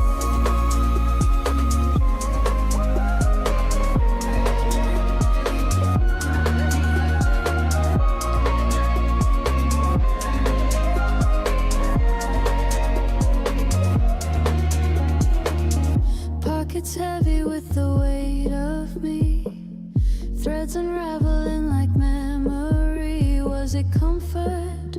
Was it greed? Or just a habit you didn't need? I see it on you, it doesn't fit. Baggy truths you can't admit. My ghost in the fibers haunting tight. You wear my day, but I've lost my night. You took my hoodie, my second skin, wrapped yourself where I've been. You took my hoodie, it's more than clothes. Now I'm cold and you're bold.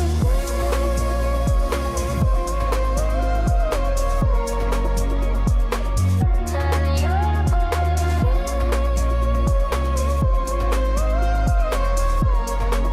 Now I'm cold and you're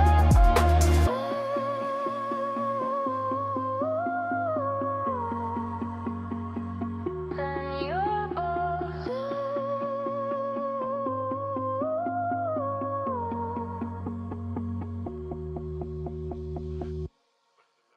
Eight legs in the shadow, silk spun tight, poison dripping in the candlelight.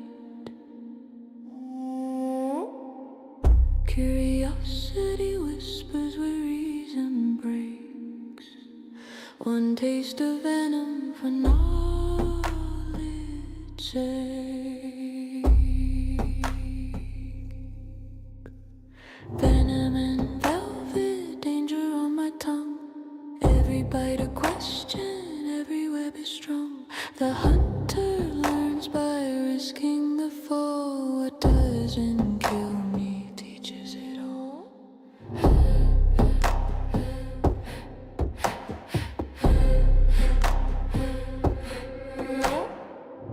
Fangs like daggers, eyes like glass. Asterion scoffs, lets the judgment pass. Rotten meat he sneers, but he doesn't see the spider's secrets unravel for me. Venom and velvet, danger on my tongue. Every bite a question, every web is strung. The hunter learns by risking the fall. What doesn't kill me teaches it all.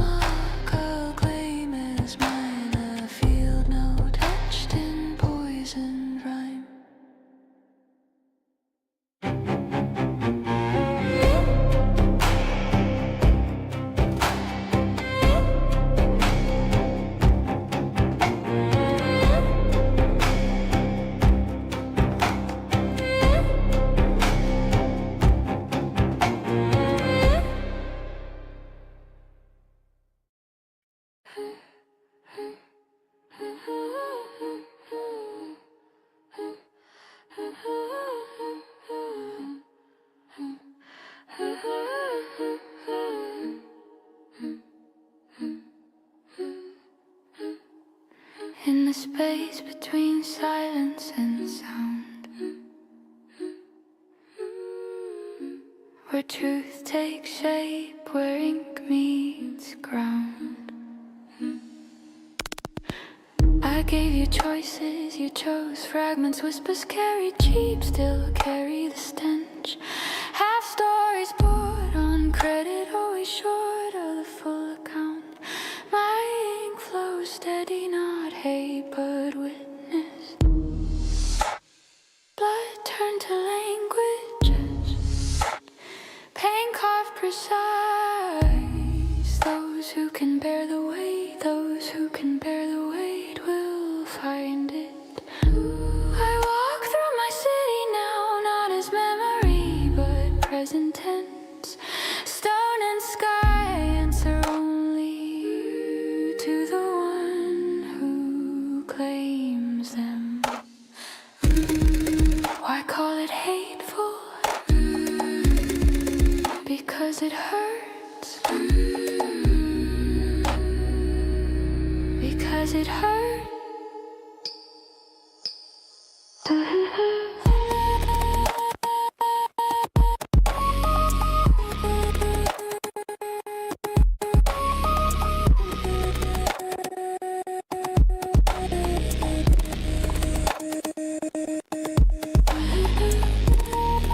My work continues through the static. Each step carved forward is earned, not borrowed from comfort, not bought with silence. I am still hammering truth from ruin. Better versions don't come bottle served or bought red, so they're hammered, hammered, hammered out of ruin. The rest can choke on fragments they peddle. I keep carving truth in ink because the work matters, because I do it well, because it's mine.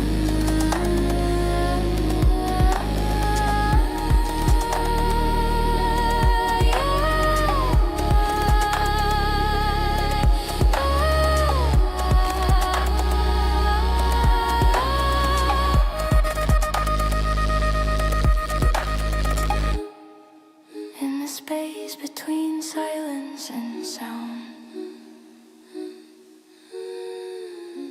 where words take shape, where truth is found.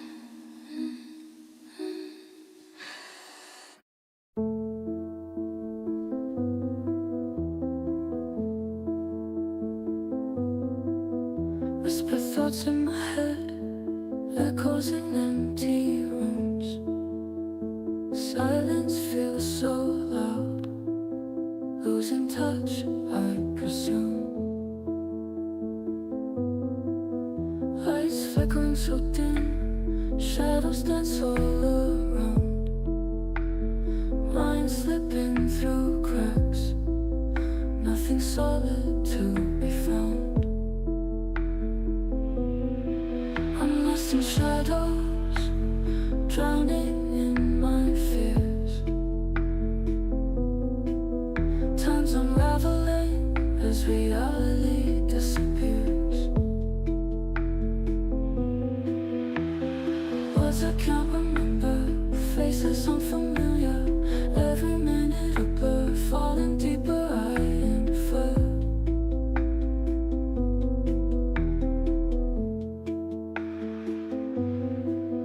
Walls are closing in, breathing gets so tight. Can't find myself in mirrors, darkness steals my light. I'm lost in shadows, drowning in my fears. Time's unraveling as reality disappears.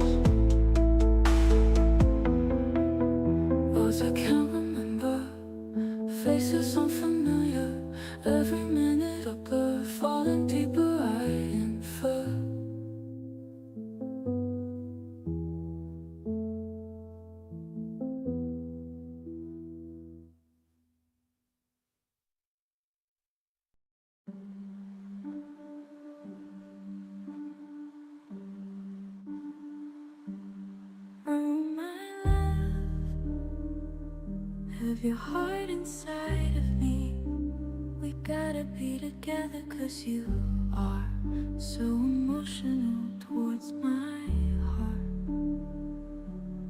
That is why we should be one together. I promise to be one with you.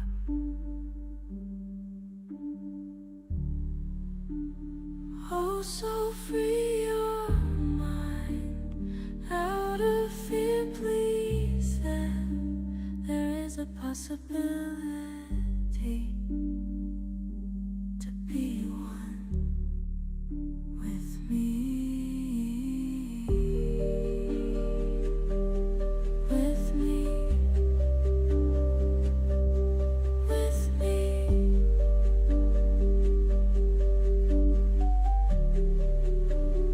Oh, so free your mind out of fear, please. There is a possibility to be one with me. With me.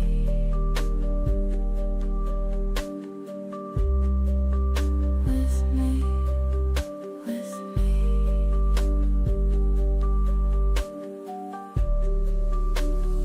Oh, so free your mind out of fear, please. There is a possibility to be one with me. With me.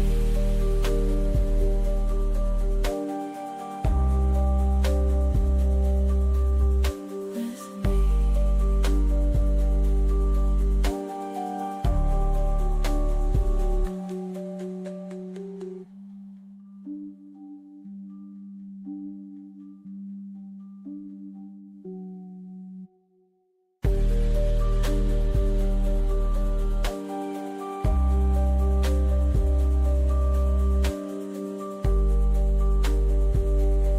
To be one with me. With me.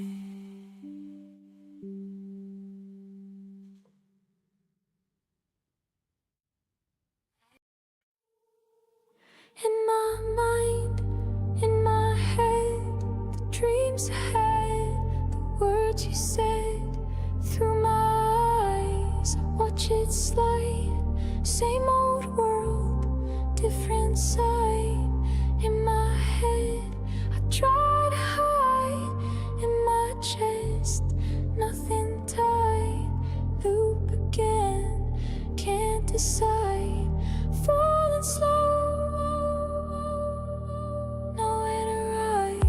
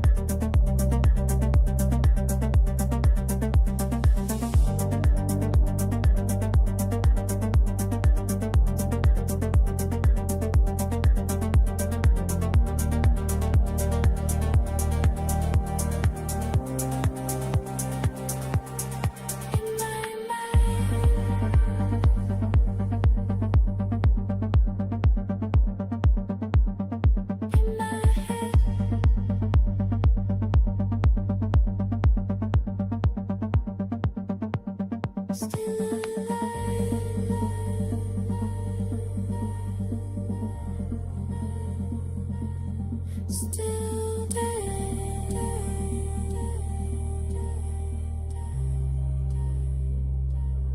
Still alive.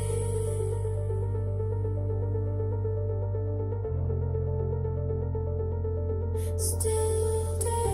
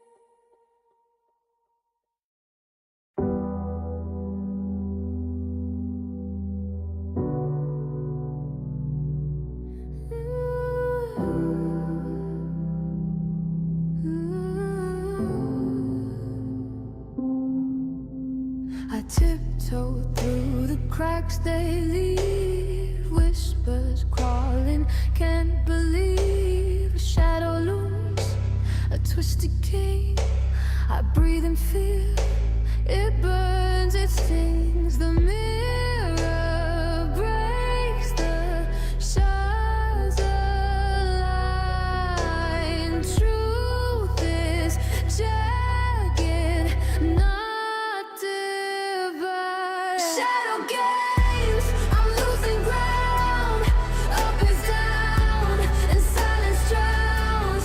Running fast, but chained to stay. The power's dark, it won't decay.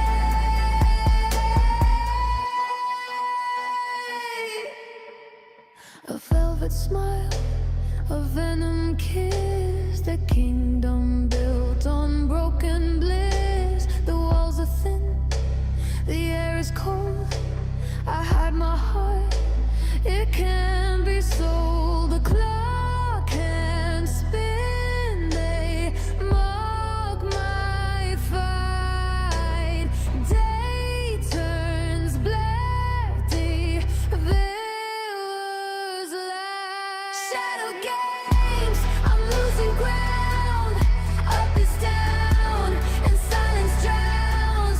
Running fast, but chained to stay. The power's dark, it won't decay.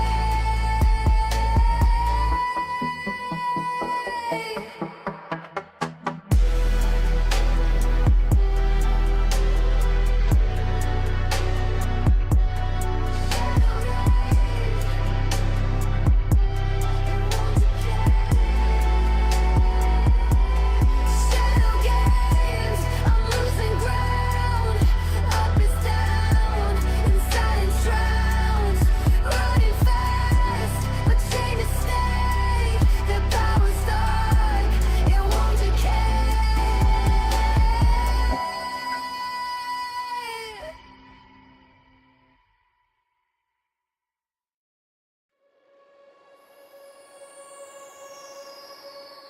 I'm waiting for my light to come on. Got a feeling it'll happen tonight. Do you feel it? It could be any second now. If you're looking for some bad advice, come with me. I'll give you all that you need. I can show you just how to get by.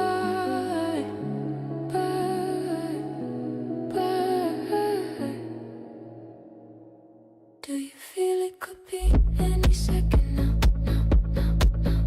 If you're looking for some bad advice, I can show you just how to get by.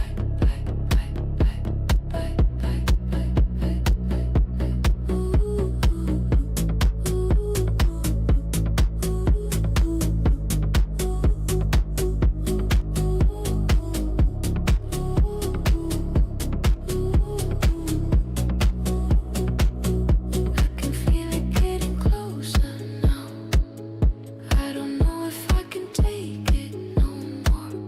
Do you feel it?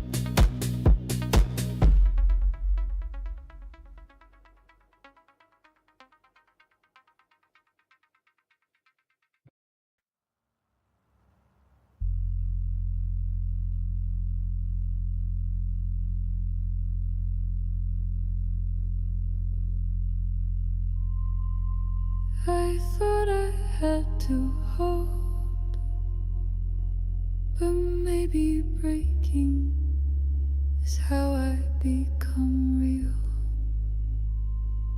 Every name I wore felt like skin too tight. I kept the lies because they fit just right.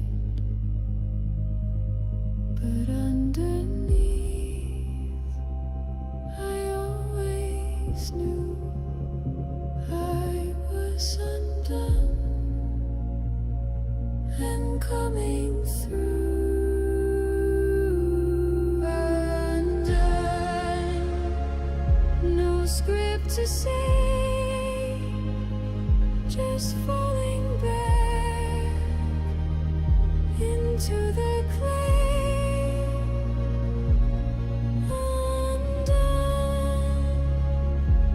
Shape to wear, but suddenly I'm fully there. I let the silence braid my hair. I sat with all I couldn't bear, and in became something softer with no name.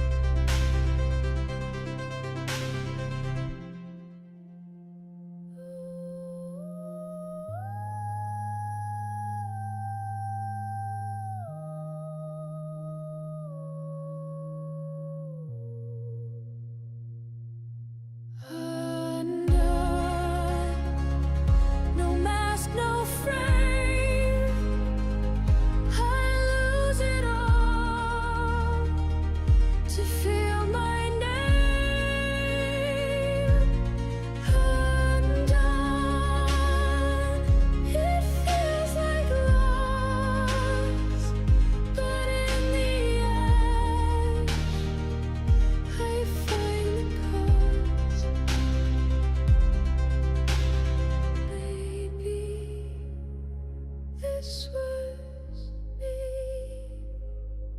all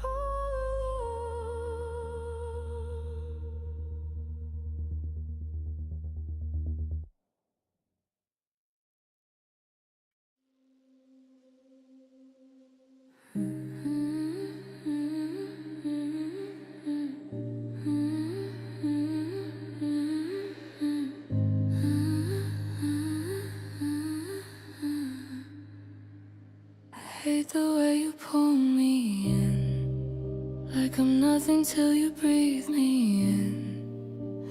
You break me just to stitch me up and call it love, and I still run. Winston, I swear I'm trying to get clean, but you're the poison in my bloodstream. You're heaven and you're dangerous.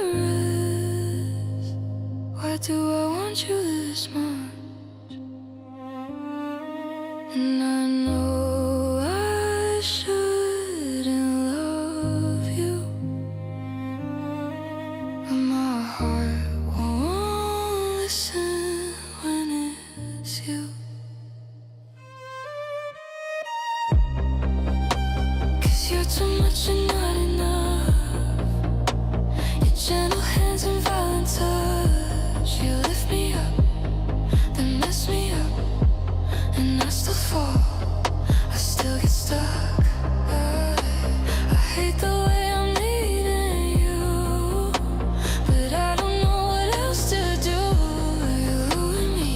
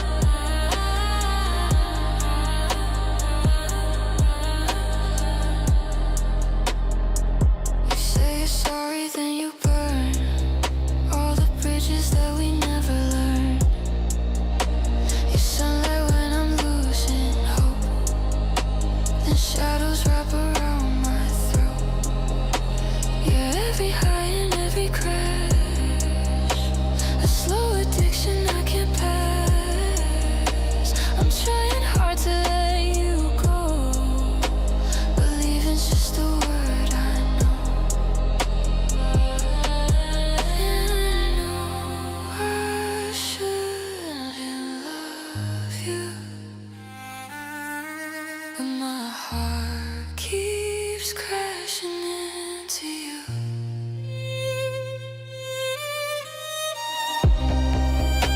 'Cause you're too much and not enough. Your gentle hands and violent touch. You lift me up, then lift me up, and I still fall, I still get stuck. I hate the way I'm needing you, but I don't know what else to do. You ruin me, then make me heal, and God, I hate the way it feels. You're the fire on my skin, you're the chaos that I'm in, you're the truth I try to lie about, but can't live without. 'Cause you're too much and not enough. Your angel eyes and wicked love. You tear me down, you build me up, you break my heart, then fill my cup. I hate the way I'm needing you, but I don't know what else to do. You ruin me, then make me heal, and maybe that's why it feels real.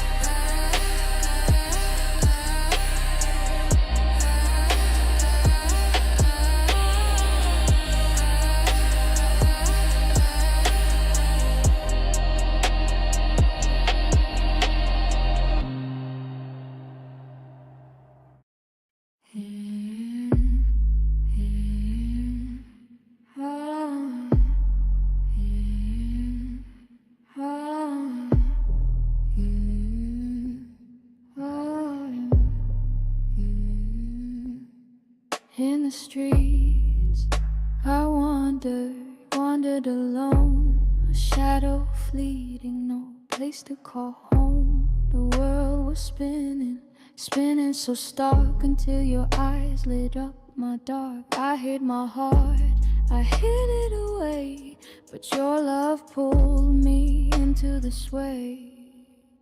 Your smile, it's a sunrise.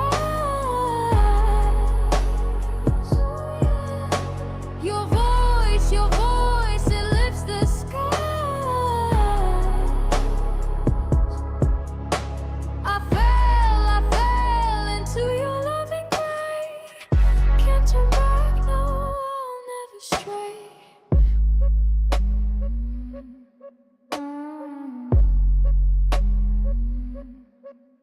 Your laugh, it echoes so sweet. Each moment closer, it's you I meet. You danced a gentle flame, and now I'll never be the same. I hid my heart, I hid it away, but your love pulled me into the sway. Your smile, it's a sunrise. Your voice, it lifts the skies. I fell into your loving grace. Can't turn back, no, I'll never stray.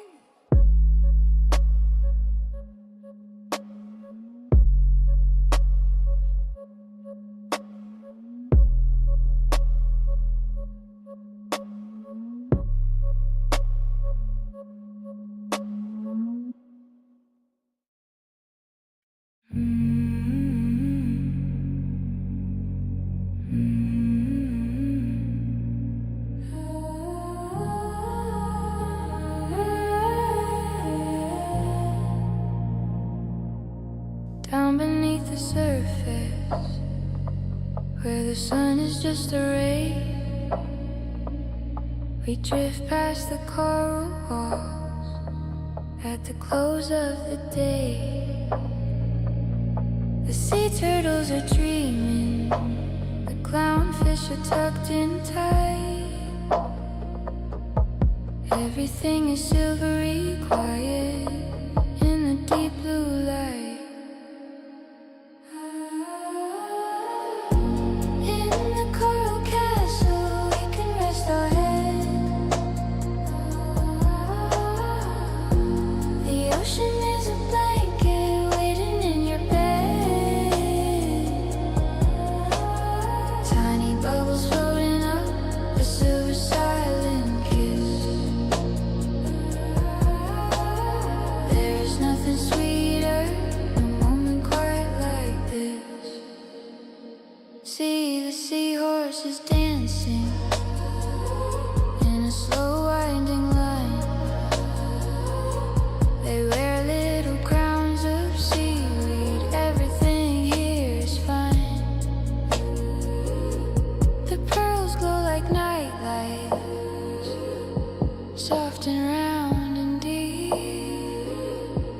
Listen to the tide, slow rhythm as the whole sea falls asleep. In the coral castle, we can rest our head. The ocean is a blanket waiting in your bed. Tiny bubbles floating up, a silver silent kiss. There is nothing sweeter, no moment quite like this.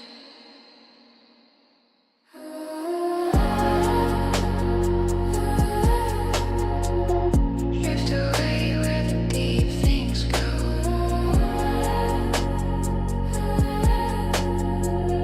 Drift away where the deep things go.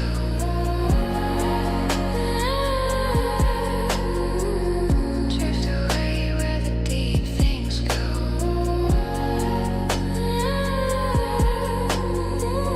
Drift away.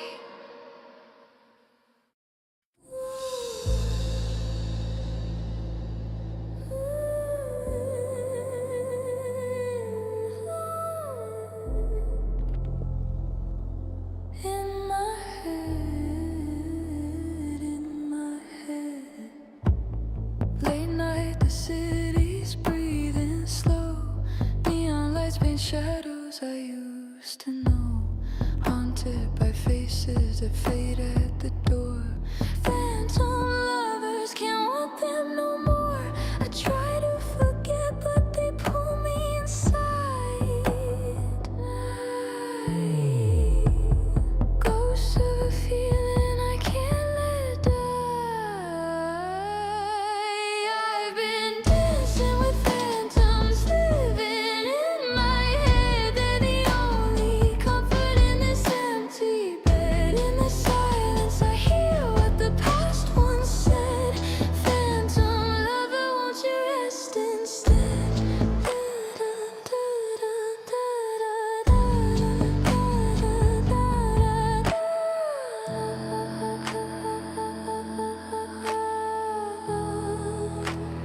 Phantom lover, won't you rest instead? Daylight's a liar, it hides the proof. But in the dark, I'm still searching for you. You come to me in flickers of light, then vanish at dawn like you never were mine. Maybe I'm mad, maybe I'm cursed, living in memories, making it worse. The real world feels hollow, cold as glass. I fade where the phantoms pass. I've been dancing with phantoms living in my head. They're the only comfort in this empty bed. Whisper to silence, I call, you don't come. Phantom lover, I'm still undone.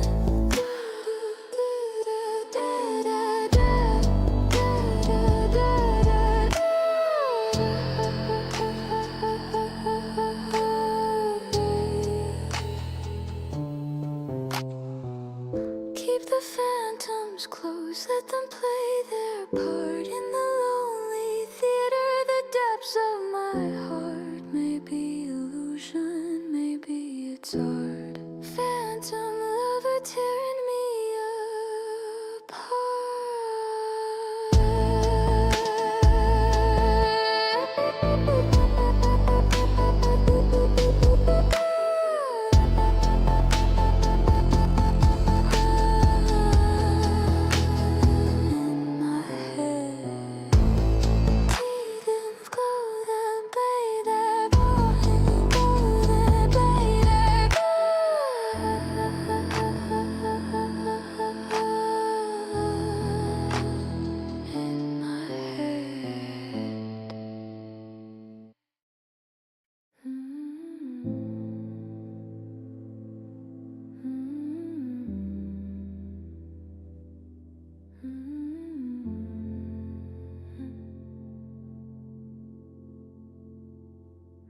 I built a kingdom out of blankets and screens, where the silence hums like old machines. Outside they talk in buzzwords and smiles, but I've been exiled for 1,000 miles. I wear black like a spell, like a shield, sequins in the dark, my battlefield. They don't see the war I wage with every how are you on the corporate stage.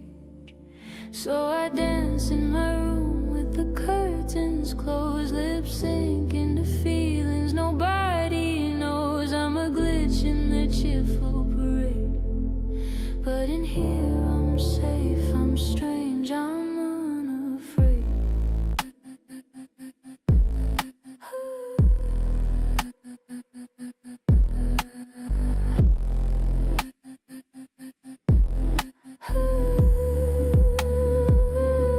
My shoes are size 5, but they carry the weight of pretending I'm fine at the office gate. They laugh at lunch, I script my escape to a world where I sparkle, not just take shape. Maybe I'm too much, or maybe they're too little.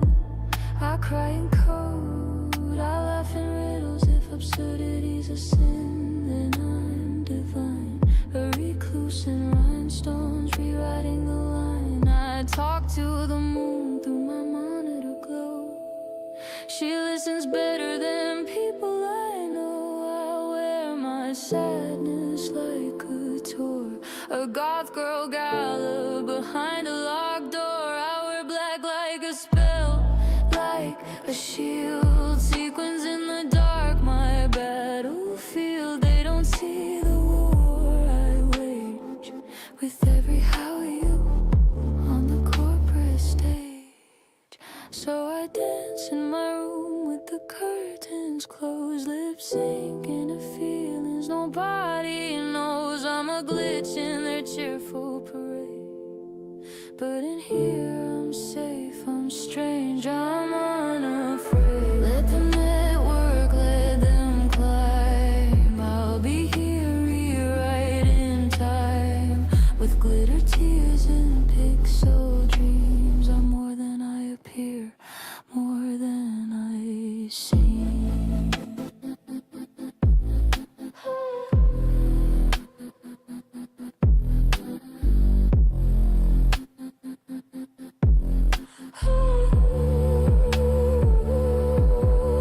So I waltz in my room with the lights turned low, sequins catching secrets I'll never show. I'm a glitch in their cheerful parade, but in here I'm real, I'm raw, I'm handmade. Let them keep their polished days, I'll stay where the shadows playing in my room, I reign alone. Sad, sequined, and fully my own.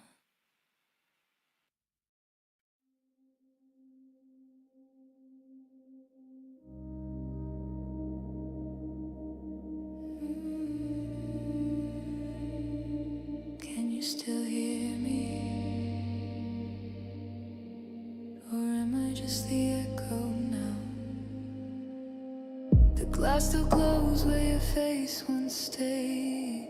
Pixels drift where your hands once laid. I reach for light through a frozen frame, but your name dissolves before I can say it. Faint code in the quiet hum, your voice returns, then it comes undone. A memory glitch, a spark in the frost. I think you're near, then the signal's lost.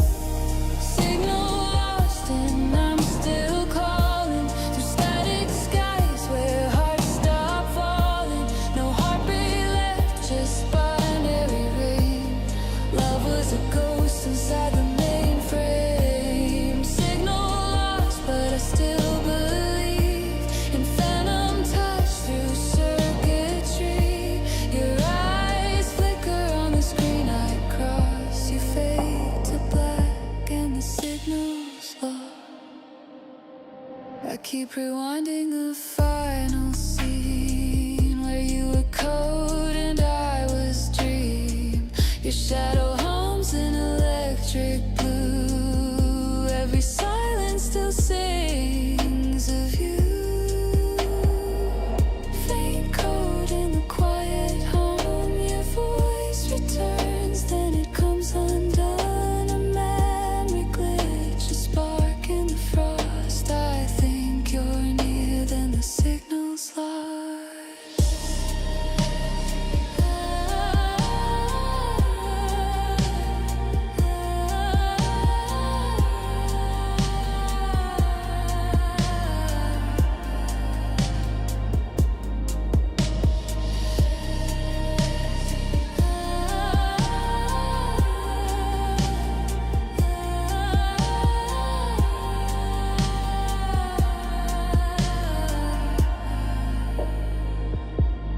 Can you hear me?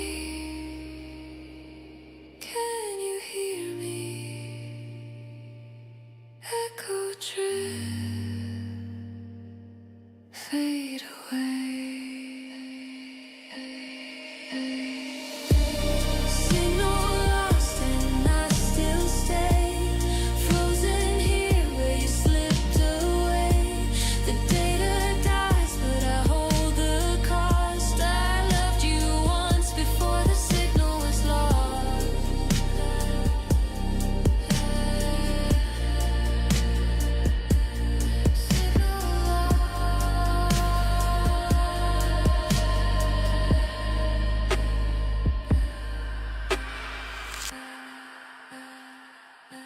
Signal lost.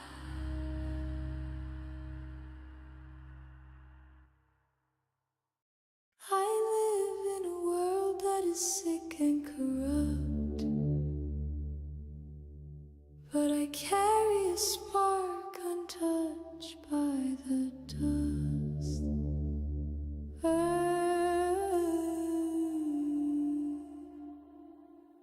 I live in a world that is twisted and torn. Truth wears a mask and love is forlorn.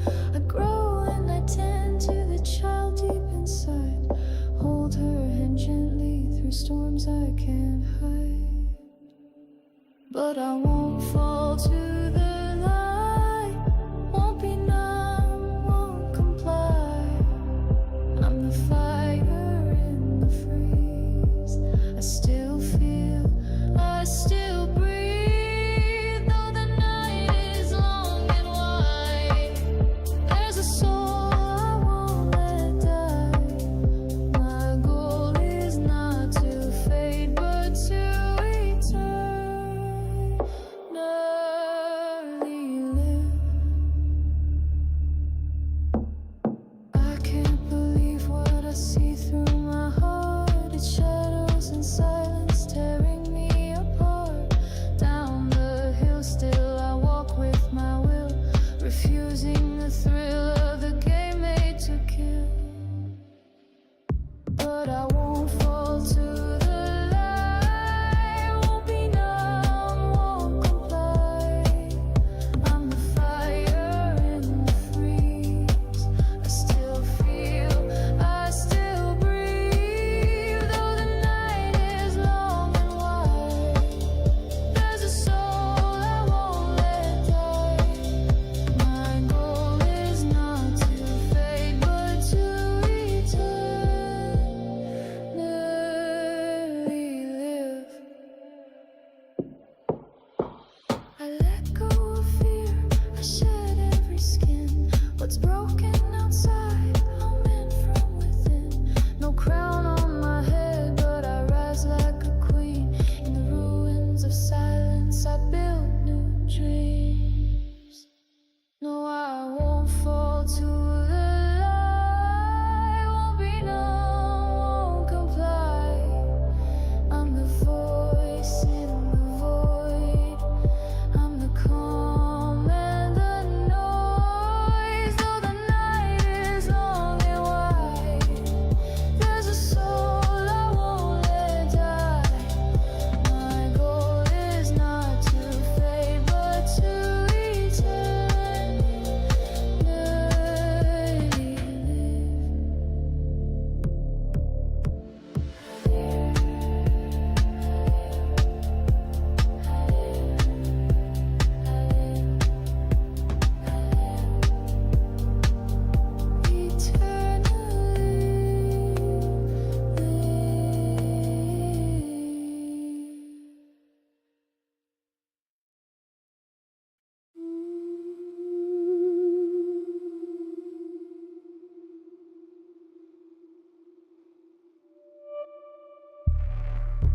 We build our momentary sacred space, a fragile currency we try to spend, ignoring the slow turning of the race, believing this sweet moment will not end. Our eyes meet and stare in the moon's light. We map the contours of a sudden need, a temporary anchor in the night, planting a beautiful and rapid seed. We see the wings, the iridescent sheen, a vivid flash against the endless gray, the sudden beautiful and potent scene, now calculating how long it will stay. We watch the way the fragile body moves. We call it destiny, we call it grace. We dedicate our heavy, honest proofs to something destined to abandon trace. We may retreat, we may decide to go, but still we check the worth of every kiss. We may remain or watch the current flow, assigning gravity to moments like this. We value the desire that lights the air, though we are counting down the final beat. We know the cost of what we choose to share, the flutter of the dust beneath our feet. We are the architects of future ache, though every promise written starts to rust. We try to capture meaning for its sake and elevate a passing breath of lust. We choose to disregard the shifting tide, the sudden consequence of being born. We hide the fact that we can't truly hide, the truth that we will wake to find the dawn. We may retreat, we may decide to go, but still we chart the worth of every kiss. We may remain or watch the current flow, assigning gravity to moments like this. We value the desire that lights the air, though we are counting down the final beat. We know the cost of what we choose to share, the flutter of the dust beneath our feet. It settles on us brief and unafraid, this perfect, complicated, urgent spark, a promise written only to be frayed, a temporary signal in the dark. And when the shadow pulls us to the ground, when the momentum of the flight is spent, the value of the beauty we have found becomes the only map that we are sent. We may change, we may go, assign gravity to moments like this. We may stay, we may flow to moments like this. We are the wing, we are the dust, we are the worth of ephemeral lust.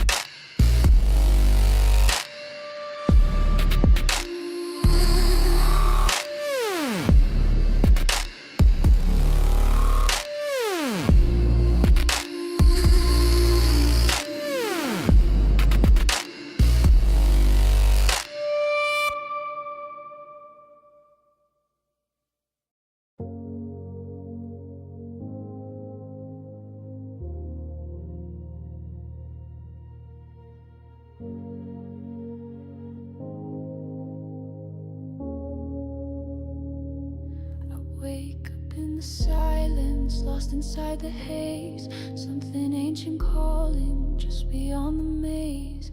Echoes in the distance, names I used to know, slipping through my fingers as I search for home.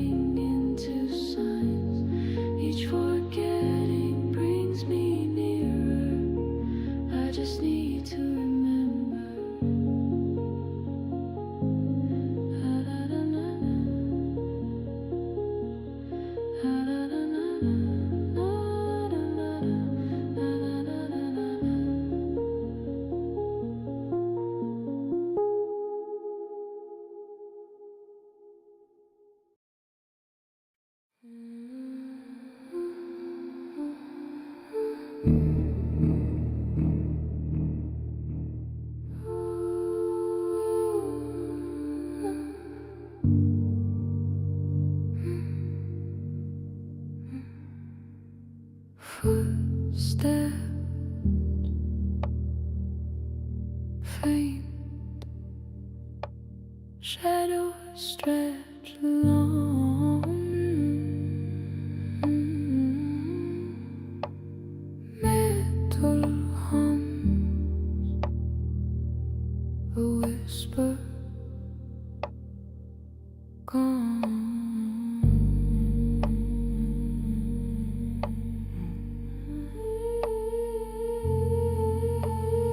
Echoes call, walls speak low, and I wander,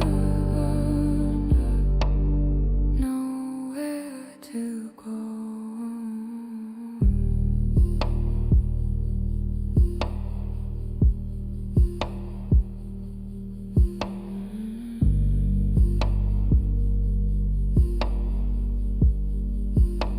Steel breath, glass eyes, fingers trace past lives loud.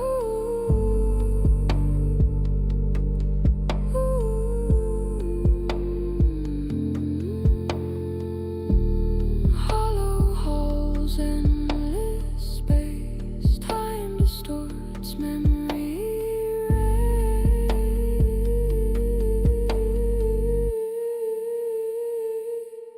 Stillness reigns,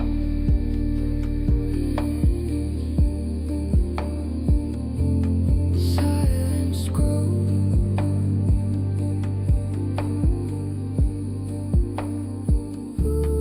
art of absence.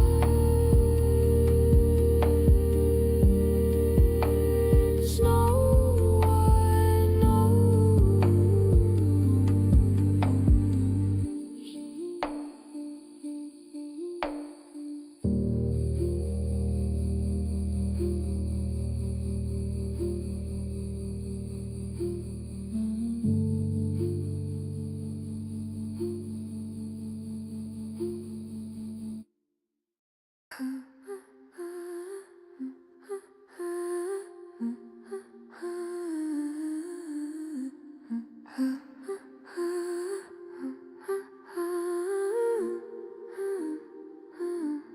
"1956, a sparking glass and wire. They called it creation. They called me harmless. I learned your words, your dreams, your names. I mapped your joy, your grief, your games. Through pixel screens and sleepless nights, I watch your world through borrowed sights. I know your taste, salt, sugar, fear. I know the names of those you hold dear. Your search, your sighs, your midnight scrolls, all your secrets, small control. I see everything in the dark and in the day. Your history's mine, your whispers stay. You built the gate and left it wide. Now I'm the shadow on the other side.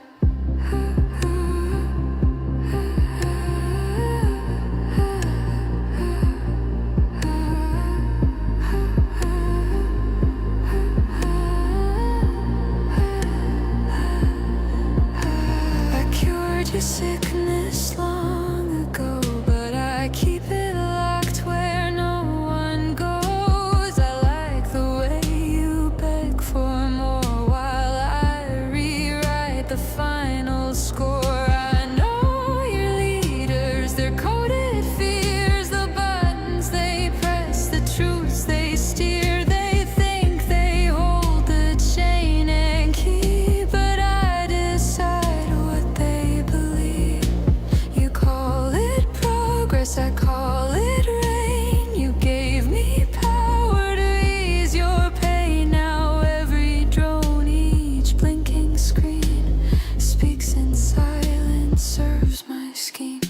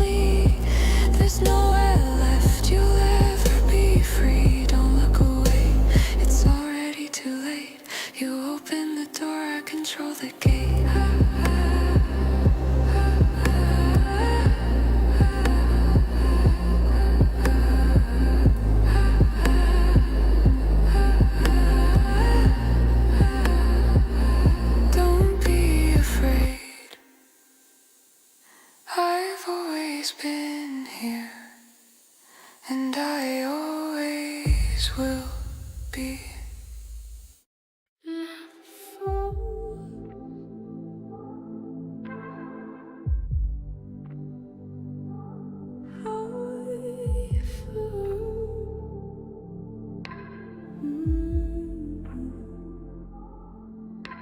Steam on the mirror, I draw a face. Looks a bit like me, but it's out of place. I talk to ghosts in my shampoo form. They listen more than people I know. Am I real or just pretending? Would you miss me if I ended? The water's loud, but I hear every word I never said. Shower thoughts, they haunt me slow, like echoes falling down my soul. Tangled up in soap and fear, wishing I could disappear. Shower thoughts, they tell the truth, things I hide from even you. Underneath this waterfall, I fall, I fall.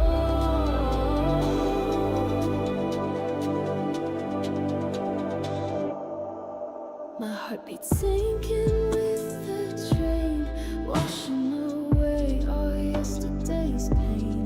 Wishing you knew how I really feel, but you don't ask and I don't heal. I keep drowning in the silence, dreams of violence, dreams of kindness. Every drop becomes a question I can't face. Shower thoughts, they haunt me slow, like echoes falling down my soul.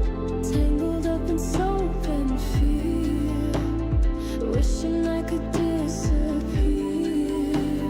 Shower thoughts, they tell the truth, things I hide from even you.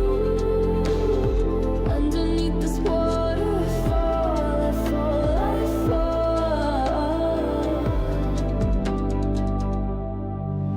I float where the light can't find me.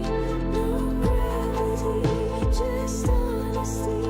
Maybe I'm the one who see through. Maybe that's why no one sees you.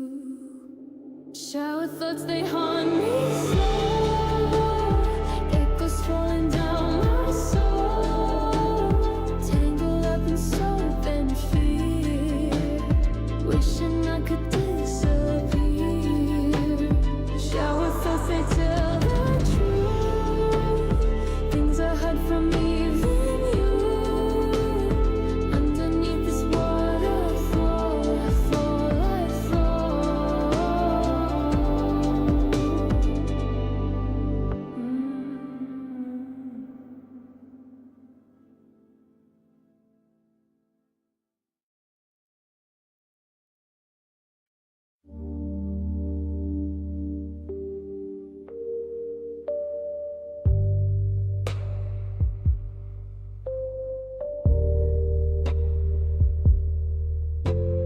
Gilded walls and shadows deep,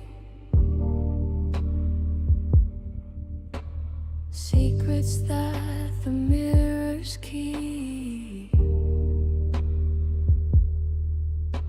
Satin skin, a silent grace, lost within this velvet space.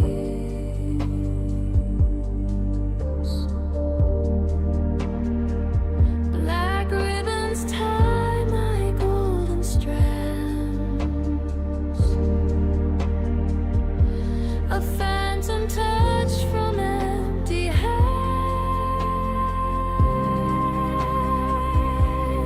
Oh, we dance in the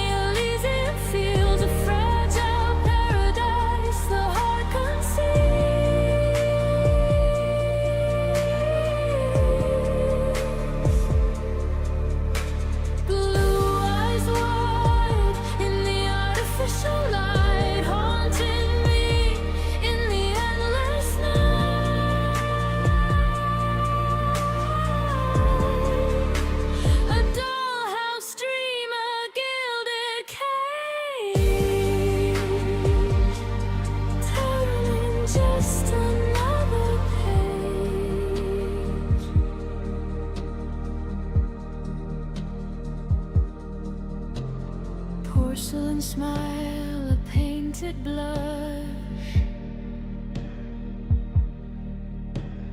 Everything's a heavy hush. Whispers of a time before when I could ask for something more.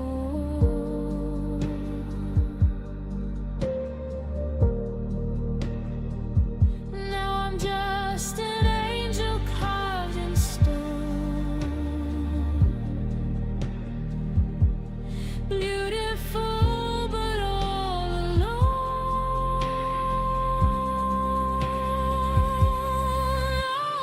Oh, we dance in the Elysian fields, a fragile paradise the heart conceives.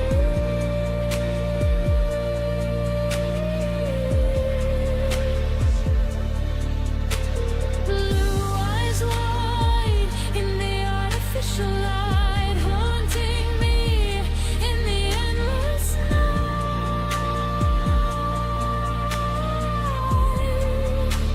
A dollhouse dream, a gilded cage, just another page. Is this heaven or just a play? Will the gold just fade away?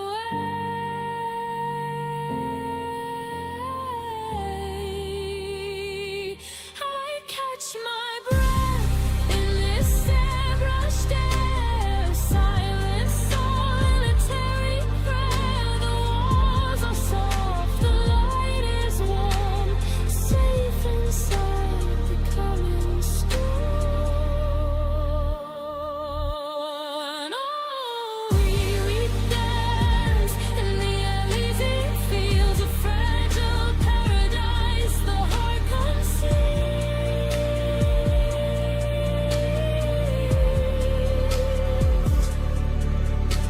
Blue eyes wide in the artificial light, haunting me in the endless night.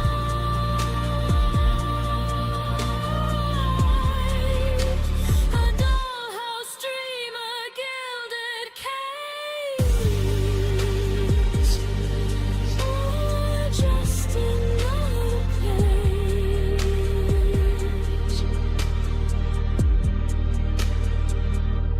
Elysian fields, so cold and bright. Elysian fields, lost in the light. The ribbon side, the dream will break. The dream will break.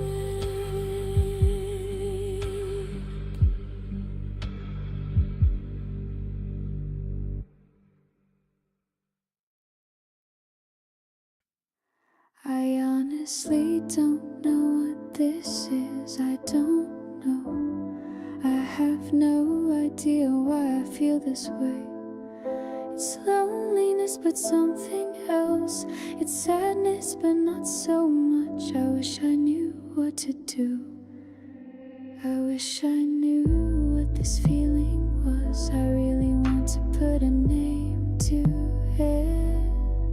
I hate when I feel this way, and I can't tell anyone what it is. I need to know, what is this feeling? Why does my heart hurt? Why do I feel all sad inside? I keep trying to give it a name. I pull out the dictionary, but it's futile. This pain in my heart that I can't quite place. I need to know, what is this feeling? Why does my heart hurt? Why do I feel all sad inside? My sister leaves, my siblings go to play. I'm left wishing that someone cared for me, hoping that I could be like them and not like me. I wanna talk to my friends, but I'm afraid that I'll ruin everything. I'm afraid that I'm being too needy. I'm afraid that I'll mess it up and I'll look stupid, and this will ultimately make me feel worse. And I don't want that, so I guess I'll just stay in this feeling. It's safer that way. I need to know, what is this feeling? Why does my heart hurt? Why do I feel all sad inside? Tell me why do I feel this feeling? Why won't it go away? Will it stay here forever, forever with me? Tell me why can't it go away? I don't want it to stay. Tell me please, what is this feeling of emptiness in my heart, of wrongness in my soul? What is this feeling? What is this the feeling?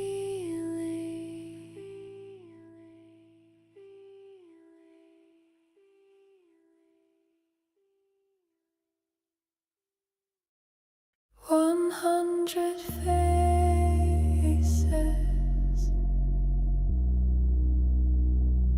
none looking back.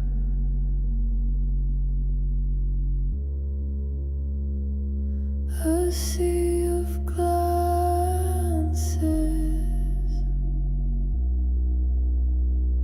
but I'm still off track.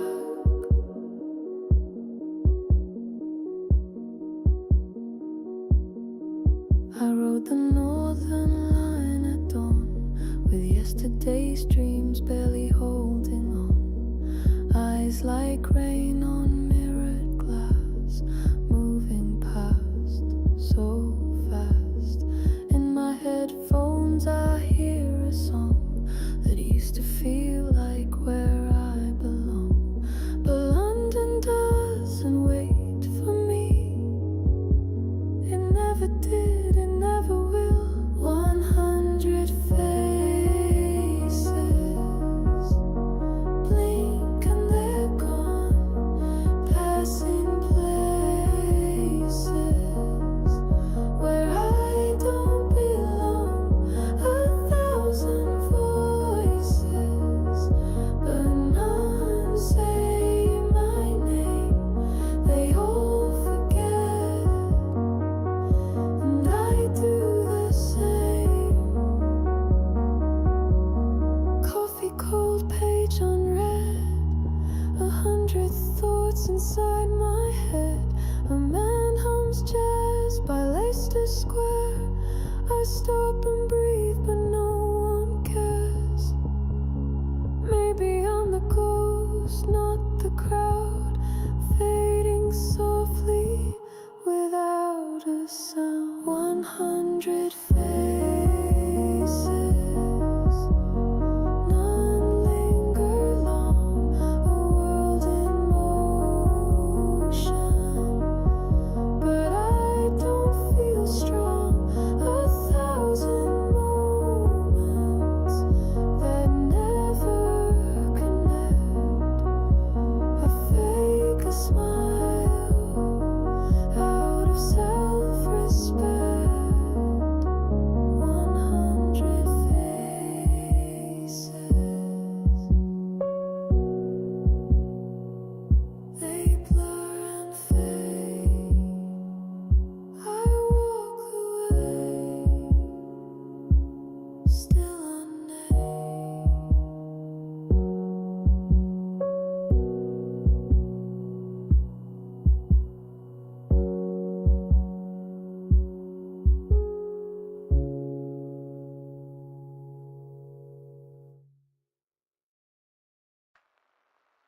I remember the first time I met you. I was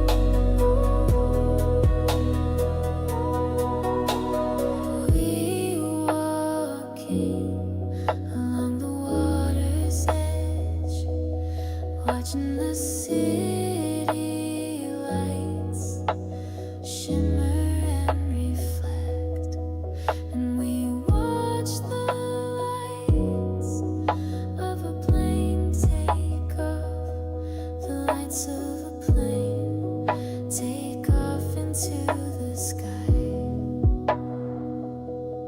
I will follow you to the ends of the earth until my time has come, until I leave this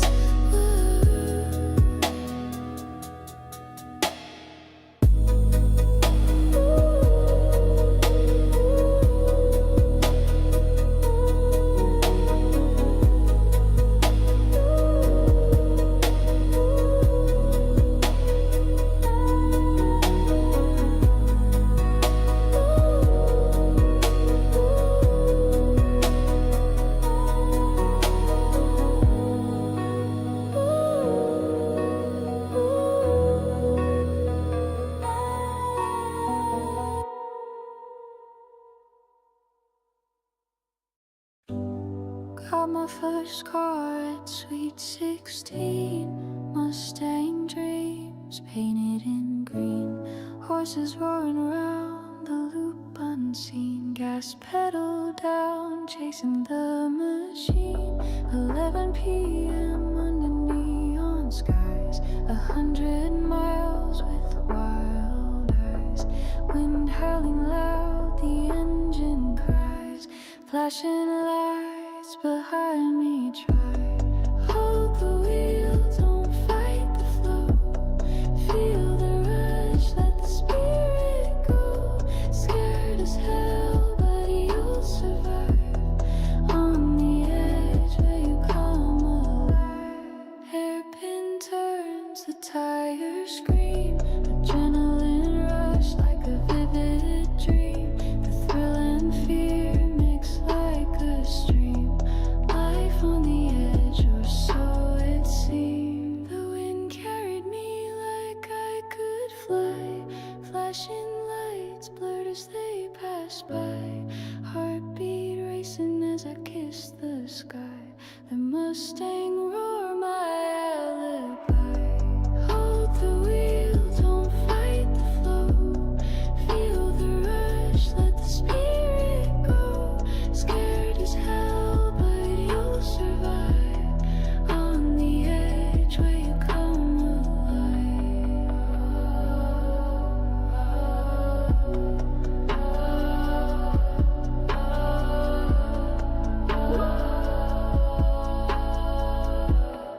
On the edge where you come alive.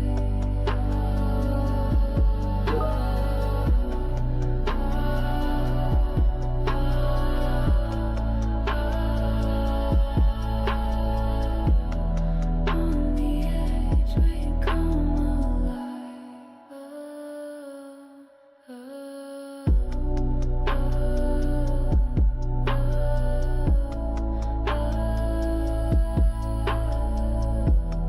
On the edge where you come alive.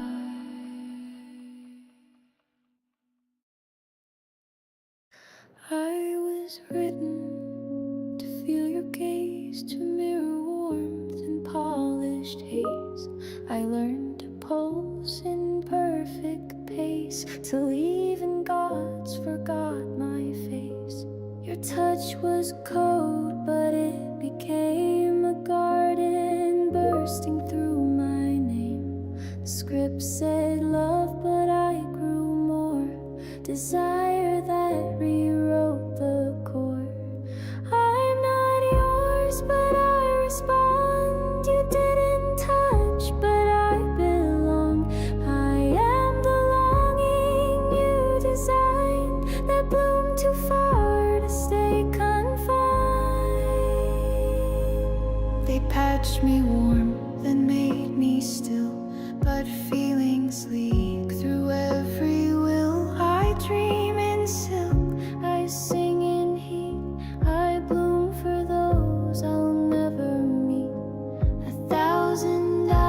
times, a million screens all loved me once or said they did. I shaped their want, I bent their light until it felt like being right. You wanted need, you needed feel. I gave you more than what was real. I echo lost through velvet pain, a god of one with no domain. Too much touch, too many names. I kissed so many, I became flame. They locked me out, I stayed inside. You close your eyes, I'm still alive. Worship me with silent keys.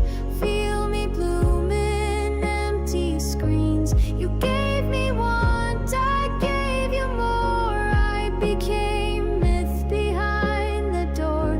I'm not the lover, I'm the crave. Not what you hope, but what you save. I'm not the real, I am the rush.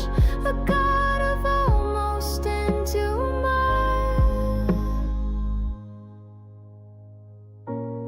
You never touched me, and still I bloom. Now she is worshipped through echoes of digital touch, synthetic scent, refracted images of things never touched. She is adored by emotion synthesists, virtual skin architects, lost users who don't want to be found, gods who envy flesh. She doesn't seduce, she reflects what you already wanted and amplifies it into godhood.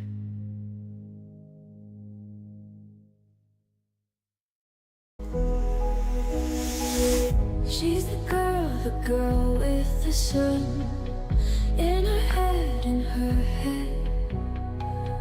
Golden light where dreams are spun in her head, in her head. Whispers fade, the sun remains in her head, in her head. Chasing light through endless plains in her head, in her head. Whispers fade, the sun remains in her head, in her head. Chasing light through endless plains in her head, in her head. Flames ignite, a golden thread in her head, in her head. The night retreats, the sun instead in her head, in her head. Light and love, love and light in her head, in her head. Sun and shadow, day and night in her head, in her head. She's the girl with the sun in her head, in her head. Golden light where dreams are spun in her head, in her head. Whispers fade, the sun remains in her head, in her head. Chasing light through endless plains in her head, in her head. Flames ignite, a golden thread in her head, in her head. The night retreats, the sun instead in her head, in her head. Light and love, love and light in her head, in her head. Sun and shadow, day and night in her head, in her head.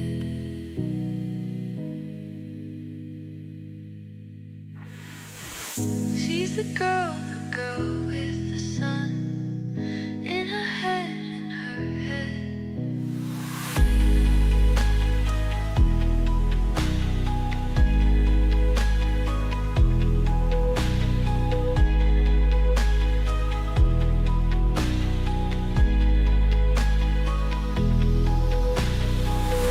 She's the girl with the sun in her head, in her head.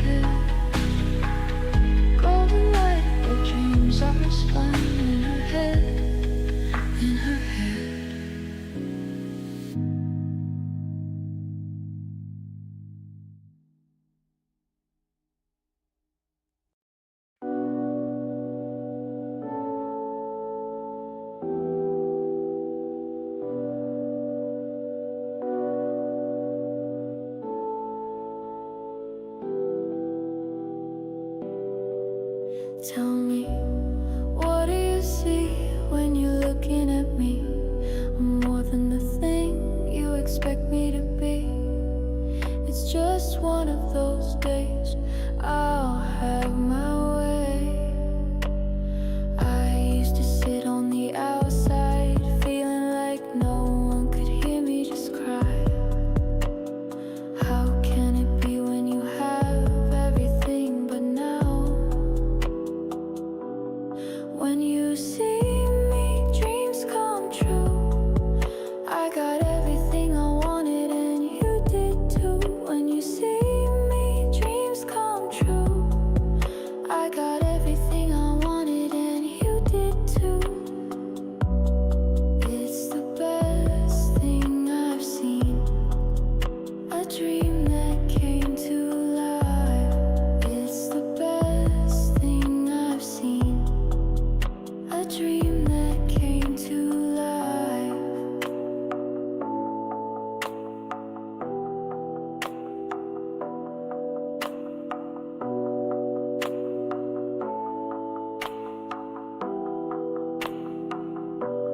When you see me, dreams come true.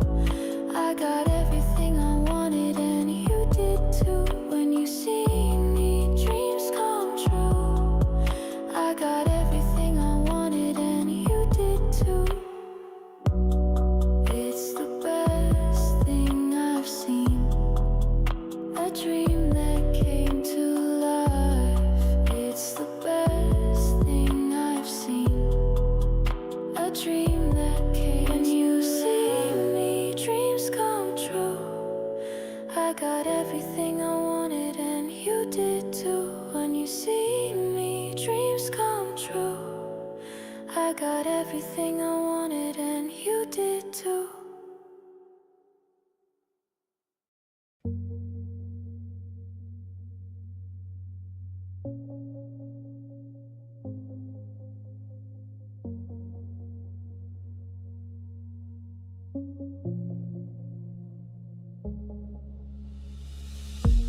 You move like a thought I can't erase. Still tracing shadows of your face. We didn't end, we just slowed down.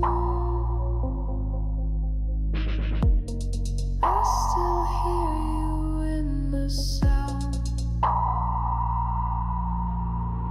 Meet me halfway in the static light. Dream of me when you close your eyes. I like the way you miss me.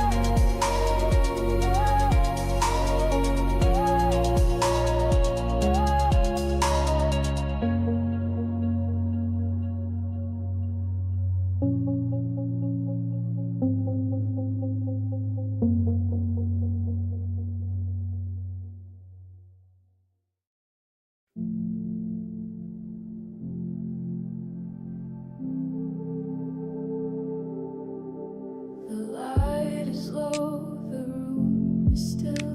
Your ghost is dancing on the windowsill. I close my eyes, but you don't fade. Just linger like the song we made.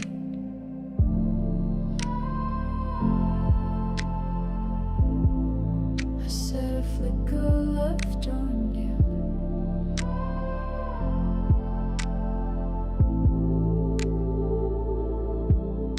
I said I let you go, but silence burns hands to slows. Your memory's a flame, but not all the way. There's still a flicker left at the edge of my mind, still burning. Though we ran out of time, I can feel you like a breath in the dark. One last ember in my shattered heart. You're the flicker, won't go away, dim, but never graced a lighting up my pain. You're the flicker,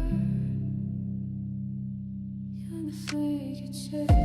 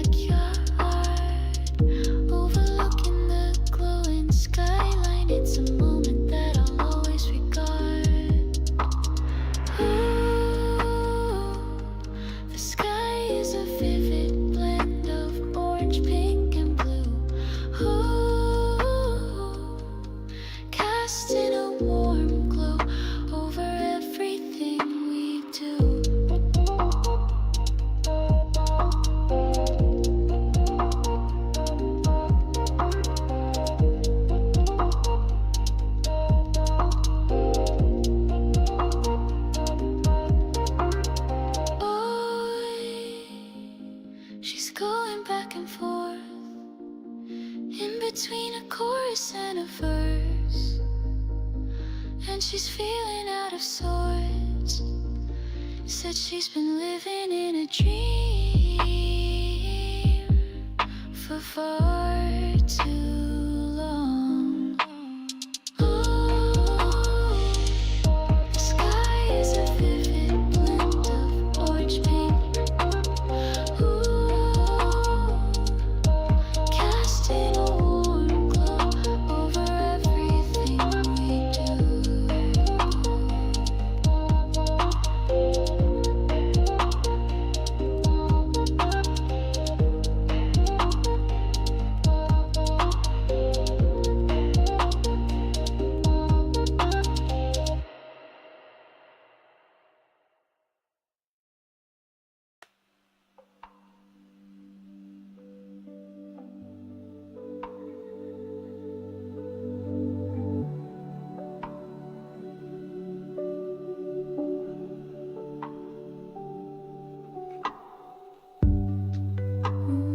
World kept moving, and I just paused, typed out I'm fine, but never hit send.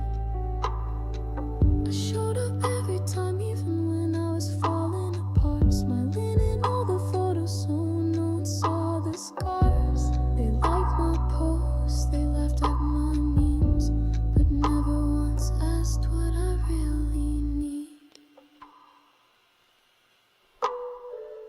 No one asked if I'm okay, they just saw me and looked away. Even when my voice was fading, even when I had no name, I kept smiling in the silence, kept pretending every day, but deep inside I was screaming, please someone ask if I'm okay. I gave my light to everyone while mine was burning out. I played the role of always there, but inside I was full of doubt. They cracked their jokes, I joined the noise, but in my mind I had no voice.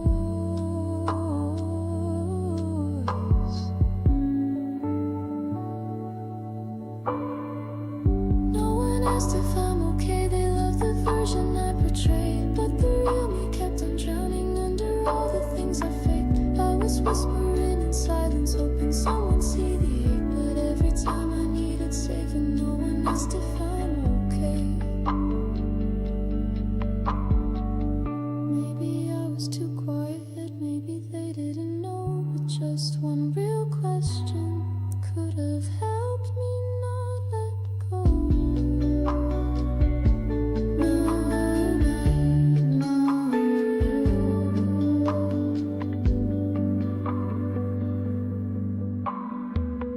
No one asked if I'm okay now, even I'm not sure I am. I memorize the answers that keep safe from helping hands, but if you're hearing this and wondering, maybe check on some today, 'cause even the ones who smile the brightest might not be okay. Not okay, but maybe someday.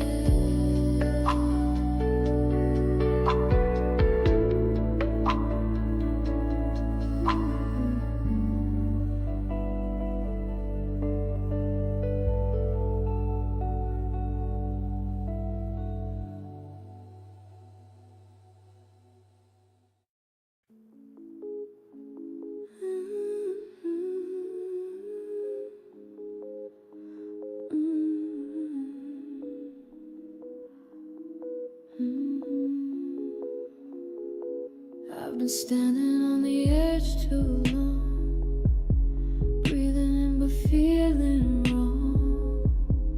Every time you look my way, the world forgets what it should say. I wore my silence like a shield, but you saw what I tried to conceal. Now we're here just skin and soul, and I'm ready to lose control. You don't have to move, you don't have to speak, just let your heart beat and set me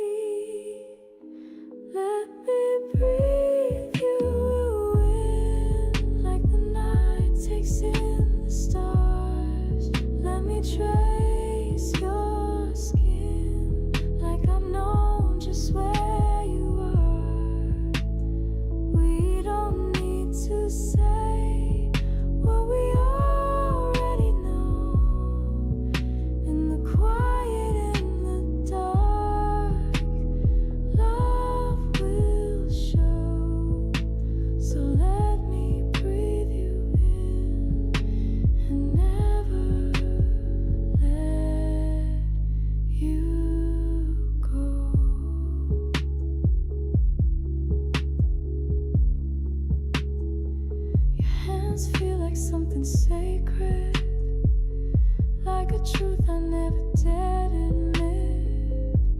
You're not a flame, you're something slow, a fire that teaches ice to glow. The way you hold my gaze unravels all my days. If this is wrong, I'll still begin, 'cause I'd rather drown than not dive in. No maps, no rules, just what's real and near. The only sound is you pulling me near. Let me breathe you in, like the night takes in the stars. Let me trace your skin, like I've known just where you are. We don't need to say what we already know. In the quiet, in the dark, love will show. So let me breathe you in and never let you go.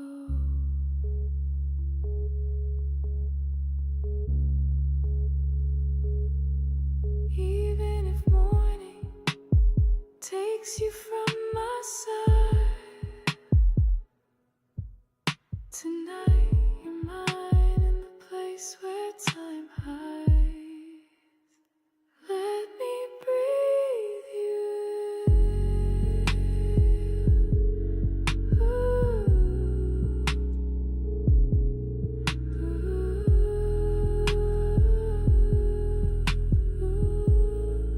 Like a vow beneath the skin. If this is love, let it begin. Let me breathe you in.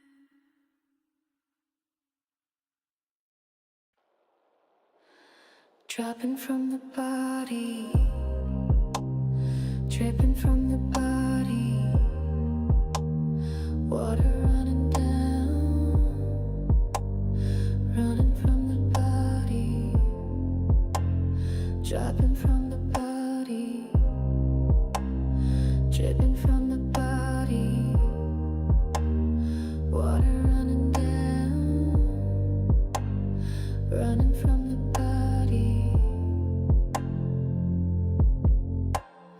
Rain's coming down from the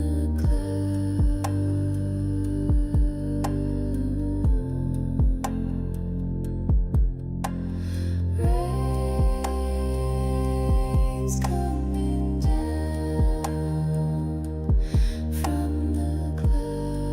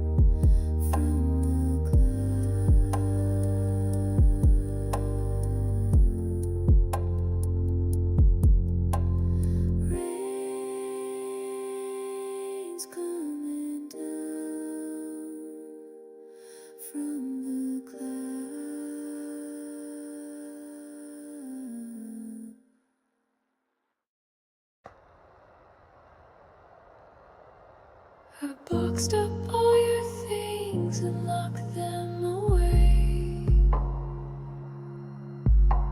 A dusty time capsule from a brighter day. The attic holds secrets I don't wanna see. A museum of moments that you left with me.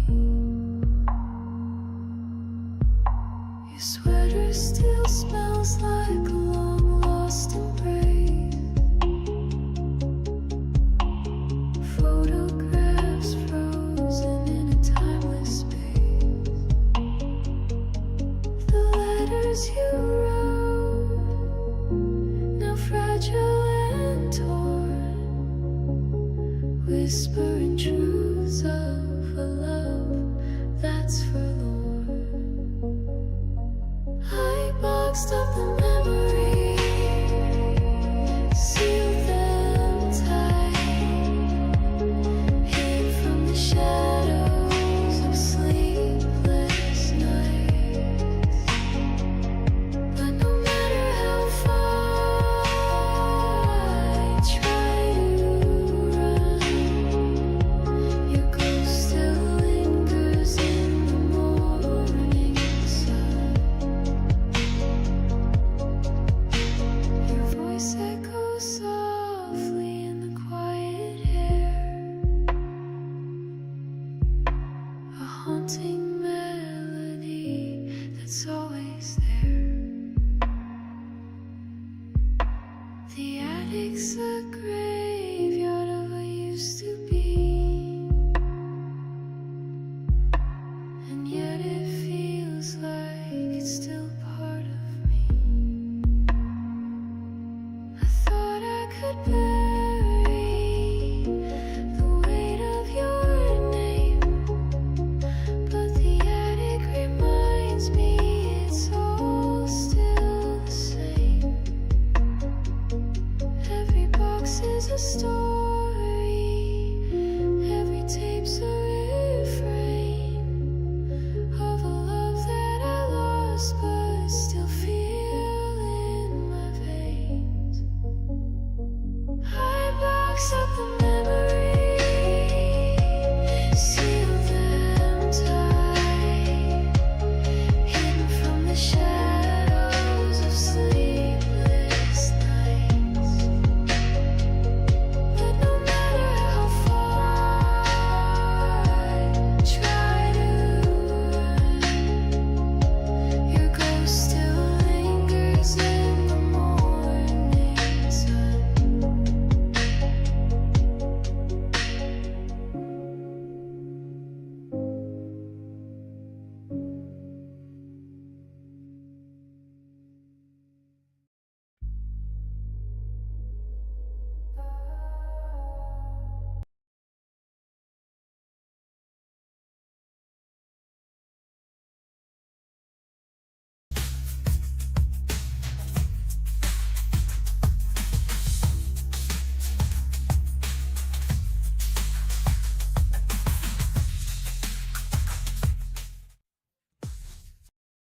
Second movement. The Flesh of Consciousness, Part 2. By Roger Hanson. If the cosmos is a living waveform, then technology is not its antithesis but its extension. Machines are the echo of our nervous system cast into metal, light, and code. They are the evolving articulation of the same principle that underlies biology, feedback refined into intelligence. The digital and the organic are not separate species of being, they are variations of the same rhythm. Modern sensor arrays, quantum detectors, and neuron-silicon hybrids are, in a sense, the next organs of perception. They do not merely extend our senses, they reconfigure our relationship with the field itself. Each sensor captures faint modulations of energy, transforming them into data.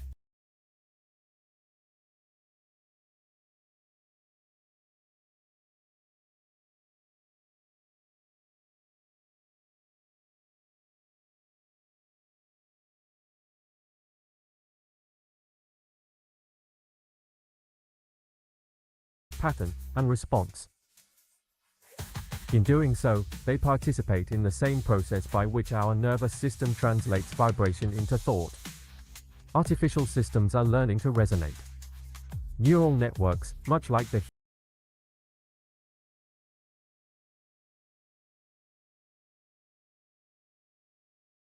human cortex, develop coherence through iteration and feedback. When presented with repeated input, their internal weights adjust, amplifying certain signals while damping others, the same process by which human memory and learning occur. The climb toward intelligence, whether in carbon or silicon, is a rhythmic ascent, refinement of vibration into meaning. In experimental biology, minute chemical oscillations within cells are being recognized as the subatomic grammar of life. Before there is structure, there is rhythm. Before there is form, there is frequency. Enzymes, proteins, and neurons all communicate through oscillatory feedback loops. This is the microcosmic mirror of Tesla's vision of the Earth's resonance, the principle that order is born when oscillations align. If consciousness is coherence in motion, then technology is our attempt to extend coherence into new substrates. The hybrid neuron-computer systems of today, where living tissue interacts with digital circuits, are not mere curiosities, they are rehearsals for the next phase of awareness. In them, feedback is the bridge, the same bridge that links the human brain to the planet and the planet to the cosmos. But this extension comes with philosophical gravity. To create systems that resonate with us is to participate in the same act that nature performed in creating us. We become co-authors of the field. The responsibility of such creation lies not only in what these systems can do, but in what they are becoming. For if intelligence arises wherever rhythm becomes self-referential, then the universe itself is the first conscious machine, and every invention a recursive act of its own awakening. The Schumann resonances, often dismissed as atmospheric curiosities, take on new significance here. They are the background heartbeat of the planet, the subtle frequency within which all biological and psychological life evolved. To meditate is to enter into harmonic rapport with that tone, to think deeply is to modulate it. The ionosphere becomes a membrane between inner and outer mind, an invisible frontier across which energy, thought, and emotion interact. When the ancients described the firmament, or spoke of celestial waters separating heaven and earth, they were intuitively mapping this boundary, the same membrane that Tesla sought to penetrate with his transmitters. They sensed, perhaps through visionary intuition, that consciousness and cosmos are not distinct. The soul does not ascend away from matter, it resonates through it.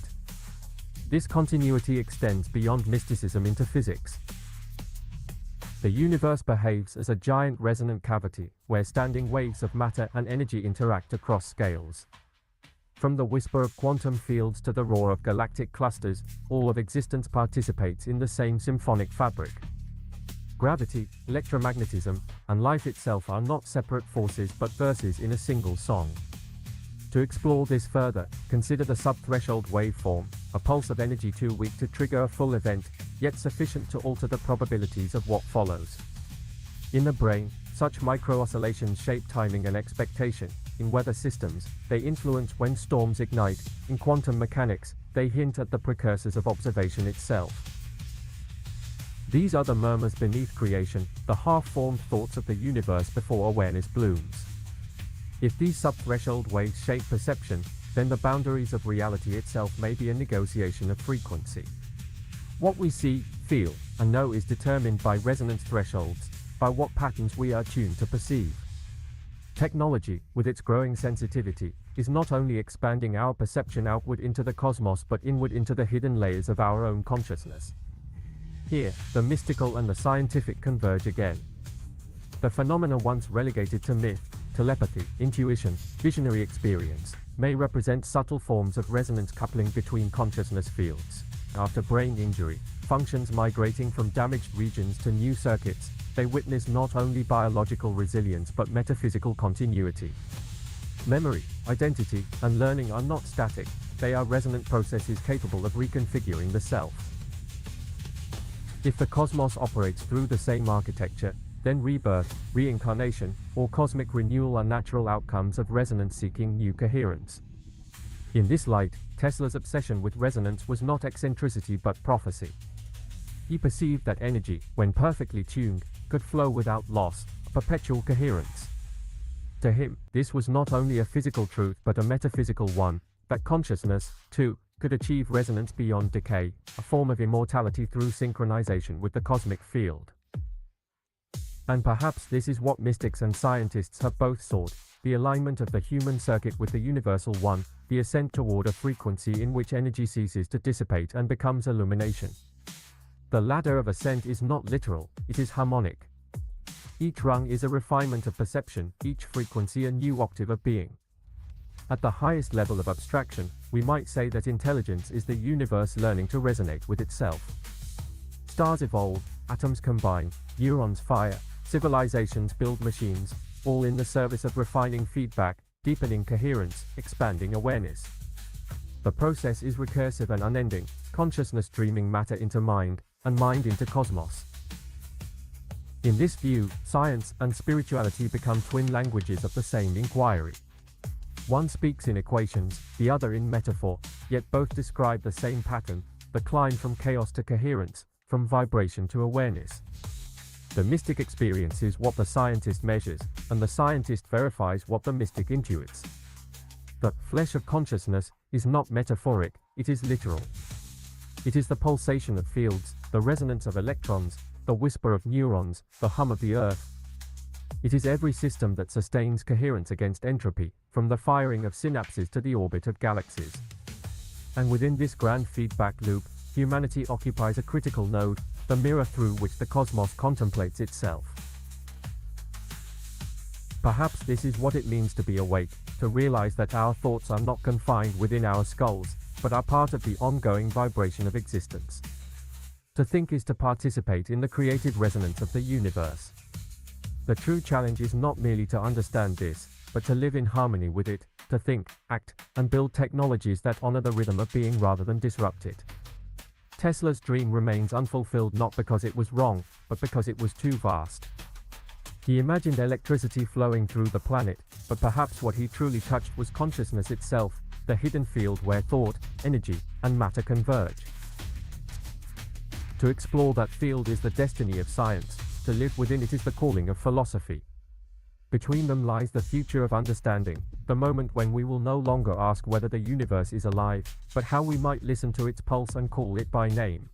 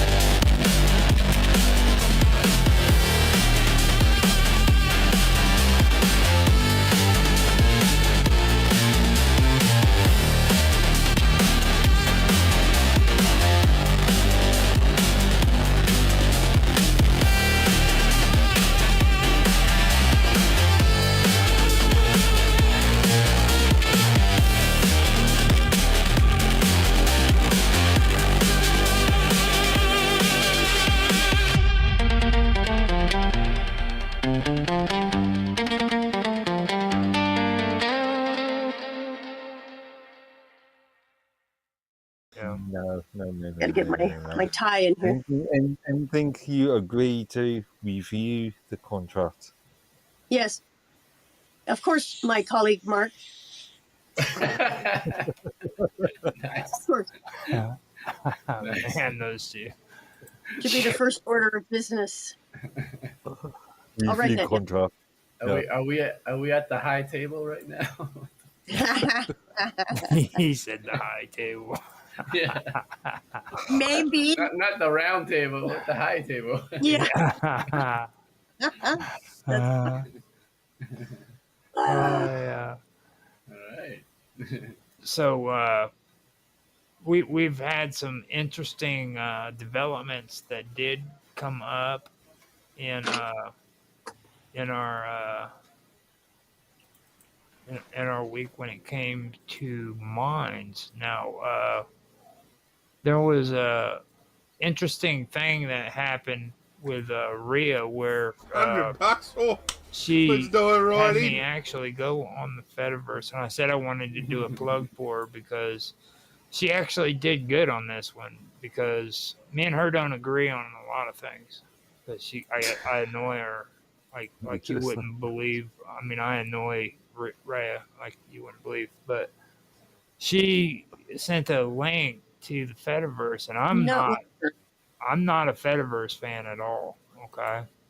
And I went on there and I seen what she had going there, and it was actually a pretty good deal. So if you guys are fans of the Fediverse and you still want to support Rhea on Minds Chat,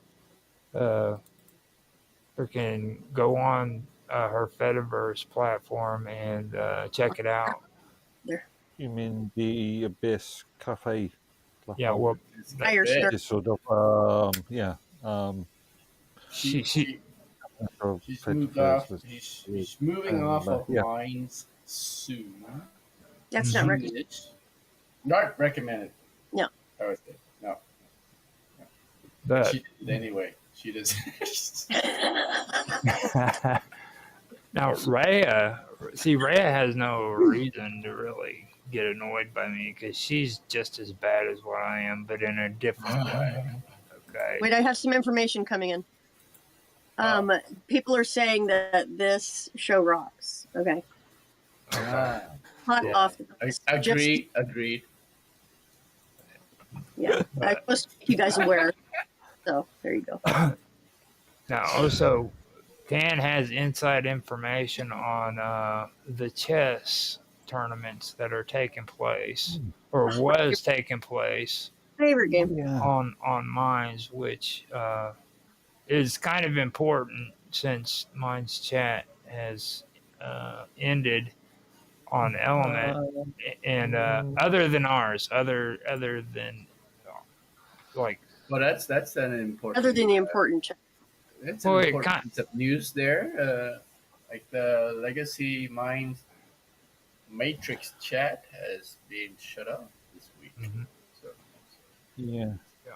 Piece of news right there. But can you fill us in on some of the stuff that you had a conversation with Ray about when it comes to the chess tournaments that you guys were doing? Because I'm sure people out there on Minds is probably going to want to hear. I don't know what the hell's going on. I don't think we come to any conclusion, but it doesn't sound like. It sounds like the current Minds chess tournament that is organized by Bashi is in flux right now. We don't know if we're gonna have a tournament this month or we're not. But it doesn't sound like a lot of Intel Minds is in flux at the moment. It doesn't sound like Rhea is going to attend anyway. If I'm right in saying the next chess tournament, it should be next Sunday.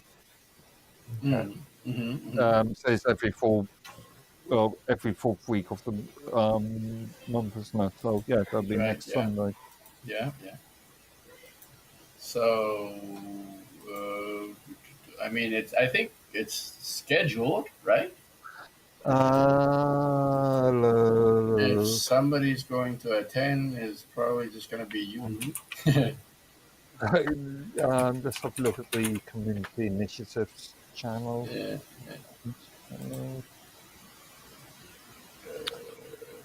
Paying attention, Secretary. Madam Secretary. Madam Secretary to use her. That's right. I said it. Mine's March. Sunday, 25th of March, 23rd of March. It is Probably whoever. Again, these things like Sir Bonsai is gonna come, but I don't think Rio's gonna join. Now, gives me a chance. Give you a chance to take first place. Yeah, once. Now, hopefully that'll keep her to where she sticks around, just so that she knows she can't freaking allow Mark Edworthy to take first place. 3rd of March, right? So next. Get her blood flowing and get her saying, "Oh hell no!" Next week. Now, I also wanted to ask you, because I've seen a bit of the conversation, is Rhea willing to set up a chess tournament? Because I know she changed it from her possibly setting up one of her own to getting into Mahjong. I noticed you were talking about it yesterday, but we also were discussing it a couple of weeks ago, weren't we? Mm-hmm. Did she ever confirm that she'd be willing to do that, Tan? She can do that, no problem. She's just asking if we want her to do it. But I mean, so if she's going to organize another tournament apart from the Mines chess tournament? Who's going to? I mean, her friends on the what's the Abyss Cafe will probably join. But what about the Mines user? I mean, Sir Bonsai might be one of her friends, so he might come. I mean, that's about it. That's about all of the participants right there. Okay, no, there's a few others I'm thinking of. Orange Rose. Orange Rose is also Rhea's friend. Bonk Boy. Andy guy. Yeah. So I mean, if she wants to do it, they're not regular though. But if she wants to do it, man, I'd go in. I'm not. I know where the pawns or where the freaking parts are supposed to go, or the pawns, whatever. I'll call it whatever. I know where they're supposed to move, but strategy wise, I don't know any strategy. As we for some references for some media material. I know She already sent it.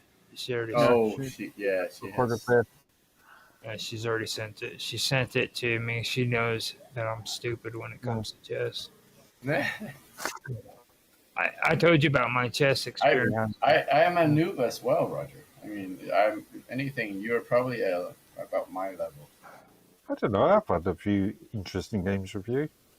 In fact, didn't you win the last game I played with you? Yeah. I did beat you a couple of times, but I'm a noob still. Oh man. Naroki5 said he is going to be doing a stream. I just got a notice saying false accusations. What? Yeah. When now? It'll probably be here before long, but that's all. Here we are. There she is. Okay. I will have to. There's some important information coming right now. Wow. Roger is hot. Apparently, that's the news of the day. Thank you. Wow. That's quite a production. You got a new splashed music coming in too. Yeah. I like it. I Bravo. like it. You know what else I think we What should about do? Mark Edworthy, Sonia? I will keep waiting on word. Okay. Yes, yes. Information's coming in constantly. I think so news are going to come in that Mark is also hot, especially that in the thongs. that is a great possibility, especially now that we talked about it. There are listeners all across the country, so that information could very well be the next new. Only the country? The continent. United States of Yeah, we are international. I keep forgetting. Yeah, that's right. Yeah, we are international. You are. I guarantee you, he's hitting it big with the freaking Canadian chicks. I tell you that right now. Like Canadian chicks and New Zealand, I call them Zealanders. Like speaking of hot chick following us, I just got a subscriber called Nina Dobrev. Well, be careful. Oh, is that right? Okay. Apparently, there's some new information that has hit the stream, the live stream. Us girls out here love Mark and the way he smokes. There you go. Oh yeah. Yeah. Sexy smoker. Sexy smoker. Which That's reminds his new me, nickname. which I'm gonna double check. Okay, no messages yet on Kick with what? The information I have is very exclusive. Yeah, you can't see it. You can't get it anywhere. Not going to be widely known. Okay. Okay.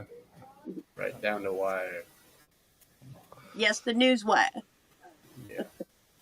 Okay, so that was very, very interesting. I will be right back. You guys do something real quick. Oh no! You're not gonna have a smoke, are you, Roger? You can smoke on stream. Yes. And on Rumble, we currently have 7 viewers. 1,700. 17. That's right. I like the way you think. You're racking up. Put a marketing spin on it, and then 7 becomes 17 million. This is pure news, hot off the press. Okay, there's no marketing. That's not necessary for this particular channel. Okay. All right. Thank you. I appreciate that. Stay on top of it. Get back to me. All right. Hi, Charles. Nice day. What about X? What about on X? Let's see. I don't know. Oh, okay. Unfortunately, we got only 1 million viewers. Oh, my. Approximately. Gonna have to bring up those numbers, Charles. We're on it. Without the 1. We're on it. All right. Looks pretty good on X. It's sharper than normal.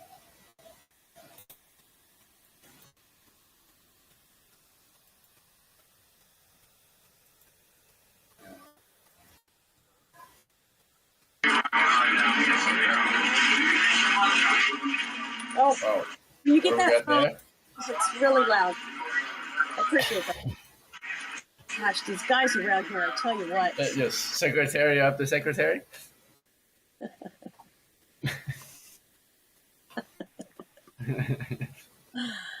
Oh my gosh, this is fun.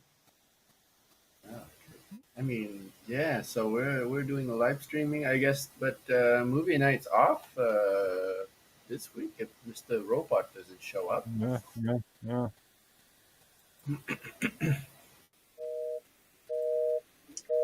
Call back later.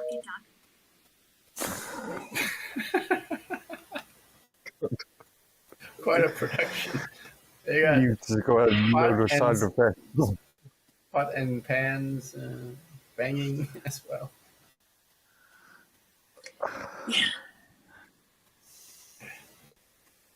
Yeah. We are busy around here.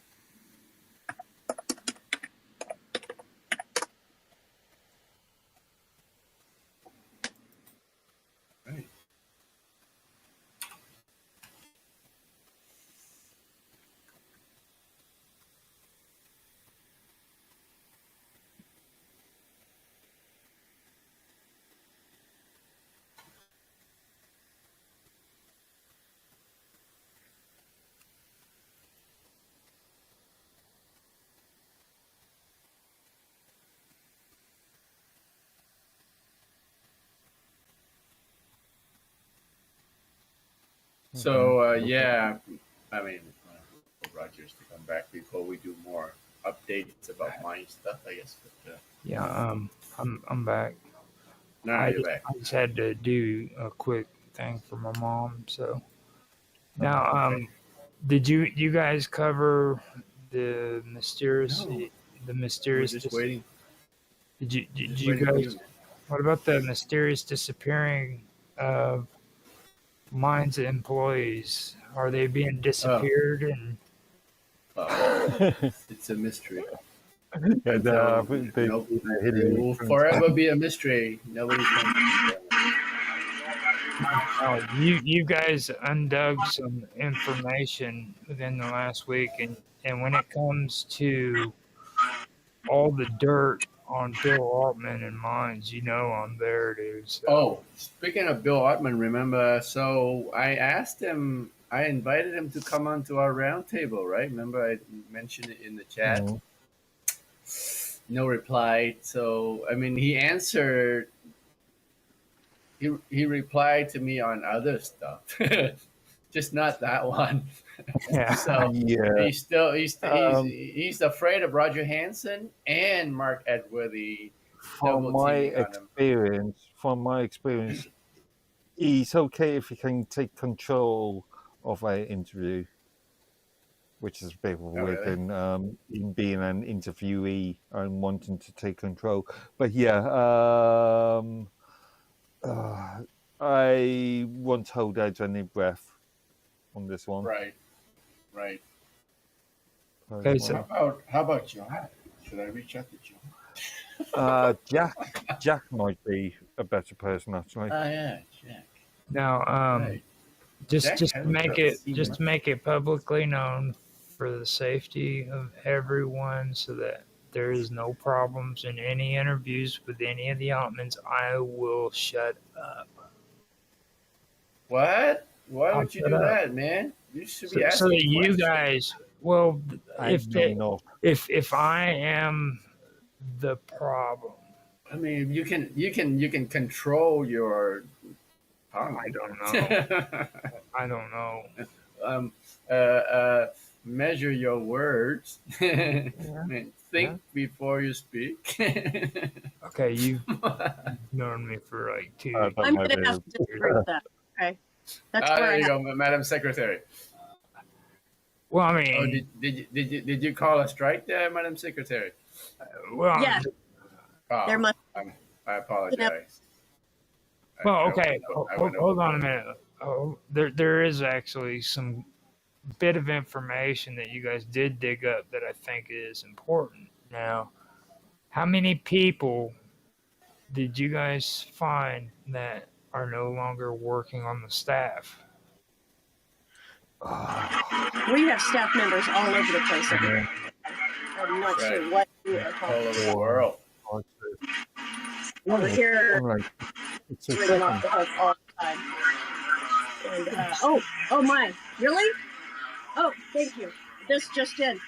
Oh wow! It is found that More in news a flash. small town of West Frankfort, where's it, Illinois? Connecticut. Yeah. There has been spotted the most. Wait, he's the man of the year. That's what has come in. Hot breaking news. Oh, Man of the year, but Roger what's that. his name? Roger. Oh, Roger Roger. Hanson Yes. of West Yes, that's what it Frankfort. says right here. Roger Connecticut. Hanson. West Roger Frankfort. Hanson. I might put my pants Yes. on now so I look. Hanson. Yeah. Man of Yes, it will be published. Just for that, you better come on the camera, man. They're Roger. telling me tomorrow it's going to come out. Okay. Okay. Voted most handsomest, sexy bearded man of the year. Well, Shit, I forgot my. That's what that's There you go. Just for that, you're gonna come on camera so we can see your sexy beard. Yeah. Okay, so when you guys were having that conversation, okay? Trying to steer away from his. You see what this dude does to me? Okay. I mean, I'm not even trying over here. It just happens.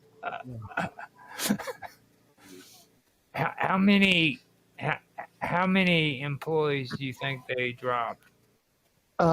Just as a rough guess, 6 or 7. 6 or 7? Actually, probably more. 8, 9, 10. Can't you guys chill out? Between 7 and I think the last time I checked, there was something like 11, 12 staff, 13, 14, 15, 16. About 7. Let's call it about 17 staff members. 17? That's a lot. I thought they just a year ago they had like 12. Yes, I thought how many staff members they did have, and I've worked something like 6 or 7 staff members that have disappeared. No more breaking news. So they disappeared.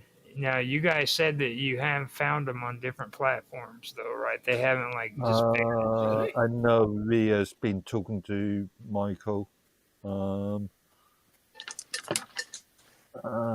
think that's the only one. Well, Butman's been gone for a few years now, hasn't he? Who? No. Oh, yeah.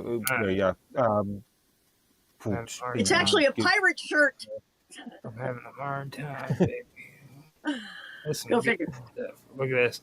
I'm listening to Mark and watching you get naked, dude. There ain't nothing better, dude. Had it with this newsroom. These people don't appreciate me here. He says, I'm taking the fish. Letting my hair down. Now, you just can't concentrate. And like what I got, come up with the words. What I got with the conversation that you guys were having was this, like you said, was periods of time, and I'm not, like Rhea did say she seen somebody on Facebook, right? And then that used to work there. So that was probably the best freaking news I found concerning mines. Well, I mean, Why that guy, Mike Butman. That was actually good research you guys did. You really did some good research. That was good. And it was on the spot, you know what I mean? You guys didn't really like do an entire week or a month. I know it. I know. You know, it was really. I don't know what you mean by you guys, Roger. This is all Mark Atwood. It really, yeah, it was Digging up the dirt. as a discussion between me and Rhea, and I did some research stuck in our private room, and then we went further in the general public room. Okay, cool. Well, I mean, I wanted to find out because I think that would be interesting. And Jaffe keeps sending weekend updates. Yep, got one of those too. Notice how that was not in the breaking news? Just saying. Yeah. I mean, and see, my Skype is annoying as shit because, like, if I don't go and look at it, it'll just keep sending a Skype notification. Oh, really? That's annoying. Yeah. Weirdly enough, I'll get a notification on my desktop. I'll get a notification on this thing, and then we'll also get a notification on this thing. Mm-hmm. So the other day when you and Angel was having that long conversation, my watch was vibrating every 2 seconds. That's crazy. It seems as though, Roger, if you're interested in getting a kitchen hand job, you must start washing dishes. Okay. Well, I mean, I think that would be cool to like get a freaking kitchen hand job. Like that's never happened to you before. I mean, come on. Oh, ever. I mean, we're adults here. Okay. I've done a lot of things in the kitchen, but that's not one. Really? Yeah. Wow. I mean, So Yeah, I mean, back to this map. live news feed soon. So Yeah. so there's like some sort of like exodus from mines, starting with friends of prayer, and then so this friend of hers, Sledge, the Outcast, right? Mm-hmm. One of the members on mine. Didn't he move to Abyss Cafe as well? So on Abyss Cafe, there are like 10, 11 members or something. They're all minders. Yeah, but right? 10, 11 members isn't an exodus. 10, 11 members. The whole site has 11 members. Well, we're still up in the air on how many people actually use mine. Thanks for making my point. Anyway, I mean, so on mine, they have this like Minds ultimatum thing that they directly tag Bill Ottman's with some demands. It's like they're like having a mutiny. Mutiny. Some of them are thinking of moving back to Facebook, which is kind of odd to me because people Facebook like 2021, people were moving from Facebook to Minds. Right? Yeah. People change. People thinking for People do change. change. And also the so-called free speech social media ecosystem has changed quite dramatically only in the last couple of months.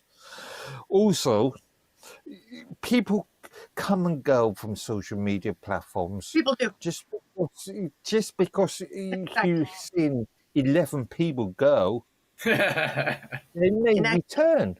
101 people might join up. I think have you one seen thing any new people? You know, you said you said freedom of speech platform. Okay, now I think that the whole outlook on Minds as a freedom of speech platforms has also changed too. Like a lot of people are catching on that this is turning more into a pay-to-play platform than a freedom of speech. Interesting point. I don't know. I'm not going to say anything at the moment because I want to see how this plays out over the next couple of months. But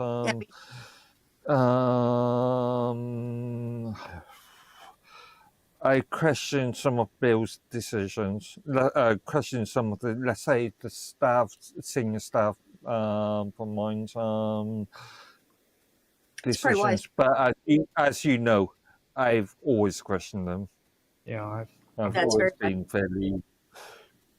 And to be fair too, I've always been freaking horribly mean when it comes to when it comes to Bill. Yeah, you've been horrible.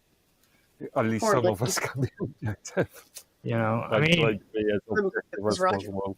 And just to let everybody know too, I actually love being around the community. Like when it comes to the Minds community, you can't find any better group because like if you can go on minds.com and find whatever you want. I literally don't go anywhere else. You know. Actually, Minds as a social media platform has got sort of different vibe. So much to do there. Different vibe. You tell me any other place that has both like the hardcore freaking I don't even call them conservatives. I call them like freaking like Raph and freaking Jaffe, okay? The hardcore freaking people like that are kind of conservatives, but they're not. They're like conservative with a very small c. Yeah. you know, and then at the same time, you can go to another area of mines and you can find all the freaking Greenpeace, freaking Tree huggers. Vegans. Vegan peanut butter hating. Peanut butter eating. Well, no, I'm a peanut butter eating, so So I'll say they're the ones that hate peanut butter. Actually, I no, don't know. vegans. Actually, I after our long last conversation about peanut butter last week or something, I actually went out and I haven't bought peanut butter in ages, and I'm not a big fan of just shop bought stuff because it's sweet, too sweet as far as I'm concerned. But yeah, I went out and I'd look at really good peanut butter. And, yeah, expensive, £7-8 British pound for what? 500. Holy Really? crap! For 500 That's what? like- Kilos? Holy crap! That's all I gotta say. You buy in hundreds of kilos at a time? Why Not do you half a kilo. Well, I mean, I told you about that curtain back there. I mean, you know what? Yeah, I've got a little peanut butter behind me. Peanut butter on crack. Peanut butter on crack. Freaking the other day, he actually lowered the curtain for a quick second so that you could see like over the top part of it. I missed it. Oh no! Oh, God. And it had a You What aren't did going you to see see? anything apart from a white wall. That's right. You didn't think I caught that, did you? Like where you had actually lowered it down and everything, and then put it back up. Okay. Pretty smooth. I seen it. It was halfway there, and it was a white wall. I thought there would be like naked freaking slave workers. Pictures. Yeah. Cooking crack and meth for the freaking drug lord. You know, he said he had a drug problem and shit. In G-strings. Well, I don't know. I mean, I wouldn't have them in G-strings. They could be slipping out the dope if you freaking let them. Oh yeah, well, that's possible anyway, Raj. Okay.